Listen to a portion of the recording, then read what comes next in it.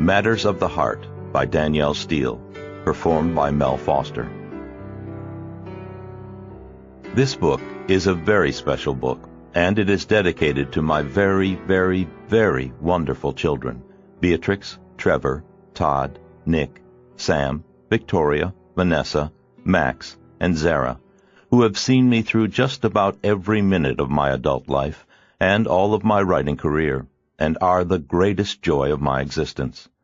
This book is special because, counting my published novels, my unpublished novels from my early days, my works of nonfiction, also published and unpublished, my book of poetry, the children's books I wrote for my children, the whole shebang, this is my 100th book. It is an awesome moment in my writing life, and is in great part thanks to the endless, never-ceasing, ever faithful and patient, endlessly loving support of my children. I could never have accomplished this without their love and support. So this book is dedicated with all my heart and soul, love, and thanks to them. In addition, I can't reach this landmark event without thanking very special people in my life who have contributed to this, my amazing agent and friend, Mort Janklow, my beloved editor of many years and friend, Carol Barron, my also beloved and incredible researcher, Nancy Eisenbarth, who provides all the material that makes the books work, and has been my friend since we were children. Also, my publishers, my editors, and you, my loyal readers, without whom this couldn't have happened. To all of you, my heart, my deepest thanks, and my love for this very special moment in my life. And always and above all to my children for whom I write the books, for whom I live and breathe, and who make every moment of my life with them a precious gift. With all my love, D.S. Some of the greatest crimes against humanity have been committed in the name of love. A sociopath is a person who will destroy you without a heart, without a conscience, without even a second glance. At first they are too perfect and too good to be true. Then they remove your heart and whatever else they want with a scalpel. The operation they perform is brilliant, often but not always flawless. And when they've gotten whatever they came for in the first place, they leave you traumatized, stunned, and bleeding by the roadside, and silently move on to do it again to someone else. D.S. Matters of the Heart, Chapter 1. Hope Dunn made her way through the silently falling snow on Prince Street in Soho in New York. It was 7 o'clock, the shops had just closed, and the usual bustle of commerce was shutting down for the night. She had lived there for 2 years, and she liked it. It was the trendy part of New York, and she found it friendlier than living uptown. Soho was full of young people. There was always something to see, someone to talk to, a bustle of activity whenever she left her loft, which was her refuge. There were bright lights in all the shops. It was her least favorite time of year, December, the week before Christmas. As she had for the past several years, she ignored it and waited for it to pass. For the past 2 Christmases she had worked at a homeless shelter. The year before that, she had been in India, where the holiday didn't matter. It had been a hard jolt coming back to the States after her time there. Everything seemed so commercial and superficial in comparison. The time she had spent in India had changed her life, and probably saved it. She had left on the spur of the moment and been gone for over 6 months. Re-entry into American life had been incredibly hard. Everything she owned was in storage, and she had moved from Boston to New York. It didn't really matter to her where she lived. She was a photographer and took her work with her. The photographs she had taken in India and Tibet were currently being shown in a prestigious gallery uptown. Some of her other work was in museums. People compared her work to that of Diane Arbus. She had a fascination with the destitute and devastated. The agony in the eyes of some of her subjects ripped out your soul, just as it had affected hers when she photographed them. Hope's work was greatly respected, but to look at her, nothing about her demeanor suggested that she was famous or important. Hope had spent her entire life as an observer, a chronicler of the human condition, and in order to do that, she had always said, One had to be able to disappear, to become invisible, so as not to interfere with the mood of the subject. The studies she had done in India and Tibet for the magical time she was there had confirmed it. In many ways, Hope Dunn was an almost invisible person. In other ways, she was enormous, with an inner light and strength that seemed to fill a room. She smiled at a woman passing by as she walked through the snow on Prince Street. She was tempted to go for a long walk in the snow and promised herself she might do that later that evening. She lived on no particular schedule, answered to no one. One of the blessings of her solitary life was that she was entirely at liberty to do whatever she wished. She was the consummate independent woman. She was enormously disciplined about her work and in dealing with her subjects. Sometimes she got on the subway and rode uptown to Harlem, wandering through the streets in T-shirt and jeans, taking photographs of children. She had spent time in South America, photographing children and old people there, too. She went wherever the spirit moved her, and did very little commercial work now. She still did the occasional fashion shoot for Vogue, if the layout was unusual, but most of the magazine work she did was portraits of important people who she thought were worthwhile and interesting. She had published a remarkable book of portraits, another of children, and was going to publish a book of her photographs from India soon. She was fortunate to be able to do whatever she wanted. She could pick and choose among the many requests she got. Although she loved doing them, she only did formal portraits now once or twice a year. More often now, she concentrated on the photographs she took in the course of her travels, or on the street. Hope was a tiny woman with porcelain-white skin and jet-black hair. Her mother had teased her when she was a child and said she looked like Snow White, which, in a way, she did. And there was a fairy-tale feeling about her, too. She was almost elfin in size, and unusually lithe. She was able to fit herself into the smallest, most invisible spaces and go unnoticed. The only startling thing about her was her deep violet eyes. They were a deep, deep blue, with the slightly purple color of very fine sapphires from Burma or Ceylon, and were filled with compassion that had seen the sorrows of the world. Those who had seen eyes like hers before understood instantly that she was a woman who had suffered, but wore it well, with dignity and grace. Rather than dragging her down into depression, her pain had lifted her into a peaceful place. She was not a Buddhist, but shared philosophies with them, in that she didn't fight what happened to her, but instead drifted with it, allowing life to carry her from one experience to the next. It was that depth and wisdom that shone through her work, an acceptance of life as it really was, rather than trying to force it to be what one wanted, and it never could be. She was willing to let go of what she loved, which was the hardest task of all, and the more she lived and learned and studied, the humbler she was. A monk she had met in Tibet called her a holy woman, which in fact she was, although she had no particular affinity for any formal church. If she believed in anything, she believed in life, and embraced it with a gentle touch. She was a strong reed bending in the wind, beautiful and resilient. It was snowing harder by the time she got to the front door of her building. She was carrying a camera case over her shoulder, and her keys and wallet were in it. She carried nothing else, and she wore no makeup, except very occasionally bright red lipstick when she went out, which made her look more than ever like Snow White.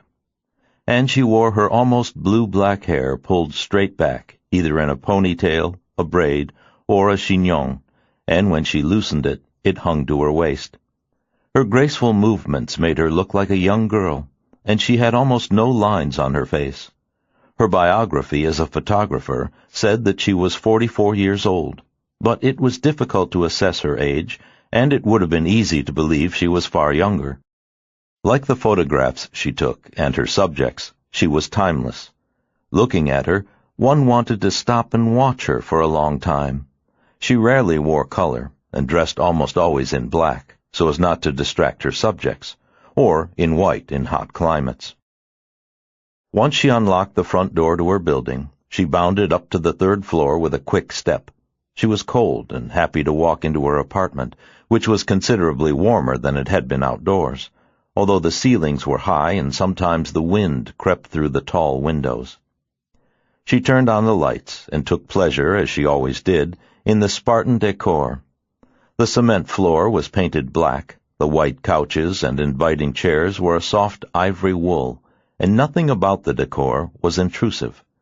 It was so simple, it was almost Zen, and the walls were covered with enormous framed black-and-white photographs that were her favorites among her work. The longest wall was covered with a spectacular series of a young ballerina in motion. The girl in the photographs was exceptionally beautiful, a graceful young blonde dancer in her teens. It was a remarkable series, and part of Hope's personal collection. On the other walls were many photographs of children, several of monks in India at the ashram where she had lived, and 2 enormous ones of heads of state. Her loft was like a gallery of her work, and on one long white lacquer table, set on sponge-covered trays, all of her cameras were lined up in almost surgical order. She hired freelance assistants when she did assignments, but most of the time she preferred to do all her own work. She found assistants helpful but too distracting. Her favorite camera was an old Leica she had had for years. She used a Hasselblad and Mamiya in the studio as well, but she still loved her oldest camera best. She had started taking photographs when she was 9. She had attended a specially designed photography program at Brown at 17, and graduated at 21 with honors after doing a spectacular senior project in the Middle East. She had married shortly after graduating from Brown, worked for a year as a commercial photographer, and then retired for a dozen years, with only the occasional very rare assignment. She had been back at work for the last 10 years, and it was in the past decade that she had made her mark in the world and become increasingly well known. She had been famous by the time she was 38, when MoMA in New York showed an exhibit of her work. It had been one of the high points of her life.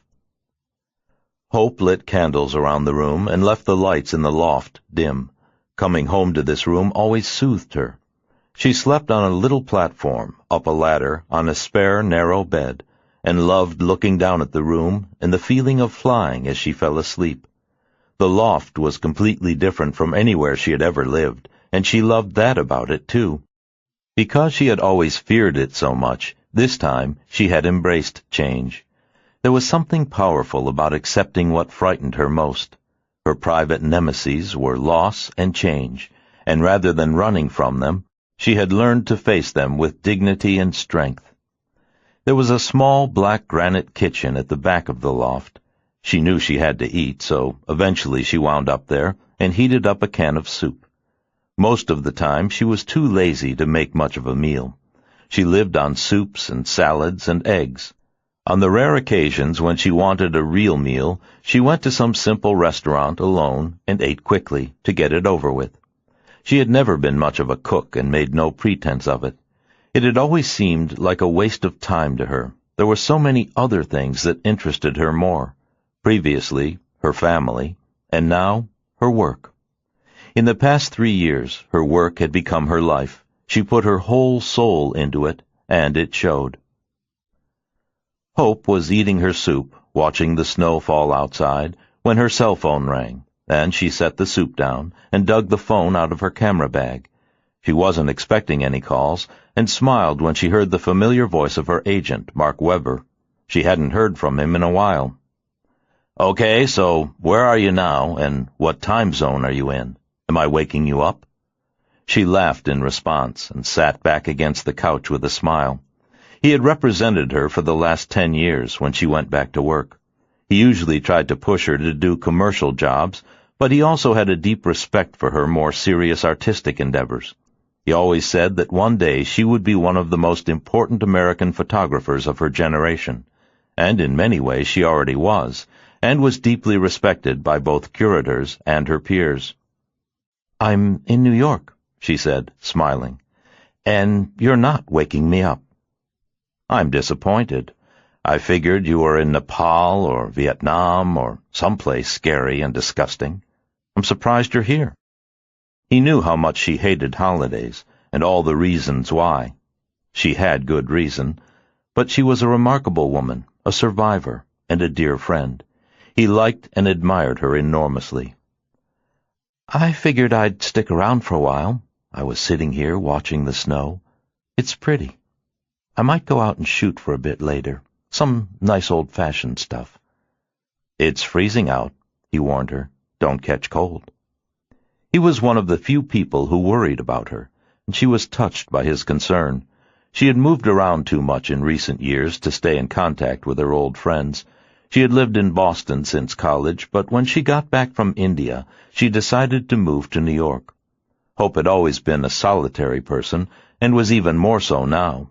It concerned him, but she seemed content with her life as it was.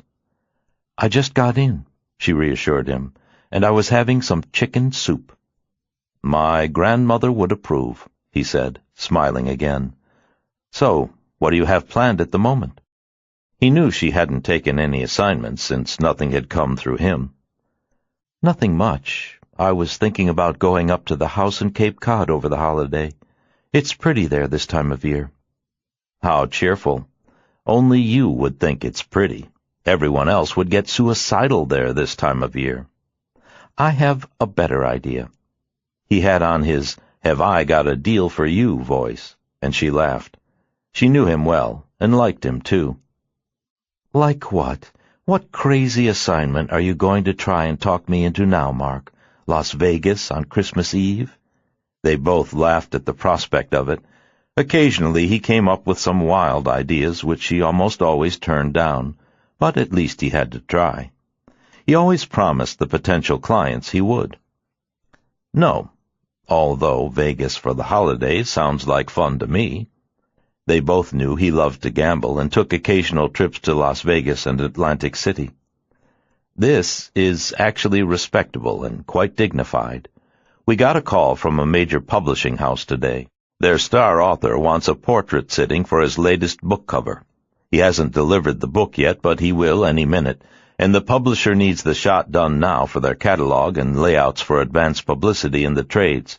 It's all very proper and on the up and up. The only problem is that they have a tight deadline. They should have thought of it before. How tight? Hope asked, sounding non-committal, and stretching out on the white wool couch as she listened. They need to do the shoot by next week for their production schedule. That means you'd be shooting around Christmas. But he requested you and said he won't do it with anyone else. At least the guy's got good taste. And the fee is pretty hefty. He's a big deal. Who's the author? That would have an impact on her decision, and her agent hesitated before he said the name. He was an important author, had won the National Book Award, and was always at the top of the bestseller lists, but he was a bit of a wild card, and had appeared in the press frequently with assorted women. Mark didn't know how Hope would feel about shooting him, particularly if he misbehaved, and he could. There were no guarantees that he wouldn't. She usually preferred to work with serious subjects. Finn O'Neill, he said, without further comment, waiting to see what she'd say. He didn't want to influence her or discourage her. It was entirely up to her, and it would be perfectly reasonable if they declined, since it was on short notice and Christmas week. I read his last book, she said with interest. Very scary, but an amazing piece of work. She was intrigued. He's a smart guy. Have you ever met him? Honestly, no, I don't know him. I've seen him at a couple of parties here and in London.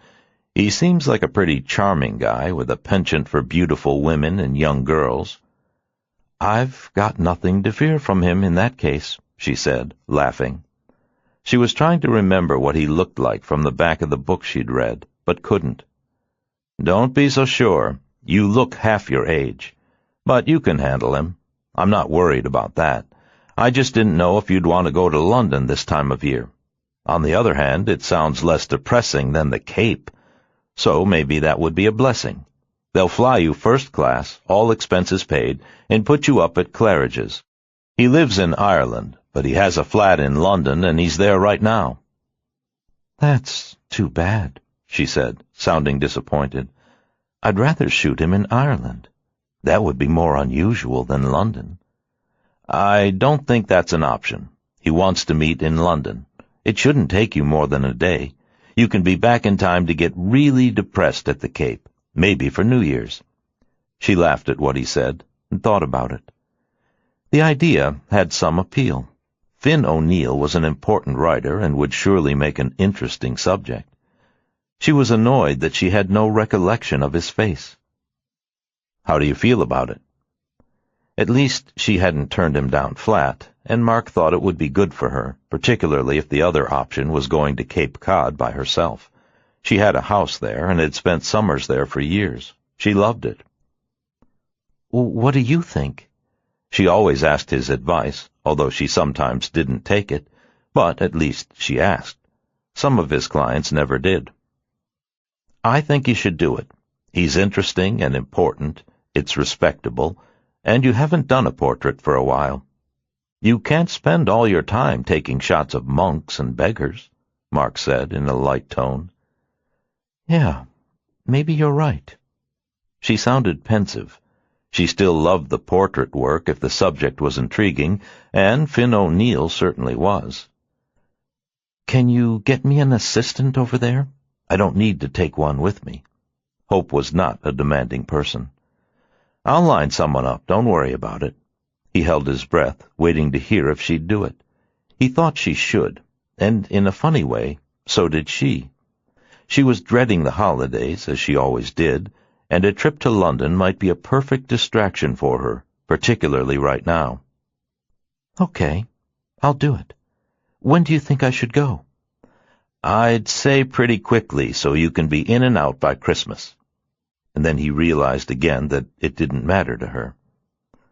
I could go tomorrow night. I have a few loose ends to take care of here, and I promised to call the curator at MoMA. I could take a night flight tomorrow and sleep on the plane. Perfect. I'll tell them. They said they'd take care of all the arrangements, and I'll find you an assistant. It was never a problem finding people to assist her. Young photographers were always dying to work for Hope Dunn, and she had a reputation for being easy to get along with, which was well deserved. Hope was pleasant, professional, and undemanding, and what students or assistants learned from her was invaluable to them. Having freelanced for her as an assistant, even for a day, looked good on their resumes. How long do you want to stay? I don't know, she said, thinking about it. A few days. I don't want to rush.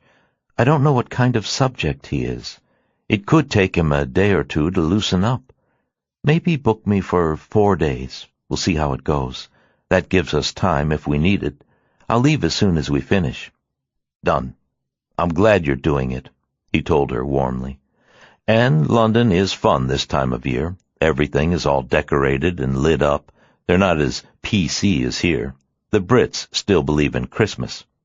In the States, it was becoming a taboo word. I like Claridge's, she said happily, and then she sounded more serious. I might try to see Paul if he's there. I'm not sure where he is. I haven't talked to him in a while. It was odd to think that they had been married for 21 years, and now she didn't know where he was. Her life these days always reminded her of the Chinese saying, "That was then, this is now." It certainly was, and what a difference. How's he doing? Mark asked gently. He knew it was a sensitive subject for her, but given everything that had happened, she had adjusted remarkably well.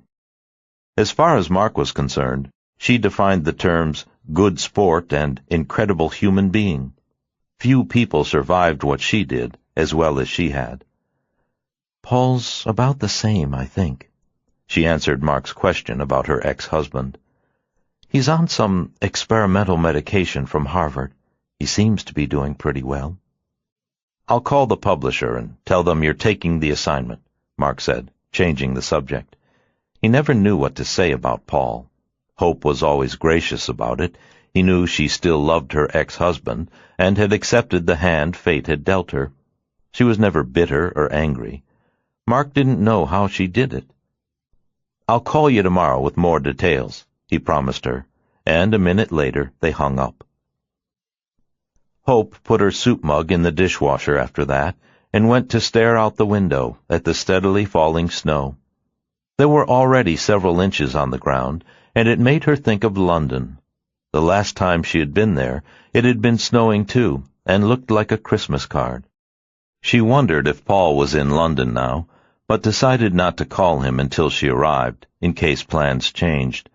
And she had to see what kind of spare time she had.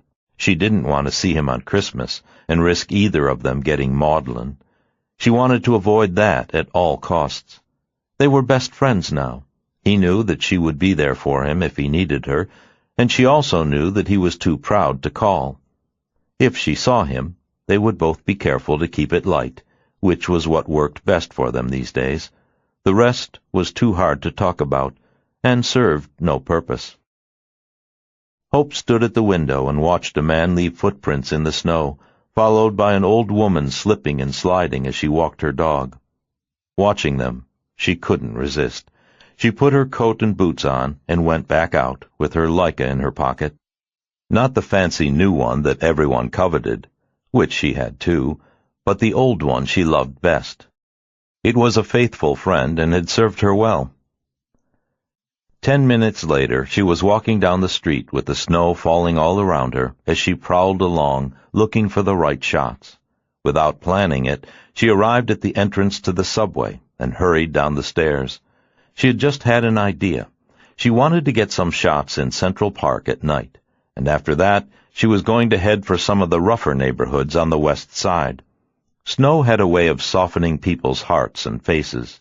For Hope, the night was young, and if she felt like it, she could stay out all night. It was one of the advantages she had discovered of being alone. She could work whenever she wanted, for however long she cared to, and she never had to feel guilty. There was no one waiting for her at home. Later that night, she walked back down Prince Street at 3 a.m., smiling to herself and content with her night's work. The snow had just stopped as Hope let herself into her building and walked up the stairs to her loft. She took her damp coat off and left it in the kitchen, and reminded herself that she had to pack for London in the morning. 5 minutes later, she was in her cozy nightgown and tucked into her narrow bed on the sleeping balcony, and she was asleep as soon as her head hit the pillow. It had been a very enjoyable, productive night. Chapter 2. When Hope got to the airport, the flight to London was 2 hours late. She had her cameras in her hand luggage and sat reading in the first-class lounge until they called the flight.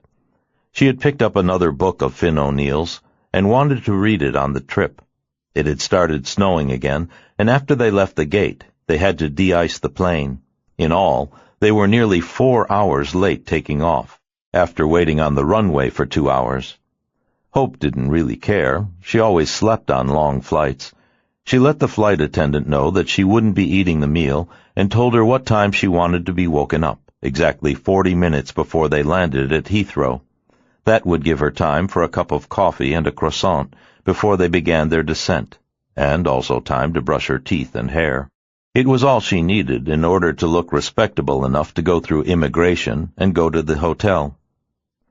As she always did, Hope slept soundly on the plane, and was happy to see that they landed without difficulty, despite the morning fog.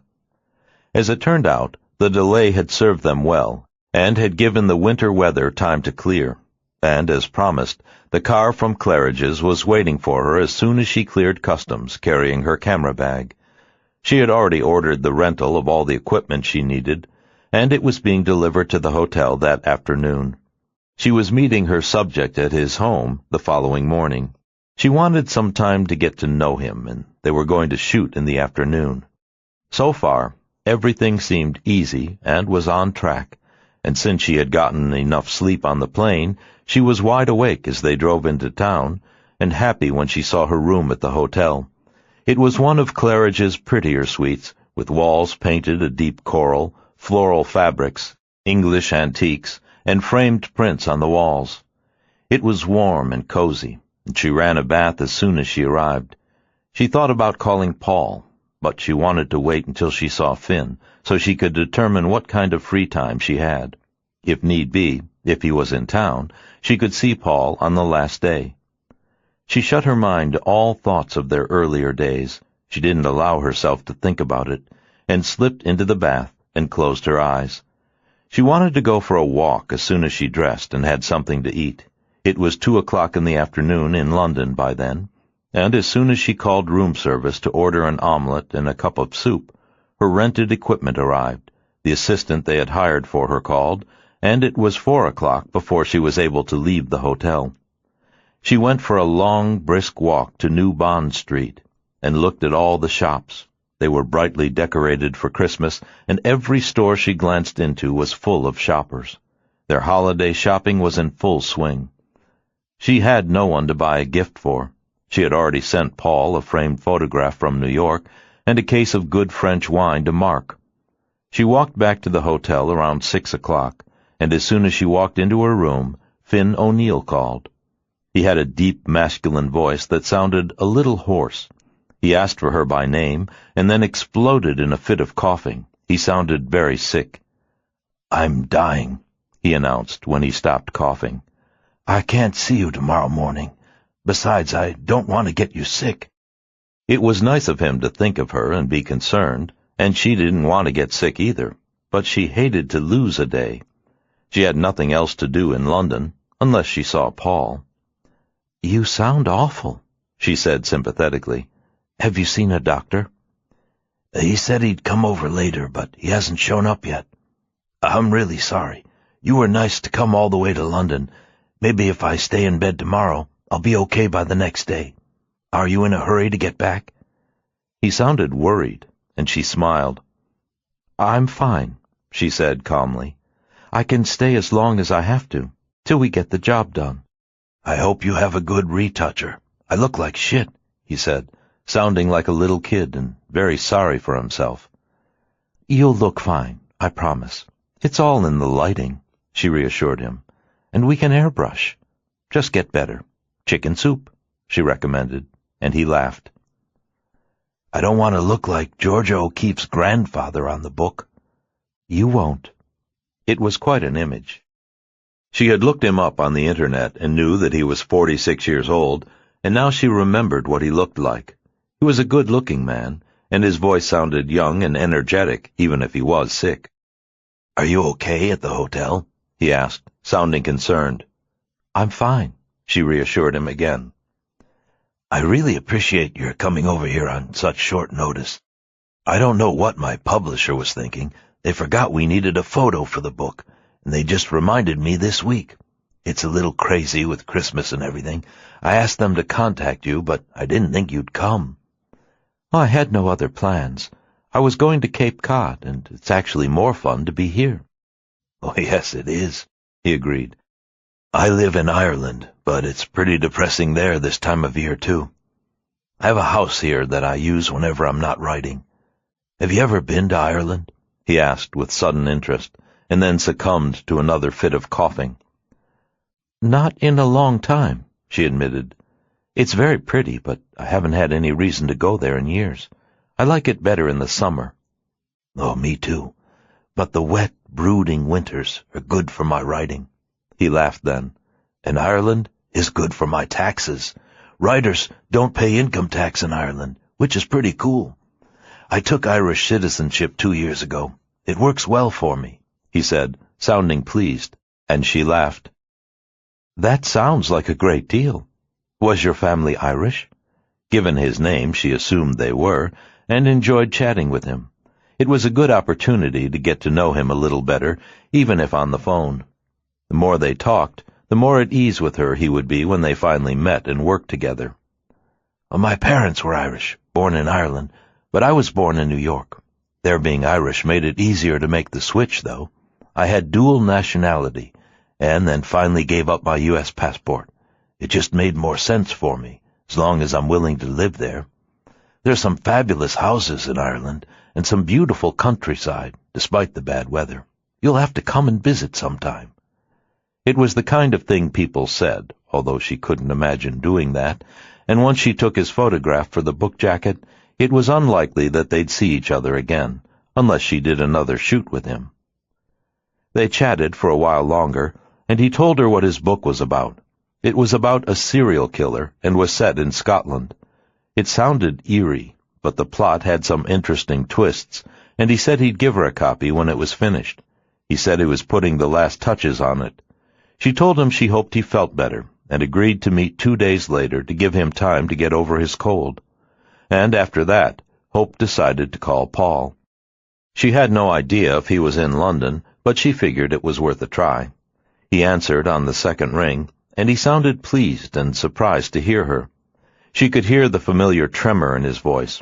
Over the years, his voice had changed, and sometimes his speech slurred. "What a nice surprise. Where are you? In New York?"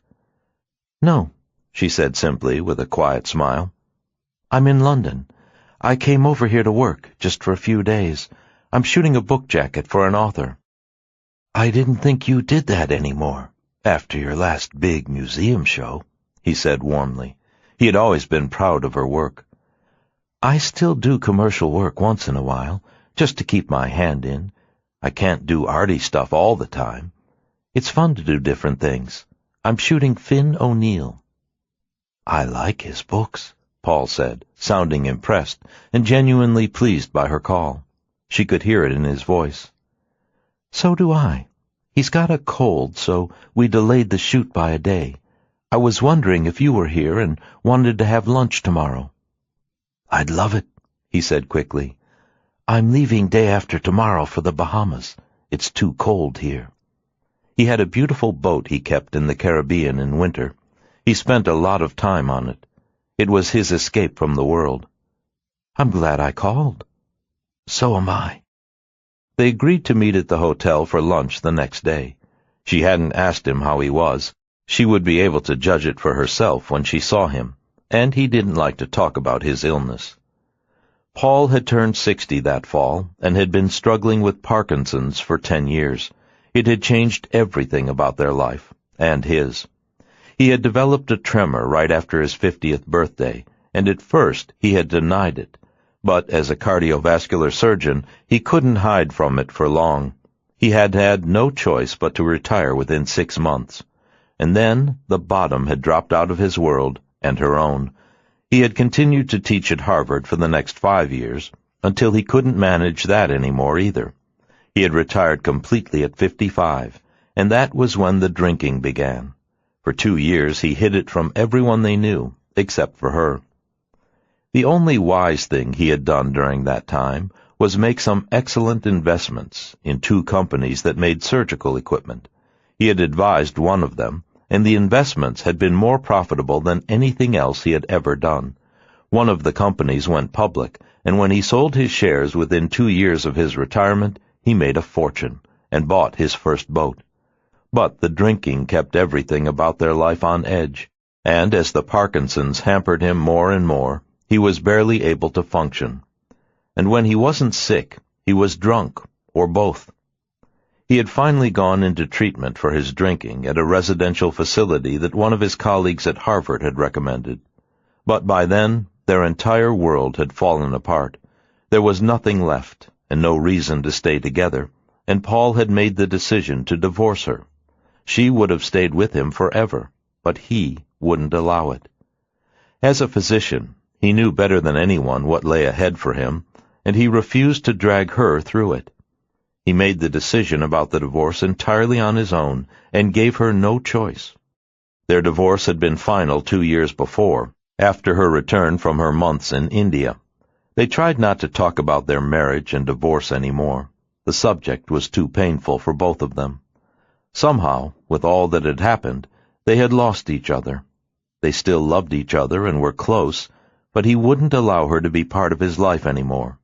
She knew that he cared about her and loved her, but he was determined to die quietly on his own. And other than her work, his seemingly generous gesture had left her completely alone and at loose ends. She worried about him, but she knew that medically he was in good hands. He spent months at a time on his boat, and the rest of the time he lived in London, or went back to Boston for treatment at Harvard.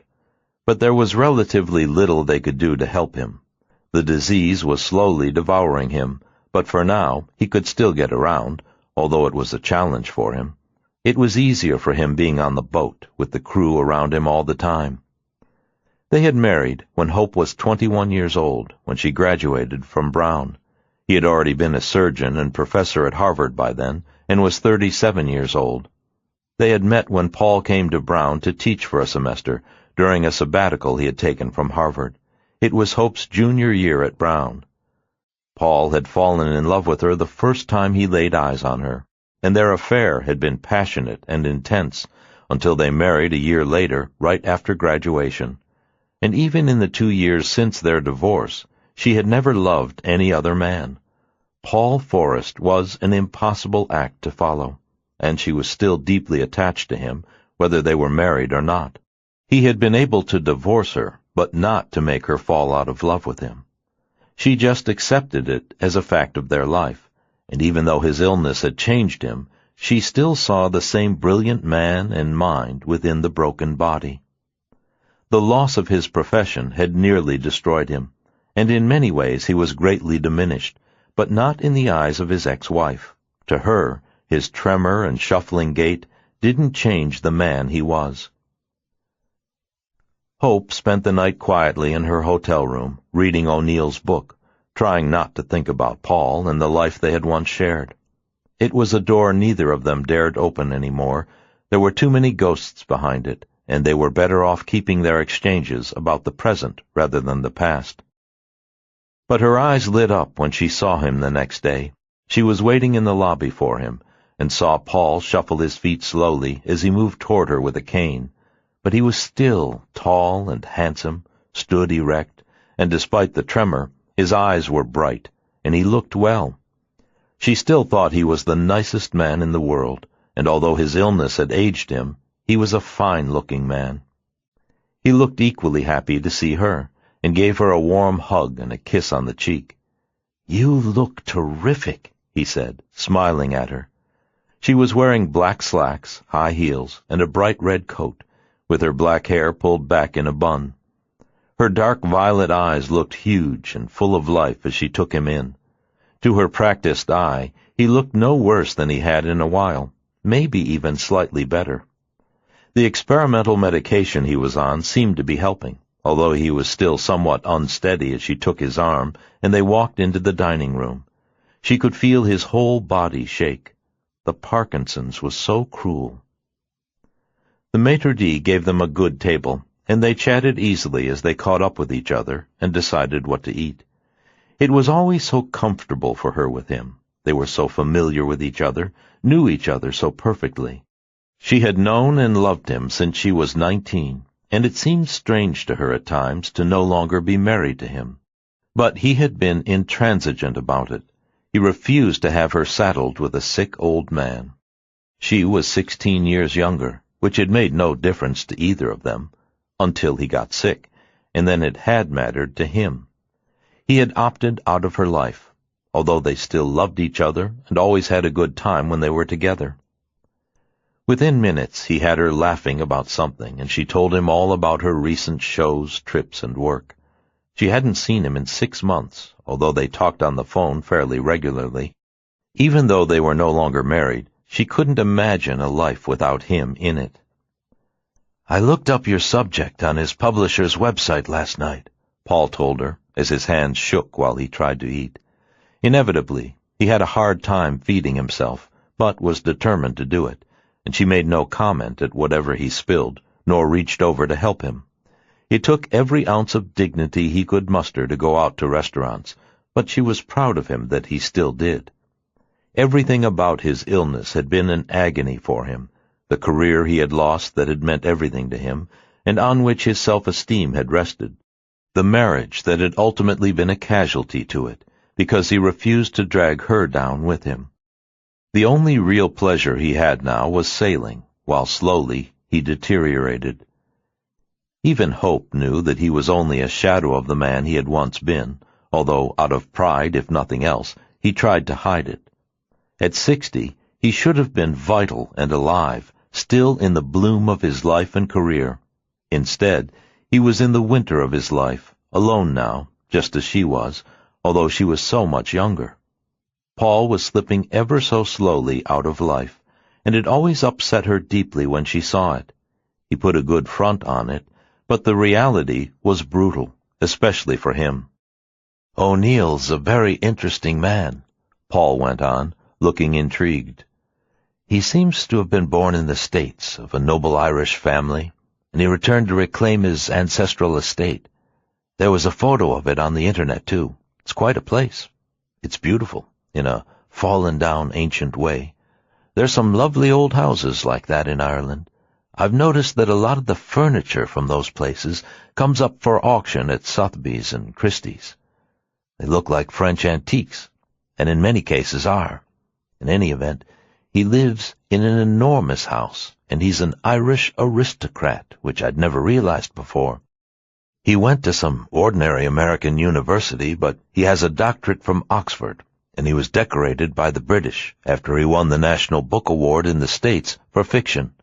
He's actually Sir Finn O'Neill," he reminded her, which jogged a memory for her. "I'd forgotten that," she admitted. Paul was always a source of endless knowledge for her, and then she looked sheepish. "I forgot to call him Sir Finn when he called me. He didn't seem to care, though." "He sounds like a wild character," Paul said, giving up on eating. Some days were harder than others, and there was only so much embarrassment he could tolerate in public. "He's been involved with a number of very well-known women, heiresses, princesses, actresses, models. He's a bit of a playboy, but he certainly has talent.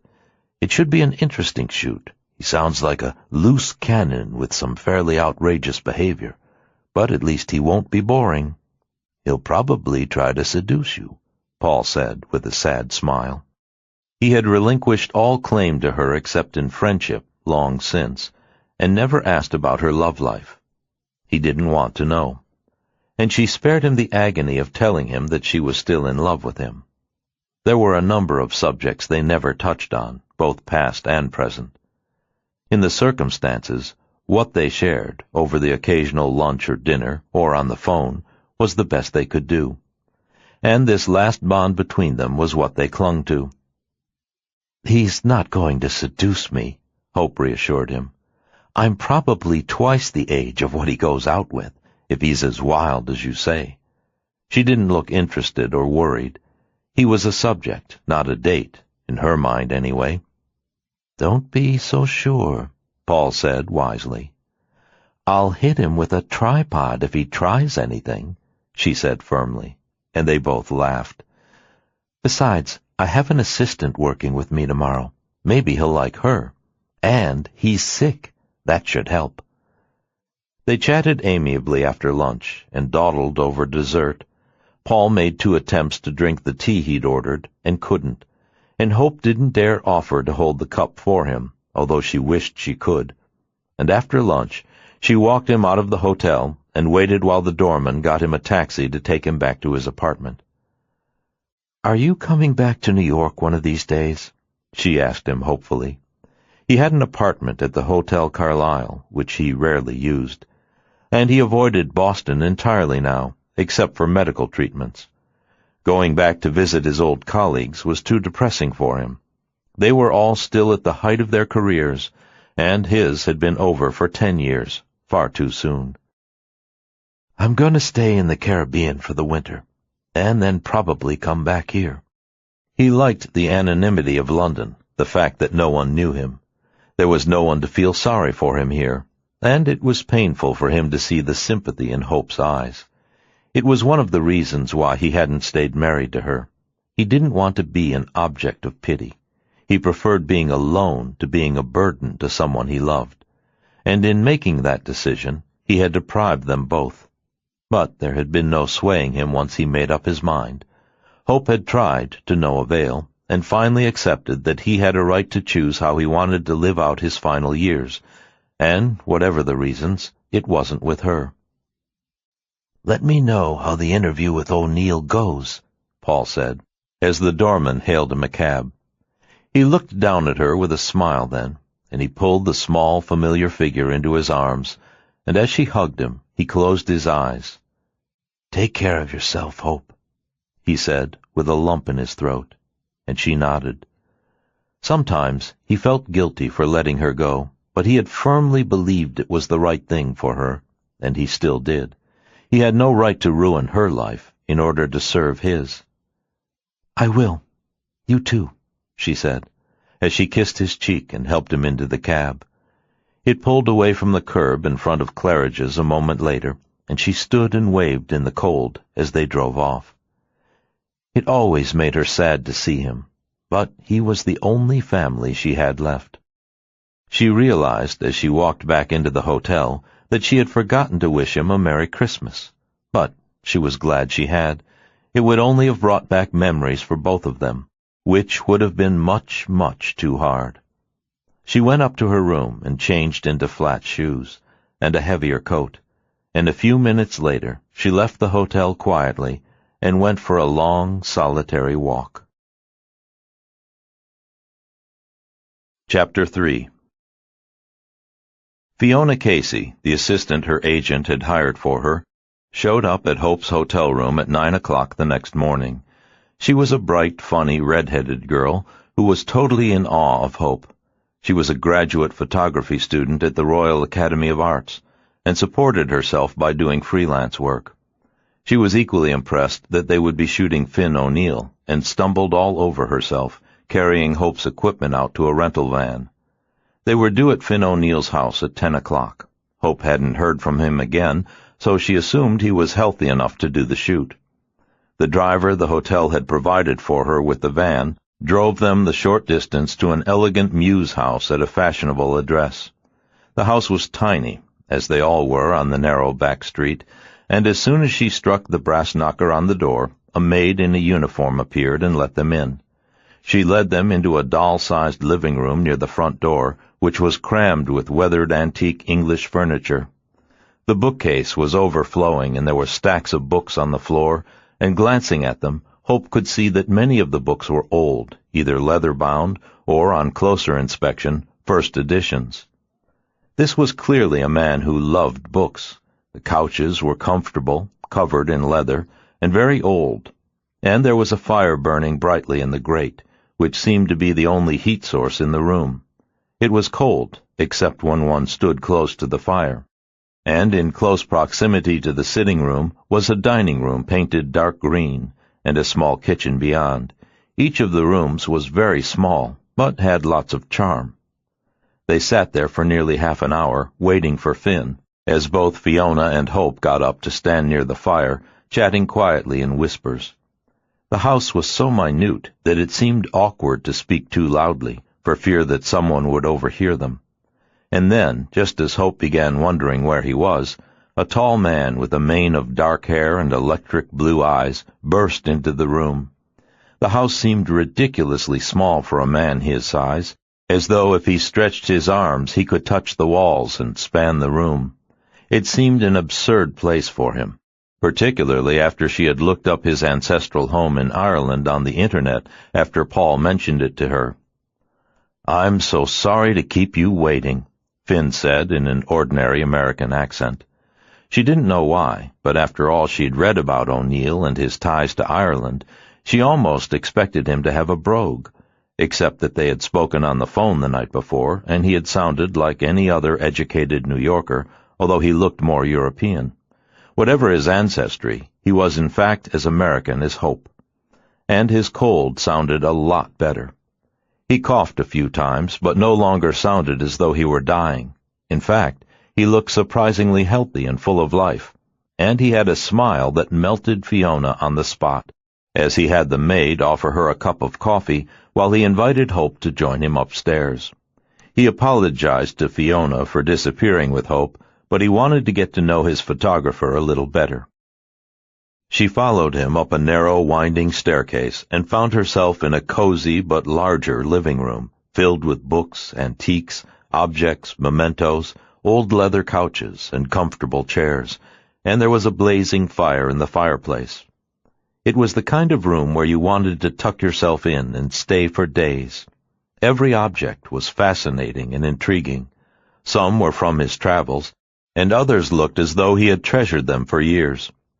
The room was full of personality and warmth, and despite his large frame and long limbs, it somehow seemed the perfect place for him. He let himself down into the embrace of an overstuffed old couch and stretched out his long legs toward the fire with a broad grin at Hope. She saw that he was wearing well-worn, very elegant black leather riding boots. "I hope I wasn't rude to your assistant," he said apologetically. "I just thought it might be nice to get acquainted, before we get to work. I'm always self-conscious about being photographed. As a writer, I'm used to observing everyone else, not to having others watch me. I don't like being in the limelight." He said it with a boyish, slightly lopsided smile that immediately won her heart. He had an immense amount of charm. "I feel exactly the same way. I don't like being photographed either.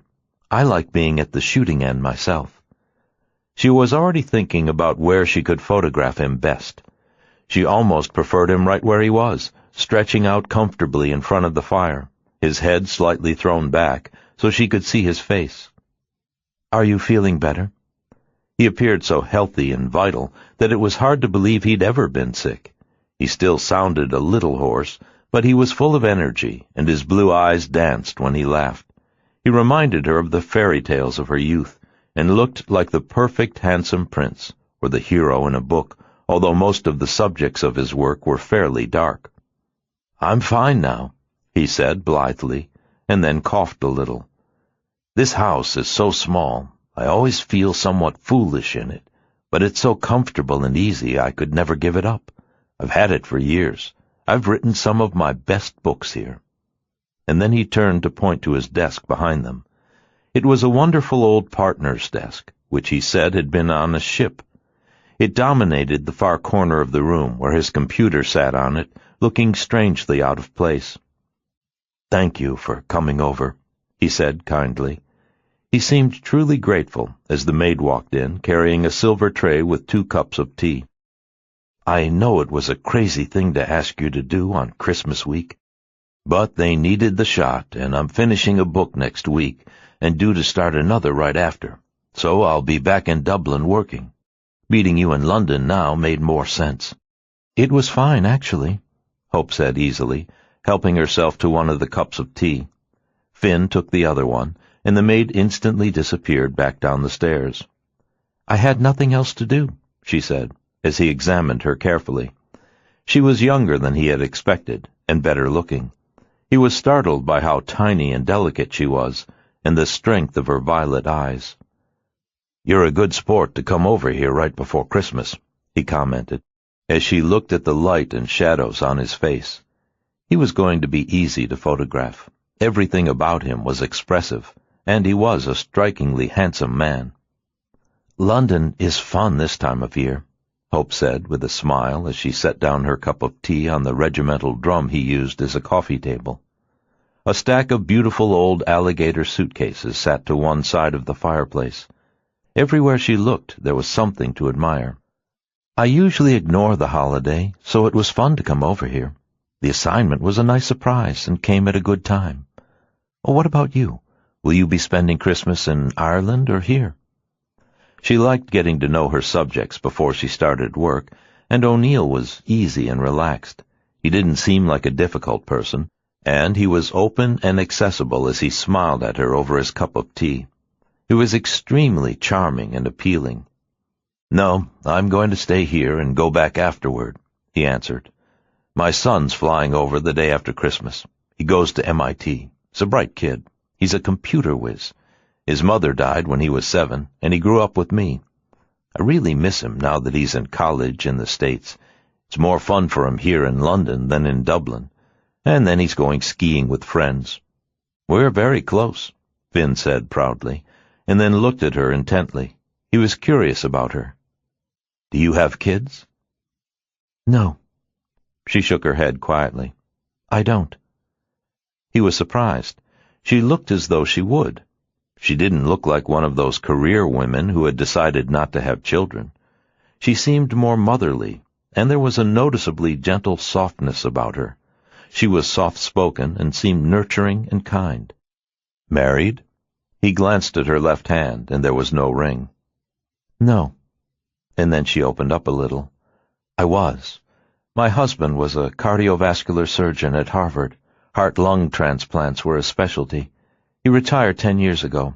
We've been divorced for over 2 years. I think retiring destroys people. I'm going to keep writing until they carry me out. I wouldn't know what else to do with myself.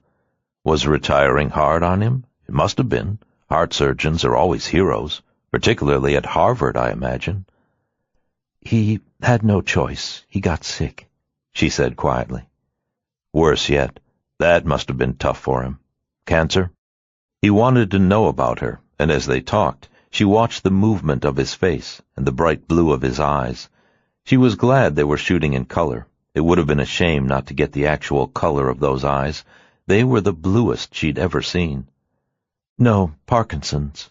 He stopped operating as soon as he found out. He taught for several years after that, but eventually he had to give that up too. It was very hard on him. And probably on you too. That's a brutal disappointment for a man in the midst of a career like that. Hence the divorce. That and other things, she said vaguely, glancing around the room again. There was a photograph of Finn with a handsome young blond boy, who she guessed was his son, and he nodded when he saw her looking at it. That's my boy, Michael. I miss him now that he's at school. It's hard getting used to his not being around. Did he grow up in Ireland? She smiled at the image. Like his father, he was good-looking. We lived in New York and London when he was small. I moved to Ireland 2 years after he left for college. He's an all-around American kid. I never really was. I always felt different. Maybe because my parents weren't born in the States. All they ever talked about was moving back. So, eventually, I did. And Ireland feels like home? She asked as their eyes met. Now it does. I reclaimed my family's ancestral house. Restoring it will take me the next 100 years. The place was falling apart when I got it, and parts of it still are. It's an enormous old Palladian home built by Sir Edward Lovett Pearce in the early 1700s. Unfortunately, my parents died long before I got it back, and Michael thought I was nuts to take it on. There was a photograph of it on the mantelpiece, and he handed it to Hope. It was a gigantic classic house with a large stone staircase in front and rounded side wings with columns. In the photograph, Finn was in front of the house, astride an elegant black horse. He looked very much the lord of the manor. It's an amazing house, Hope said with admiration. It must be quite a project to restore. It has been, but it's a labor of love. It will be my legacy to Michael one day. I should have it in decent shape by then, providing I live for at least another 100 years to do it. He laughed as he said it, and Hope handed back the photograph. Now she was sorry she hadn't shot him there. In comparison to the remarkable Palladian palace, his London mews house suddenly seemed ridiculously small. But all his publisher wanted was a headshot, and for that the cozy room they were sitting in was good enough. I'd better get my assistant started, Hope said, standing up. It'll take us a while to set up. Do you have any preference about location? She asked, glancing around again. She had liked the way he looked when he was sitting on the couch, relaxing and talking about his Dublin house, and she wanted to shoot him at his desk as well, and maybe a couple of shots standing next to the bookcase. It was always hard to predict where the magic would happen, until they connected as she worked. He seemed like an easy subject. Everything about him was open and relaxed, and as she looked into his eyes, she could sense that he was the kind of man you could trust and rely on. There was a feeling of warmth and humor about him, as though he had a good understanding of people's quirks and the vagaries of life. And there was a hint of laughter in his eyes. He was sexy, too, but in a distinguished aristocratic way. There was nothing sleazy about him, even though her agent had warned her that he was something of a womanizer. Seeing him, that was easy to understand. He was enormously appealing, seemed very caring, and was a gorgeous hunk of man. And she suspected that if he turned the charm on at full volume, he'd be hard to resist. She was glad she wasn't in that position and was only working with him. He'd been very complimentary about her work. She could tell from questions he had asked her and things he referred to that he had Googled her. He seemed to know the entire list of museums she'd been shown in, some of which even she didn't remember most of the time. He was very well informed. Hope went back downstairs and helped Fiona sort out the equipment. She told her what she wanted, and then went upstairs to show her where to set up the lights she'd be using. She wanted to photograph him first on the couch and then at his desk. As she watched Fiona set up, Finn disappeared upstairs to his bedroom, and he reappeared an hour later when Hope let him know that they were ready. She sent the maid up to tell him, and he came back downstairs in a soft blue cashmere sweater the same color as his eyes. It was a good look on him, and his trim form looked sexy and masculine in the sweater. She could see that he had just shaved, and his hair was loose but freshly brushed. "All set?" She smiled at him, picking up her Mamiya. She told him where to sit on the couch. Fiona gave them a light reading as the lights flashed beneath the umbrella, and Hope set down the Mamiya and took a quick Polaroid to show him the pose and the setting. He said it looked great to him. A minute later, Hope started shooting, alternating between the Mamiya, the Leica, and the Hasselblad for classic portrait shots. She took mostly color and a few rolls of black and white. That was always her preference for a more interesting look, but his publisher had been specific about wanting color, and Finn said he preferred it too. He said that it felt more real to his readers and made it easier for them to connect with him than in an arty black and white shot on the back of the book. "You're the boss," Hope said, smiling as she looked into the camera again, and he laughed. "No, you're the artist."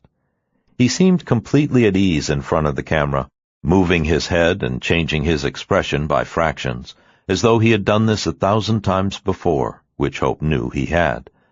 The photograph they were taking was for his 11th book, and so far, all of them for the past 20 years had been bestsellers.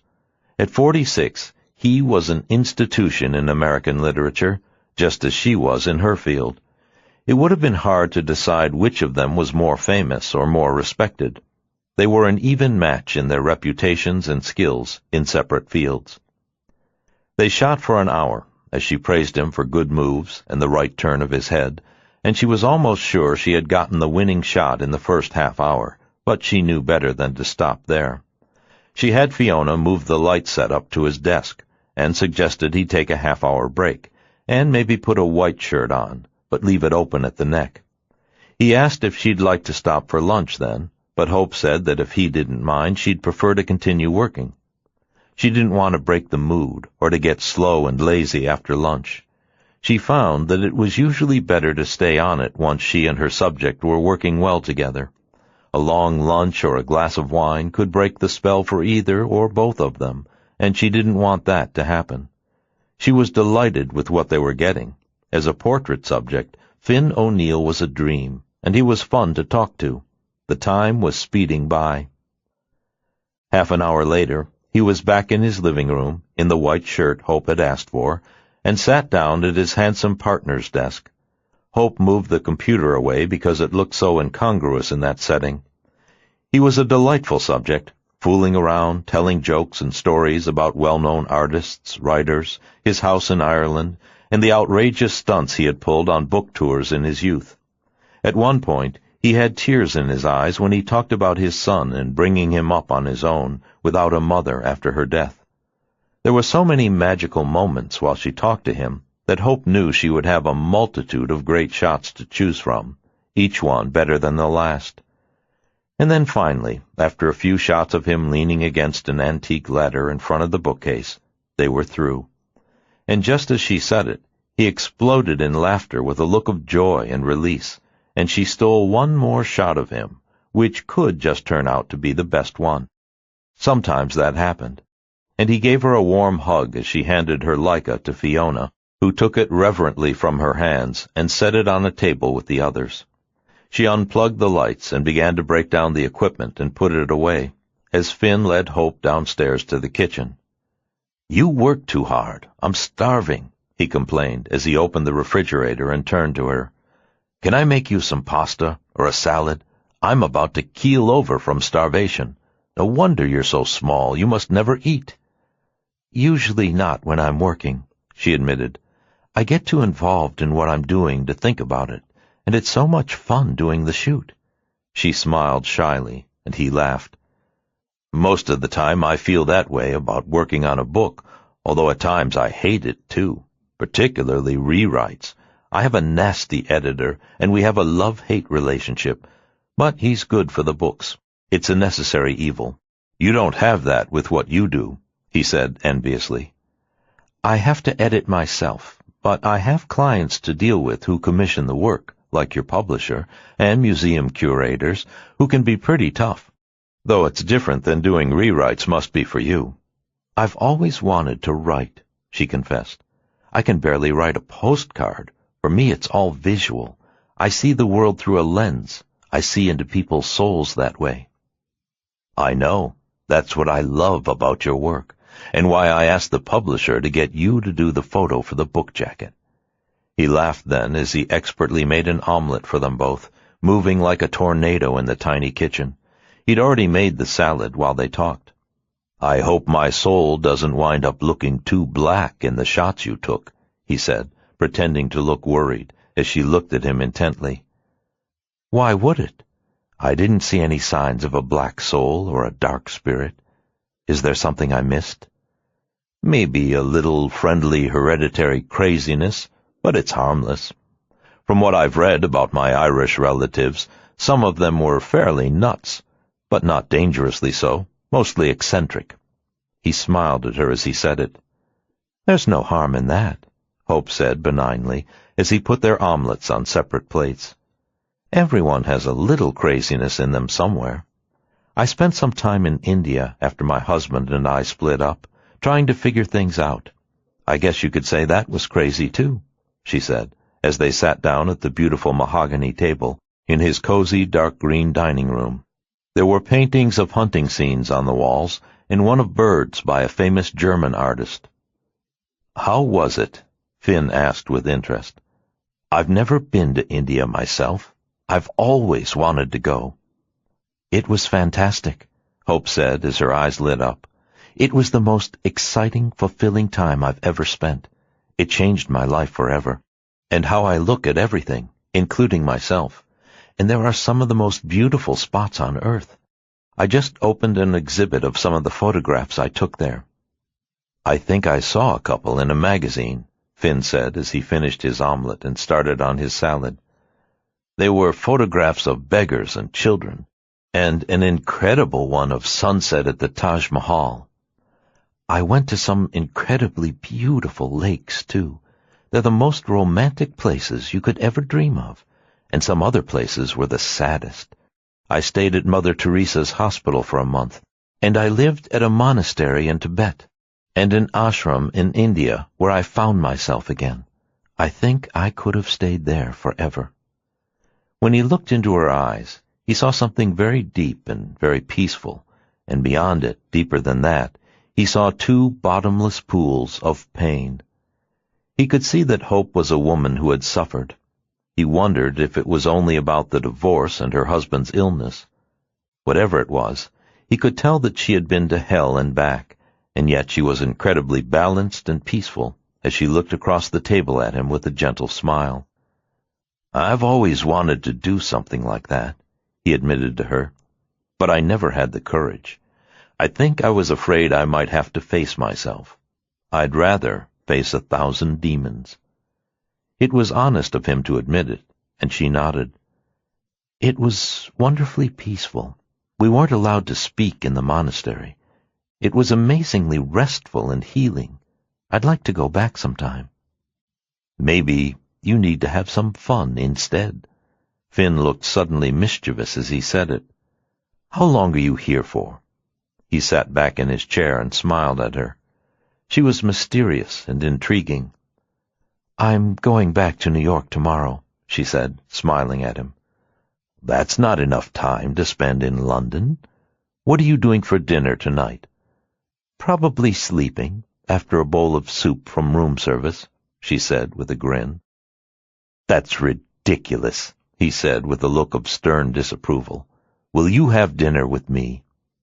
She hesitated and then nodded. She had nothing else to do, and he was interesting to talk to. "I didn't bring any decent clothes with me," she said, looking apologetic. "You don't need them. You can wear a pair of pants and a sweater. You're Hope Dunn. You can do whatever you want. Will you have dinner with me tonight at Harry's Bar? As far as I'm concerned, it's the best Italian food in the world." She knew it well, but didn't go there often. It was one of the most elegant dinner clubs in London, and anyone and everyone who was important would be there. Women would be dressed in elegant, stylish cocktail dresses, and the men wore dark suits.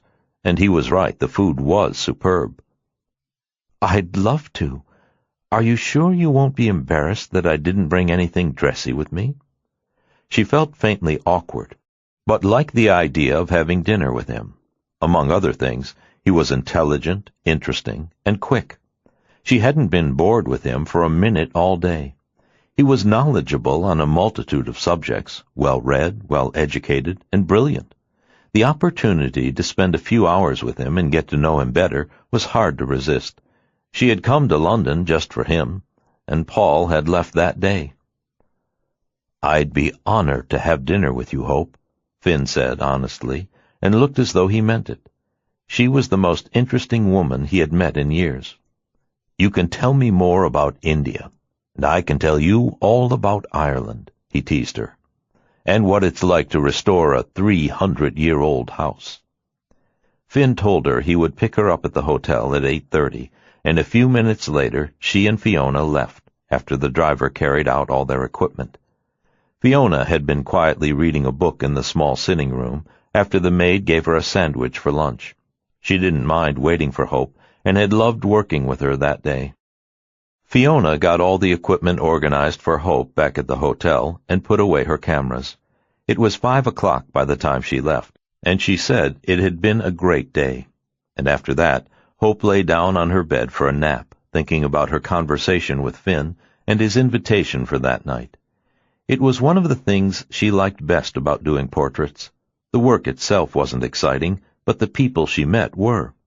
He was such a talented man, as most of her portrait subjects were. She had always loved his work, and it was fascinating discovering the man behind it. He wrote somewhat eerie, even frightening books. She wanted to ask him more about it that night, and he seemed to be just as interested in her work. She fell asleep for 2 hours, and woke in time to shower and dress for dinner. As she had warned him, she wore black pants and a sweater, and the only pair of high heels she had brought with her, and was relieved that she had brought a fur coat. At least, she wouldn't totally disgrace him at Harry's Bar that night. She couldn't compete with the fashionable women there, but she looked sober and simple and decently dressed. She wound her hair in a bun and put on just a little makeup and bright red lipstick before she left her suite to wait for him downstairs. Hope was sitting in the lobby when Finn walked in promptly 5 minutes later in a dark blue suit and a beautifully cut black cashmere coat. He was a striking figure, and heads turned as he greeted her and they walked out together. Several people recognized him as he escorted her to the Jaguar he had left at the curb. This wasn't the evening she had planned on before she met him, but it was fun being out with him, and she smiled broadly as they drove away. "This is great. Thank you, Finn," she said warmly, and he turned to her with a smile. The restaurant was only a few blocks away. "I'm looking forward to it, too. And you look terrific. I don't know what you were worried about. You look very chic." It had been a long time since she had been out to a fancy dinner. She didn't do much of that anymore. She rarely went out in the evening now, except to museum parties or her own gallery shows. Dinners like the one at Harry's Bar were more part of Paul's old world, and no longer hers. She was part of a more artistic crowd in New York that was more in keeping with her work. They went to little bistros in Chelsea and Soho, never fashionable restaurants. The head waiter greeted Finn warmly, and obviously knew him well. He led them to a quiet corner table amid well-dressed diners from a variety of countries. She could hear people speaking Italian, Arabic, Spanish, Russian, German, and French, as well as English. And Finn ordered a martini as soon as they sat down. Hope ordered a glass of champagne as she looked around. The same cartoons were on the walls. Nothing had changed since the last time she'd been there with Paul. It had been years. "Tell me how you got started taking pictures," Finn asked as their drinks were served, and Hope took a sip of her champagne. She laughed at the question. "I fell in love with cameras when I was 9. My father was a professor at Dartmouth, and my mother was an artist. My grandmother gave me a camera for my birthday, and it was love at first sight. I was an only child, so I was good at entertaining myself, and life was pretty quiet in New Hampshire when I was growing up. As long as I had a camera in my hands, I was never bored." "What about you?" she asked him. "When did you start writing?" "Just like you, when I was a boy. I was an only child, too, so I read all the time. It was my escape." "From what?" she asked with interest. Their art forms were different, but their creative talents were none the less a bond. "A lonely childhood. My parents were very close, and I think I felt left out a lot of the time. There wasn't a lot of room for a child in their lives. They were older. My father was a doctor, and my mother had been a famous beauty in Ireland. She was fascinated by his work, and a lot less interested in me. So I developed a rich fantasy life, and spent all my time reading. I always knew I wanted to write. I wrote my first book at 18. "Was it published?" she asked, impressed, and he laughed as he shook his head. "No, it wasn't. I wrote 3 that were never published. I finally got published with my 4th. I had just graduated from college by then." She knew he had gone to Columbia, and then later Oxford. Success didn't come till a lot later. "What did you do until you were published?" "Studied, read, kept writing, drank a lot," he laughed. "Chased women. I got married fairly young. I was 25. It was right after my second book came out. I worked as a waiter and a carpenter, too.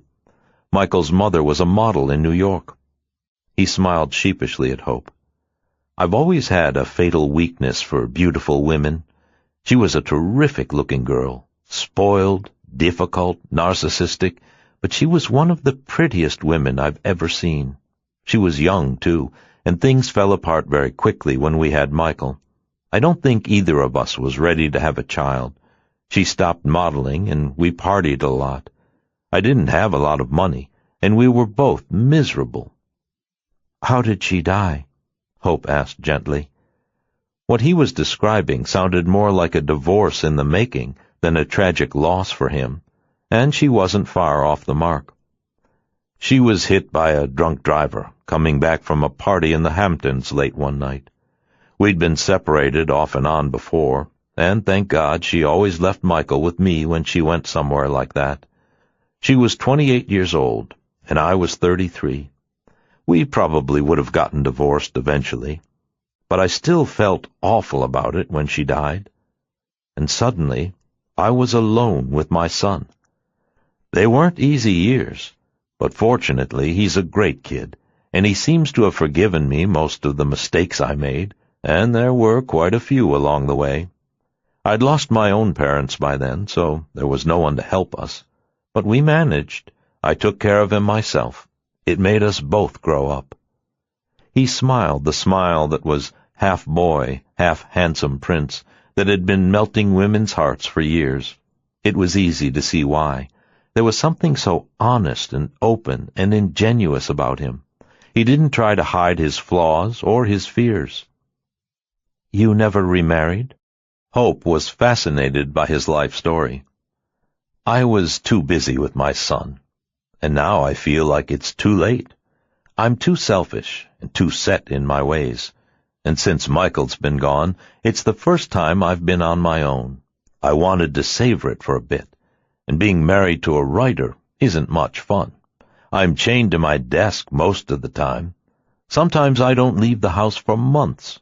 I couldn't ask anyone to take that on, and it's what I love to do." "I feel that way about my work, too," she agreed. "It's all-consuming at times. My husband was very good about it, and very supportive, and he was busy, too, very busy, at the height of his career. Being a doctor's wife can be lonely, too, but it wasn't for me." She hesitated for a minute and looked away. and then smiled wistfully at Finn. "I had other things to do." He assumed that she meant her work, which made sense to him. She had produced an enormous amount of work over the years. What did he do after he had to retire? He taught at Harvard.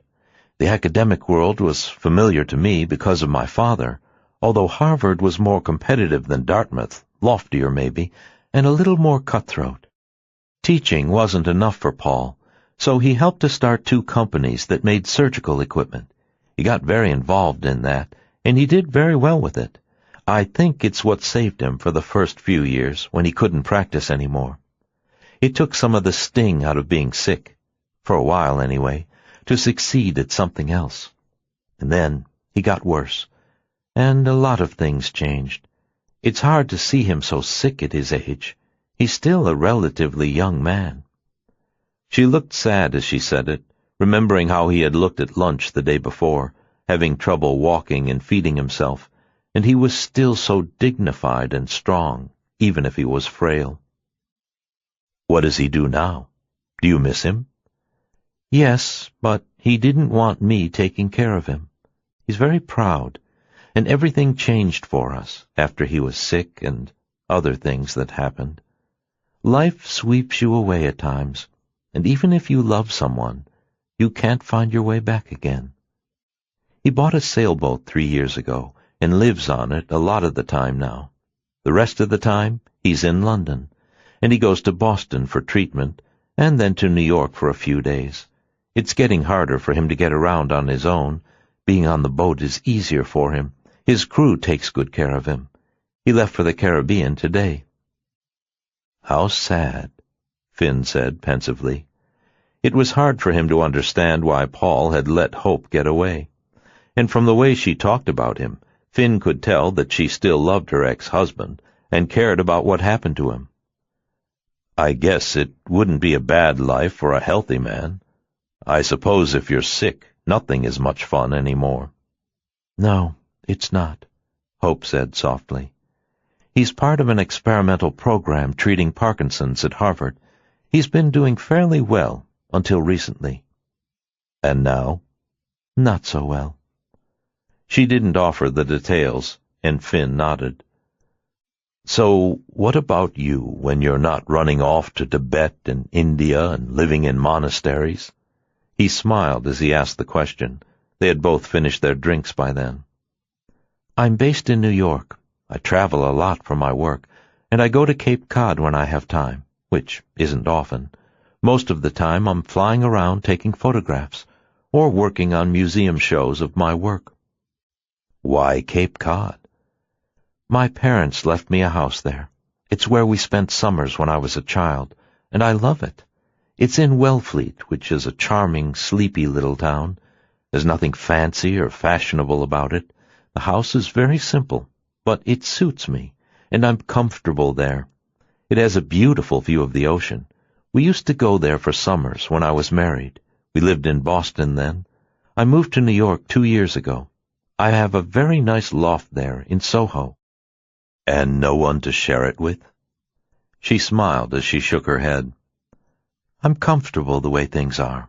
Like you, it's difficult being married to a photographer who's never home. I can do things now that I never did when I was married. I float all over the world and live out of a suitcase. It's the opposite of what you do, locked in a room writing, but it's not very entertaining for someone else when I travel or even work. I never thought about it as selfish, as he had said about his own work. But maybe it is. I don't answer to anyone now, and I don't have to be anywhere. He nodded as he listened, and they ordered dinner then. They were both having pasta and decided to skip the first course. It was interesting to learn about each other's lives, and he told her more about his house in Ireland then. It was easy to see how much he loved it and what it meant to him. It was part of his history and the tapestry of his life, woven into his being and dear to his heart. You have to come and see it sometime, he offered, and she was curious about it. What sort of doctor was your father? She asked him over their pasta, which was as delicious as he had promised, and as she remembered. The food there was better than ever. General medicine. My grandfather had been a landowner in Ireland and never did much more than that. But my father was more industrious and had studied in the States. He went back to marry my mother and brought her over with him, but she never adjusted well to life away from Ireland. She died fairly young, and he not long after. I was in college then, and I always had a fascination with Ireland because of them. Their being Irish made it easy for me to get the nationality when I wanted it, and tax-wise, it made sense for me to give up my U.S. citizenship eventually. You can't beat no income tax for writers. That was a pretty appealing setup for me, once the books were doing well. And now that I have my great-great-grandparents' house back, I guess I'm there forever, although I don't think I'll ever be able to convince Michael to move there. He wants a career in the high-tech world when he graduates from MIT, and there are plenty of opportunities in Dublin, but he's determined to live in the States and work in Silicon Valley or Boston. He's an all-American kid. It's his turn to find his way now. I don't want to interfere with him, although I miss him like crazy. He smiled ruefully at Hope as he said it, and she nodded and looked pensive. Maybe he'll change his mind and move to Ireland later, as I did. It's in his blood, and I would love it, but he's not interested in living in Ireland now.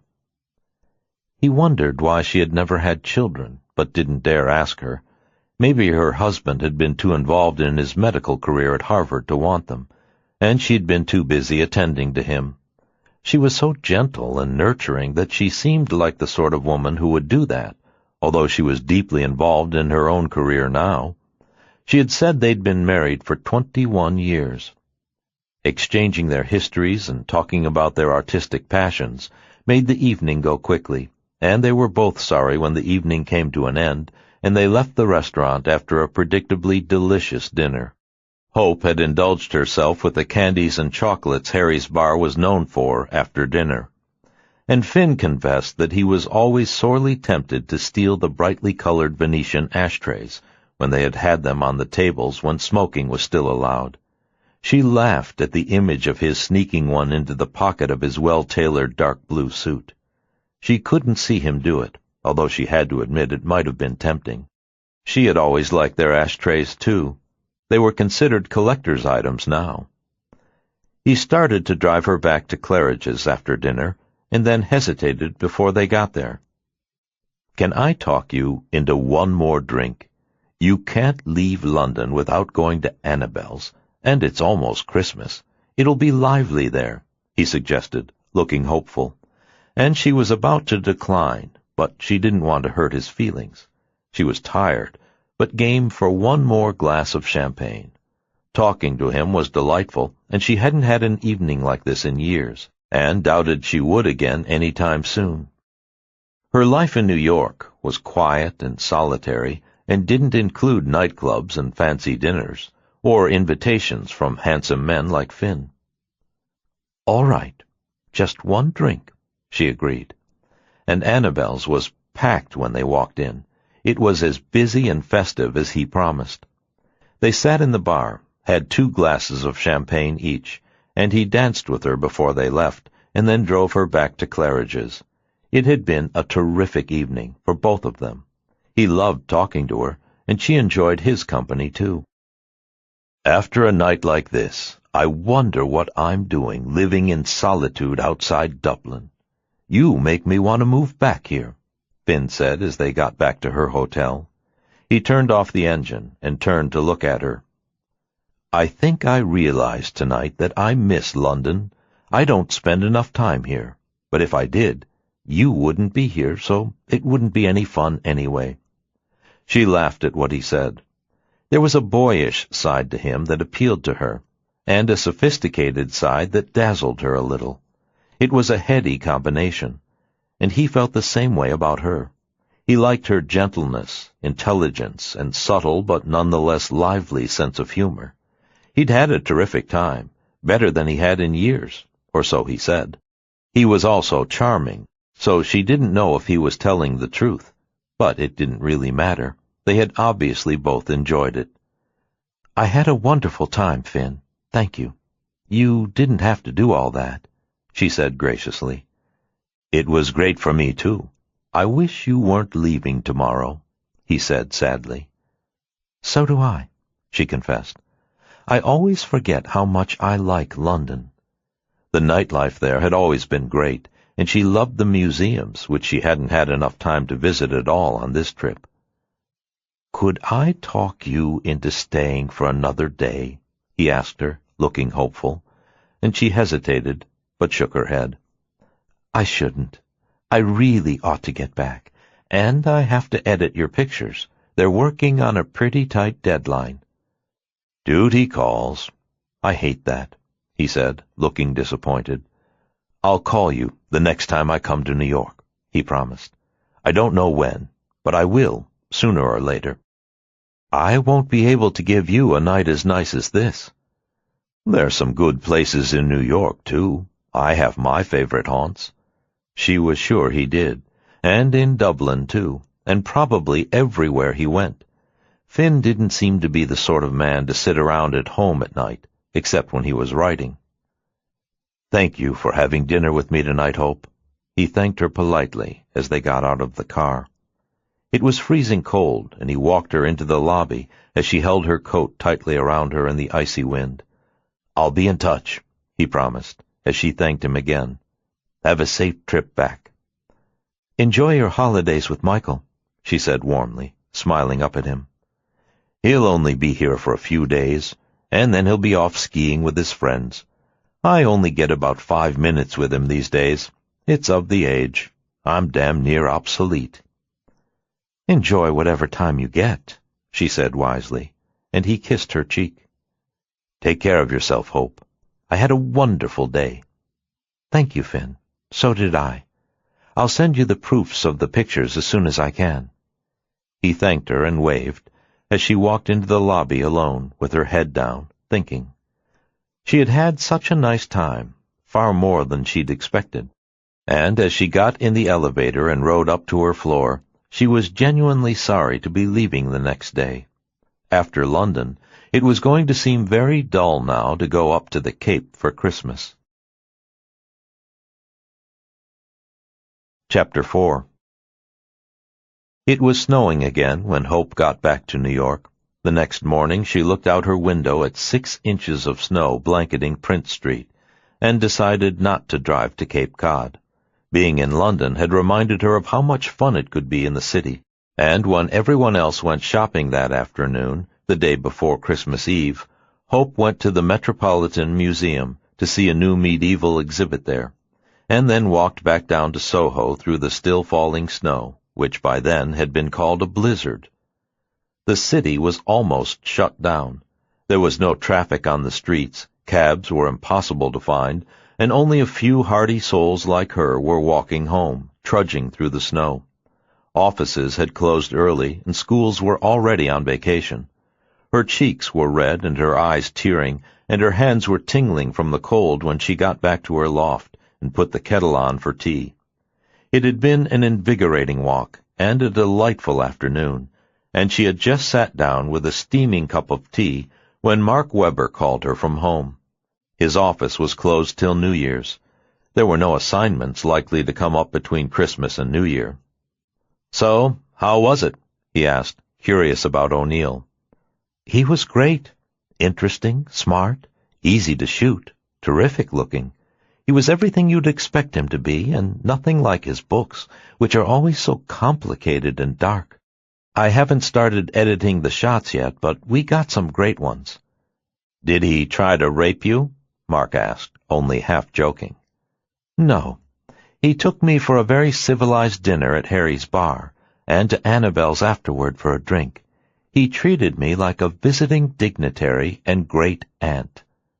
"Hardly. Going to the most fashionable restaurant and nightclub in London is not exactly what you do with a great-aunt." "He was very proper," Hope reassured him, "and wonderful to talk to. He's a man of many interests. I almost wish I'd shot him in Dublin. It sounds like he's more in his element there, but I'm fairly certain we got the shots his publisher wanted. maybe more than they need. He's cooperative and very pleasant to work with. She didn't add that he looked like a movie star, which he did. His London house is the size of a postage stamp, which was a bitch with the equipment, but we managed. The one outside Dublin sounds like Buckingham Palace. I'd have liked to see it. Well, thanks for doing it on such short notice. His publisher's damn lucky. What are you doing over the holiday, Hope? Are you still going to the Cape? It seemed unlikely in the blizzard and unwise. He hoped not. She smiled as she looked out the window at the continuing swirls of snow. There were nearly 2 feet of it on the ground now, and it was still coming, while the wind blew it into towering drifts. They had promised 3 feet by morning. Not in this weather, she said, smiling. Even I'm not that crazy, although it would be pretty once I got there. Most of the roads had been closed by that afternoon, and getting there would have been a nightmare. I'll stay here. Finn had given her his latest book to read. She had some photographs she wanted to sort through for a gallery in San Francisco that wanted to give her a show, and she had Finn's shoot to edit. Call if you get lonely, he said kindly, but knew she wouldn't. Hope was very independent and had led a solitary, quiet life for several years, but he at least wanted her to know that someone cared about her. He worried about her at times, although he knew she was good at keeping busy. She was just as likely to be taking photographs on the streets of Harlem on Christmas Eve as shooting in a coffee shop for truckers on 10th Avenue at 4 a.m. It was what she did, and how she loved spending her time. Mark admired her for it, and the work that resulted from it had made her famous. I'll be fine, she reassured him, and sounded as though she meant it. After they hung up, she lit candles, turned off the lights, and sat looking at the snow falling outside, through her big windows without curtains. She loved the light, and had never bothered to put up shades. The street lamps lit up the room along with the candles, and she was lying on the couch observing the winter scene, when the phone rang again. She couldn't imagine who it would be on the night before Christmas Eve. Her phone only rang during business hours, and it was always about work. When she picked it up, the voice was unfamiliar to her. Hope? Yes? She waited to hear who it was. It's Finn. I called to make sure you got back okay. I hear there's a blizzard in New York. His voice sounded warm and friendly, and the call was a pleasant surprise. There is, she confirmed about the blizzard. I walked from the Metropolitan Museum all the way downtown to Soho. I loved it. You're a hearty soul, he said, laughing. His voice was deep and smooth in her ears. You'd do well on the hills where my house is outside Dublin. You can walk for miles from village to village. I often do, but not in a blizzard in New York. I tried to call my publisher today, and they were closed. Everyone is, for the holidays by now anyway, even without the snow. And what are you doing for Christmas, Hope? It was obvious she wasn't going to the Cape now, with a blizzard in New York. I'll probably float around and take some pictures. I have a few ideas, and I want to look at your shoot and start working on it. Isn't there someone you want to spend the holiday with? He sounded sad for her. No, I enjoy spending it on my own. It wasn't entirely true, but it was the way things were. She had learned to accept that from the monks in Tibet and in the ashram. It's just another day. How's your son? She asked, changing the subject. He's fine. He's out for dinner with a friend. She realized as she glanced at her watch that it was 11 o'clock at night in London, and it made her think of the pleasant evening they had spent together. He's leaving for Switzerland in 2 days. I'm getting short shrift this time. That's what 20-year-olds are like. I can't blame him. I did the same thing at his age. You couldn't have paid me to spend time with my parents then. He's a lot nicer than I was.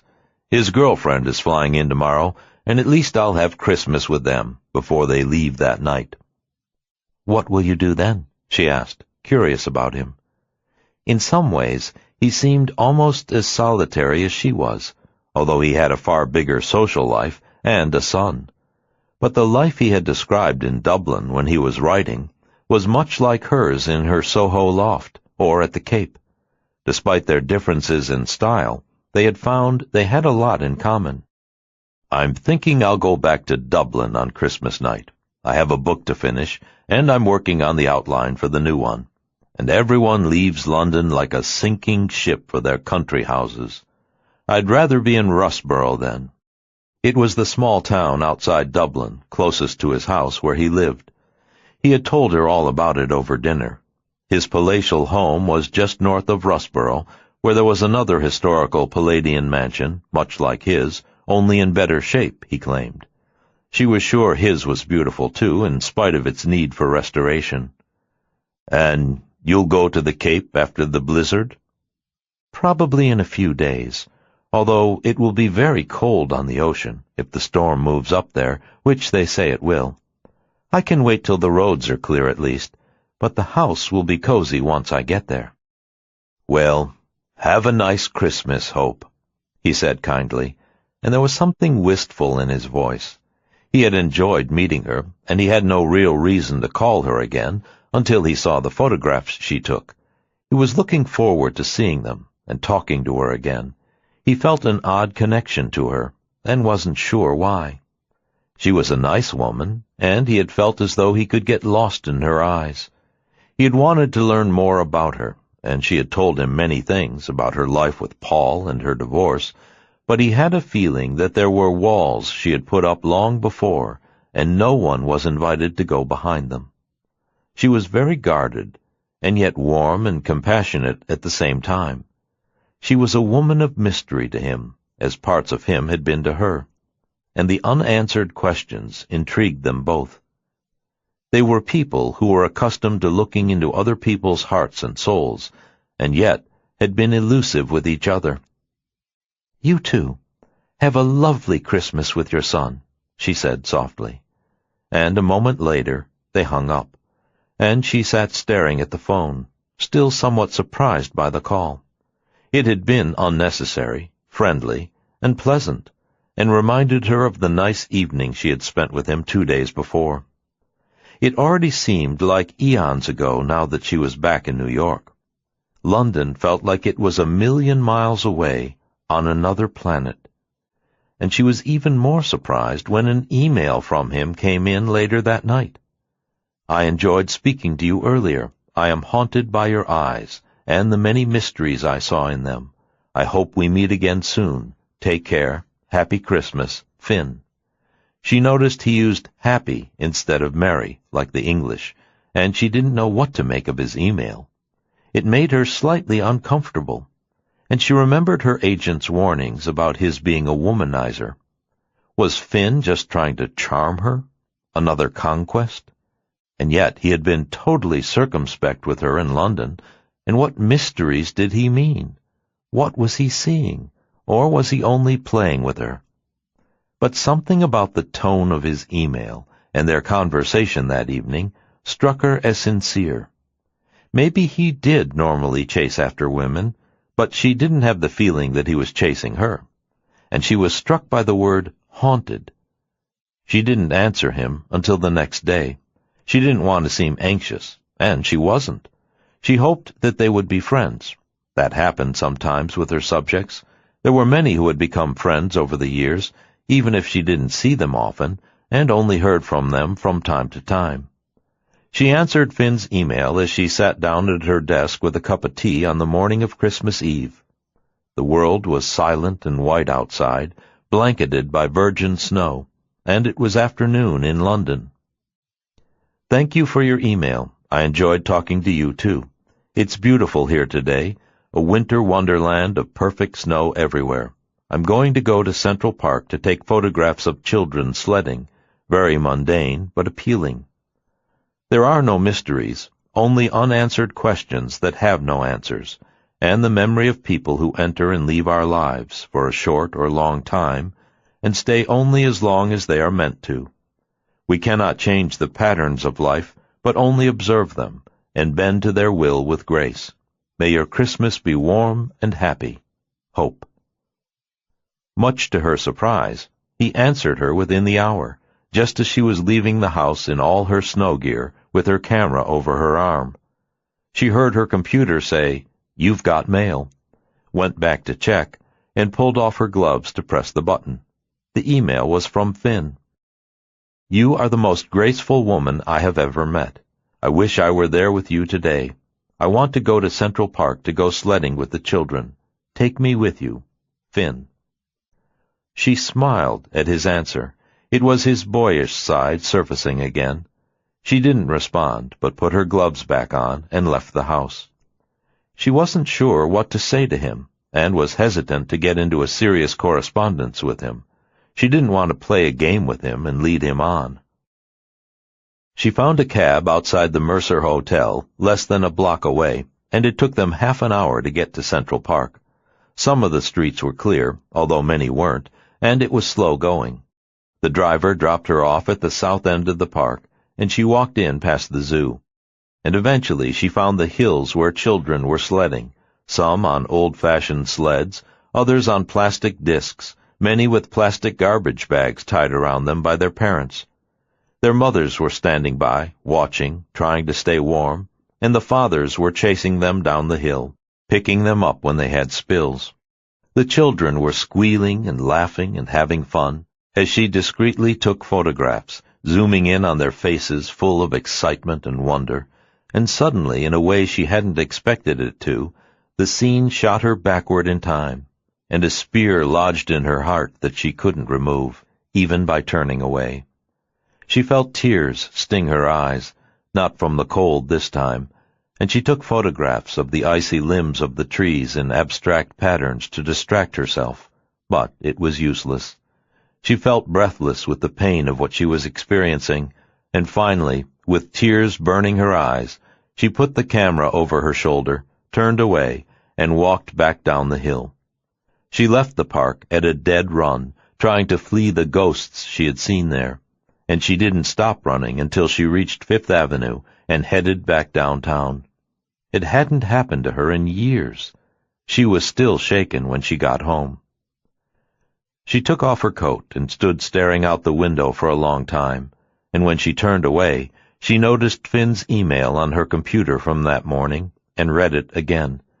She didn't have the heart or the energy to answer him.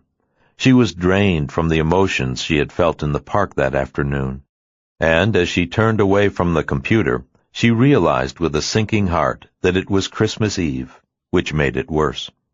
She always did everything she could to avoid sentimental situations at Christmas, even more so since the divorce. And now, after watching children sledding in the park, everything she normally hid from had hit her broadside and knocked her flat. She flipped on the TV to distract herself, and was instantly assaulted with Christmas carols sung by a children's chorus. She laughed ruefully to herself as she turned off the TV again, and sat down at the computer, hoping that answering Finn's email would distract her. She didn't know what else to do. The night ahead of her looked long and sad, like a mountain range to climb. "Hi, it's Christmas Eve and I'm a mess," she typed out quickly. "I hate Christmas. I had a visit today from the ghost of Christmas past. It nearly killed me. I hope you're having a nice time with Michael. Merry Christmas. Hope." She hit the send button, and then regretted it instantly when she reread her message. It sounded pathetic, even to her, but there was nothing she could do to get it back. It was midnight in London, and she didn't expect to hear from him till the next day, if at all. So she was startled to hear her computer tell her she had an email. It was an immediate response from Finn. "Tell the ghost of Christmas past to get lost and lock your door behind him. Life is about the future, not the past. I don't love Christmas a lot either. I want to see you again. Soon. Finn." It was short and to the point, and a little scary. Why did he want to see her? Why were they emailing each other? And more importantly, why was she writing to him? She had no idea what the answer was to that question, or what she hoped to get from him. She lived in New York. He lived in Dublin. They had separate lives and interests. and he was a subject at a photo shoot and nothing more than that to her. But she kept thinking of things he had said to her at dinner, and his eyes when he looked at her. She was beginning to feel haunted by him, which was the same thing he had said about her in his email. It left her feeling a little bit unnerved, but she answered him anyway, reminding herself to keep it businesslike and upbeat. She didn't want to start some sort of sophomoric email romance with him just because she was lonely and it was Christmas. She was well aware that it would be a big mistake, and he was way out of her league, leading a somewhat jet-set international life with women at his feet. She didn't want to be one of them, and she had no desire to compete. "Thank you. Sorry for the maudlin email. I'm fine. Just a touch of holiday blues. Nothing a hot bath and a good night's sleep won't cure. All the best, Hope." It seemed a little better to her as she sent it off, and his answer was quick and sounded annoyed. Holiday blues are to be expected over the age of 12, and what's with all the best? Don't be so cowardly. I'm not going to eat you, and I'm not the ghost of Christmas past. Bah, humbug. Have a glass of champagne. It always helps. Love, Finn. "Shit," she said as she read it to herself a minute later. "Love, my ass. Now look what you've done," she said aloud to herself, feeling even more nervous. She decided not to answer it, but took one piece of his advice and poured herself a glass of wine. His email sat on her screen all night, and she ignored it, but she read it again before she went to bed and told herself it didn't mean a thing. But in spite of that, she thought it was best if she didn't respond, and when she climbed the ladder to her sleeping loft, she told herself she'd feel better in the morning. As she moved to turn off the light, she saw the wall of photographs of the young ballerina. She stood staring at them for a long moment, and then got into bed, turned off the light, and buried her head in the pillows. Chapter 5. As she hoped she would, Hope felt better when she woke up in the morning. It was Christmas Day, but there was no reason to treat it differently from any other day. She called Paul on his boat, which was her only concession to the holiday. He sounded all right, although he'd caught a cold on the plane leaving London, which was dangerous for him. They wished each other a Merry Christmas, stayed off sensitive subjects, and hung up after a few minutes. After that, she took out a box of photographs to edit for her next show, and pored over the images for several hours. It was 2:00 in the afternoon before she looked up, and decided to go for a walk. She glanced at the email from Finn again, and turned off the computer. She didn't want to encourage him, or start something she didn't want to finish or pursue. And when she dressed and went out, the air felt brisk. She passed people going to visit each other, and others coming out of the Mercer Hotel after lunch. She walked around Soho and all through the village. It was a sunny afternoon, and the snowfall of the day before was starting to turn to slush. She felt better when she got back to the loft and worked some more. And at 8:00 she realized that she had nothing to eat in the apartment. She thought of skipping dinner, but was hungry, and finally decided to go to the nearest deli to get a sandwich and some soup. The day had turned out to be a lot easier than the one before, and the following day she was planning to go to her gallery on the Upper East Side to talk to them about her show. She was relieved, as she put her coat on, to think that she had made it through another year. She dreaded Christmas, but with the exception of the bad moment the day before in Central Park, this one hadn't been too rough. And she was amused to see a row of cooked stuffed turkeys lined up at the deli, ready for anyone who needed an instant Christmas dinner. She ordered a turkey sandwich with a slice of cranberry jelly on it and a container of chicken soup. The man at the deli knew her and asked how Christmas Day had been for her. "It was fine," she said, smiling at him, as he looked into the violet eyes. He could tell from the things she bought from him that she lived alone, and from what he could see, she didn't eat much. She was tiny, and at times looked very frail. "How about a piece of pie?" She looked to him like she needed a little fattening up. "Apple, mince, pumpkin?" She shook her head, but helped herself to a container of eggnog ice cream, which she had always loved. She paid, thanked him, wished him a Merry Christmas, and left with her provisions in a brown bag.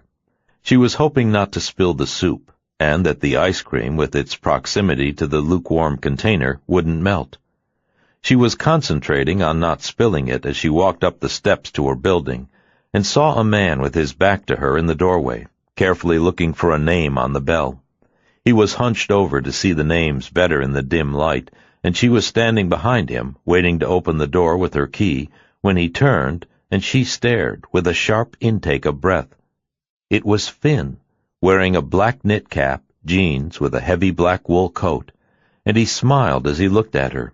His whole face lit up when he smiled. "Well, that makes things easier. I was going blind trying to read the names. I lost my glasses on the plane." "What are you doing here?" she asked in surprise. She was stunned. "You didn't answer my last email, so I figured I'd come over and find out why." He looked relaxed and totally at ease as they stood talking on the front step, and hope was shaking as he took the brown paper bag from her hands. She didn't know why he had come, but it frightened her. It seemed so bold and unnerved her. "Be careful you don't spill it. It's soup," she said, not sure what to say next. "Do you want to come up?" There was nothing else she could say. She couldn't brush past him and go home and leave him on the doorstep.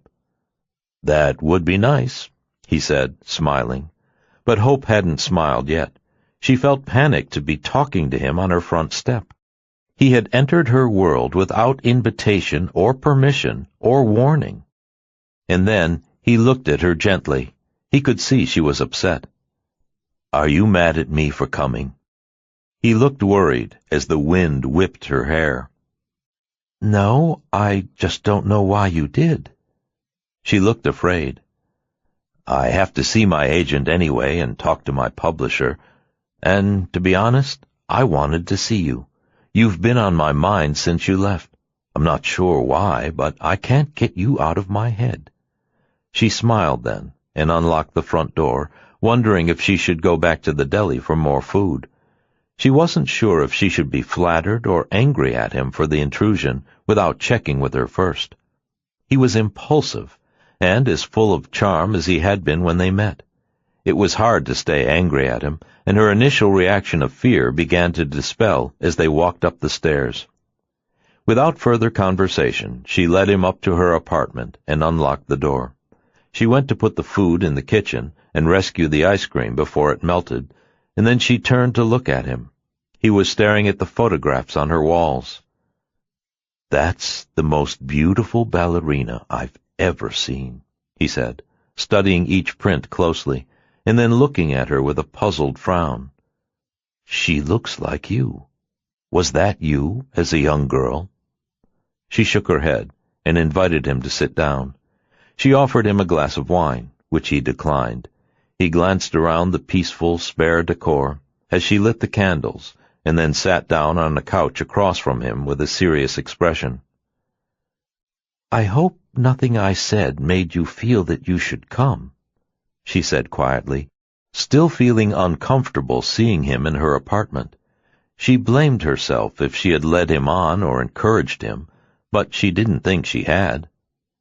"You sounded sad, and I missed you, though I'm not sure why," he said honestly.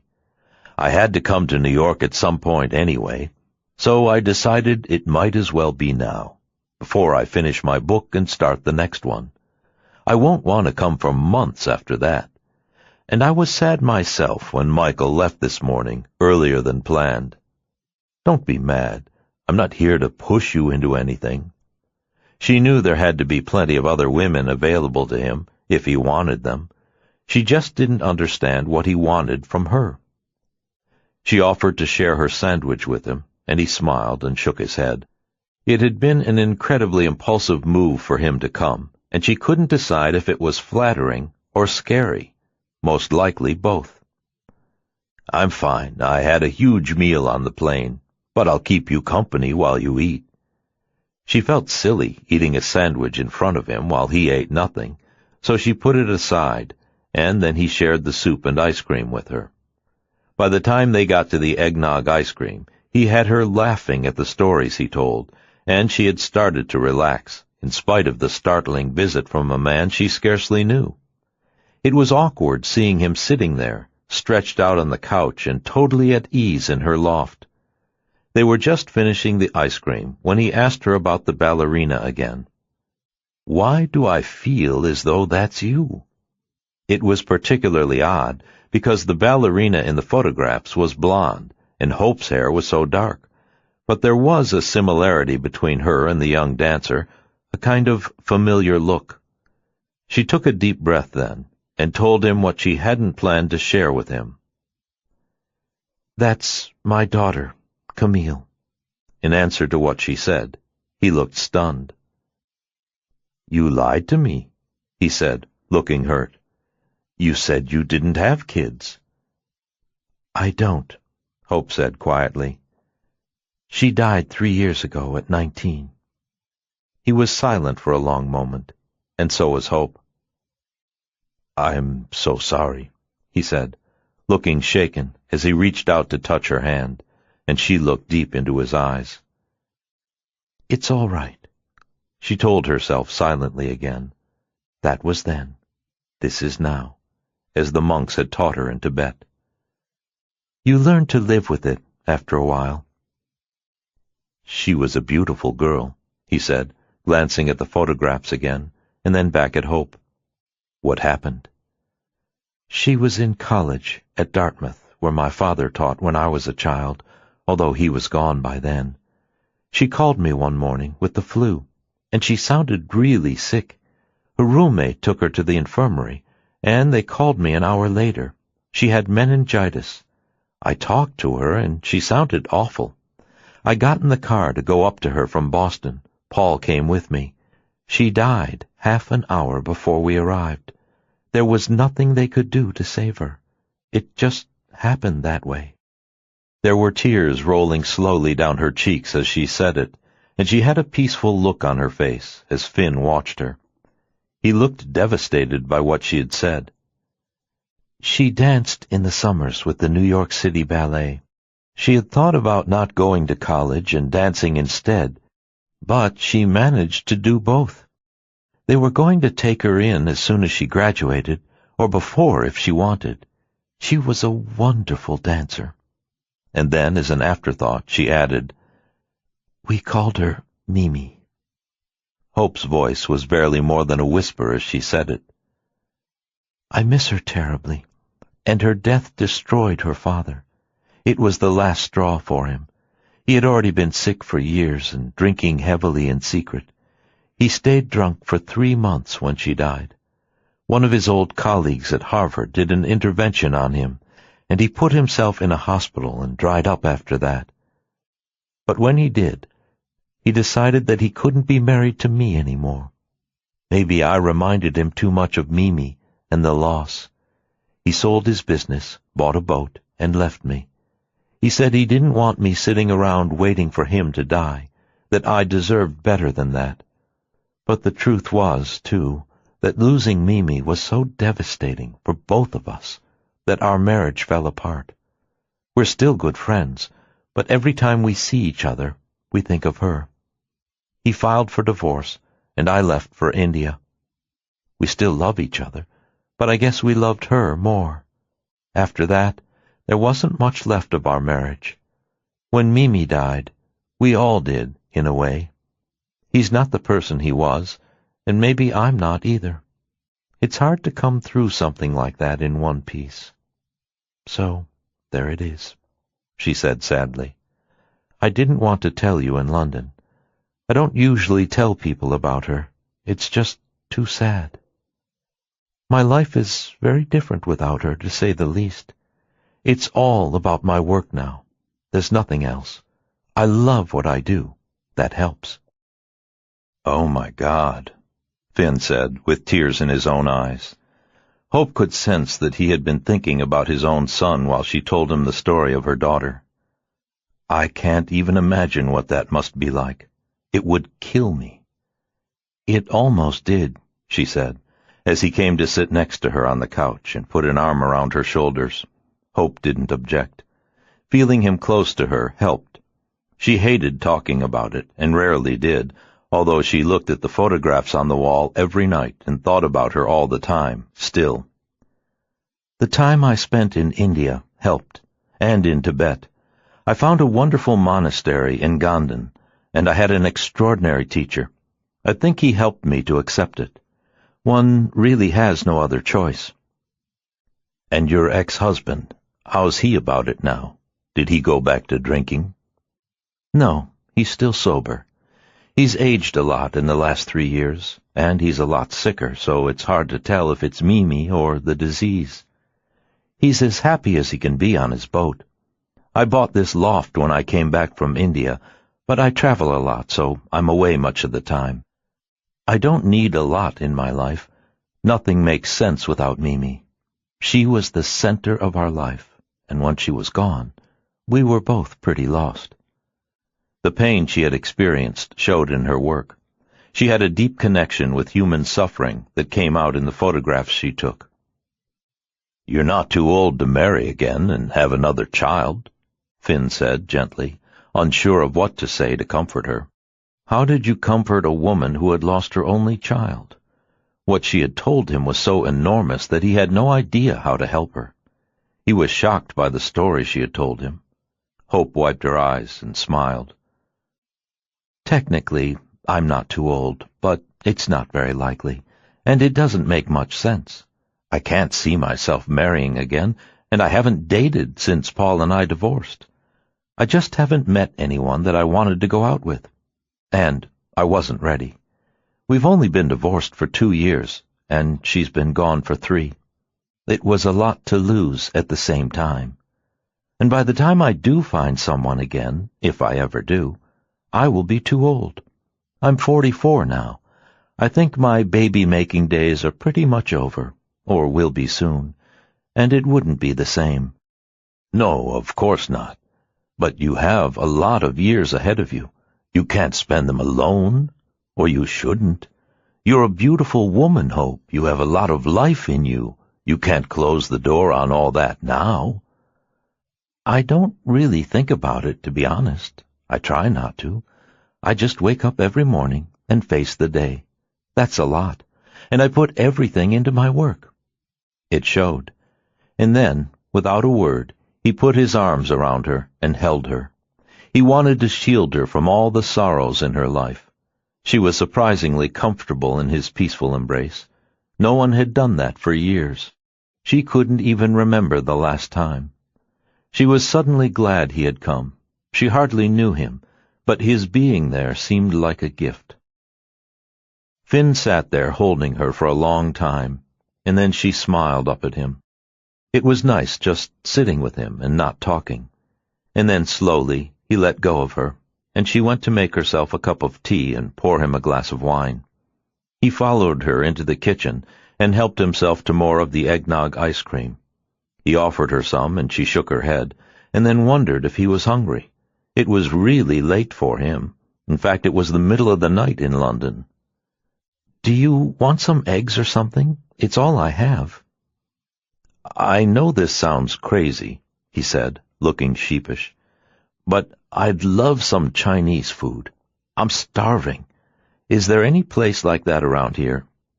It was Christmas night, and not much was open, but there was a Chinese restaurant nearby that stayed open very late.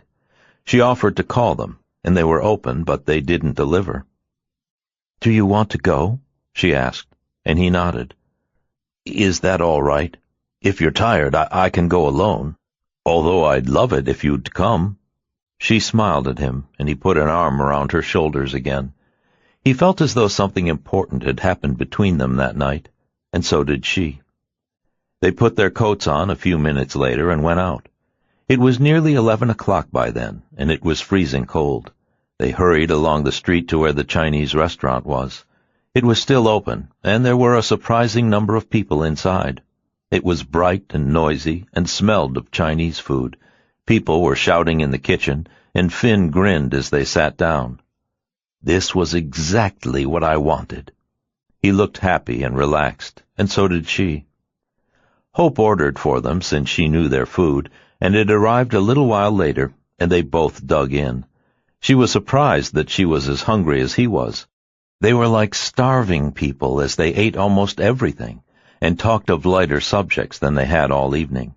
Neither of them mentioned Mimi again, although she was on their minds. They both chatted as they ate their dinner, and everyone around them seemed to be in good spirits. For some, it was the perfect ending to a Christmas day. "This is more fun than eating turkey," Hope giggled as she finished the last of the pork, while Finn polished off the shrimp and grinned. "Yes, it is. Thanks for coming with me." He looked at her gently. He was deeply touched by her now that he knew all that she'd gone through. It made her seem vulnerable and so alone to him. "Where are you staying, by the way?" she asked casually. "I usually stay at the Pierre," he said, leaning back in his chair. He was full and happy as he smiled at her. "But I took a room at the Mercer this time because it's close to you." He had really come to New York to see her. It was more pressure than she wanted, but right now she didn't mind. She was having a lovely time with him, and somehow being there with him made sense. They hardly knew each other, but she felt a powerful bond with him now that she had told him about Mimi. "It's actually a nice hotel," she said, trying to look relaxed about his being so nearby. She was still a little stunned that he was there. "I don't really care about the room." He grinned ruefully. "I just wanted to see you. Thanks for not being mad that I showed up." "It's a pretty major gesture, I'll admit." She remembered how stunned she was when she saw him on her front stoop. "But a nice one, too. I don't think anyone's ever flown from anywhere to see me." She smiled back at him as the waiter brought them fortune cookies and the check, and she laughed when she read hers and handed it to him. "You can expect a visit from a friend." He laughed out loud, and then read his to her, too. "Good news is coming soon." I like these. I usually get the ones that say, "A teacher is a wise man," or "Pick up your laundry tomorrow or else." "Yeah, me too." She laughed again. They walked slowly back to her apartment, and he left her at the front door. He had dropped his bag off at the hotel before he came to see her, and it was nearly 1 a.m. by then, 6 o'clock in London, and he was starting to run out of steam. "Thank you for coming, Finn," she said softly, and he smiled at her and then kissed her on the cheek. "I'm glad I did. And I liked our Christmas dinner. We'll have to make it a tradition to eat Chinese food instead of turkey. I'll call you in the morning," he promised, and she let herself into the building with her key, waved, and watched him walk down the street toward the hotel. She was still thinking about him as she walked upstairs. It had been a lovely evening, and a totally unexpected treat. It was certainly out of the ordinary for her. She was getting undressed when she heard her computer tell her that she had mail. She went to look, and it was Finn. "Thank you for a wonderful evening, my best Christmas ever, and our first. Sweet dreams." This time she answered, as she sat down to her desk. It was all a little overwhelming, and she didn't know what to think. "It was wonderful for me, too. Thank you for coming. See you tomorrow." She glanced at Mimi's photographs as she got up from her desk. She was glad that she had shared her with Finn. In an odd way, for a few minutes at least, it brought her back into their midst. She would have been 22 by then, and it was still hard to believe she was gone. It was odd how people came into one's life and left, and then others came when you least expected them to appear. For the moment, Finn was an unexpected blessing. And whatever happened, she was grateful to have spent Christmas night with him. She was still stunned that he was there. She had decided not to let herself worry about it, and just enjoy the time they shared. Chapter 6. Finn called her the next morning and invited her to breakfast at the Mercer. She had nothing important to do and was delighted to join him. He was waiting for her in the lobby and looked as handsome as he had in London. He was wearing a black turtleneck sweater with jeans, with his dark hair freshly brushed. He looked wide awake when she saw him, and he admitted he had been up for hours and had walked around the neighborhood at the crack of dawn. He was still on London time. Hope ordered Eggs Benedict, and Finn ordered waffles. He said he missed them when he was in Europe, where they were never quite the same. He said the batter was different, and in France they put sugar on them. He poured maple syrup all over them as Hope laughed at him. He had drowned them, but he looked ecstatic when he took a bite. "What are your plans today?" he asked her over coffee. "I was going up to the gallery where they're showing some of my photographs of India. Would you like to come?" "I'd love it. I want to see the show." They took a cab uptown after breakfast, and he was enormously impressed when he saw the work. It was beautifully hung in a large, prestigious gallery, and afterward they walked up Madison Avenue, and then over to Central Park to walk through the still white snow. In the rest of the city it was melting and turning to slush, but it was still pristine in the park. He asked her about India, and then they talked about her travels in Tibet and Nepal. They stopped at a bookseller's cart on their way into the park and found one of his early books. Hope wanted to buy it, and he wouldn't let her, and said it wasn't one he loved. They talked about his work then, their agents and careers. He was impressed by all of her museum shows, and she was in awe of his National Book Award. They admired a great deal about each other, and seemed to share a lot of common ground.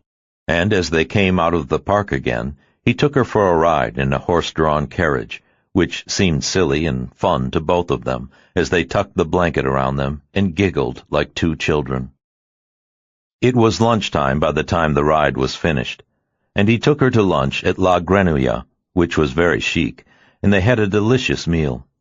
Finn liked to eat well, although Hope often skipped meals, and afterward they strolled back downtown on Fifth Avenue, and, as she often did, they walked all the way back to Soho. They were both tired, but had enjoyed spending the day together. He took her back to her apartment, and she invited him to come up, but he said he was going back to the hotel to take a nap. "Would you like to go to dinner later, or do you have something else to do?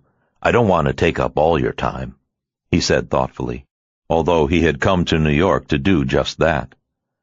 "I'd love it if you're not tired of me," she said with a small smile. "Do you like Thai food?"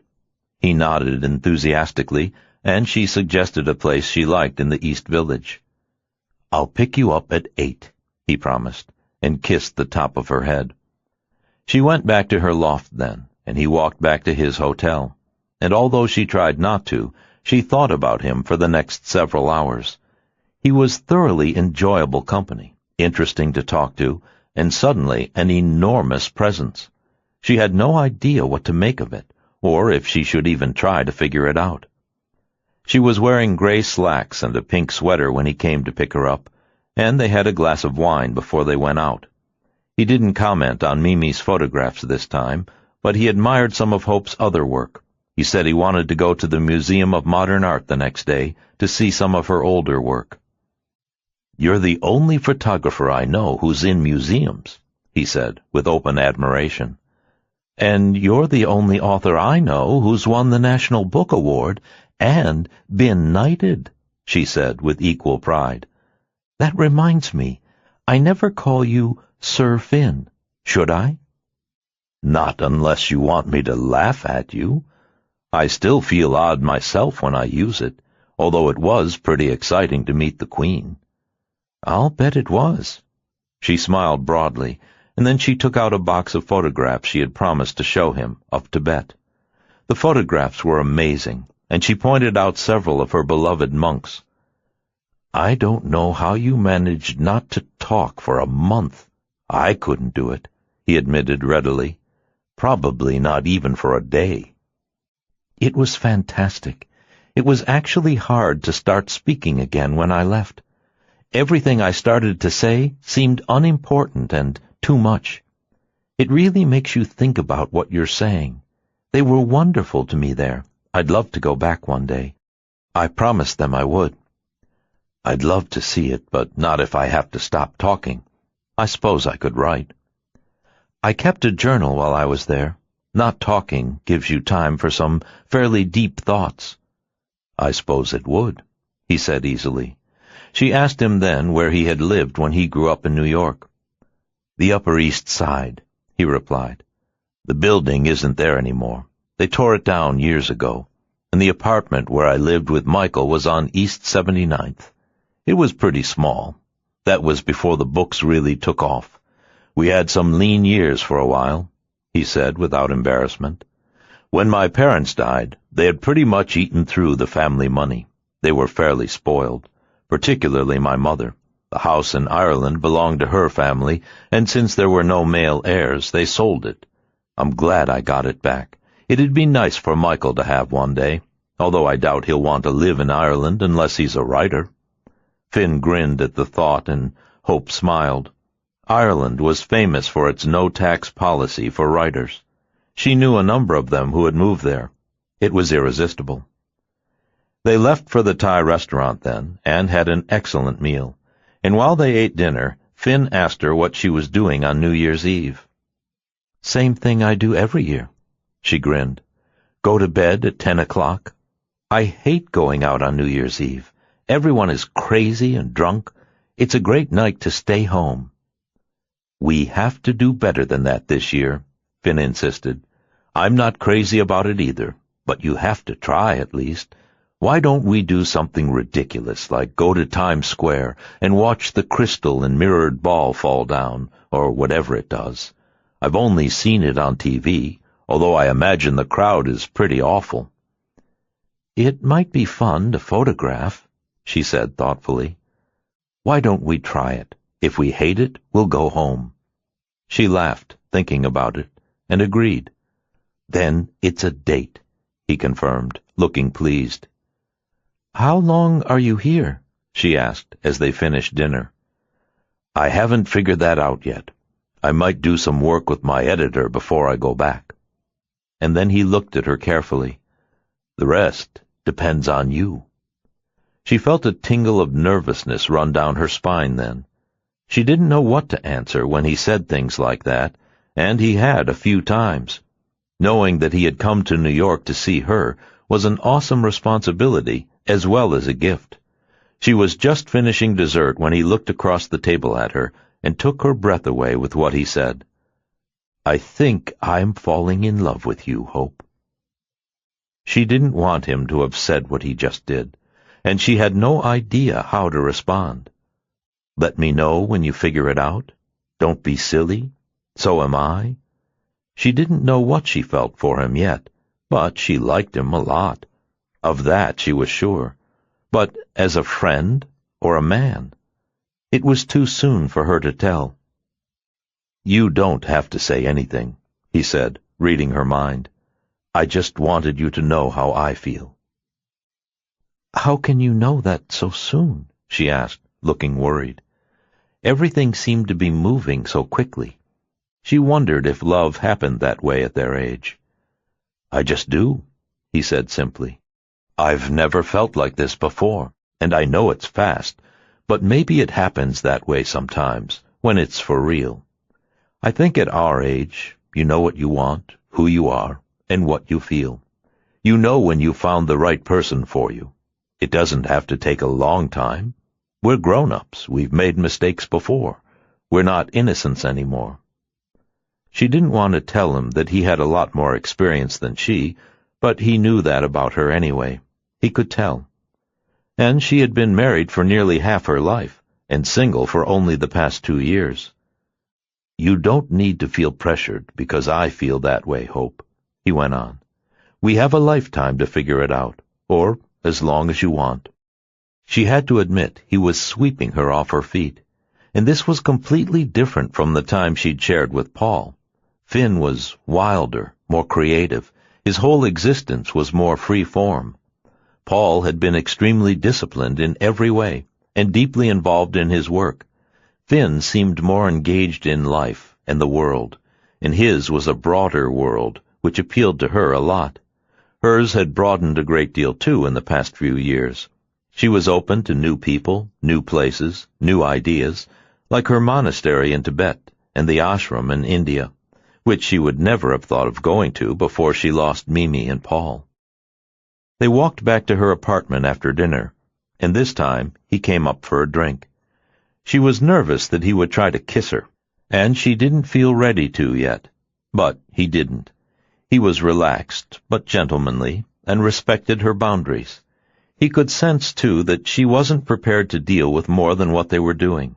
Walking, talking, going out for meals, getting to know each other. This was why he had come to see her, and exactly what he wanted. And she felt as though no one had been as devoted to her so soon after they met. Paul wasn't in their early days. He was too busy, and he was 16 years older, which was very different.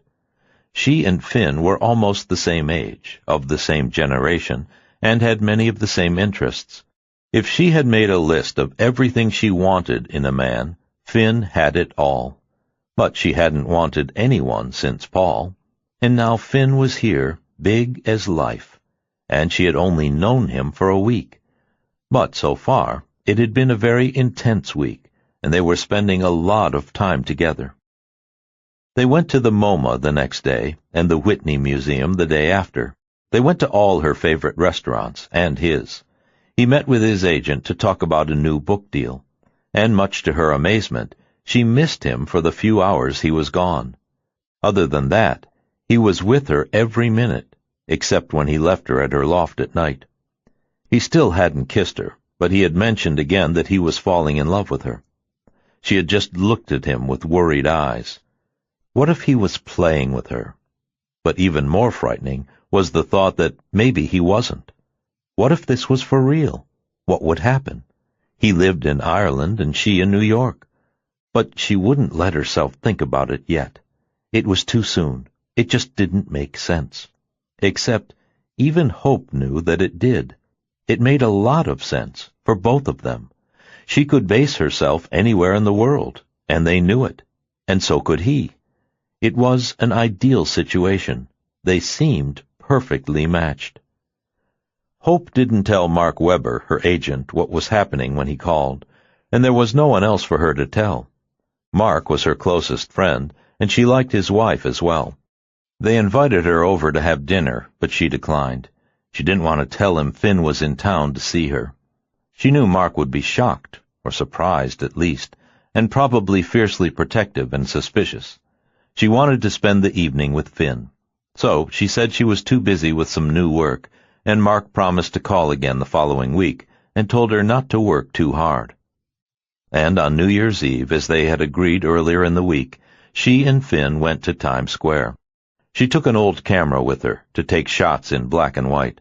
They got there around 11 and artfully wended their way through the crowd that had been waiting there for hours. The characters around them were extraordinary, and Finn enjoyed watching it through her eyes. They were having a great time.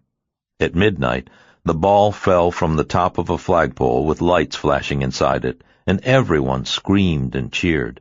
There were prostitutes and drug dealers, tourists and college kids from out of town, every form of humanity around them, and she was so busy taking pictures of them at midnight that she was startled when Finn put her camera aside and stood before her and pulled her into his arms, and before she knew what had happened, he was kissing her, and everything around them was forgotten.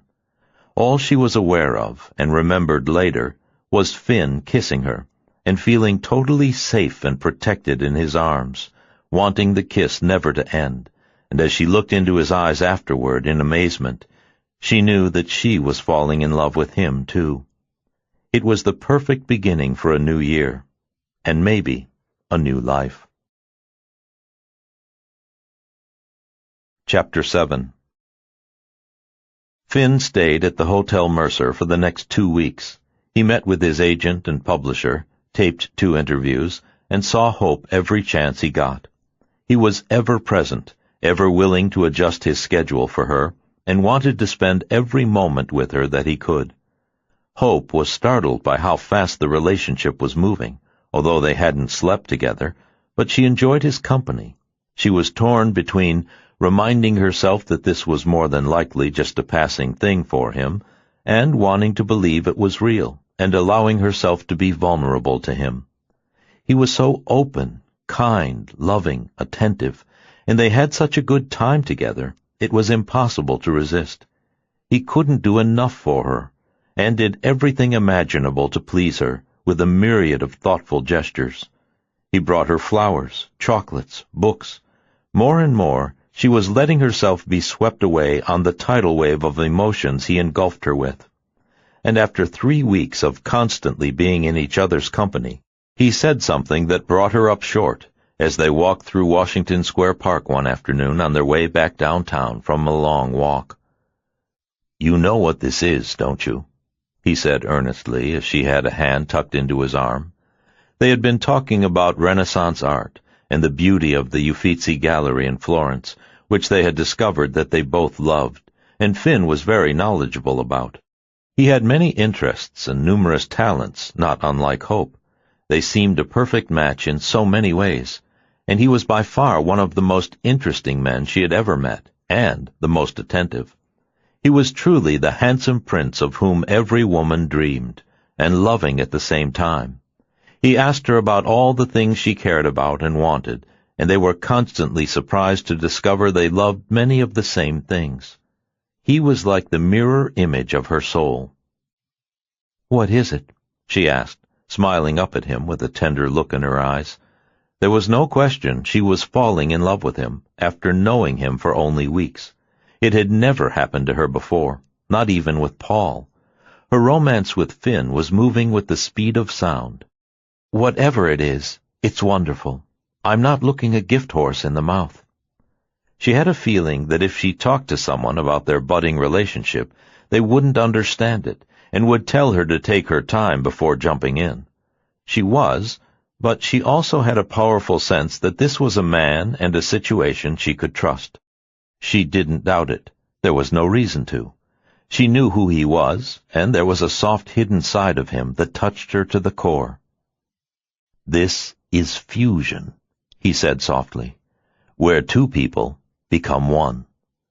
She looked at him with an inquisitive expression, startled by the word, and asked him what he meant.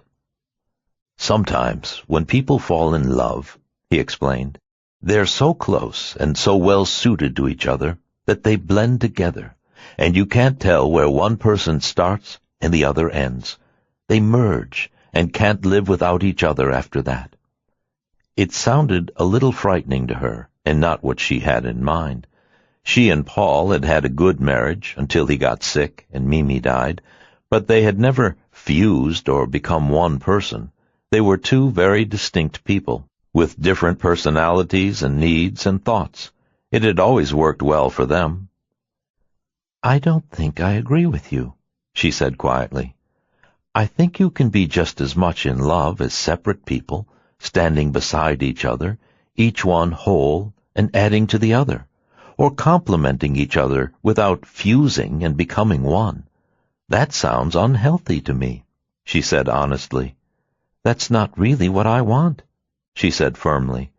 "I want to be a whole individual person, and I love the whole person you are, Finn. We don't need to be one. Then each of us would lose an important part of ourselves that makes us who we are as people." Finn looked disappointed by what she said. It was the first time they had disagreed. "I want to be part of you," he said sadly. "I need you, Hope. It's only been a short time, but I already feel like you're a part of me."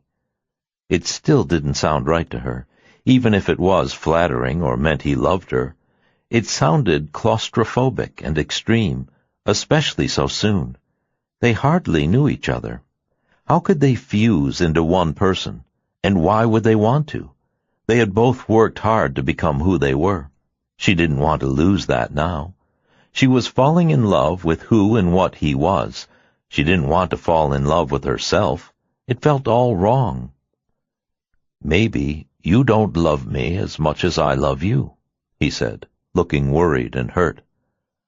"I'm falling in love with you," she said, looking up at him with her deep violet eyes. "There's a lot we need to learn about each other. I want to savor that. You're a very special person," she said gently. "So are you. So are we," he insisted. "Our two parts make one bigger, better whole." "That's possible," she conceded. but I don't want either of us to lose who we are in the process. We've both worked too hard to achieve what we have, to lose that now. I want to stand next to you, Finn, not be you. And why would you want to be me? Because I love you, he said, pulling her close to him and stopping to kiss her hard. I love you more than you know. The way he said it was touching, not scary, but it was too much in such a short time. Maybe I'll always love you more, he said, looking pensive as they walked on again. I think there's always one person in a couple who loves more than the other. I'm willing to be that one, he said generously, and it made her feel slightly guilty. She thought she loved him, but she had loved Paul for so many years, it was going to take her time to get used to Finn and settle him in her heart. She had to get to know him better first, and there was plenty of opportunity. They were with each other constantly, except when she went back to her loft to sleep at night. He changed the subject then, and she was relieved. Not only did she have to get used to loving him, his notion of fusion made her uncomfortable, and it wasn't what she wanted in a relationship or had in mind. What are we doing this weekend? She looked thoughtful for a moment before she answered. I was thinking it might be nice to go to the Cape. I'd like you to see the house. It's very simple, but it's a relic of my childhood. That house means a lot to me. He smiled as soon as she said it. I was hoping you'd ask me up there, he said, putting an arm around her shoulders. Why don't we spend more than a weekend there, if you can spare the time? It might do us both good. He was in no hurry to go back to Ireland. They were both masters of their own fate and time, and he was enjoying the time he was spending with her, getting to know her. And he was in no hurry to get back to his writing, he said. She was more important to him. I guess we could spend 4 or 5 days, or even a week. It can get very bleak in winter, and cold. Let's see how the weather is when we get there. He nodded and agreed. When do you want to go? He asked, looking excited. She had no pressing assignments at the moment. Her schedule was clear, and so was his, other than the editing he had to finish. They were going to a party at the MoMA that night, and he had a publishing event to attend the following week. They were both enjoying discovering each other's worlds, and in each case they left the limelight to the other, and were happy to take a back seat.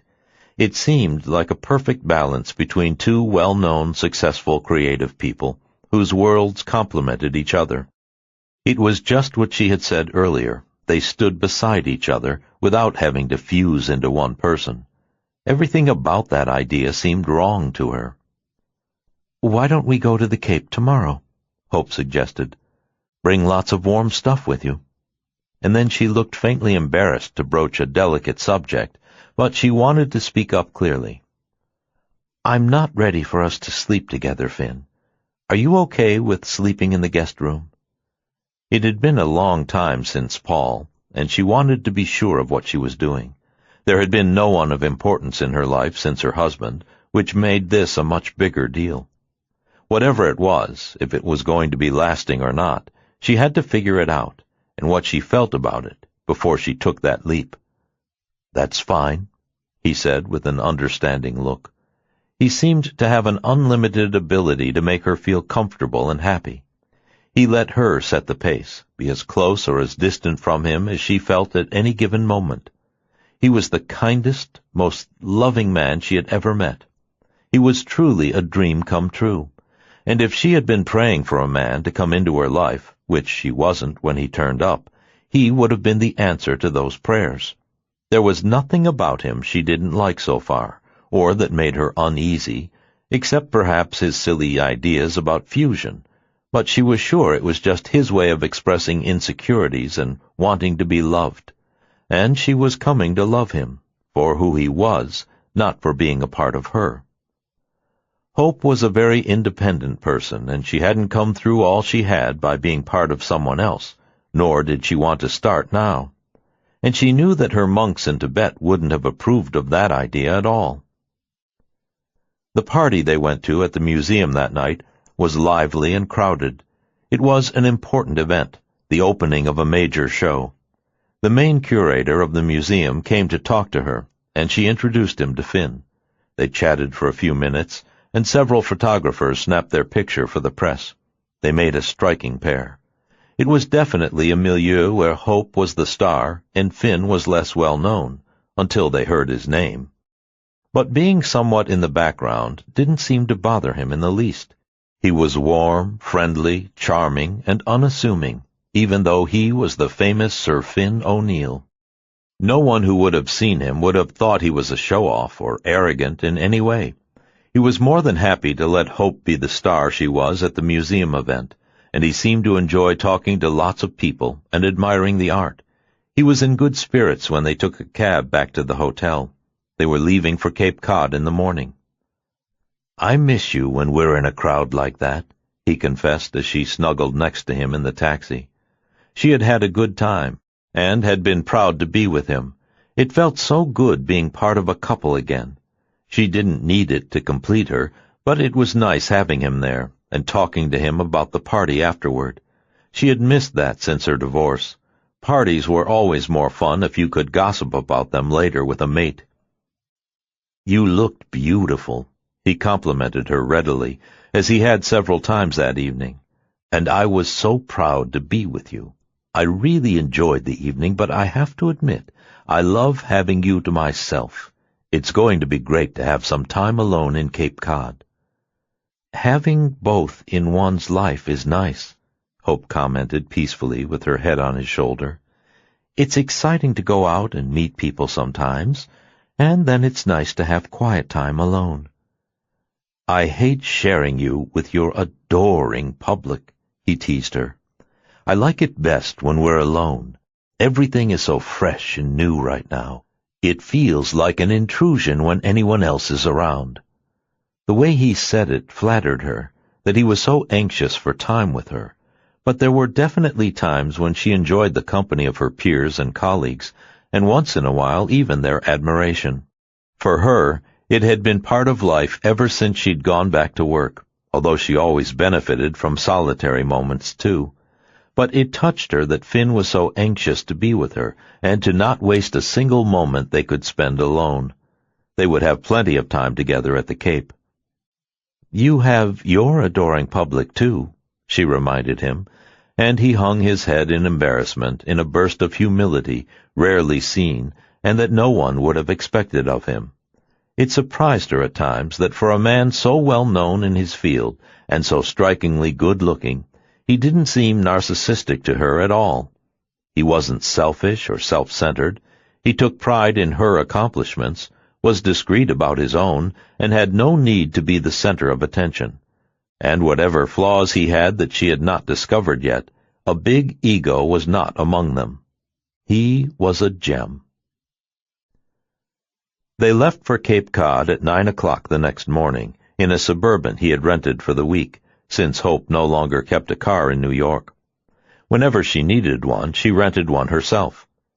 Living in the city, it made more sense, and she didn't go up to Cape Cod very often anymore. She hadn't been there since September, 4 months before. She was thrilled to be going with Finn now, and have the opportunity to share it with him. For a man who loved nature, solitude, and time alone with her, it was the perfect place for them to go. She was determined not to sleep with him that weekend, and already knew what guest room she would put him in. It was actually the room she had spent summers in as a child, and it was next door to her parents' old room, which she lived in now and had for years. She and Paul had spent summers there during most of their marriage, and at the time the simplicity of it had suited them both, although with the windfall he had made from the sale of his company, Paul's life was grander now, and if anything, Hope's had gotten less cluttered over the years. She had no need for luxuries, unusual comforts, or excess of any kind. She was a very unassuming, straightforward person, and enjoyed a simple life. And Finn said he did too. They stopped for lunch at the Griswold Inn in Essex, Connecticut, on the way to the Cape, and as they drove past an exit for Boston, Finn mentioned his son at MIT. "Why don't we stop and visit him?" Hope asked with a bright smile. After all she'd heard about him, she wanted to meet him, and Finn laughed. "He'd probably fall over if I stopped in to see him. Actually, they're not back yet after the winter break. He said he was going to Paris after skiing in Switzerland with his friends, or he may be back at my place in London. Maybe we could stop in to visit some other time. I'd like you to meet him." "So would I," Hope said warmly. They drove on to Wellfleet after Providence, and they reached the house at 4 in the afternoon, as the light was starting to get dim. The roads had been clear, but it looked like it might snow, and it was bitter cold with a stiff wind. She directed Finn to drive into the driveway, which was slightly overgrown. The house stood apart from all the others, and there was tall dune grass all around. It seemed bleak at that time of year, and Finn commented that it looked like a Wyeth painting that they'd seen at the museum, which made Hope smile. She'd never thought of the house that way before, but he was right, it did. It was an old barn-shaped New England structure, painted gray with white shutters. In summer, there were flowers out front, but there were none now. The gardener she hired to come once a month cut everything back in winter, and he wouldn't even bother to come now until spring. There was nothing for him to do there. And the house looked sad and deserted with the shutters closed. But the view of the ocean from the dune it sat on was spectacular, and the beach stretched out for miles. Hope smiled as she stood looking at it with him. It always made her feel peaceful being there. She put an arm around his waist, and he leaned down to kiss her, and then she took her keys out of her bag, opened the door, turned off the alarm, and walked in, with Finn right behind her. The shutters were closed against the wind, so she turned on the lights. Dusk was coming fast. What he saw when she lit the lamps was a beautiful wood-paneled room. The wood was bleached, as were the floors, and the furniture was stark and simple. She had redone the couches a few years before because they were so worn. The fabrics were the pale blue of a summer sky. The curtains were a simple muslin. There were hooked rugs, plain New England furniture, a stone fireplace, and her photographs were all over the walls. It had a stark simplicity and unpretentiousness that made it easy to be there, particularly in the summer, with the breeze coming off the ocean, sand on the floor, and everyone going barefoot. It was the perfect beach house, and Finn immediately responded to it with a warm smile. It was the kind of house every child should spend a summer in, and Hope had, and so had her daughter. There was a big country kitchen with a round antique table and blue and white tiles on the walls that had been there since the house was built. The place looked lived in and well-worn, and more important, much loved. "What a wonderful place," Finn said, as he put his arms around her and kissed her. "I'm glad you like it," Hope said, looking happy. "I would have been sad if you didn't." They went outside together then to open the shutters, and when they came back in, the view of Cape Cod Bay at sunset was spectacular. He wanted to go for a walk on the beach, but it was too late and too cold. They had brought groceries with them, which they had bought in Wellfleet, and unpacked them together. It felt like playing house, and she looked happy. She hadn't done that in years, and with Finn, she loved it.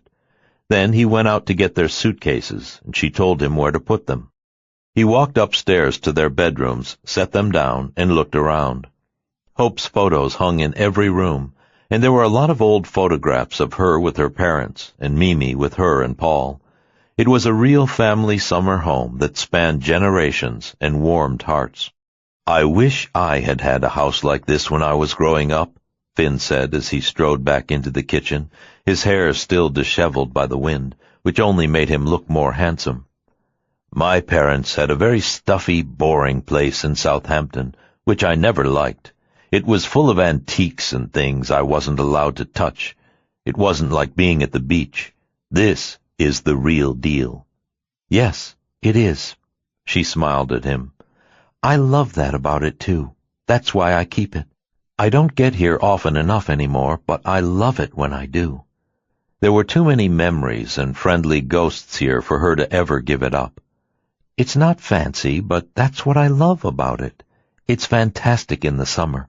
As a kid, I spent all my time on the beach, and so did Mimi. I still do." She was making a salad as she said it to him, and they were going to make steaks on the grill. The kitchen appliances were modern and functional, and often in summer they barbecued, but it was too cold to do that now. Finn set the table and lit a fire, and a little while later he made the steaks, and she warmed some soup and French bread they'd bought at the store. They set some French cheeses on a platter, and when they sat down at the kitchen table, it was a hearty meal. Finn opened a bottle of red wine he had bought, and they each had a glass.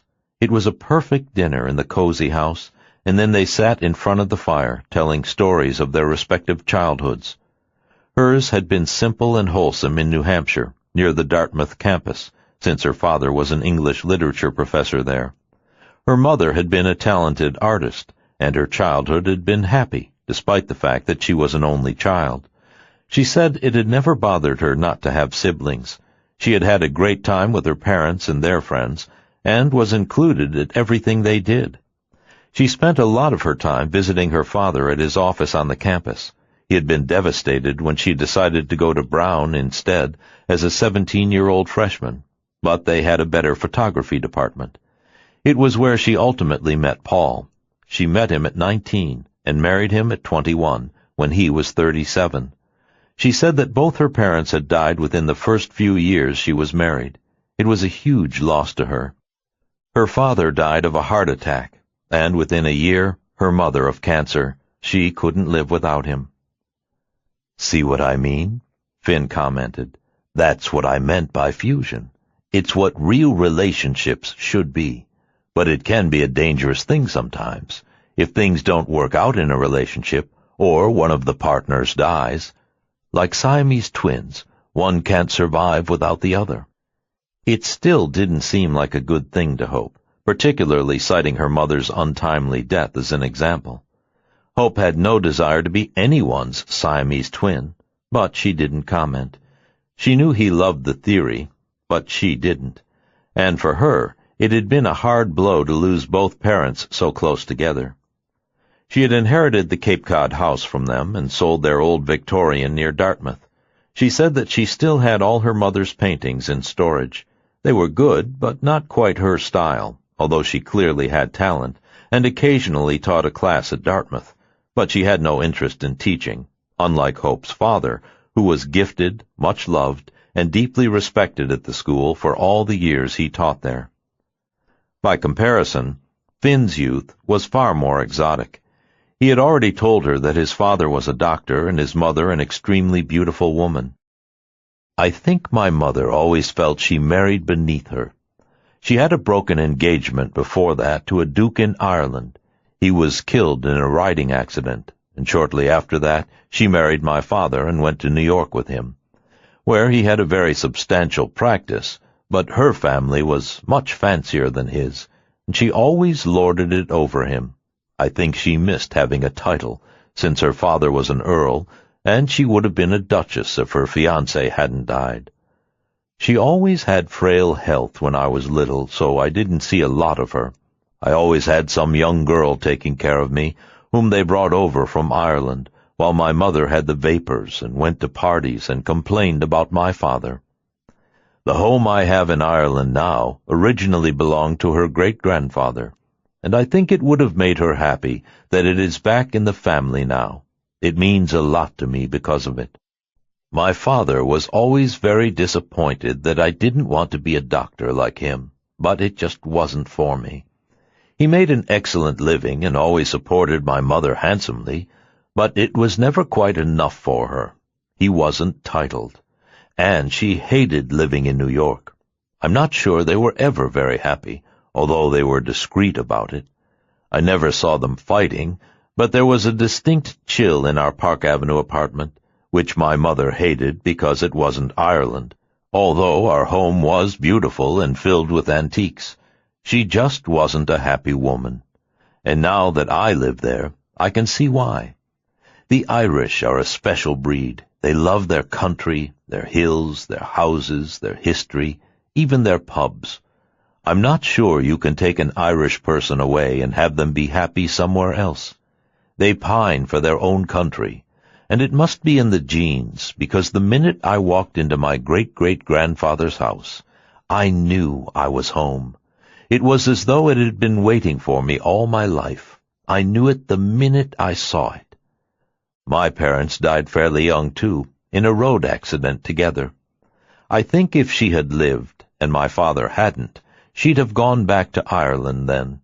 It was all she waited for during all the years of their married life in New York. I suppose she loved my father in her own way, but she wanted to go home. So I did it for her. He smiled sadly.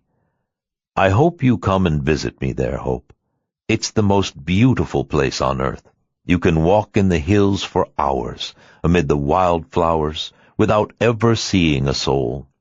The Irish are an odd combination of soulful, solitary, and then wildly gregarious in the pubs. I think that's how I am. Sometimes I just need to be alone, and at other times I love being around people and having fun. At home, I'm either locked up writing or having a good laugh in the local pub. It sounds like a good life, Hope said, nestled in beside him on the couch, as the fire died slowly. It had been a lovely evening, and she felt wonderfully comfortable with him, as though they had known each other for years. She liked hearing the stories of his childhood and his parents, although it sounded lonely in some ways. His mother didn't sound like a happy person, and his father had been busy all the time with his patients, and neither of them seemed to have had much time for him. He said it was why he had started writing, and was a voracious reader as a child and young man. Reading, and eventually writing, was his escape from an essentially lonely childhood, despite their very comfortable Park Avenue life. Her far simpler life had been much happier with her own parents in New Hampshire and Cape Cod. Finn and Hope had both married young, so they had that in common. They were both artistic in different fields. They were both only children, and their own children were only 2 years apart, so they had become parents at roughly the same time, and for very different reasons their marriages had failed. Hers for complicated reasons, and his officially when his wife died. But he readily admitted that his marriage to Michael's mother had never really worked, and probably would have ended in divorce if she hadn't died, which was traumatic for him and their child. Finn said she was totally narcissistic, beautiful, and spoiled, and essentially badly behaved. She had cheated on him several times. He had been enamored with her beauty as a young man, and then overwhelmed by what it entailed. There was a lot of common ground between Finn and Hope in many ways, although their marriages had been different, and his son was still alive. But there were many common points, and they were nearly the same age, only 2 years apart. When the fire finally went out, she turned off the lights, and they walked upstairs. He had already found his bedroom when he brought the bags up and had seen hers. She had a small double bed in the cozy room that had been her parents', and the bed always felt too big for her now without Paul. The one in the room Finn was staying in was so small that Hope looked embarrassed and said that maybe they should trade, although hers didn't look big enough for him either. "I'll be fine," he reassured her, and tenderly kissed her good night. And then they each disappeared into their rooms. She was in bed 5 minutes later in a heavy cashmere nightgown with socks, and she laughed when Finn called out a last good night in the small house. "Sweet dreams," she shouted back, and turned over in the dark, thinking of him. They had known each other for so little time, but she had never felt so close to anyone in her life. For a minute, she wondered if his fusion theory was correct, but she didn't want it to be. She wanted to believe that they could love each other, but keep their distinct lives, personalities, and talents intact. That still felt right to her. Thinking about him, she was awake for a long time. She was remembering the things he had said about his childhood and how lonely it sounded to her. She wondered if that was why he was so anxious to be part of someone else. His mother didn't sound like much of one to her. And it was interesting to think that while he said that his mother was beautiful and dissatisfied, he had married a woman who was also beautiful and selfish and hadn't been a good mother to their son. It was odd how, in some cases, history repeated itself, and people recreated the same miseries that had tormented them as children. She wondered if perhaps he had tried to get a different ending to the same story, and hadn't succeeded in the end. As she thought about it, she heard a thump that sounded like Finn had fallen out of bed, punctuated by a loud "fuck," which made her laugh, and she went to check on him, padding down the hall in her nightgown and cashmere socks. "Are you okay?" she whispered in the dark, and heard him laugh. "The chest of drawers attacked me when I went to the loo." "Did you hurt yourself?" She sounded worried about him, and felt guilty about the small room he was in.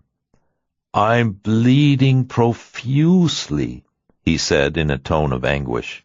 "I need a nurse." "Should I call 911? She laughed back. "No, some hairy paramedic will give me mouth-to-mouth, and I'll have to knee him in the groin. How about a kiss?" She moved into the room and sat down on the narrow bed that had once been hers, and he took her in his arms and kissed her. "I miss you," he whispered. "I miss you too," she whispered back, and then hesitantly, "Do you want me to sleep in here?" He laughed out loud. "In this bed? Now that would be a contortionist's act I'd like to see you do. That isn't what I had in mind." There was a long silence, and he didn't push. He had promised that they would sleep in separate rooms and not have sex, and he was determined to keep his word, although he would have preferred otherwise, and she felt foolish now for suggesting it. "I guess this is kind of stupid, huh? We're in love with each other, and I guess no one's keeping track." "Something like that," he said gently. "But it's up to you, my love. I'm happy to sleep here if that's what you want, as long as you take me to a chiropractor tomorrow so he can fix my back." She laughed again, and pulled the covers off him unceremoniously as he sat up. "Come on, let's be grown up." She held out a hand to him and led him to her room, and he didn't object. But he had left the choice up to her. Without commenting on it further, they both climbed into her bed, and as they lay side by side in the small double bed, he took her in his arms. "I love you, Hope," he whispered. "I love you too, Finn," she whispered back, and then without another word of discussion or explanation, or mention of fusion, he made love to her as no one ever had in her life. Chapter 8. Finn and Hope's days at Cape Cod were magical. They woke up late in the morning, made love before they got up. He cooked breakfast for her, and they bundled up and went for long walks on the beach. When they got back, Finn lit a fire in the living room. They spent hours reading, and she took photographs of him.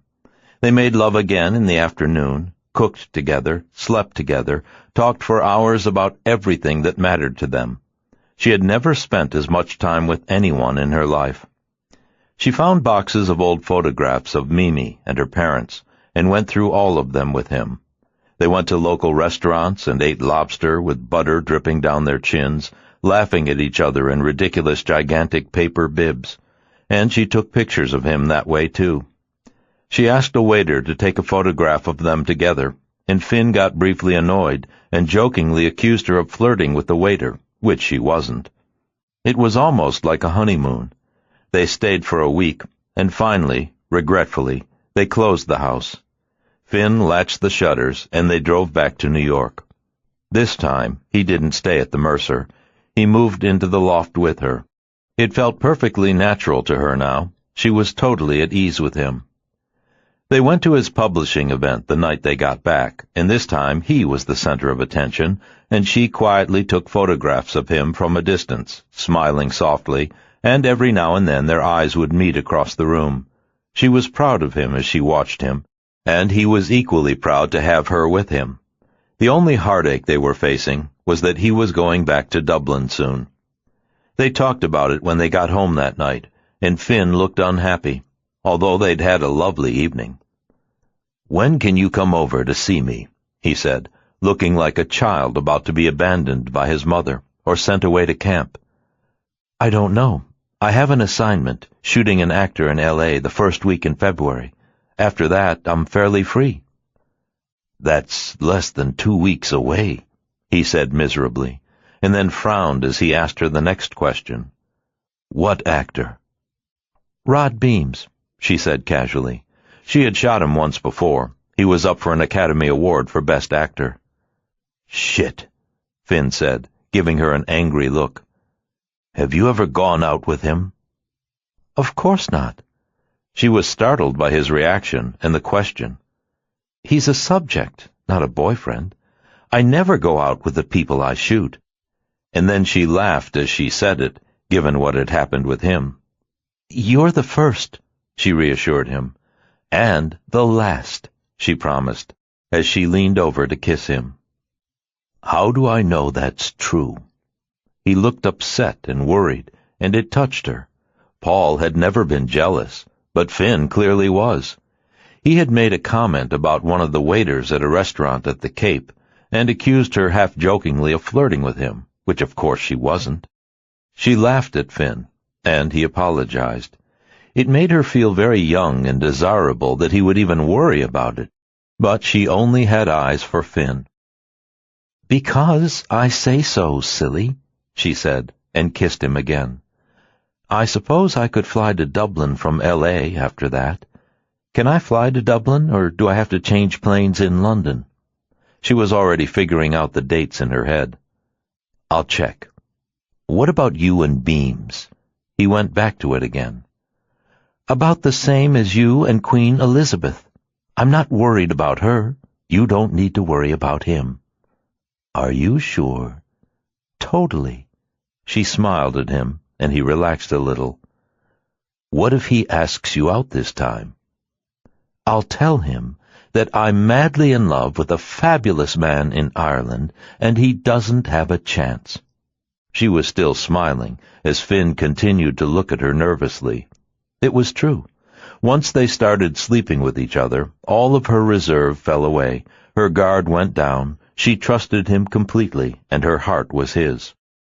They had talked about how quickly it had all happened between them, and how much in love they both were. It was what the French called a coup de foudre, a bolt of lightning that had hit them, and he pointed out regularly that there was no turning back now. He said he was irreversibly in love with her, and she was equally in love with him. Hope had come to the conclusion that at their age those things happened. They knew who they were and what they wanted, what had gone wrong in past lifetimes, and they both felt certain that this was forever, even though she felt it was soon to tell anyone. They had been in love with each other for just over a month, and Hope had never been as sure of anything in her life as she was of her love for him, and Finn felt the same. They both knew it was for real, and agreed that it was the best thing that had ever happened to them. Finn promised to check out the flights for her the next day, and as it turned out, there was a flight to Dublin from L.A. He stayed in New York for another week, and they had a wonderful time together. She thought of introducing him to Mark Webber, but decided it was premature. No one would understand how certain they were of each other this early. It was easier not to have to defend it, and just enjoy it privately. And Finn wanted to be alone with her anyway before he left. He said he didn't want anyone taking up their time, which was infinitely precious as the days flew by until he was to leave. He looked mournful the morning she helped him pack his suitcase. He was miserable about leaving, and still nervous about her photo shoot with Rod Beams. He kept bringing it up, and Hope was beginning to feel silly reassuring him. But since they had met and fallen in love with each other after her assignment to shoot him, he was worried about all her portrait sittings now. She reassured him again and again, and they made love before they left for the airport. She had never made love as often in her life as they had in the past weeks. They had vaguely discussed marriage, although not in hard and fast terms.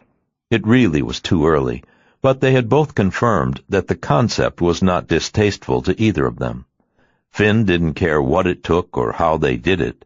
He wanted to spend the rest of his life with her, and she was beginning to think the same thing, although she wasn't sure she needed marriage to do it. She was already more or less living with him, and would be in Ireland as well.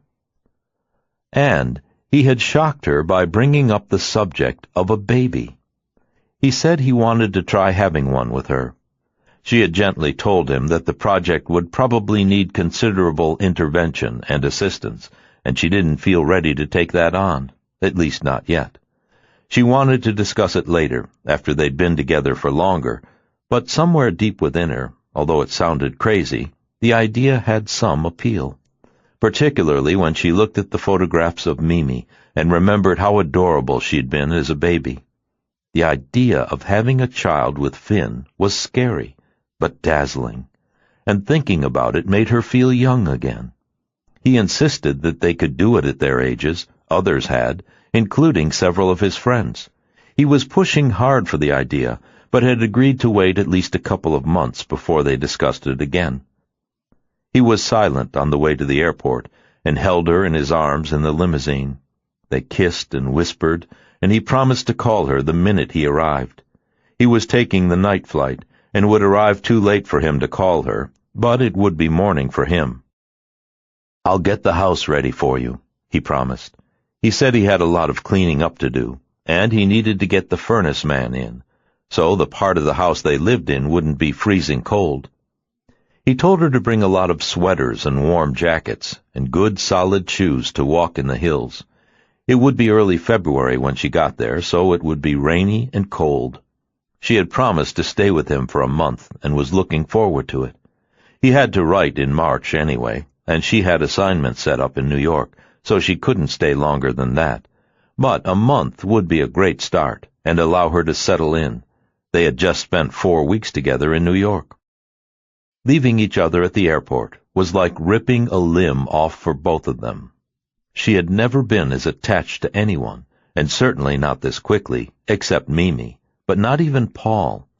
Her relationship with Paul, when she met him, had been far more measured and started more slowly, particularly since she was a student then and he was so much older.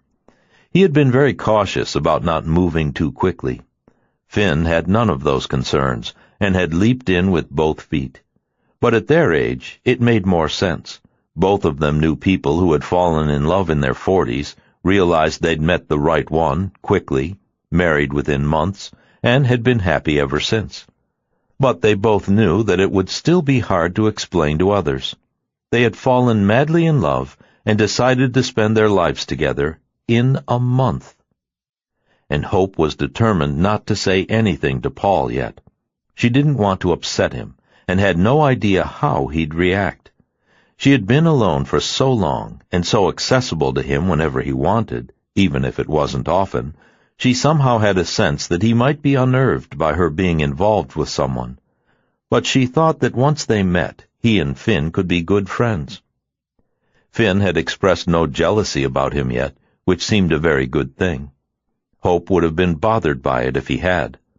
Paul was very important to her, and she loved him deeply, in a pure way now, and knew she always would, for however long he lived, which she hoped would be a long time.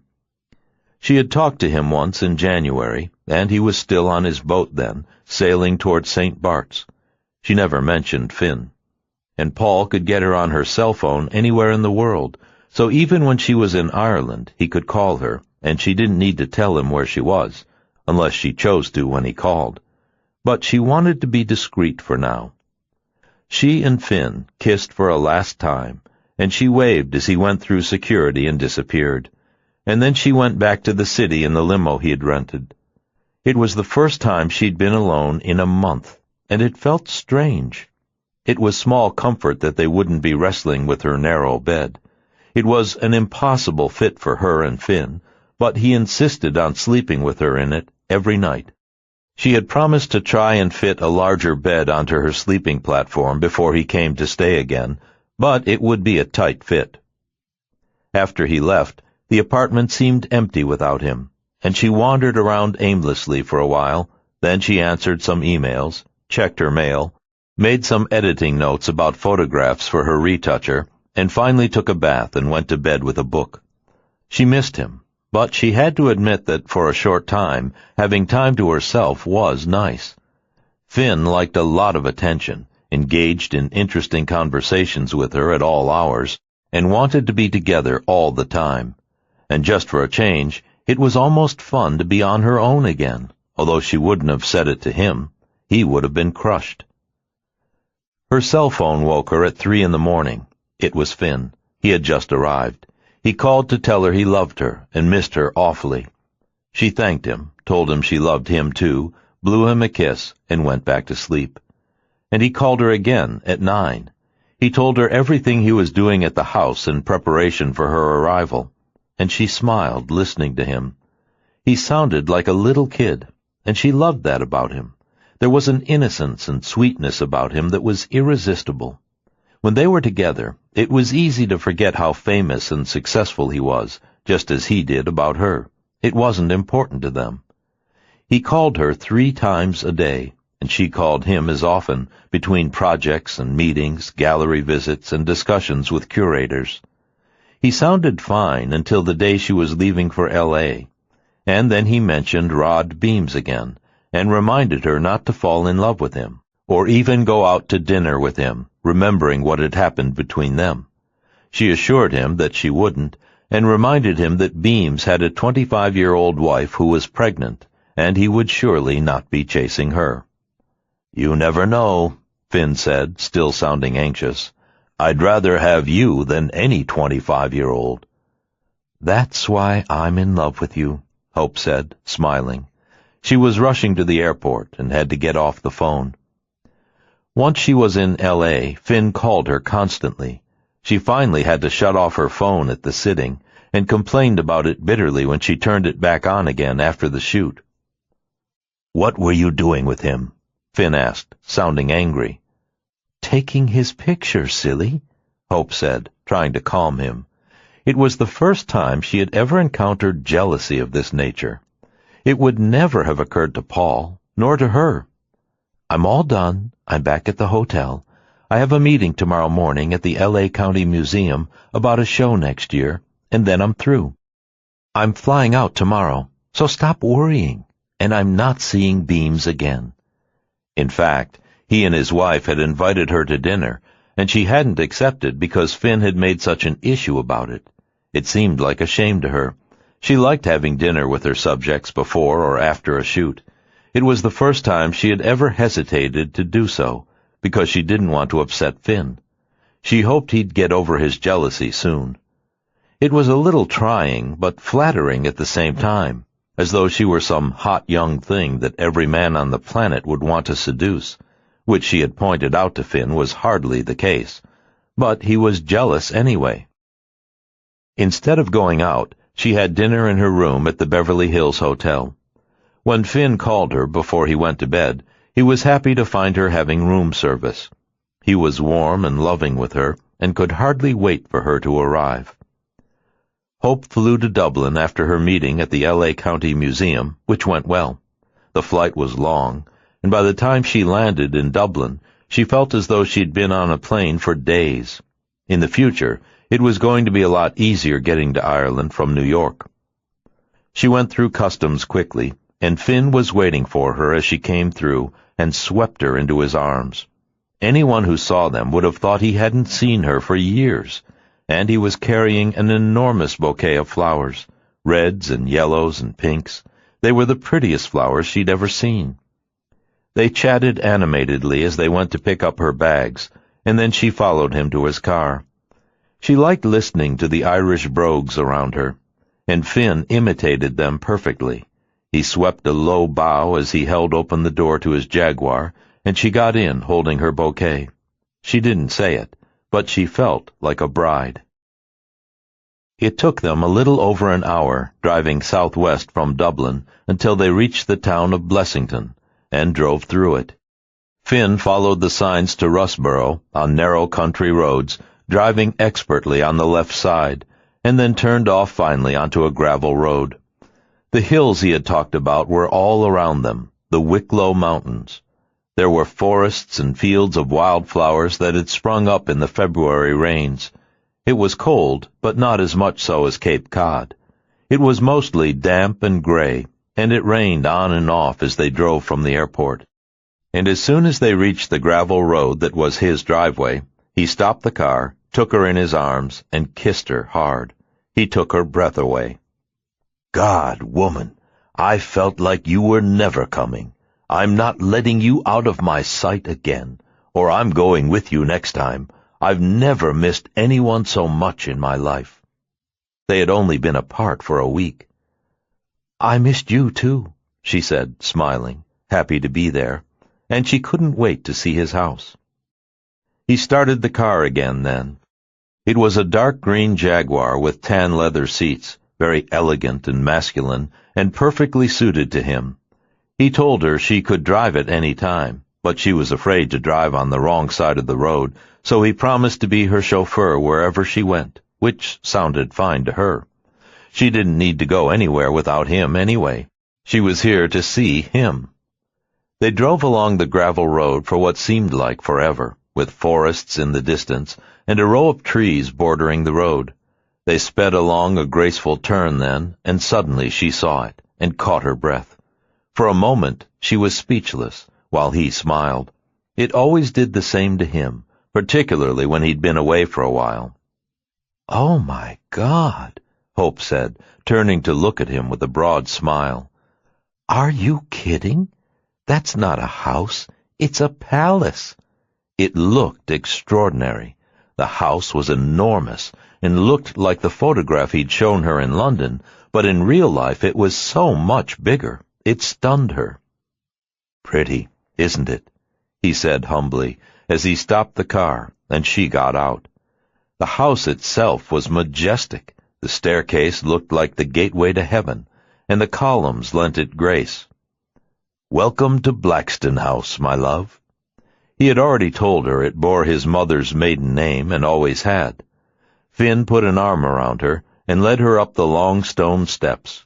An old man in a black apron came out to greet them, and a moment later an ancient maid appeared wearing a uniform and a black sweater, with her hair in a tight bun. They looked older than the building, but were smiling and friendly as Finn introduced her to them. Their names were Winfred and Catherine, and he explained to her later that they had come with the estate, and commented himself that they looked nearly as old. Inside the house there was a long gallery filled with dusty family portraits in a long dark hall with tapestries and somber furniture. There was no proper lighting, and Hope could hardly see the portraits as she walked past them. Winfred had gone out to get her bags, and Catherine had disappeared to make them tea. On either side of the gallery were enormous drawing rooms, sparsely furnished in threadbare antiques. Hope noticed several handsome Aubusson carpets in muted colors, badly in need of repair. But the windows were long and wide and let lots of light in. The curtains were beautiful and old, with gigantic tassels, but were in shreds, barely hanging by a thread. The dining room was palatial, and the table could seat 40, Finn told her, with enormous silver candelabra that someone had polished till they gleamed. Next to it was a library that looked like it housed 1,000,000 books. Finn led her up the grand staircase to a floor with 6 bedrooms, small dressing rooms, sitting rooms. There were ancient furnishings in them, but all the rooms had dust covers on the furniture, and the curtains were closed. And finally, up another smaller staircase, was the cozier floor where Finn lived. The rooms were smaller, the light brighter, and the furniture and rugs in better condition. Here there were no curtains at all, and the rooms seemed to be filled with light, even though it was a gray day. He had a fire burning brightly for her, and had filled vases with wildflowers in every room. There was a cozy bedroom, with a gigantic 4-poster bed, which she knew instantly was his. And as in his muse house in London, there were stacks of books everywhere, particularly in the room he used as an office. Catherine found them as Hope was taking her coat off, and set down a silver tray in a small sitting room. There was a silver teapot on the tray, a plate of scones, and clotted cream. She curtsied with a shy smile at them both and left. "So, what do you think?" he asked her, looking anxious. All morning he had asked himself what he would do if she hated it and ran. He loved the place himself, but he was used to its state of comfortable disrepair, and he didn't even see it anymore. He was afraid she would find it gloomy or depressing and refuse to stay, and instead she was smiling at him and held out her arms. "It's the most beautiful house I've ever seen," she reassured him, "and I love you more than life itself." As she said it, he felt as though he were sinking into a featherbed of her approval and love, and it brought tears to his eyes. "It needs a little work," he said shyly, and Hope laughed. "Yes, it does, a little. But you don't need to rush. It's very comfortable up here. Can we go exploring later? It's a little overwhelming at first." She was feeling in awe of all she'd seen, but she wanted to get to know the house and do whatever she could for him. "You'll get used to it, I promise." He sat down and poured a cup of tea for her as she helped herself to a scone. She put cream on one for him, too. "Wait till you see the bathrooms. The tubs are big enough for both of us. And I want to go for a walk with you this afternoon. There are beautiful old stables in back, but I haven't had time to think about them yet. There's too much else to do. I keep pouring my royalty checks into it, and this place just scarfs them up, and it doesn't even show. I have to start buying some decent furniture one of these days. Nearly every couch and chair in the place is broken. What's here came with the house." Most of all, from what Hope could see, everything needed a good cleaning and a coat of paint, or many coats of paint. But it was easy to figure out that restoring a house like this one would cost a fortune. It would take him years to do it all. And suddenly, she was dying to help. It would be an exciting project for them both. But before she'd even finished the scone or gotten to her tea, he had dragged her off to his enormous four-poster bed and lovingly attacked her. He had the door locked and her clothes off in less than a minute, and he made love to her until she was breathless and he was sated. They had a sex life worthy of teenagers, and she never failed to be impressed. "Wow!" She grinned at him afterward, wondering how she had lived without him for a week. He was definitely habit-forming, and their passion totally addictive. He gave her pleasures she had never even dreamed of. "I'm not letting you out of my sight again," he said, grinning at her, lying naked across what was now officially their bed. "In fact, I may have to chain you to the bed. I'm sure one of my ancestors did something like that at some point. It seems like an excellent idea. Or maybe I'll just chain you to me." She laughed. He showed her the enormous bathroom then, and the gigantic tub. He ran a bath for her, and she was very glad she'd gotten some sleep on the plane. She could see she wouldn't get much here. She slipped into the warm water in the bathtub, and Finn appeared with her cup of tea in an exquisite gold Limoges cup. She sat there drinking tea in the bathtub, feeling very spoiled. It was a long way from the simple pleasures of Cape Cod, or her loft in New York. Blackston House was remarkable, and Finn even more so. Finn got in with her, and moments later he made love to her again in the bathtub.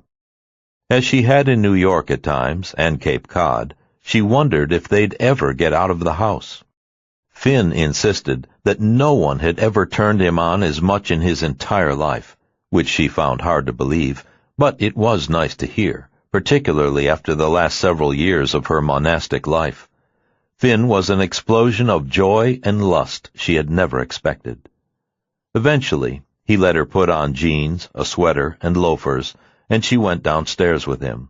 This time, they toured each room more carefully. She raised shades, many of which fell as she touched them, and pulled back curtains, so she could see the rooms more clearly. There was beautiful wood paneling, and some lovely moldings on the walls, but the furniture was a disgrace, the ancient carpets badly in need of restoration, and all of the curtains were beyond salvation. "What if you got rid of everything that's broken or too damaged to save, cleaned it all up, and started painting it room by room? It might give you a fresh start, although it would be empty at first." She was trying to think what she could do to help while she was there, and it would be challenging and creative to work on it with him, or even for him while he was writing. She had nothing but time on her hands. "It would be more than empty," Finn laughed at her. "It would be totally bare. I don't think there's much here worth saving." Most of the furniture looked awful, and the upholstery was pretty grim in brighter light. Some chairs only had 3 legs, tables were propped against walls, fabrics were dirty and torn, and there was the smell of dust everywhere. Winfred and Catherine were too old to keep it clean. They mostly took care of his rooms upstairs and ignored the rest. The place looked as though it hadn't been cleaned properly in years, and Hope delicately said so. "I didn't bring you over here to do housework," he said apologetically, visibly embarrassed, and she didn't want to criticize his house or make him feel bad. She knew it was his treasure.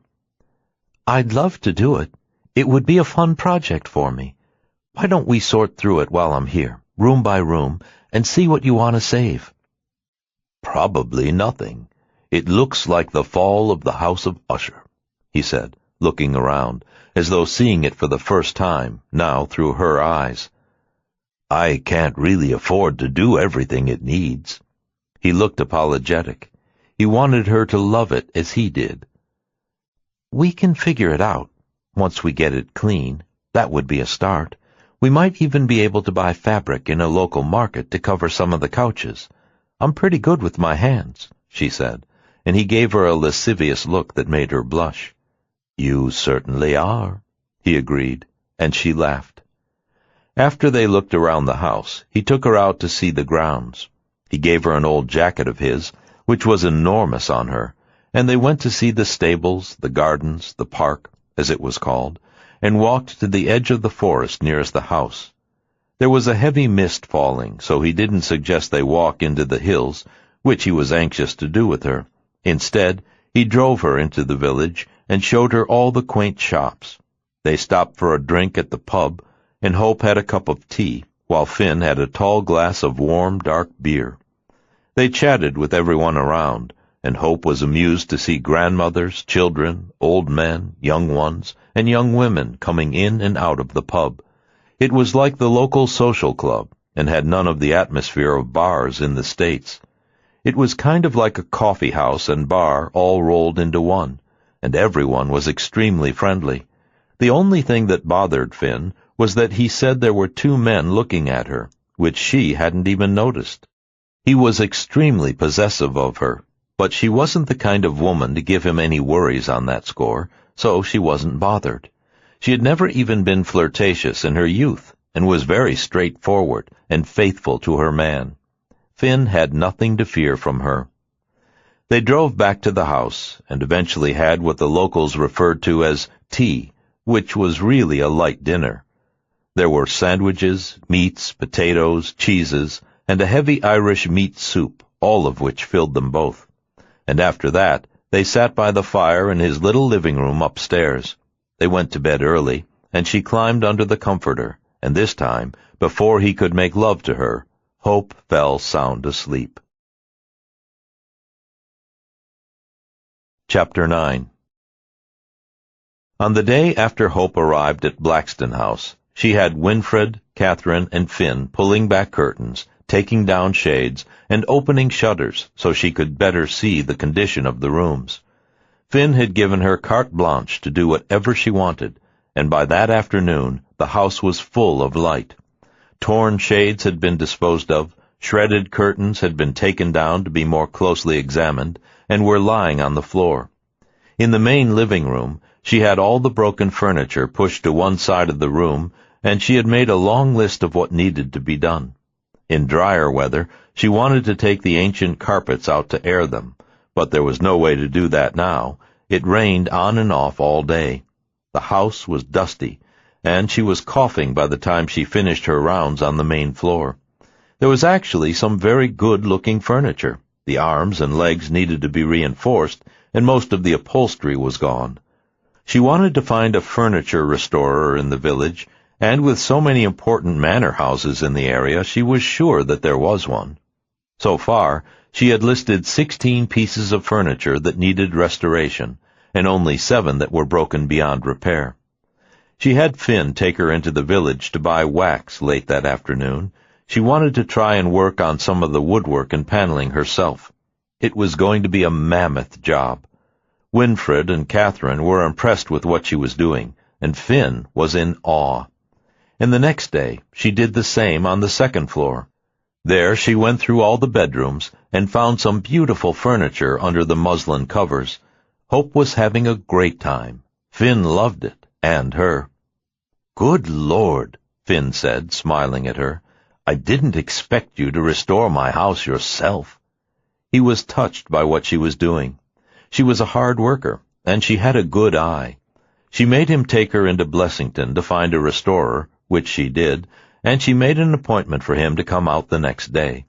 He took away all the pieces Finn agreed needed to be worked on, and the following day she had him drive her to Dublin, where she bought miles and miles of fabric for upholstery, and some for the bedrooms in pastel satins. She made sure that Finn liked all the colors, and she paid for it herself as a gift to him. And for the next many days she worked with Winfred and Catherine to clean all the rooms and get rid of all the dust and cobwebs. She left some of the shredded curtains hanging, and those that were beyond salvation she threw away. The windows looked better with no covering than with the remains of the old ones hanging there. The house already looked cleaner and more cheerful, and she pulled back the deep green velvet curtains in the gallery so the house didn't look so dark as one walked in. The place was looking better every day, and Hope said she was having a ball. "Come on," Finn said one afternoon. "Let's get out of here. I want to show you around." He took her to see the other great houses, and she assured him that none were more beautiful than his. Blackstone House looked the most like Rusborough House, and her goal now was to help him get his place into shape. It was too big a job for him alone, and she sensed that money was somewhat tight for him, so she tried to do everything on a budget, and paid for things whenever she could, without offending him. Finn was deeply appreciative of all she did. He was well aware that it was a labor of love she was doing for him, and the results were already starting to show. Whenever he had work to do, she spent time on her waxing and polishing project, and room by room the woodwork was starting to shine. The broken furniture was out being restored, a local upholsterer had taken the pieces to be recovered, and upstairs she had found treasures under the Holland covers. The master bedroom, once uncovered, was a marvel of exquisite furniture and beautiful frescoes on the walls. She said it looked like Versailles. "You are amazing," Finn said in admiration, and when she wasn't waxing, polishing, and pushing furniture around, she was taking photographs of the locals, or digging through antique shops, looking for treasures for his house. She even helped Catherine polish the silver on a rainy afternoon, and that night they had dinner in the formal dining room, at one end of the enormous table, instead of on trays upstairs. She was wearing jeans and an old sweater of Finn's, which made her look like a little girl. The house was still fairly cold. "I feel like one of those cartoons in the New Yorker," Finn said, laughing, as Winfred served them dinner in the gigantic room. The kitchen was in the basement, and was a relic, but everything in it worked, and Hope had wrought her magic there, too. By the time she had been there for 2 weeks, his house looked as though she had worked on it for months, and it was much improved. After dinner, she was taking photos of the frescoes on the ceiling in the main living room as Finn walked in and smiled to see her there. She made his heart sing every time he gazed at her. "How hard do you think it would be for us to paint these rooms ourselves?" she asked, looking vague, as he put his arms around her and kissed her. "You're insane, but I love you. How did I ever survive before we met? My house was filthy, my life was a mess, and I didn't know what I was missing. Now I know. I don't think I'm going to let you go back to the States." He looked serious as he said it, and she laughed. They were both enjoying working on his house, and it was looking great. She could see why he loved it, and she was enjoying polishing it up for him. "Why don't we have some of your neighbors in for dinner sometime?" she suggested. "There must be some interesting people here living in all those big houses. Do you know a lot of them?" she asked with interest. It would be exciting to fill the table in the dining room with lively people, and she wanted to meet some of the locals. "I don't know any of them," Finn said. "I'm always working when I'm here. I never make time to go out. I do most of my socializing in London." "It would be nice to invite people over, maybe when the furniture comes back," she said pensively. "I'd rather be alone with you," he said honestly. "You're only here for a short time, and I don't want to share you with anyone. It's much more romantic on our own," he said firmly. He clearly wanted her to himself, but Hope wanted to meet people and show off the house. "We can do both," she said sensibly. "We can meet people and spend time alone." It seemed odd to her that he had lived there for 2 years and didn't know anyone.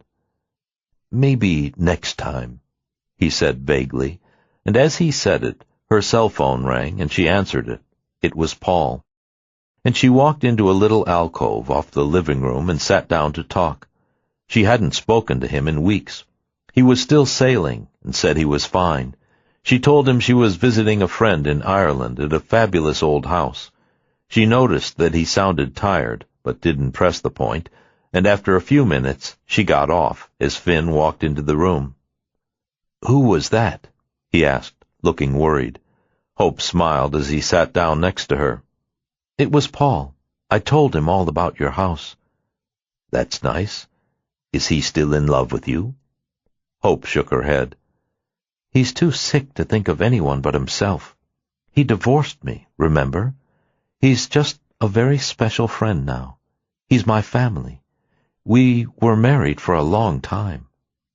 Finn nodded and didn't pursue the subject, and he looked relieved by what she had said. They went for a walk in the hills then, and Hope brought back 2 baskets full of wildflowers and put them in vases when they got back. Finn looked at her with a happy smile, and that night he talked again about their having a baby, although he had promised not to for a while. He said he loved her so much he just couldn't resist. He insisted he wanted a child with her, and she reminded him that it was too soon. She didn't say it to him, but she didn't want to have a baby unless they were married, and that wasn't a certainty yet, although it was looking more and more likely. "I want a little girl who looks just like you," Finn said wistfully, as he held her after they made love. "I want our baby, Hope," he pleaded with her. "I know," she said sleepily. "Me too, but it's not a sure thing at my age anyway." "It is nowadays. We can get a little high-tech help.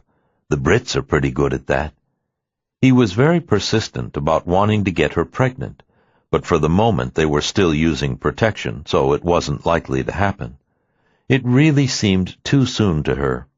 That was a major decision she wasn't ready to undertake yet. It was one thing helping him fix up his house, another having a child. "We'll see," she said, as she cuddled into his arms and nestled up against him, smiling happily, thinking that these were the best days in her life, or surely in a very, very long time. On her 3rd week in Ireland, Finn surprised her by suggesting they go to Paris for the weekend. She hadn't thought of traveling in Europe while she was there, but she loved the idea. He made reservations at the Ritz for them, which was her favorite hotel, and that weekend they flew to Paris. They were going to London on the way back, which was perfect for her, since she wanted to meet with a photography curator at the Tate Modern, and called the day before they left to make an appointment. He was delighted at the prospect of meeting her. Their time in Paris was everything they had hoped. The room at the Ritz was small but elegant. They walked miles all over Paris and ate in wonderful old bistros on the left bank.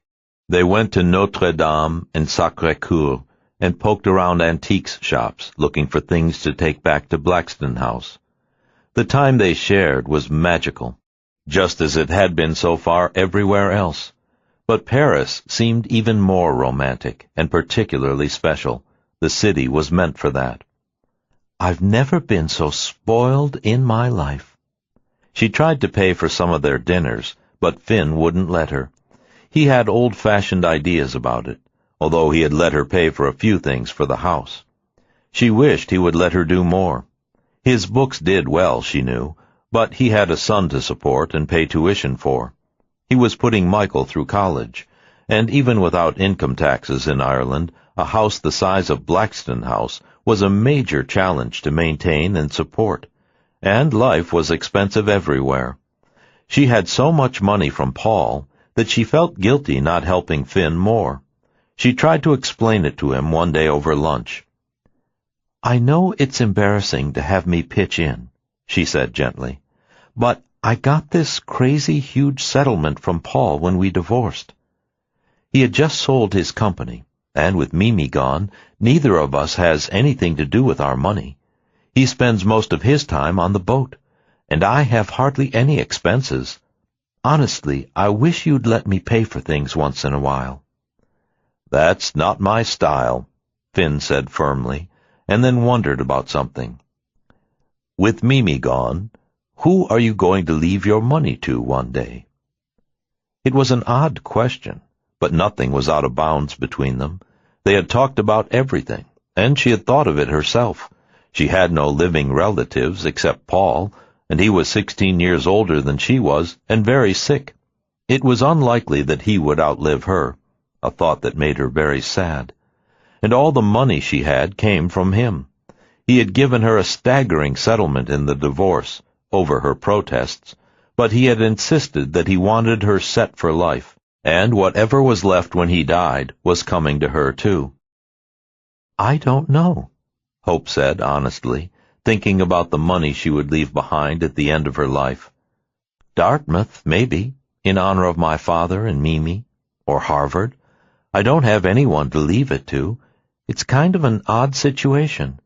I give away a fair amount every year now to various philanthropic causes I care about. I set up a scholarship in Mimi's name at Dartmouth because she went to school there, and another one at the New York City Ballet." "Maybe you should fund things that you enjoy." "I know. It's kind of taken me the last 2 years to get used to having all this money. I don't need it. I told Paul that when we got divorced. I lead a simple life." And her parents had left her enough to take care of the house on Cape Cod. "Sometimes I feel guilty having it," she said honestly. "It seems kind of a waste." He nodded, laughed, and said he wished he had her problem. "I keep wanting to put money aside to restore the house, but it's hard with a kid in college and houses all over the place, or 2 anyway. One of these days I'll really clean the place up." She was dying to help him do it, but it was too soon for that too. They had been together for 2 months, which in the real world wasn't a long time. Maybe in a few months, if all went well, he would let her help financially with restoring the house. She really wanted to do it. After that, they walked in the Tuileries, went to the Louvre, and walked back to the Ritz for their last night. It had been a heavenly weekend, just like everything else they did together. They ordered room service and spent the night in bed, indulging in the luxury of the hotel. And in the morning, they took the train to London, and were back at his tiny house at noon. It warmed her heart to see it and think of the shoot they had done there. As she had suspected at the time, they had gotten several wonderful photos out of it, and Finn had chosen one he loved for the book when it was ready for publication. She had framed several others for him and for herself. She had her appointment at the Tate Modern Museum that afternoon, and Hope was startled to discover that Finn was annoyed about it, which didn't make sense to her. "What's up?" she asked him as they shared one of his terrific omelets in his kitchen. "Are you mad about something?" He was visibly pouting at her over lunch. "No, I just don't know why you have to meet a curator today." "Because they want to give me a retrospective show next year," she explained quietly. "That's a big deal, Finn." "Can I come with you?" he asked, looking hopeful, and she looked apologetic but shook her head. It wouldn't look serious if I brought someone along. Tell them I'm your assistant. He was still pouting. You don't take assistants to meet with curators, only to shoots. He shrugged in answer and didn't speak again until she was leaving the house. She had called for a cab. When will you be back? He asked coldly. As soon as I can, I promise. If you want to walk around the museum while I talk to him, you can. It's excellent. He said nothing and shook his head, and a minute later she went out, feeling guilty for leaving him, which she knew was ridiculous. But he was trying to make her feel that way, and had succeeded. As a result, she rushed through the meeting, didn't cover all the questions she wanted to ask, and was back at his house in 2 hours. He was sitting on the couch, reading a book and sulking. He looked up with a sullen expression when she walked in. Was that fast enough for you? Now she sounded annoyed, because she had hurried through the meeting to get back to him. He just shrugged. Why are you being like this? You're not 4 years old. Sometimes I have work to do. So do you. It doesn't mean I don't love you. Why couldn't you take me with you? He said with a wounded expression. Because we're 2 separate people with separate lives and careers. I can't always be part of yours either. I want you to be. You're always welcome to join me. And most of the time you are too. But I don't know this curator, and I didn't want him to think I'm a flake by mixing business with romance. It doesn't look serious, Finn. We're together, aren't we? He questioned her with an injured look, which annoyed her even more. She had no reason to feel guilty and resented what he was doing, and he had succeeded in making her feel bad. It didn't seem fair. She loved him too, but he was acting like a 2-year-old. Yes, but we're not Siamese twins. It was his fusion theory again, which she had never agreed with. He wanted to do everything together, and sometimes she just couldn't. He couldn't come to shoots either, and she couldn't write a book with him. And however much he wanted it to be otherwise, they were not one person, they were 2. She was very clear on that. He wasn't. That doesn't mean I don't love you, she said gently, and he ignored her while he went on reading. He didn't respond for a long time, and then he surprised her again. He looked up at her and closed the book. I made an appointment for you tomorrow. For us. With whom? She was puzzled. What kind of appointment? With a doctor. A fertility doctor who specializes in people our age who want to have babies. They both knew that his age was not a problem. Hers was. He was being kind in how he said it, and she looked at him wide-eyed. Why didn't you talk to me about it before you made the appointment? It seemed a rather high-handed thing to do, and she had told him she wanted to wait, for a while at least. I got the name, and I thought it was a good idea to meet her while we were in London. At least, we can hear what she has to say and what she recommends. You might need to start preparing for it now, if we're going to do it in a few months. He was moving very quickly, just as he had with their relationship in the beginning. But this was a much bigger commitment and decision. A baby was forever, and she wasn't sure yet if they were. Finn, we don't even know if we want a baby yet. We've only been together for 2 months. That's a big decision, a huge decision, for both of us to make, not just you. Can't you just listen to her?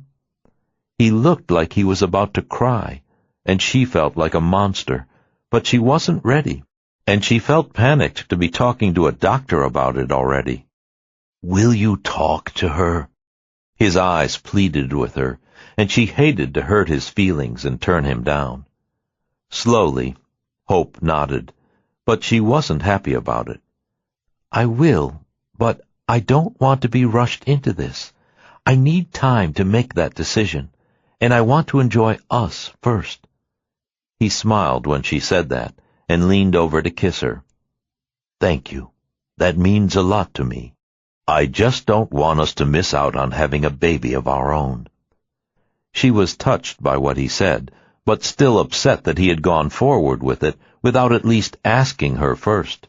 She wondered if it was his way of getting even for not taking him to the museum meeting with her. But she knew it was more that he was desperate to have a baby with her. The problem was that it was too soon for her, and she had said that to him clearly since he first brought it up. He was very stubborn once he got an idea in his head. He seemed unfamiliar with the word no. They went to Harry's bar again for dinner that night, and Hope was quiet. And then they came home and made love. But for the first time, she felt some distance from him. She didn't want him making her decisions for her, particularly not big ones. Paul had never done that to her before the divorce. Before, they had made all their big decisions jointly, with lots of mutual consultation. It was what Hope expected of Finn, but he was much more forceful about his ideas. They were two very different men. And she was even more upset the next day when they got to the doctor. It wasn't an appointment for a consultation. It was a full workup for a fertility screening with a battery of tests, some of them unpleasant, which she wasn't prepared for. She balked when she discovered what was planned and said something to the doctor about it, who seemed even more surprised that Hope didn't know what the appointment would entail. "I sent you a folder of information on it," she said, looking at them with a confused expression. She was a very nice woman and undoubtedly competent, but Hope was visibly unhappy at the news of what she was expected to do that day. "I didn't get the folder," Hope said simply, looking at Finn. He was instantly sheepish. He had obviously gotten it when he made the appointment, but not shared it with her. For the moment, this was his project, not hers. "I didn't even know about this appointment until last night. Do you want to do it?" The doctor asked her bluntly, and Hope felt as though she had her back to the wall. If she didn't, Finn would be hurt. But she was going to be upset if she did. And the tests did not sound pleasant. She thought about it for a long moment, and, out of love for him, decided to sacrifice herself. "All right, I will. But we haven't made a final decision yet about getting pregnant." "I have," Finn said quickly, and both women laughed. "Then you have the baby," Hope said quickly. "Have you ever been pregnant?" the doctor asked her, handing her a stack of forms to fill out, and 2 brochures about in vitro fertilization and donor eggs. "Yes, once," Hope said quietly, thinking of her daughter. 23 years ago. She glanced at the brochure in her hand then. "Would we have to use donor eggs?" Hope didn't like that idea at all. In that case, genetically, it would be Finn's baby, but not hers. That didn't sit well with her. "Hopefully not, but it's an option. We have a number of tests to run on you first, and we have to check the viability of your eggs. A younger egg is always a surer bet, of course, but yours may still be lively enough for us to use with a little help." She smiled, and Hope felt faintly sick. She hadn't been ready for this process at all, and wasn't sure if she ever would be. Finn wanted it so badly he was overriding her. She knew he was doing it because he loved her, but it was a very big deal to her. "Are we checking my eggs today?" Hope knew it wasn't a small procedure if that was the case. "No, we can do that next time if we need to. We'll check your FHS levels today and take it from there." She handed Hope a list of the procedures they were going to do, which included a pelvic ultrasound, a pelvic exam, and a battery of blood tests to check her hormone levels, and they wanted a sperm sample from Finn. For the next 2 hours they ran through all the tests, and he made assorted whispered, lewd remarks to Hope about helping him with the sperm sample, but she was in no mood for that. She told him to do it himself, which he did, and appeared with it proudly while they did her ultrasound. The doctor announced with pleasure that Hope was ovulating now, and everything looked good on the ultrasound so far. "You two could go home today and give it a try on your own," she commented, "although I'd rather do artificial insemination with Mr. O'Neill's sperm. You could come back and let us do that for you this afternoon if you like," she offered, with a helpful glance at Hope. "I don't want to do that," Hope said in a strangled voice. She felt as though suddenly other people were running her life, mostly Finn, and he looked disappointed by what she had just said. "Maybe we'll try that next month," the doctor said blandly, as she removed the ultrasound wand, wiped the gel off Hope's stomach from the external part of the exam, and told her she could get up. Hope felt drained. She felt as though she were on an express train she hadn't bought a ticket for, and didn't want to be on, to a destination she hadn't chosen in the first place. She had just been reading the travel brochures, and Finn was trying to make the decisions for her about where they were going and when. They met with the doctor in her office after all the tests, and she told them that so far everything looked good. They didn't have Hope's FSH count and estrogen levels yet, but her eggs looked good on the screen, Finn's sperm count was high, and she thought that with artificial insemination they might have a good chance. If that didn't work in the first 2 months, they would put Hope on Clomid to release more eggs, which could result in multiple births, the doctor warned her, and if the Clomid hadn't worked in 4 months, they would start with in vitro fertilization, and eventually, if necessary, donor eggs. The doctor handed Hope a tube of progesterone cream and told her how to use it every month from ovulation to menstruation, to stimulate implantation and discourage spontaneous abortion. And she told her to see the nurse on the way out for an ovulation predictor kit.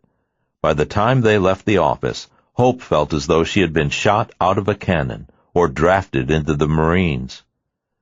"That wasn't so bad, was it?" Finn said, smiling broadly at her, delighted with himself when they reached the sidewalk, and Hope burst into tears. "Don't you care what I think?" she asked him, sobbing. She didn't know why, but it had made her feel as though she were betraying Mimi, replacing her with another child, and she wasn't ready for that either. She couldn't stop crying as he put his arms around her, and she was still crying when they got into a cab and he gave the driver his address. "I'm sorry. I thought you'd be happy about it once we talked to her." He looked crushed. "I don't even know if I want a baby, Finn. I already lost a child I loved. I haven't gotten over it yet, and I don't know if I ever will. And it's still too soon for us." "We don't have time to fool around," he said, pleading with her. He didn't want to be rude and say that for Hope at 44 time was running out. "Then maybe we'll have to be happy with just us," she said, sounding anguished. "I'm not ready to make that decision yet, in a 2-month-old romance." She didn't want to hurt his feelings, but she needed to be sure. Marriage was one thing eventually, but a baby was something else. "You have to listen to me, Finn. This is important."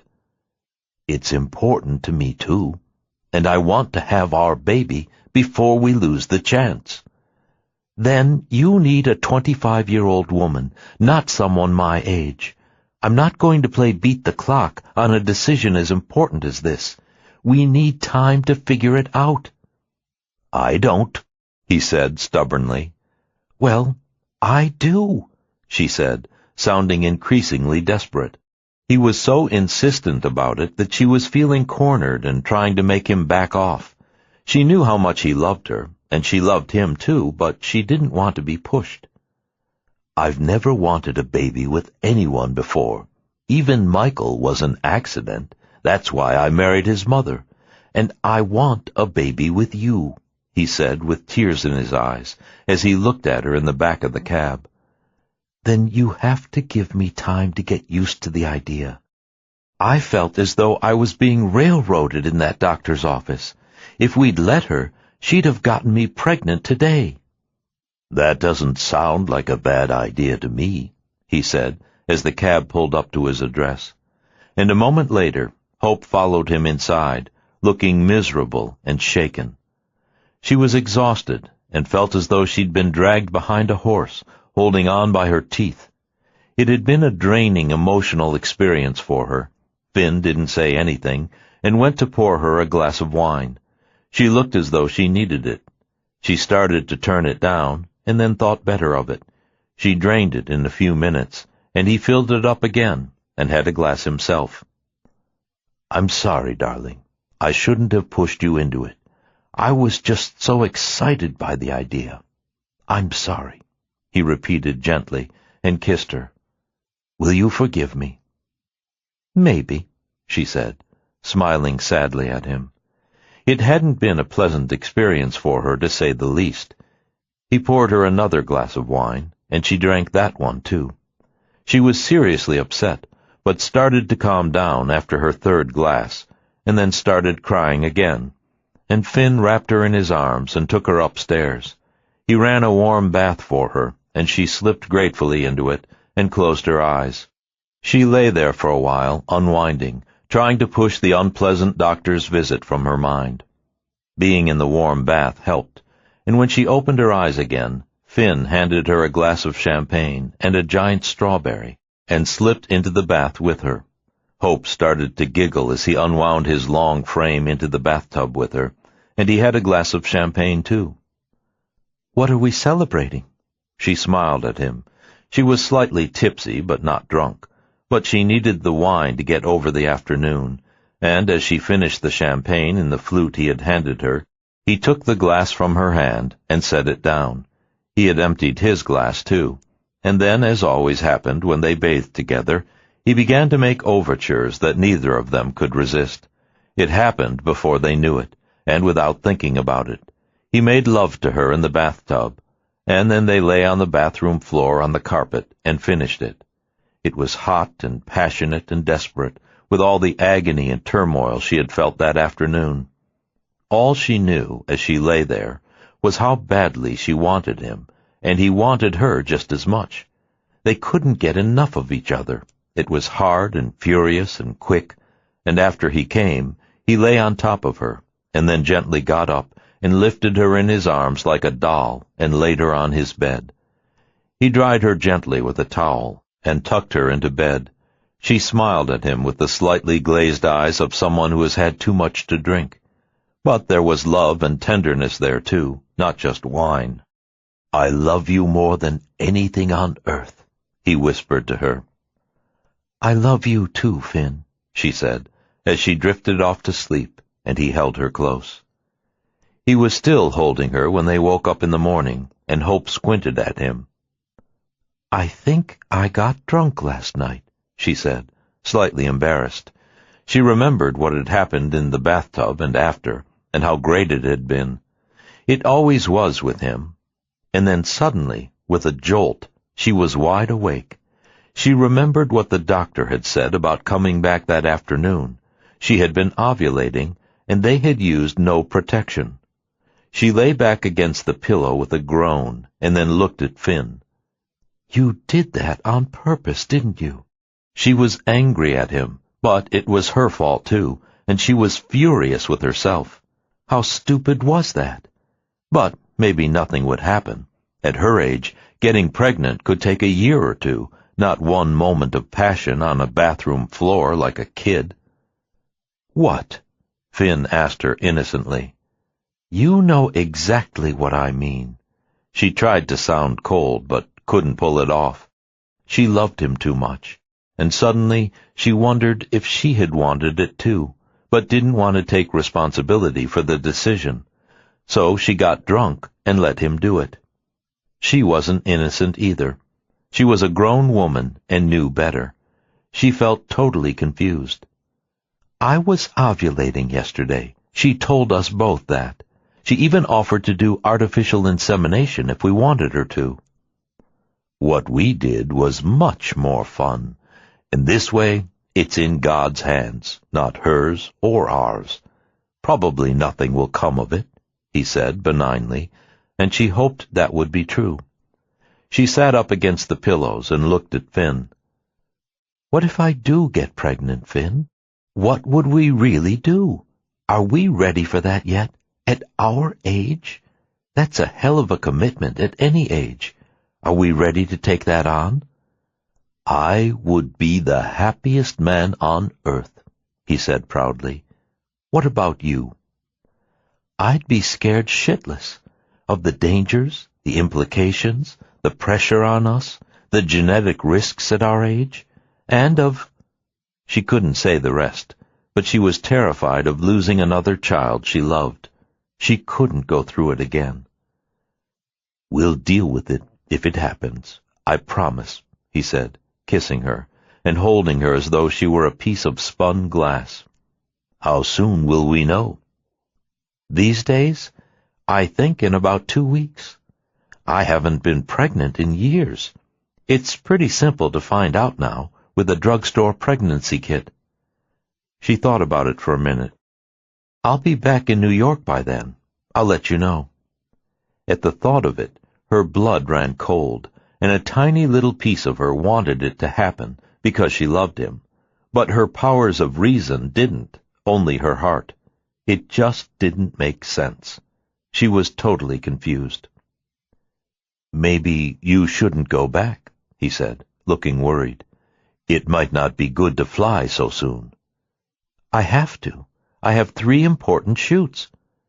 If you're pregnant, that's more important. She felt suddenly insane. They were acting as though she were pregnant, and they had planned this baby, but only one of them had, Finn, and she had let him do it.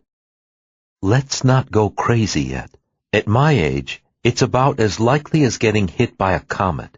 You heard what she said. If we ever decide to do it, we'd probably need help.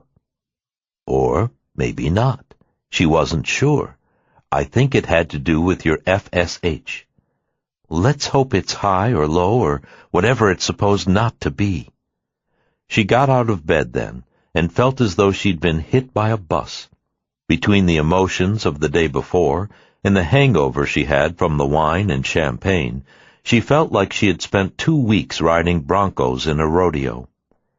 I feel like shit, she said as she headed for the bathroom, and he smiled adoringly at her. Maybe you're pregnant, he said, looking hopeful. Oh, shut up, she said, and slammed the bathroom door. Neither of them said anything about it on the flight back to Ireland, or for the next few days.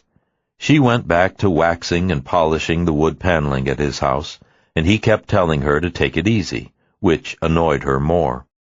She didn't want to think about it. She'd had a great time with him in Paris, but she was upset about what had happened in London, both the doctor's visit and their escapade on the bathroom floor. And the day before she was leaving, the doctor called. Great news, she announced. Your FSH is as low as a 20-year-old's, and your estrogen level is terrific. What does that mean? Hope asked, as her stomach turned over. She had a feeling she wasn't going to like what she was about to be told. It means that you should have an easy time getting pregnant on your own. She thanked the doctor and hung up, and said nothing to Finn. He was hopeful enough as it was, and if she had told him there was a serious chance she might have gotten pregnant, he wouldn't let her go back to New York. He didn't want her to go. He was already complaining about being lonely and wanted to know how soon she would return. She had explained that she had work to do and had to be in New York for 3 weeks. As always, it was like leaving a 4-year-old.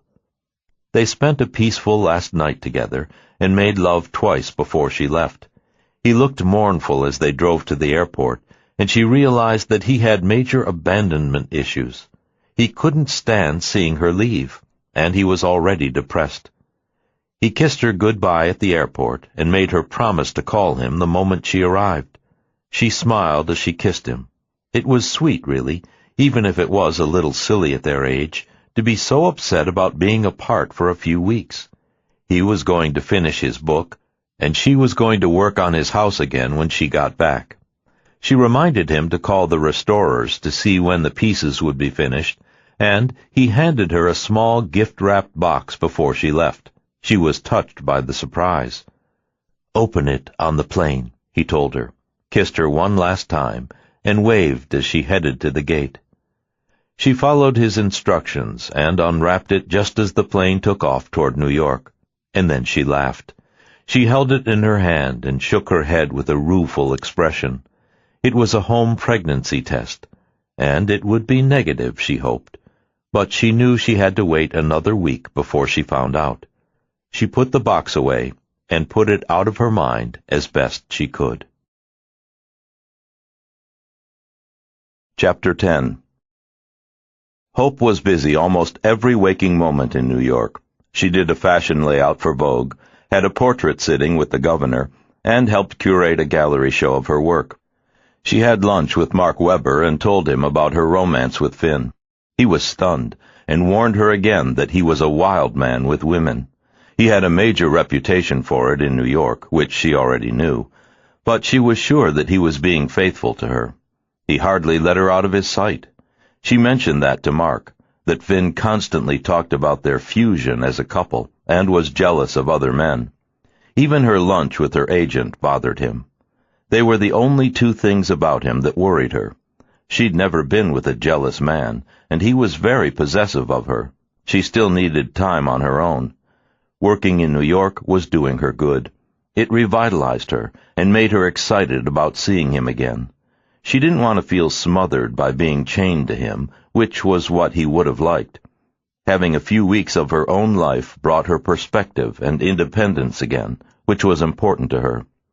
He seemed to be extremely threatened by everyone she saw, and every time he called her, he wanted to know how soon she was coming back.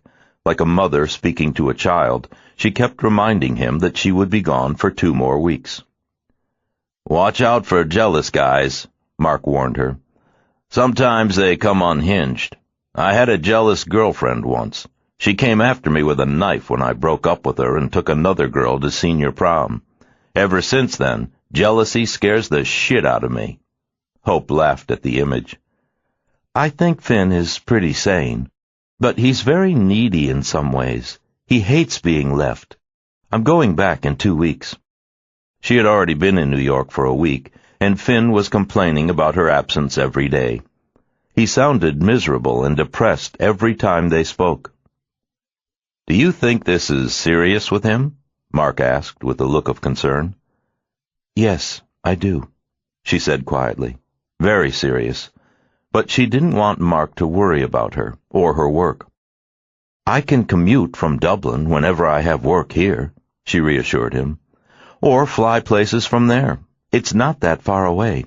He lives in a remarkable house. It's more like a castle, although it needs to be restored."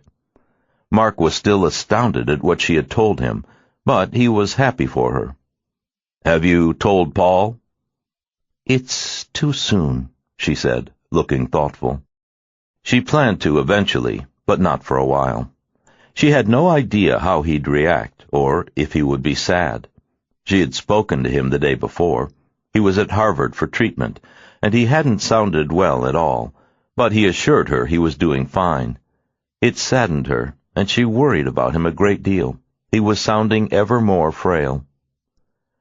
Hope did some errands after she left Mark, and then she went home. She knew exactly what day it was, and so did Finn. He had already asked her twice. This was the day.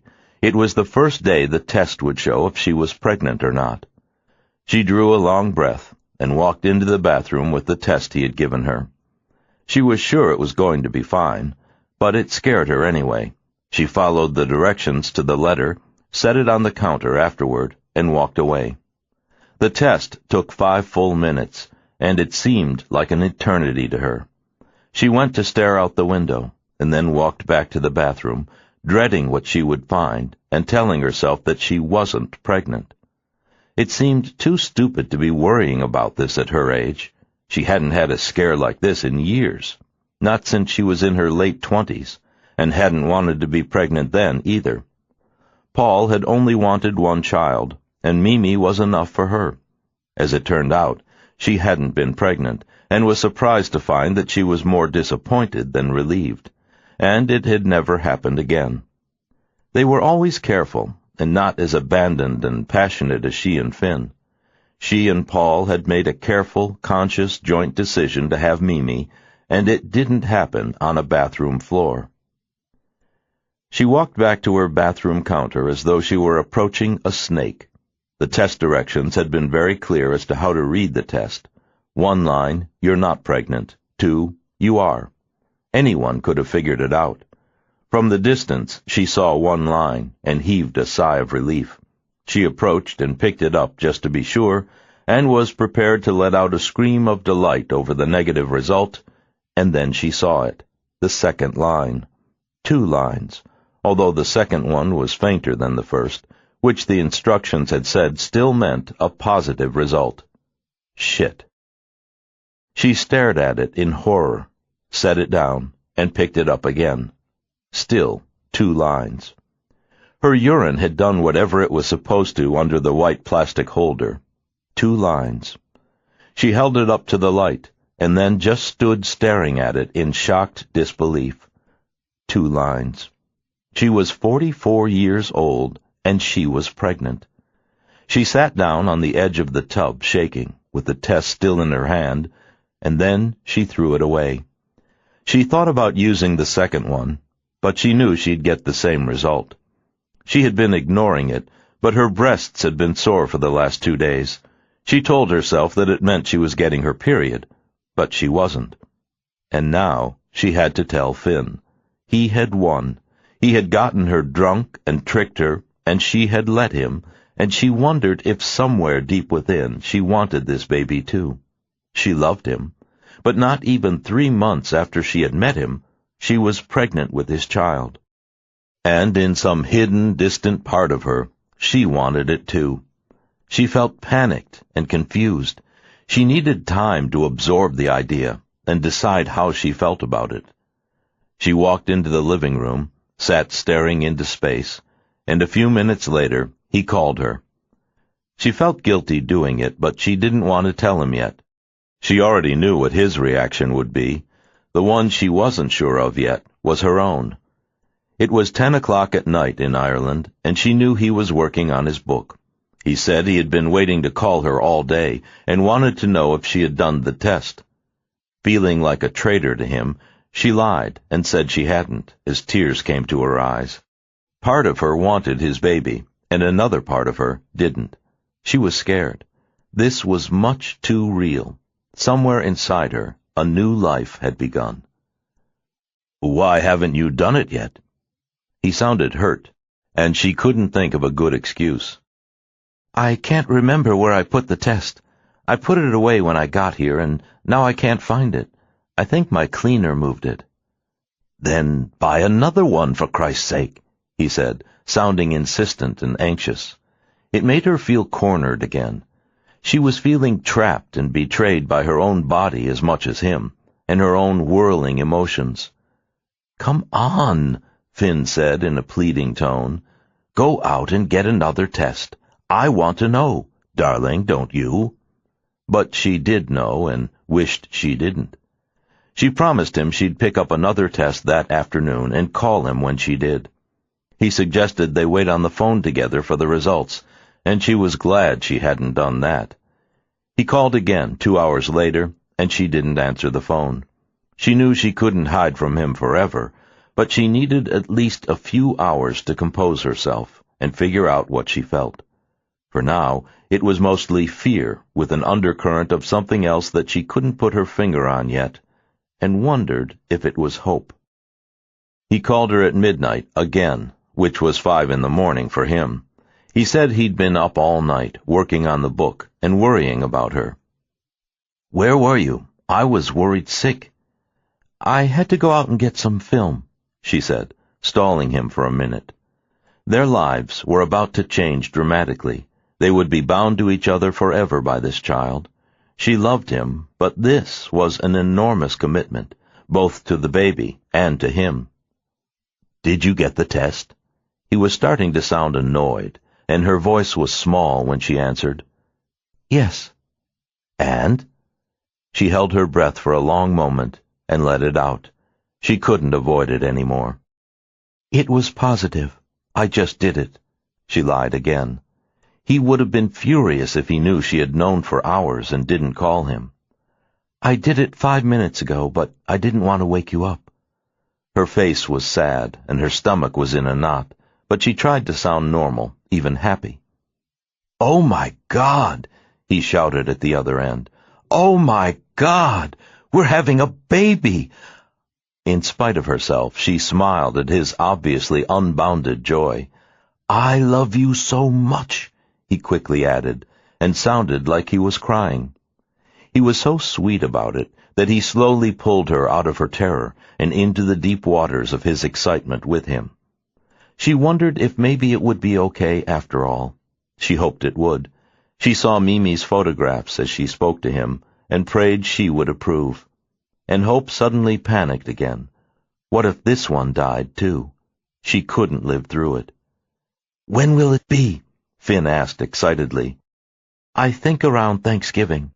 I want to have it over here," she said firmly, trying to make her peace with it as she said it. Suddenly, it was becoming real to her. They were having a baby, and she had decisions to make about it. A new life was growing inside her, a tiny person whose father was Finn, a man she loved but scarcely knew. "Wherever you want. I love you, Hope. For God's sake, take care of yourself. How soon can you come home?" She didn't want to tell him she was home. Now, home was with him, and that meant Blackston House to him. "I'll be back in 2 weeks," she said softly, feeling her love for him, and his for her, begin to calm her. She had been in a panic since she did the test that afternoon. "Should you see a doctor?" "Eventually. Let me get used to the idea first. I just found out 5 minutes ago. This is a big step, Finn. A very, very big step." "You're not sorry, are you?" he asked, sounding worried and a little hurt. "I don't know what I feel yet. Scared, impressed, kind of stunned. Happy." She closed her eyes as she said it and was surprised to realize she meant it. She was happy. She wanted his baby. She just hadn't wanted it this soon. She had wanted to be sure first, and now it was a done deal. He got his wish. "Hurry up and come home," he said in a choked voice. "I love you both." "Me too," she said, and they hung up. She was in shock. It was hard to believe she was pregnant, but maybe it was meant to be. Destiny had intervened. She loved him, and this was a huge commitment. She knew they would marry at some point, and would have anyway, although probably sooner now. She would have to tell Paul, and she was sure he would be shocked too. But her life was with Finn now. They had a lot to talk about, a lot to plan, a lot to do. Their life together had begun in earnest, in a very serious way. She tried to sleep that night, and couldn't. So much was running through her mind about him and the baby. All her fears and hopes running together. She felt totally overwhelmed. When she woke up in the morning, there was a delivery from her florist at her door. Finn had sent her 24 long-stemmed red roses, and the card read, "I adore you. Congratulations to us. Come home soon." She cried when she read the card. Her emotions were up and down. She wanted the baby, she didn't. She loved Finn, and she was scared. Who wouldn't be? And on Thanksgiving, she'd have their baby in her arms. It was a lot to think about. And all she wanted now was to go back to Ireland and bury herself in Finn's arms. His wish for them had come true. She suddenly thought of the fusion he had talked about. With this baby, their bond to each other was forever. Chapter 11. Hope flew back to Ireland as promised 3 weeks after she left. Finn was waiting at the airport, and he picked her up and swept her off the ground. They talked about the baby all the way back to his house, and as soon as she saw it, it felt like home. She was planning to stay for at least a month this time, maybe more. She had no commitments in New York till May, and she'd be 10 weeks pregnant by then, a delicate time to travel. Finn wanted her to put her jobs off, and she said she might. She had seen her gynecologist before she left New York, who said everything was fine. Her HCG levels were good, and all was progressing as it should. It was too early to tell much more, and she told Hope to come in when she got back. She told her to take it easy for the first 3 months. At her age, miscarriage was an issue, so the doctor cautioned Hope not to do anything too wild, but intercourse was fine. She knew Finn would be relieved to hear that. Although he wanted this baby so badly, he would even have given up their sex life and had asked her if they should. He'd been happy to know that sex was allowed. It was an important part of their life. He wanted to make love constantly, at least once a day, often more. She had never had a sex life like theirs in her entire life. As soon as she walked into Blackston House, she saw that he had put flowers everywhere. The place was immaculate, and Winfred and Catherine were thrilled to see her. It was beginning to feel like home to her. And upstairs in his study, she could see that Finn had worked hard on the book. There were stacks of papers and research all over the desk, and as she walked into the room, he spun her around again and kissed her. She sank into a warm tub, and he took a bath with her, as he always did. It was rare for him to let her take a bath on her own. He said he enjoyed her company too much, and she looked so sexy in the tub. And as always, they wound up going to bed and making love, and he was gentle with her. He was in awe of the baby they had conceived, and the miracle they were going to share. He said it was his greatest dream. Catherine brought them lunch on trays, and afterward they went for a long walk in the Wicklow Mountains. They had a quiet dinner that night, and the next day she went back to work on the house. The furniture had come back from the restorer and looked terrific, and all the upholstered pieces done in the fabric she'd bought in Dublin had returned and were in place in several rooms. The house already looked brighter, cleaner, and more cheerful, and wherever she had polished the woodwork before she left, it gleamed. She had more ideas about the house, and mentioned them to Finn, but all he wanted to talk about was the baby. He said it would join them forever, and his eyes shone whenever he mentioned it. This clearly was his dream, and it was slowly becoming hers. She still had to get used to the idea. It had been a long time since she'd been pregnant, and it brought back a lot of tender memories for her. Secretly, she hoped it would be a girl, and so did Finn. He said he wanted a daughter who looked just like Hope. The changes that were happening to them, and would be happening to her soon, were a lot to absorb and digest. Again and again, as she looked at him, she had to remind herself that it was happening, and it was for real. She was going through a beautiful old desk in the library 2 days after she'd come back to Ireland, trying to decide whether to have it restored or not, or just polish it herself, when she opened a drawer, and at the back of it found a photograph of a strikingly beautiful young woman standing next to Finn. In the photograph, both were very young. He had an arm around her shoulders, and was so obviously enamored with her that Hope wondered if it was Michael's mother. She had never seen any photographs of her, and there were several more in another drawer of the desk. She wasn't sure if she should mention it to Finn or not, and she was curious. She was staring at one of the photographs when he walked in. "What are you up to?" he asked, smiling at her. "I've been looking for you everywhere. What mischief are you devising?" he inquired, as he approached and then saw the photograph in her hand. He took it from her, looked hard at it, and instantly his eyes turned sad. She had never seen him look like that when he talked about his late wife before, and she was surprised. "Michael's mom?" she asked softly, and Finn shook his head as he set the photograph down and looked at Hope. "No, it's not. A girl I was in love with a long time ago. I was 22 at the time. She was 21. It was hard to believe, but judging by the faded photograph, he had been even more handsome then. They were two beautiful young people smiling up from the photo on the desk. "She's a pretty girl," Hope said evenly. Unlike him, she wasn't jealous, and surely not of a girl he'd been in love with 24 years before. "She was," he said, glancing at the image again. She had long, straight blonde hair. "Audra. She died 2 weeks after that was taken." Hope looked shocked when he said the words. She looked so young and healthy. Obviously some kind of accident had occurred. How awful! What happened? It reminded her of Mimi again. It was so unfair when young people died before they even had a chance to live. They would never marry, have babies, get old, be grandmothers, or experience all the good and bad things that happened to everyone else. She killed herself, Finn said with an agonized expression. It was my fault. We had a terrible argument. It was stupid, really. I was jealous. I accused her of sleeping with my best friend, and I told her I'd never see her again. She swore that nothing had happened, and I didn't believe her.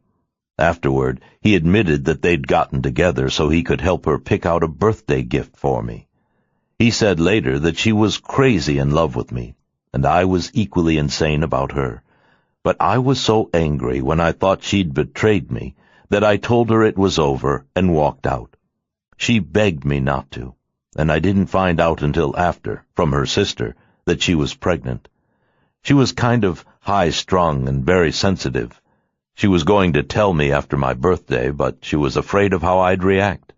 And to be honest, I'm not sure how I would have taken that piece of news then. She wanted to get married anyway, and I don't know what I'd have done. In any case, we had an awful fight. I left her and told her I'd never see her again because I thought she'd cheated on me. I went back to her house 4 hours later to apologize. Her parents were out of town, and I rang the bell forever. She never answered, so I went home. Her sister called me the next day. She had slit her wrists, and they found her. She had left a letter for me. Her sister told me about the baby then. It was an awful time. I think it's why I married Michael's mother when she told me she was pregnant, even though I wasn't in love with her. I didn't want anything like that happening again. I've lived with it on my conscience ever since. As he said it, Hope reached out and touched him, and picked up the photograph again. It was hard to believe that that beautiful young girl had died only days later.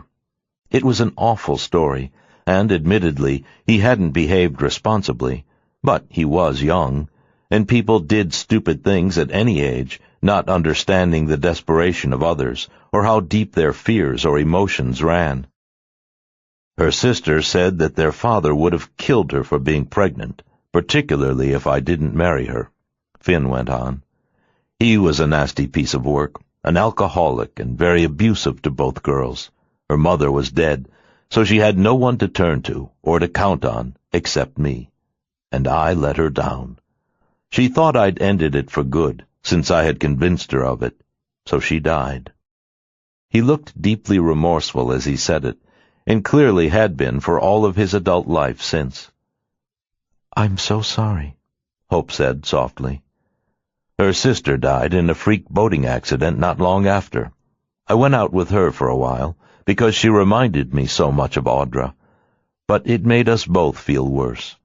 It was a very unhappy time in my life, he said with a sigh, and put the photographs away.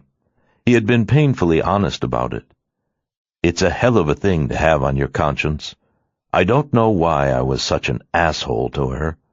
Young, I guess, and stupid, and full of myself, but that's no excuse. I didn't really intend to end it with her. I was just pissed, and wanted to teach her a lesson for flirting with my friend. Instead, she taught me a lesson I never forgot, and never will. As he said it, Hope couldn't help remembering the instances when he'd be jealous with her, asking her questions about the subjects of her photo shoots, her ex-husband, her agent, the waiter at the restaurant on Cape Cod, and the 2 men in the pub in Blessington. He was still jealous, but these days he had it in better control, and he had no reason to be jealous with Hope, and apparently he hadn't with Audra either. The story was awful, and Hope felt deeply sorry for him. She could see in his eyes how guilty he still felt about it all these years later. Maybe she had emotional problems you didn't know about, Hope said, trying to comfort him. Normal people don't do things like that. They don't kill themselves, no matter how desperate they feel. She couldn't imagine Mimi doing something like that, or herself at that age. But whatever the reason, the girl in the photograph was dead. "Sometimes young girls do," Finn said. "Or even older ones. I was never totally convinced that Michael's mother didn't do the same thing. She was drunk, and our life was a mess. She knew I didn't love her, and I don't think she loved me either. She was a very unhappy woman. We were trapped in a loveless marriage, and we hated each other. I didn't want to divorce her for Michael's sake, but I should have. It's all such a waste sometimes," he said bleakly, and then smiled at her. And for a totally insane instant, Hope had the odd feeling that despite his sense of guilt, he was flattered by the notion that these women had died for him. The thought gave her a chill.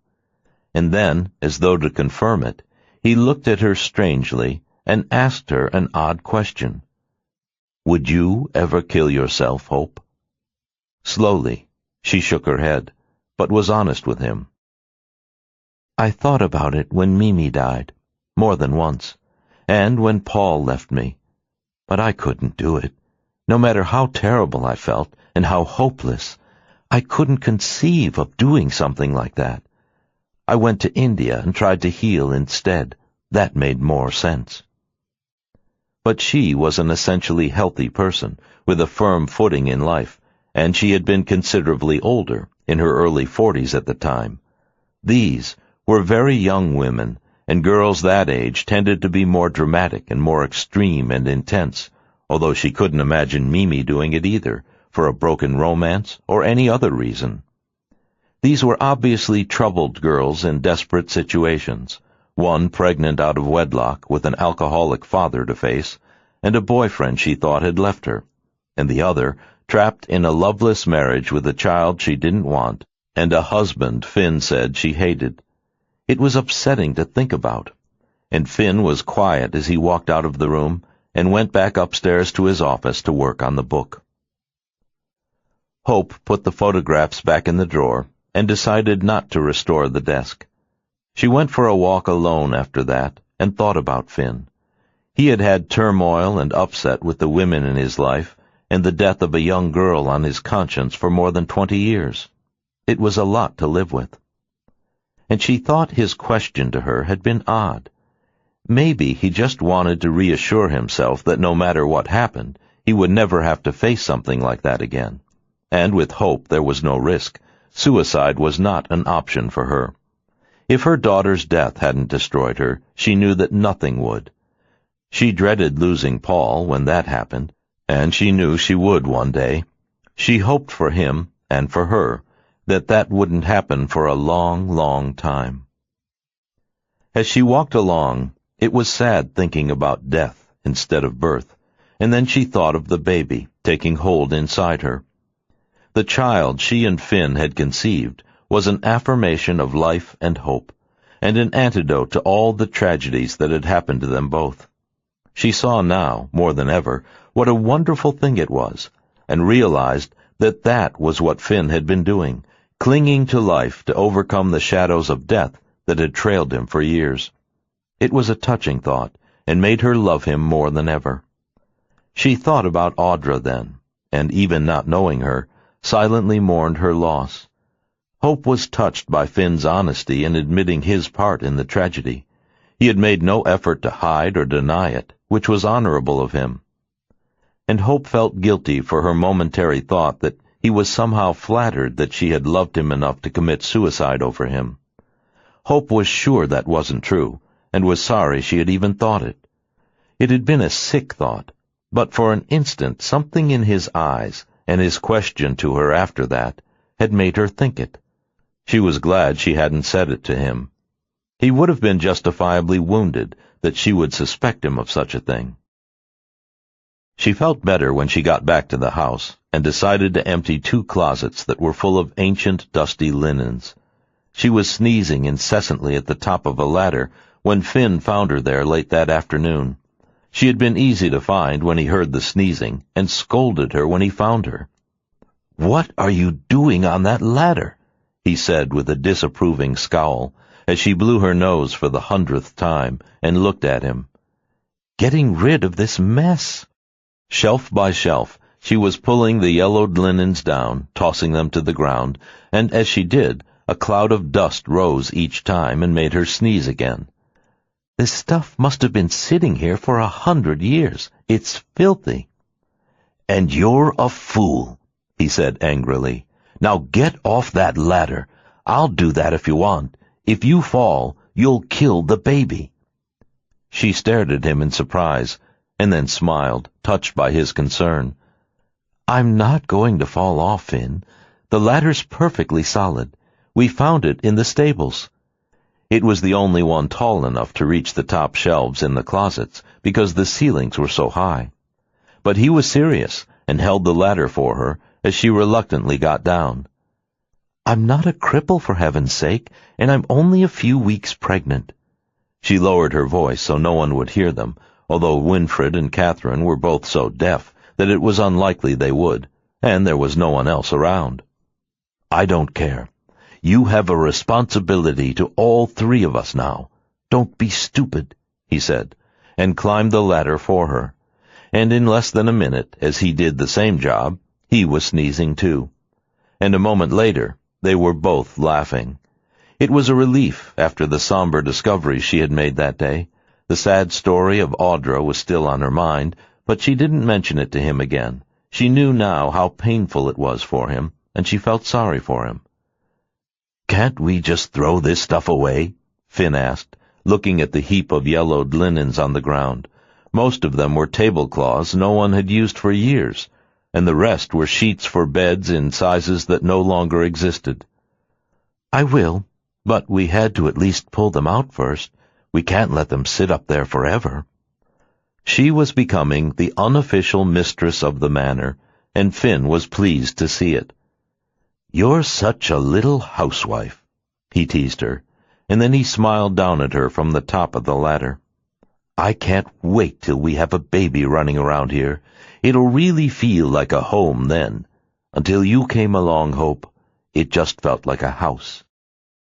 She had infused her own life and spirit into it, just by cleaning it up and moving things around, and the furniture she'd had restored looked beautiful, although there was still too little of it. The house was mostly empty, and it would have cost a fortune to fill it.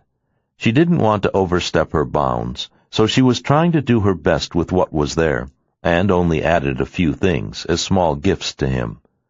He was deeply appreciative of everything she did, and the results were looking good, although it was obvious that it would take years to restore the house to its original condition, and probably more money than Finn would ever see. But at least he had claimed his mother's family's ancestral home, and she knew what it meant to him. His love for the house was almost as deep as his love for her. He had come home to his roots and reclaimed them. It was a major step for him, and he felt as though he had been waiting to do that all his life, and often said that to her. He knew that his mother would have been proud of him if she were still alive to see it, and Hope loved sharing the experience with him. Her efforts to improve it for him and return it to its previous glory were a gesture of love for him. For the next several weeks, Finn continued to work on his book, and Hope took a few pictures. She took them discreetly in the pub sometimes, mostly of old people, and no one seemed to mind. Most of them were flattered. After Finn finished work in the afternoons, they went for long, quiet walks in the hills. He talked with her about his work and how the book was going. She paid close attention to everything he said, and was fascinated by the process of his work, as he was with hers. As he had even before he met her, he loved the photographs she took, and he particularly liked the series she was doing of old men and women in the pubs. They had wonderful faces and expressive eyes, and seen through Hope's lens, they were transfused with all the tenderness and pathos of the human spirit. They had tremendous respect for each other's work. No one had taken as great an interest in her work before, nor had anyone in his. They talked about the baby, although she didn't like to dwell on the subject. She didn't want to get her hopes up too much, now that she'd gotten comfortable with the idea. The first 3 months were always unsure, and at her age even more so. Once she got past that, she would really allow herself to celebrate the idea, Until then, she was hopeful and excited, but trying to remain calm and realistic, and somewhat reserved. Finn had already given his whole heart to it, and she had long since forgiven him for the hideous afternoon at the fertility doctor in London, and even for getting her drunk and pregnant later that afternoon. The results of it were too sweet to resist, and she loved him more than ever, particularly now with this additional bond. She was feeling mellow, happy, and very much in love. They were talking about getting married, and they both loved the idea. All Hope wanted was to spend the rest of her life with him, and he felt exactly the same way. And their plans to marry in the near future made her feel very much mistress of his home. She was emptying drawers in the dining room one day, in her continuing efforts to purge the house of old meaningless things, when she came upon a lease that had just been tossed into a bottom drawer, and it looked relatively new. She was going to leave it on Finn's desk, and then realized what it was. It was a 6-year lease for Blackstone House that Finn had signed 2 years before. And as she read it, she realized that the house had been rented, not bought. She was floored. He had said the house was his. She thought about putting the lease back in the drawer and not mentioning it to him. It wasn't really any of her business, but it troubled her all that afternoon. It wasn't just that he had lied to her, but it seemed so odd to her that he would tell her he owned it when in fact it was only rented. And finally, she couldn't stand it and decided to clear the air with him. It seemed like an important point to her. Honesty was a crucial part of the relationship they were building, which they both hoped would last for years, hopefully forever, and she wanted no secrets between them. She had none from him. She waited until tea time to ask him about it, and they were eating the sandwiches and soup that Catherine provided for them every evening. She made them a hot meal at noon, with hearty meat and vegetables and Irish potatoes, which Finn ate and she didn't. Hope preferred lighter meals, and she was grateful that as her pregnancy progressed, she felt fine.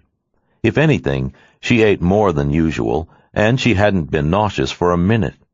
She hadn't been with Mimi either. In the 23 years since her last pregnancy, nothing had changed, and she felt healthier than ever, and looked it. She had the bloom of youth and motherhood in her eyes and on her cheeks, despite her age. In fact, she looked suddenly younger than ever.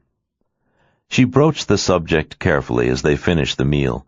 She wasn't quite sure how to do it, and didn't want to embarrass him or make him feel exposed by what she had discovered. In the end, she decided to just say it. "I found something in a drawer in the dining room today," she said, as she folded her napkin, and Finn took a long swallow of wine. He always drank more in the evening when he was writing a book. It helped him relax after concentrating on the story all day. Hope could see that it was grueling work. "So, what did you find?" he asked, looking distracted. He had done a particularly hard chapter that day. "The lease for this house," she said simply, looking him in the eye to see his reaction. There was none for a minute, and then he looked away. "Oh," he said, and then looked at her again. "I was embarrassed to admit to you that I don't own it. I do in my heart and soul, but I couldn't afford it. So they rented it to me. I was hoping that in the 6 years of the lease I could scrape up the money, but this works for now. I'm sorry I didn't tell you the truth about it, Hope. It's humiliating to admit you can't buy your own family's house, but right now I just can't, and maybe I never will." He looked embarrassed as he said it, but not about the lie. It wasn't really a lie, or not a big one anyway, and she told herself that he owed her no explanations, neither about the house nor about his financial situation, although he was her baby's father and the man she loved. But for the moment, anyway, he was not responsible for her, and probably never would be financially. She didn't need that kind of help from him, and she had thought about it all afternoon since she'd found the lease. The only thing that really bothered her was that they were pouring money, or she was, into someone else's house, which didn't seem smart to her. She was a little startled that he let her do that, But Finn was in love with Blackston House, whether it was his or not. It had belonged to his ancestors, and to him by birthright, even if it was only leased. "You don't owe me any explanations, Finn," she said quietly. "I didn't mean to put you on the spot, but I was curious about it. It's really none of my business." He was looking at her, and obviously feeling awkward. "I have a proposition to make you. I'm very fortunate because of Paul. I have no kids." And then she smiled and gently touched his hand. "Or at least I didn't for a while, and that's about to change. But Paul was incredibly generous with me, and he has helped me make some very good investments that are continuing to pay off." She didn't hide her circumstances from him. She had no reason to. It was obvious he wasn't after her money, and she loved him. They loved each other and shared a sacred trust and bond, particularly now with the baby. She trusted Finn completely and knew she wasn't wrong. He was a good man and a solid person, even if he didn't have a lot of money. That meant nothing to her. Paul hadn't had much when she married him either. Hope was not interested in money. What she valued was the love they shared. "The proposition that I want to make you is that I buy this house. If you feel uncomfortable about it, you can pay the rent to me, although I don't see why you should, or some token amount to make it legal, like $1 a month or $100 a year. I don't give a damn about it. We can ask the lawyers how it has to be. When we get married, I can give it to you as a gift, or put it in trust for you in my will. If we don't marry and don't stay together, which would make me very sad," she smiled at him. They both knew that there was no risk of that from all they could see at the moment. "Then we could turn it into a loan, and you could pay me back over 30 years, or 50 for all I care, but I wouldn't pull the house out from under you. This house should be yours, and I'd feel better for you knowing that you own it now, or that someone does who loves you and isn't going to change their mind and stop renting it to you. This house is yours, Finn. It belonged to your family for hundreds of years. If you'll agree, I'd like to buy it now and protect it for you and our children. And just to cover all the bases, in case this baby doesn't happen for some reason, I still feel the same way. I don't need the money. I don't know what they're asking for it, but I think it will make a very, very small dent in what Paul gave me." She was being totally honest with him, as Finn stared at her in amazement. It was the nicest thing anyone had ever done for him, and she wanted nothing from him in return. She just loved him. "My God, what did he give you?" Finn couldn't help asking. She was totally unconcerned about buying the house and what it would cost her, and Finn realized she was doing it for him out of love. Hope didn't hesitate when she answered. There was no one else on earth she would tell except him. She trusted him with her life, their baby, and her fortune. She didn't consider the money hers anyway. It was Paul's, and should have been Mimi's. And now, one day, it would go to this baby, and Blackston House was part of that baby's heritage anyway, because it was Finn's. She was helping him build a legacy for their child, and if not, out of kindness for him. "He gave me $50 million from the sale of his company. He sold it for $200 net after the sale. I'll get another 50 when he dies, hopefully not soon. And it's carefully invested. I actually made quite a lot of money last year. I guess money breeds more money. That's an awful lot for one woman with few needs. I can afford to buy the house," she said simply. "And I'd like to do that for you. Do you know how much they want for it?" She had no idea what a house like this would sell for in Ireland. He laughed in answer. £1 million. That's less than $2 million US. It was laughable in comparison to the kind of money she was talking about, which was inconceivable to him. He knew she had money, that was obvious, and she had said that Paul had been extremely generous with her, but he had had no idea she had that kind of money. It was beyond his wildest imagination. "And we can probably get them down on the price for cash, way down." The house is in pretty bad shape, as you know. We might even be able to get it for £700,000 or £800,000, which would be a windfall for them and a bargain for us. That would be about $1.5 million in dollars. And then he looked at her sternly. Hope, are you sure? We've only been together for 4 months. That's a hell of a gesture. What she was proposing was the greatest gift of his life, beyond his wildest dreams. I'd like to fix it up with you and do everything it needs. It's a shame to let the place go to rack and ruin, particularly if we buy it. Let me think about it, he said. He seemed overwhelmed. He leaned over and kissed her, drained his glass of wine, filled it, and drained that one too, and then he laughed again. I think I may have to get drunk tonight. This is all a little rich for my blood. I don't even know what to say to you, except that I love you, and you're an extraordinary woman. They both went to bed shortly after that. They were tired. The emotions of the day were too much for him, and he passed out from the wine. They both woke up in the middle of the night. There was a storm outside, and Finn turned to her in the dark, looking at her, propped up on one elbow. Hope? Yes. She smiled at him. She was happy with the offer she had made him. It felt right to her, and it was so little money compared to what she had, and it was such a great house for them. Can I accept the offer now, or do I have to wait until morning? He looked like an overgrown boy in the dark, and his eyes were dancing. He was so happy. She was making him the greatest gift of his life, and he was almost afraid she would change her mind and take it back. But he didn't know Hope if he thought that. She was a woman of her word. You can accept the offer any time you like, she said, with a gentle hand on his neck as the wind howled outside. It was raining hard. Spring didn't come easily in Ireland, and it was an odd feeling for her, knowing this was going to be her home now, but she loved it too. And she was proud of his ancestral house, sharing it with him and hopefully their child, or even children. The future lay brightly before them. Maybe we should wait and see if the place falls down tonight. That's a hell of a wind blowing, Finn said with a smile. I think it will be okay, she said, still smiling. Then I want to say yes to your generous offer.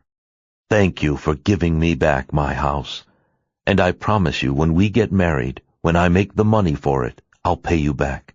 I'll rent it from you for the same price I pay now, and I'll pay you back in installments whenever I can. It may take a while, but I'll do it. You can do it any way you want, but at least you'll know the house is yours, and no one can take it away from you, nor should they. You're the rightful heir. He nodded with tears in his eyes, even though he was smiling. He was in awe of her again. Thank you. I don't know what else to say. I love you, Hope. I love you too, Finn. He put his head on her shoulder and went back to sleep then, like a child. He looked as though he felt peaceful and safe as she lay holding him and gently stroked his hair. And finally, she fell asleep again too, as the storm raged on outside. Chapter 12. The day after the storm, Hope called the bank and made all the arrangements to buy the house, and Finn helped her. They had lost a tree in the night, but they didn't care. It hadn't hurt anyone, and had done no damage. And the owner of the house, who had bought the property as an investment, was happy to accept £780,000, $1,500,000. It was a terrific price, and Finn was ecstatic. Hope had the money wired, and since there were no conditions on the sale, Blackstone House was theirs 8 days later. Legally it belonged to her, but she had all the papers drawn up, leaving it to him in the event of her death, and allowing him to pay a nominal rent for now. Once they were married, the house would be put in trust for their child, and if for some reason they didn't marry, or there was no child, he could still buy the house from her over an extended time. It was a fantastic deal for him, and one he never could have gotten otherwise. and she was already making plans to restore it to its original beauty. Hope was thrilled to have a free hand for the restoration. There was nothing in it for her except the joy of making Finn happy and knowing that they owned the house they were living in and where their baby would grow up. She reminded Finn again that the deal was not contingent on her pregnancy. If for any reason they lost the baby, nothing changed. And if their relationship failed, she was still willing to let him buy the house from her over time. It was the ideal arrangement for him, and he said she was the most generous woman in the world. Hope insisted it was a blessing for them both. She had asked no one's advice and needed no one's permission. She just did it, and notified her bank to make the wire transfer to the previous owner. Everyone was extremely pleased with the deal, and Finn most of all, but Hope was happy too. He put the deed to the house in his desk drawer like it was made of gold, and then he turned to Hope and knelt down before her, looking into her eyes. "What are you doing?" she asked, laughing at him, and then saw his serious expression. This was clearly an important moment to him. "I'm formally asking you to marry me," he said solemnly, taking her hand in his own.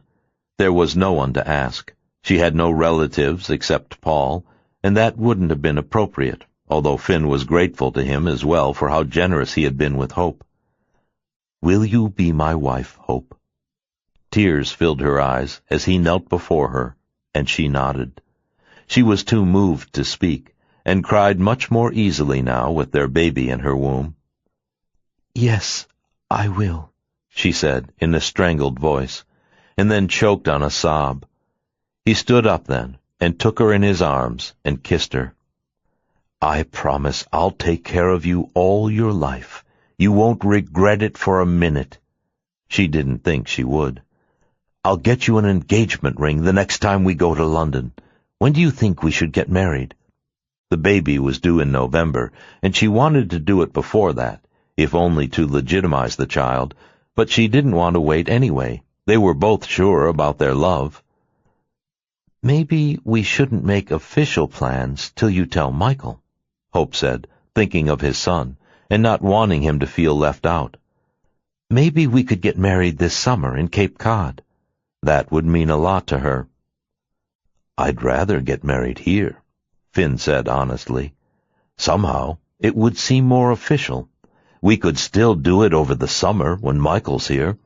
He always comes over at some point, even if it's not for long." "I need to meet him first before we tell him," Hope said sensibly, and they both agreed that they didn't want to tell him on the phone. He knew nothing about her, and suddenly they would be calling to say that his father was marrying a total stranger and having a baby. It was a lot for Finn's son to swallow at one gulp. Hope wanted to give him time to meet her and adjust to the idea. And she had to tell Paul, and she knew it might be a blow for him at first, knowing she was with another man and having his child. They needed time for others to get used to their plans, and summer seemed soon enough to Hope, or even fall. That gave them time to get organized, too. A lot had happened in a very short time. Their relationship, a baby, and now they were planning to marry. The rapidity of it all still took her breath away. In 4 months, she had a whole new life. A man, a child, a house. But Finn was wonderful to her, and she was sure. She was busier than ever once they bought the house. It was well into April by then, and she decided to postpone her jobs in New York in May. She didn't want to fly before the end of her first trimester, when the baby would be solidly ensconced. She asked Mark to move all her May commitments to mid-June, and didn't tell him why, although her bank had told him she had bought the house. "So you bought a place in Ireland," he said with interest. "I'll have to come over and see what you're up to over there. How's everything with Finn?" "Perfect," she said, sounding ecstatic. "I've never been happier in my life." He could hear it, and he was pleased for her. She had been through some very tough times, and she deserved all the happiness she had now. "See you in June. I'll get everything worked out. Don't worry about it. Just have fun with your castle, or whatever it is. She told him a little about the house, and he liked hearing the joy and excitement in her voice. Hope hadn't sounded like that in years.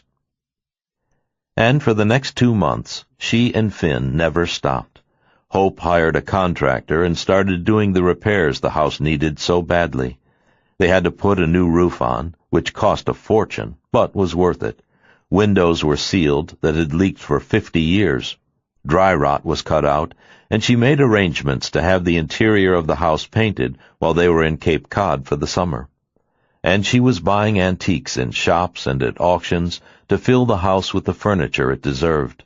And every time Finn saw her, she was carrying something, dragging a box, climbing up a ladder, or stripping a paneled wall. She boxed up the books in the library so they could work on the shelves. She never stopped, and more than once, Finn gave her hell and reminded her that she was pregnant. She still acted as she had when she was pregnant with Mimi, and Finn reminded her that she was no longer 22 years old. Sometimes Hope remembered to be careful, and the rest of the time she laughed at him and told him that she wasn't sick. She had never felt better or been happier in her life. This was like the reward for all the sorrow that she'd been through. She believed that Finn was the miracle that God had given her, and she said it to him all the time. She was working particularly hard one afternoon, packing up the dishes so they could have the inside of the china closets painted, and she complained afterward that she had hurt her back. She got in a warm tub and it felt better, but she said that it really ached, and Finn scolded her again, and then felt sorry for her and rubbed her back. "You're a fool," he chided her. "Something is going to happen, and it'll be your own goddamn fault, and I'll be pissed. That's our baby you're tossing around while you work like a mule." But it touched him, too, that she loved his house so much and was doing it all for him. She wanted it to be beautiful now, so he'd be proud. It was her labor of love for Finn, and so was their child. She slept fitfully that night and stayed in bed the next morning. She said her back still hurt, and he offered to call a doctor, but she said she didn't need one. He believed her, although she didn't look well. He thought that she looked pale, and she was obviously in pain. He came up to check on her an hour later and found her on the bathroom floor in a pool of blood, barely able to crawl, as she looked up at him. He panicked when he saw her and rushed for the phone. He called for the paramedics and begged the operator to send them fast, and then returned to Hope in the bathroom. He was holding her when they arrived, and his jeans were soaked with blood. She had lost the baby and was hemorrhaging, and she lost consciousness when the paramedics picked her up and put her on a gurney to carry her out. Finn ran along beside them, praying she would live, and when she came to in the hospital hours later, after they had cleaned out her womb, Finn was staring at her with a dark look. She reached out a hand to him, and he turned away and got up. She was crying, and he was staring out the window, and then turned to look at her. He looked both angry and sad, and there were tears in his eyes, too. He was thinking of his loss more than hers. "You killed our baby," he said brutally, and she broke into a sob, and she reached out to him again, but he didn't come near her. She tried, but was too weak to sit up. They had given her 2 transfusions to make up for the blood she'd lost. "I'm sorry," she managed to say through her sobs. "All that stupid lifting and carrying, look what it did. You just made it to 3 months, and now you fucked it all up." He said nothing to comfort or reassure her, and Hope looked heartbroken as he raged at her. "It was a shitty thing to do, to the baby and to me. You killed a healthy baby, Hope." It didn't occur to him that maybe the baby wasn't so healthy if it hadn't survived past that point, but there was no way to know now, and she felt bad enough. How could you be so selfish and so dumb? She was sobbing, listening to him berate her, and a few minutes later he stormed out. She lay in bed, inconsolable, thinking of everything he'd said to her, and the nurse finally gave her a shot as she cried incoherently. And when she woke up hours later, Finn was sitting next to her again. He still looked grim, but he was holding her hand. "I'm sorry for what I said." he said gruffly. "I was just so disappointed. I wanted our baby so much." She nodded and started to cry again, and this time he took her in his arms and consoled her. "It's all right," he said. "We'll do it again." She nodded and just lay in his arms and sobbed. "Even if I act like a fool sometimes, I love you, Hope." As he said it, tears rolled down his cheeks and hers. Chapter 13. Hope left for New York 2 weeks later in June. She was thin and pale and very subdued, and she knew that Finn was still upset. He blamed her fully for the miscarriage, and insisted that only her carelessness had caused it. He refused to accept the idea that age might have been a factor, or it could have happened anyway. He never missed an opportunity to tell her that it was her fault. He kept telling her they'd both feel better when she got pregnant again and did it right this time, which only exacerbated her own unspoken guilt. She had apologized to him 1,000 times. Finn acted like she had betrayed him and their child. She felt like a murderess every time she looked at him, and she wondered if he'd ever forgive her. All he talked about was doing it again. And it was almost a relief to get on the plane to New York and get away from him. And she was by no means ready to do it again, or not this soon at least, if at all. He acted as though she owed it to him. But after losing Mimi, now losing this pregnancy had her in deep mourning suddenly, and she was in disgrace with Finn as well, which nearly broke her heart. She managed to finish all her assignments in New York, and had been hoping to see Paul since she hadn't seen him in 6 months, which was far too long. But when she called him on his cell phone, he said he was in Germany, checking out a new treatment for Parkinson's, and he planned to stay there for a while. She was sorry to miss him, but they promised to meet in the fall. She had lunch with Mark Webber, who thought she looked exhausted, and said she was working too hard. But she insisted she was happy, and he hoped she was. But she didn't look as happy to him as she had sounded on the phone. Finn's harsh criticism of her when she lost the baby had hit her hard. There had been a cruelty to it that was hard to get over now. It was the first time he had been unkind to her in the 6 months they'd been together, and the first time a shadow had come between them. Mark had gotten her several assignments for the fall, and she wasn't sure if she should take them or not. If she got pregnant again, she knew that Finn wouldn't let her fly to New York. Suddenly, something that had been both an accident and a blessing had become a life-or-death project that took precedence for Finn. And for the first time, Hope felt unsure of herself. She felt profoundly guilty and nervous about doing it again. She went to see her doctor in New York, who told her that she had to wait at least 3 months before trying to get pregnant again, and reminded her sensibly that she might have lost the baby anyway, even if she'd stayed in bed. But after everything Finn had said to her, she felt responsible and depressed. She had already decided to put their wedding off till December, since now there was no rush. She was too depressed to plan their marriage. Finn arrived in New York as soon as she finished her work. He was in better spirits than when she had left him, and he was very loving to her. Hope tried to stay off the subject of the miscarriage, but he mentioned to her several times that he wanted her to see the fertility doctor in London when she went back. He didn't want to waste any time, and he made Hope feel that she owed it to him. She was still feeling too weak and tired and depressed to argue with him and fight back, so she finally said she would. It was easier than battling about it. And they were going to be at the Cape for July and August, while Blackstone House was being painted from top to bottom, and she was sure she'd feel better by the end of the summer, and things would look different and less depressing to her by then. She was still dealing with all the hormonal changes that came from losing a 3-month pregnancy and so much blood. Her body was still in shock. And Finn's harsh reaction, blame, and accusations had shaken her considerably. His behavior about the miscarriage was so out of keeping with his normal, extremely loving style of the past 6 months. She was anxious for him to calm down again, and felt sure he would. The best thing that happened once Finn arrived was that his son Michael came down from Boston to meet them in New York for dinner, and Hope thought he was an absolutely terrific kid. He was a bright, open, friendly, well-brought-up, and all-around lovely boy.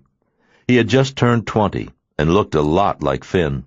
He teased his father repeatedly and was fairly bold with him, but she was impressed by how well they got along.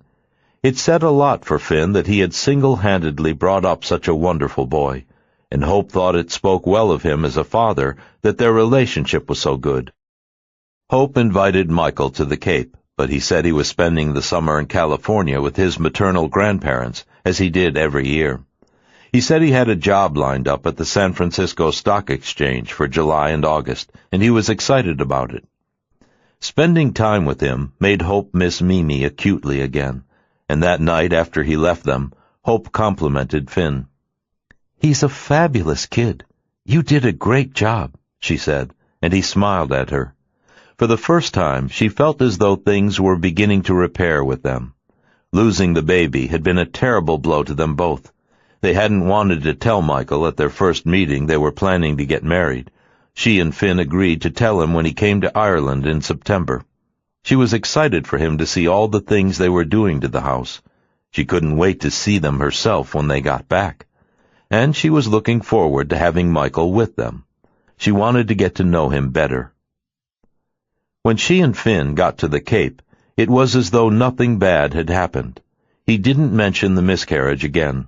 He stopped accusing her and making caustic remarks that made her cringe. He was as loving, kind, and gentle as ever. He was the Finn she had fallen in love with 7 months before, only better. And she began to relax and feel more like herself again. She put on some weight and felt healthy, and they were together every moment. He had brought his manuscript with him, and he said the work was going well. Her only disappointment was that he refused to meet any of her friends at the Cape. She and Paul had had an open-door policy at the house, and their friends had dropped in often. Finn told her he didn't want that happening. It disturbed his work, and he was uncomfortable meeting them whenever it happened. She took him to a 4th of July picnic at the home of a couple she had known forever, and Finn was standoffish and unfriendly. Several people told him they loved his work, and even then he was chilly and insisted that he and Hope leave early. When she questioned him about it the next day, he said he hated that kind of suburban summer community and had nothing in common with them. And what was the point of meeting them? They lived in Ireland. What Hope realized increasingly was that he wanted her to himself. He complained if she went to the grocery store without him. He wanted to go everywhere with her. It was still flattering in some ways, but there were times when she found it oppressive. And he told her that he liked her Cape Cod house much better in winter than in summer, when it was peaceful and the area was deserted. Without exception, Finn had rejected all her old friends. She hardly saw them herself now that she no longer lived in Boston, and she had always loved the congenial atmosphere at the Cape, but it was clear that that was not going to be part of her life with Finn. Although he had socialized a great deal in his youth and gone out with 1,000,000 women before her, once in a relationship Finn preferred to lead a quiet life with her, and have no social life whatsoever except with her. At times, it left her feeling isolated. He insisted that it was more romantic that way, and he didn't want to share her. And he was so loving to her that she really couldn't complain. Whatever momentary rift had happened to them around the miscarriage was finally healed and forgotten by the end of the summer. Finn was totally the handsome prince again, and even if she hardly saw her friends all summer, she was relieved that she and Finn were closer than they had ever been. In the end, it was as though the sadness of the miscarriage had only brought them closer and made him more loving. And if she had to sacrifice seeing her Cape Cod friends for that, it was worth it. Her life with Finn and the well-being of their relationship was more important. They went back to New York after Labor Day. Finn had an important meeting with his British publisher that he had to go back to London for.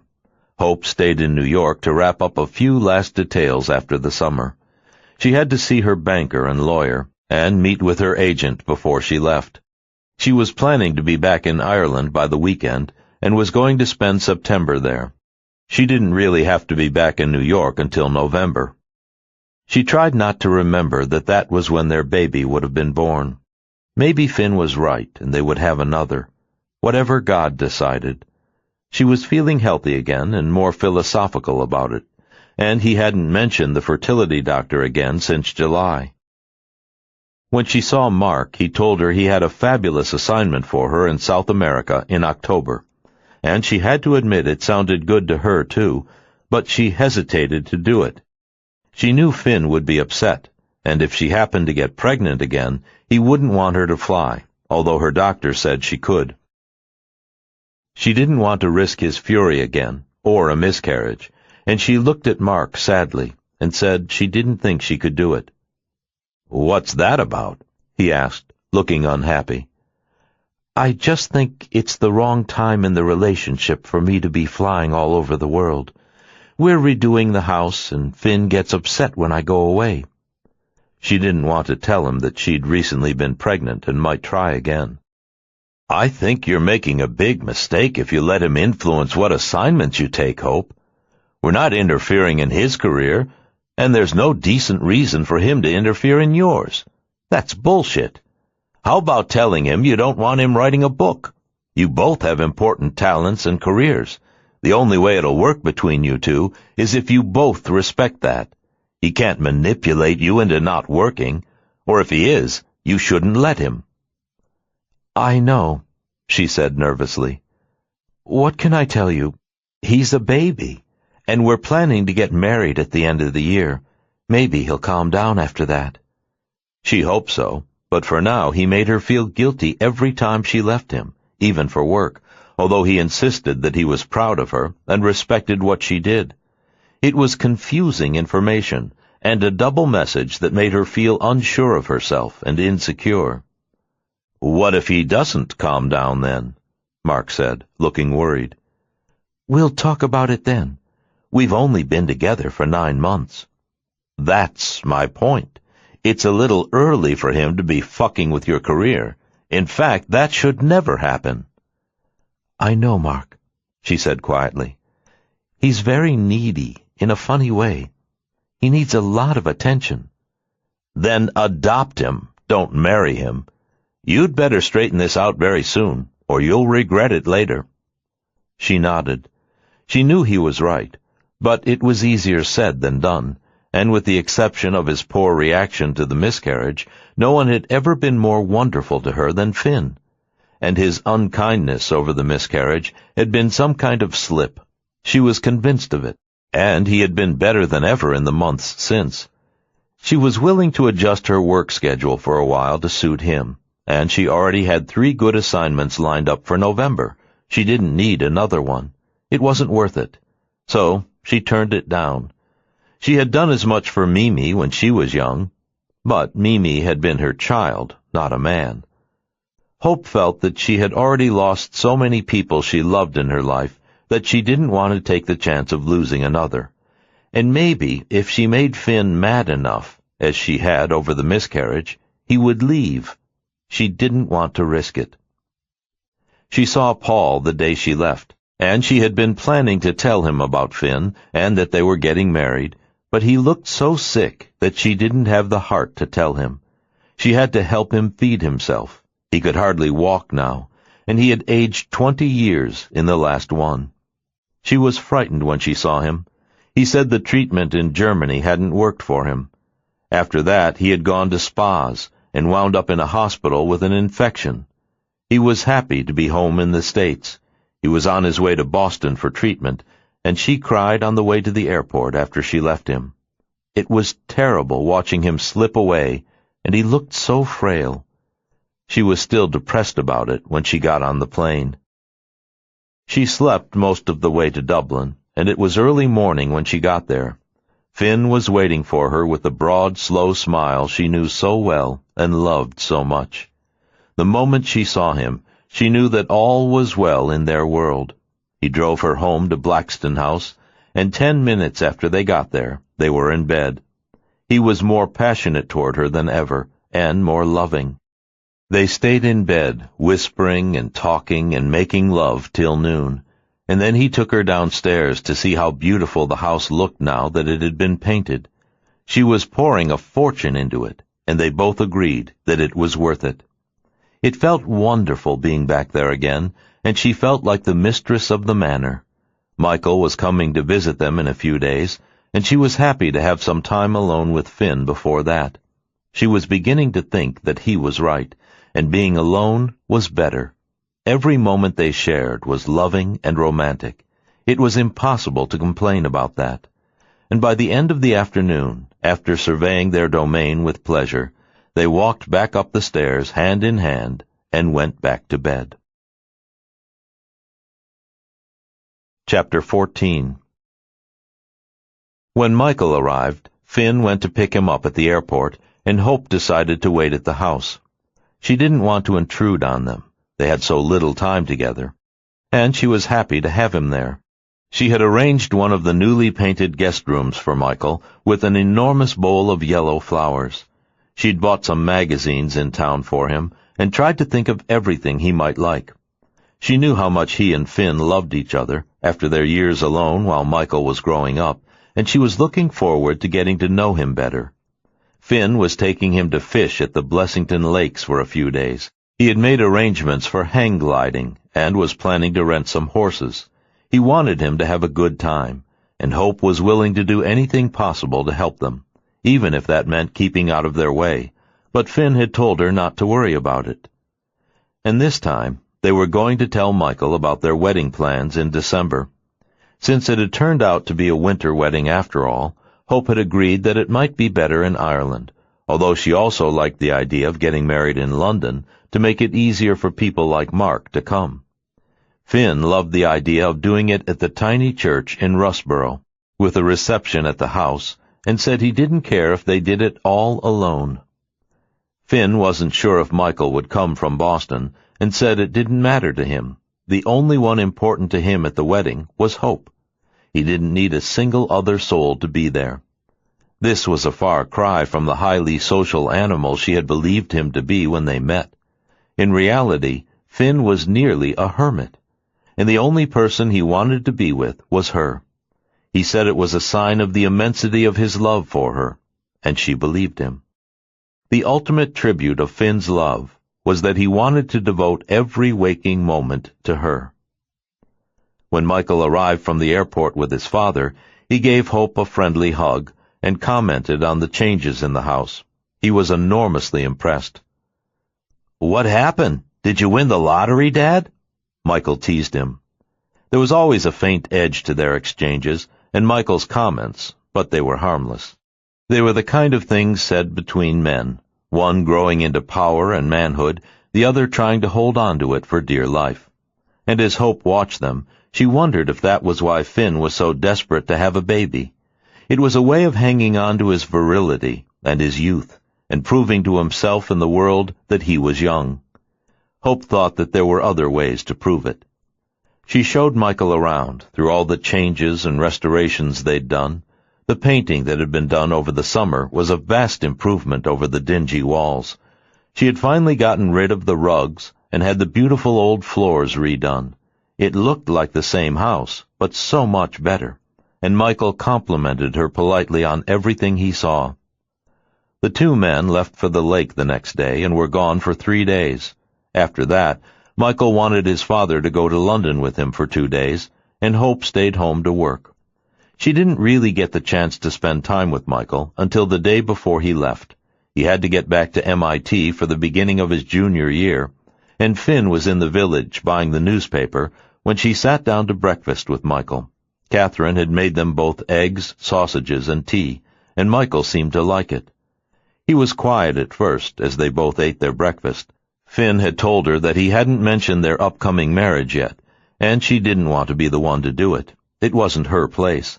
It was up to Finn, and she wondered when he was going to tell him. His son was leaving the next day.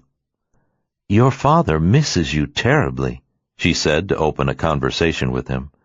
"After all those years of living together, it must be a big change for you, too, to be away from him." Michael looked up from his sausages and stared at her blankly, but didn't comment. I'm sure all those years alone with each other made you very close. It was a little awkward talking to him, and Michael was pleasant and polite with her, but not really chatty. She wondered if mother figures made him uncomfortable, since he hadn't had one, which made her sad for him. Your father has told me how much fun it was when you two lived in London and New York. She was struggling for conversation as Michael sat back in his chair and looked Hope in the eye. He summed it up in one sentence for her. I didn't grow up with my father. He didn't sound angry when he said it, or disappointed. He said it as a simple fact, and Hope was stunned. You didn't? He told me. I'm sorry. I must have misunderstood. She felt as though she sounded like a moron, and she did. Michael looked unconcerned. My father says a lot of things that sound good to him at the time, or make him look good. He rewrites history, like in his books. He gets confused between fact and fiction. It's just the way he is, he said without condemnation.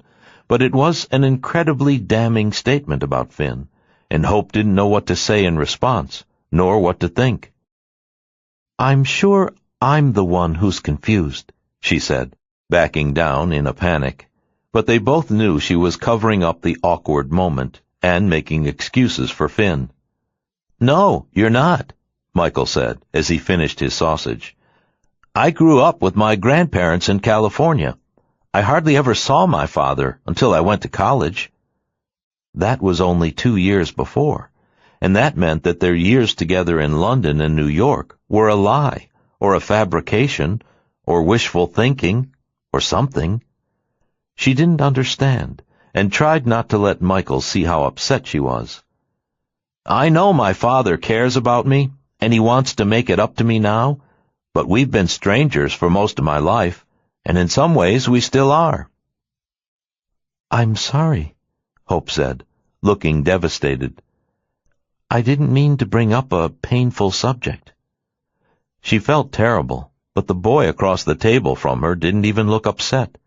He was used to Finn with all his quirks, and apparently telling stories was one of them, according to his son. That's why he's such a good writer. I think he actually believes the stuff he says, once he says it. From that moment on, it's true for him. It's just not true for anyone else. He was amazingly understanding about it, and Hope couldn't help thinking that his grandparents had done a good job with him. He was a healthy, whole, sane, well-balanced young man, not because of Finn, as it turned out, but in spite of him. I assume these were your mother's parents? She decided to check that out, and he nodded. Your mother died. When I was 7, he confirmed, fairly unemotionally, which surprised her. At least that much was true, but the rest of his childhood was a fantasy of Finn's.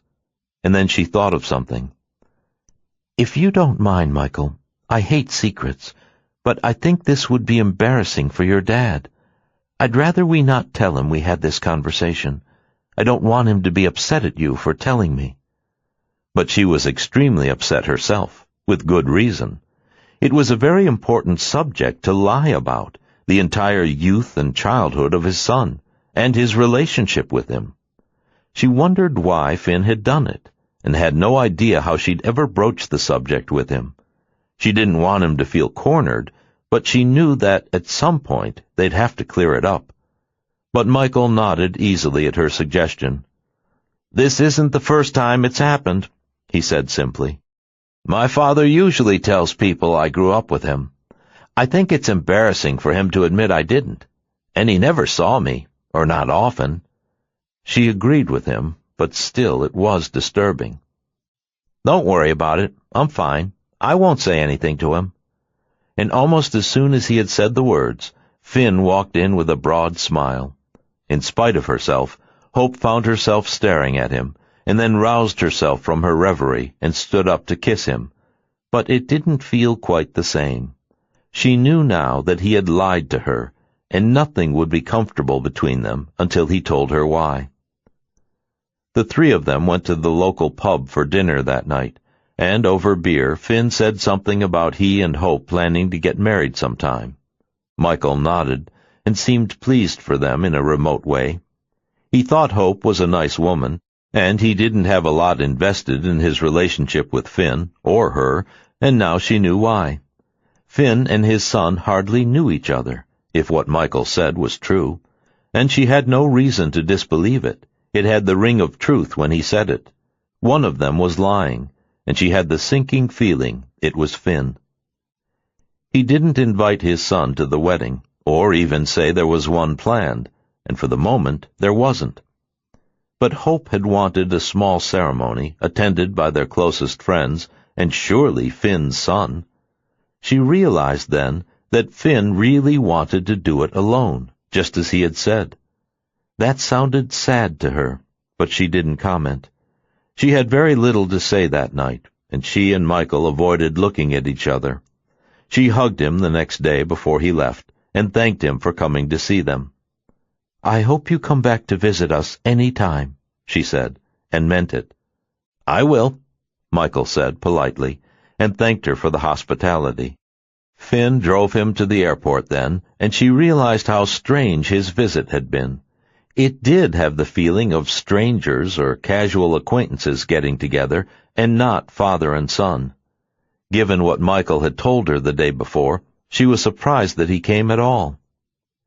She was still thinking about it when Finn came back from the airport, and she looked at him strangely.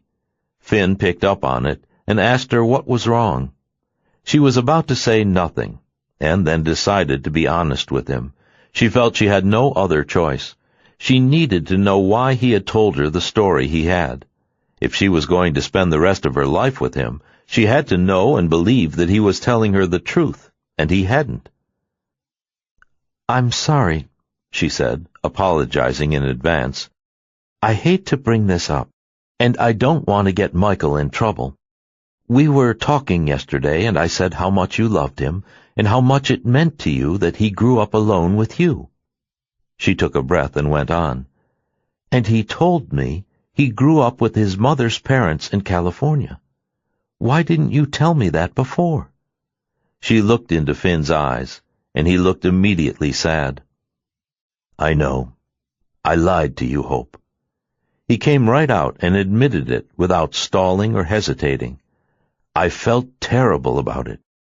I can tell from all your stories about Mimi what a wonderful mother you were to her. I didn't think that you would understand that I had given my son to my ex-wife's parents. I tried to take care of him," he said, as he sat down with his head in his hands. They were outside, and he was sitting on the stump of the tree that had fallen, and then he looked up at her. "I just couldn't do it. I wasn't up to it, and I knew I wasn't enough for him. They were good people, and they loved him, so I let them take him. They were threatening to take me to court at the time for their daughter's son, and I just didn't want to go through that and fight them, or put Michael through it. So I let him live with them.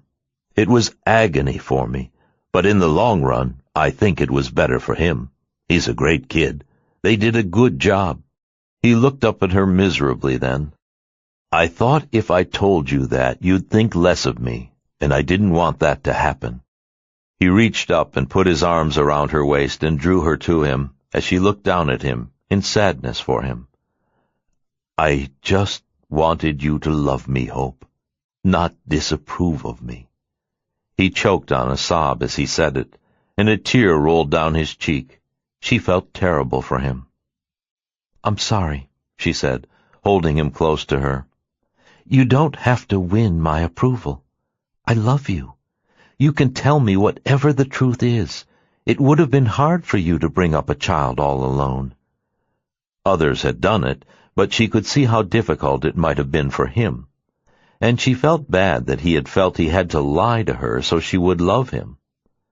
"I love you, whatever you've done. Believe me, I've made my share of mistakes too." "I don't think so," he said, holding her tightly, his face pressed against her stomach. And then he remembered something and looked into her eyes. "Aren't you supposed to be ovulating today?" She laughed. He never seemed to lose track of her cycle now, but she could better understand his desperation for a baby. He had missed all of Michael's childhood, and after what he had just said to her, she could forgive him for lying about it, particularly since he was so remorseful once she knew the truth. "Will you promise me something?" Hope said, and he looked at her intently. "Whatever the truth is, just tell me. The truth is never as bad as a lie." He nodded. "A lie can unravel the whole tapestry of a relationship. The truth only hurts for a minute." "I know. You're right. I believe that too. It was cowardly of me." He had lied to her twice now, once about owning the house, and now about bringing up Michael, and both times because he was embarrassed by the truth. She couldn't understand it, but she felt much better having talked to him about it. He was easy to forgive, and she loved him, clay feet and all. He stood up then, put his arms around her, and held her, and then he kissed her, and then asked her about ovulating again. "I don't know. You tell me. You seem to know better than I do. I always lose track. Maybe we should just wait until we're married. It's only a few months." She was still disappointed that he hadn't invited Michael to the wedding, and wanted to get married alone. She had promised Mark Webber he could come, and he would be sad if he couldn't, and she would too. "You don't have time to wait until we're married to get pregnant," Finn said somewhat unkindly. "We're not getting any younger." "You mean I'm not," she said bluntly. But at least she understood his rush now. He was making up for lost time, and he was right. At her age, her biological clock was booming, not just ticking. "Let's see what happens," she said vaguely. She was afraid of another outcome like the one in June, whatever the reason, although she knew how important it was to him, so she hadn't ruled out getting pregnant again. And a tiny part of her was afraid that if she didn't cooperate, he might find a younger woman who could far more easily give him babies, but she didn't say that to him. "Maybe we should go back to the doctor in London and let her work her magic," he suggested as they walked up the front steps. "We did fine on our own last time," Hope reminded him. "I'm sure we can again." Finn didn't seem as sure, and had more faith in science, although white wine and champagne had served them well 6 months before. He made her check with the ovulation kit that night, but she wasn't ovulating. They made love anyway, just for the fun of it, which she thought was better. Finn was still the best lover she'd ever had, and the incident with Michael was forgotten. She was sure Finn would be honest with her in the future. He had no reason not to. She loved him, and that was all. Chapter 15. They went to London in October, but not to the fertility doctor. They stayed at Claridge's, checked out the antique shops, and went to 2 auctions at Christie's. Hope was a little taken aback when Finn bid on a spectacular armoire and a partner's desk, each of which went for close to £50,000. He had gotten carried away in the auction, and apologized profusely for it later when they went back to the hotel. He offered to sell them again at Christie's if she didn't want to spend that much money, but she loved them too, so they went to pay for them the next day, and she didn't really mind, although she'd been stunned by the price at first. She had never bought furniture that expensive before. He was remorseful for the rest of the day, but they had gotten 2 beautiful pieces. They had them shipped home and flew back to Dublin that night. It was a beautiful October night when they got there, and they were both happy to get home. The house was quiet and peaceful, and they figured out where they would put the new antiques. They agreed on everything, and the only damper to the evening was that she discovered she'd gotten her period, and Finn was bitterly disappointed. He got morose about it that night, and had too much to drink, and then he got angry at her and told her it was her fault she wasn't pregnant, and she wasn't trying. But there wasn't much she could do, unless she started taking fertility drugs, which she didn't want to do, and even the London doctor had said she didn't need. He just had to be patient. The following day she was relieved that he was in better spirits. He said his new contract had come from his publisher for a hell of a lot of money. He signed it and drove to the DHL office to send it, and then took her out for a nice dinner that night in Blessington. He said the contract was a major one for him, for 3 books. It put him in a festive mood, and he seemed to forgive her for not getting pregnant. That was becoming a major issue between them. It had been 4 months since the miscarriage, and he was more anxious than she was about it. But she was still ambivalent, and Finn wasn't. He wanted a baby, now. Their new antiques arrived from London a few days later, and they looked fabulous when the movers placed them. Finn said they were worth every penny she had spent on them, and she had to agree. And as they both knew, she could afford it. She was talking to Mark on the phone the next day about the 3 shoots she had lined up for November and the future show at the Tate Modern, and he made a comment about Finn. "That's too bad about his contract. He must be upset about it." Hope was confused the minute he said it. They had celebrated his signing it only a few days before. "What do you mean?" "I hear they dropped him. He failed to deliver his last 2 books, and his sales have plummeted. I guess people think the subjects are too weird. They scare the hell out of me," he added. "There was an article about it in the Wall Street Journal yesterday. They dropped him, and they're even threatening to sue him to recover monies for the 2 books he didn't deliver. It's amazing how people can fuck things up for themselves, not having discipline and living up to their contracts." Hope felt sick as she listened, and wondered if he was embarrassed again about what had happened. But he could have shared it with her, and celebrating a new contract was pushing it. She wondered what he had signed and sent back. From what Mark was saying, it certainly wasn't a new contract. Maybe it was legal papers, or nothing.